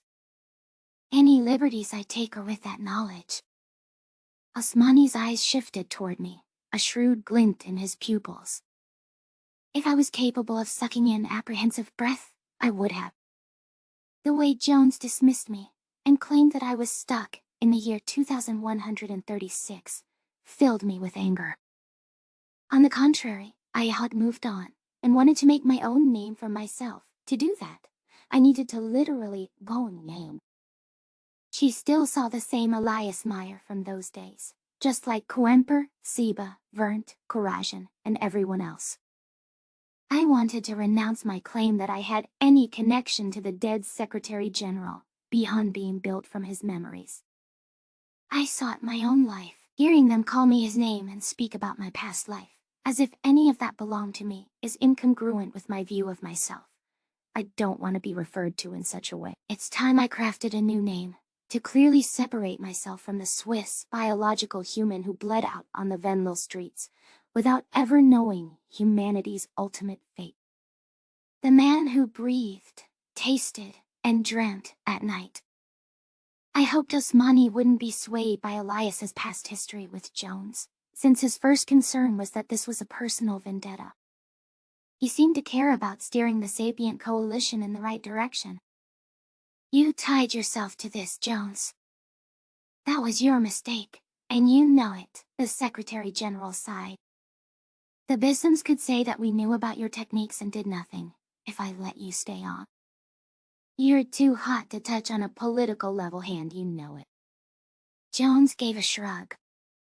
Yes, I'll disappear to the Shadowland. I don't need a title, and I'm happy to let them think I'm gone. I can give a show of tendering my resignation a month from today. Time to point you where you need to go to hit the remnants at the top.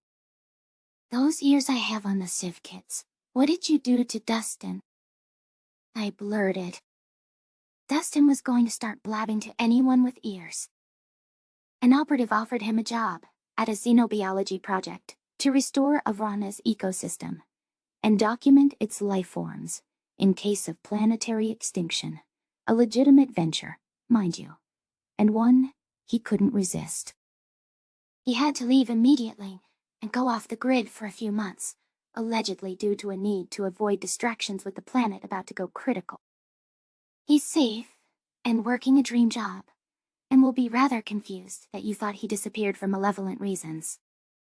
I needed time, so Tassie had to think it handled. Time for what?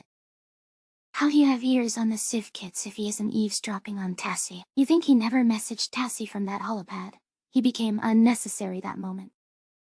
The spyware infects any device it encounters, so it leapt onto Loxel's holopad from there. The Civ kits have a good idea where the Ghost Farsol's new base of operations are, after searching their cleaned-out old one for any clues. Right here. Heh. Osmani jotted down the stellar coordinates, eyes narrow. I'll organize a strike force at once. That lead should curry enough favor with the Bissons to undo any harm done by an errant spymaster. They want the ones that attack them, as we do we. I appreciate the help, General Jones. The information is vital, so I can acknowledge that your plan paid dividend. What matters is knowing as much as possible about who we're up against, and finding the leverage for mankind to come out on top. I told you, I'm trying to win this war for us. Yes, in the Shield as well. And for any politicians I know are voting against siding with Earth, I have blackmail strategies in mind. We cannot always play nice and beg for friendship, as Elias wishes. You have no idea what my wishes are. If you did, you'd stop calling me that name, I grumbled. Oh. That's the first anyone is hearing of this. What exactly would you have me call you, instead of Elias Meyer, the name you introduced yourself by, and have no problem hearing from friends? I don't know. But I'm not him. I'm the first of a new kind of a human. Yeah. I guess I'm finally freeing myself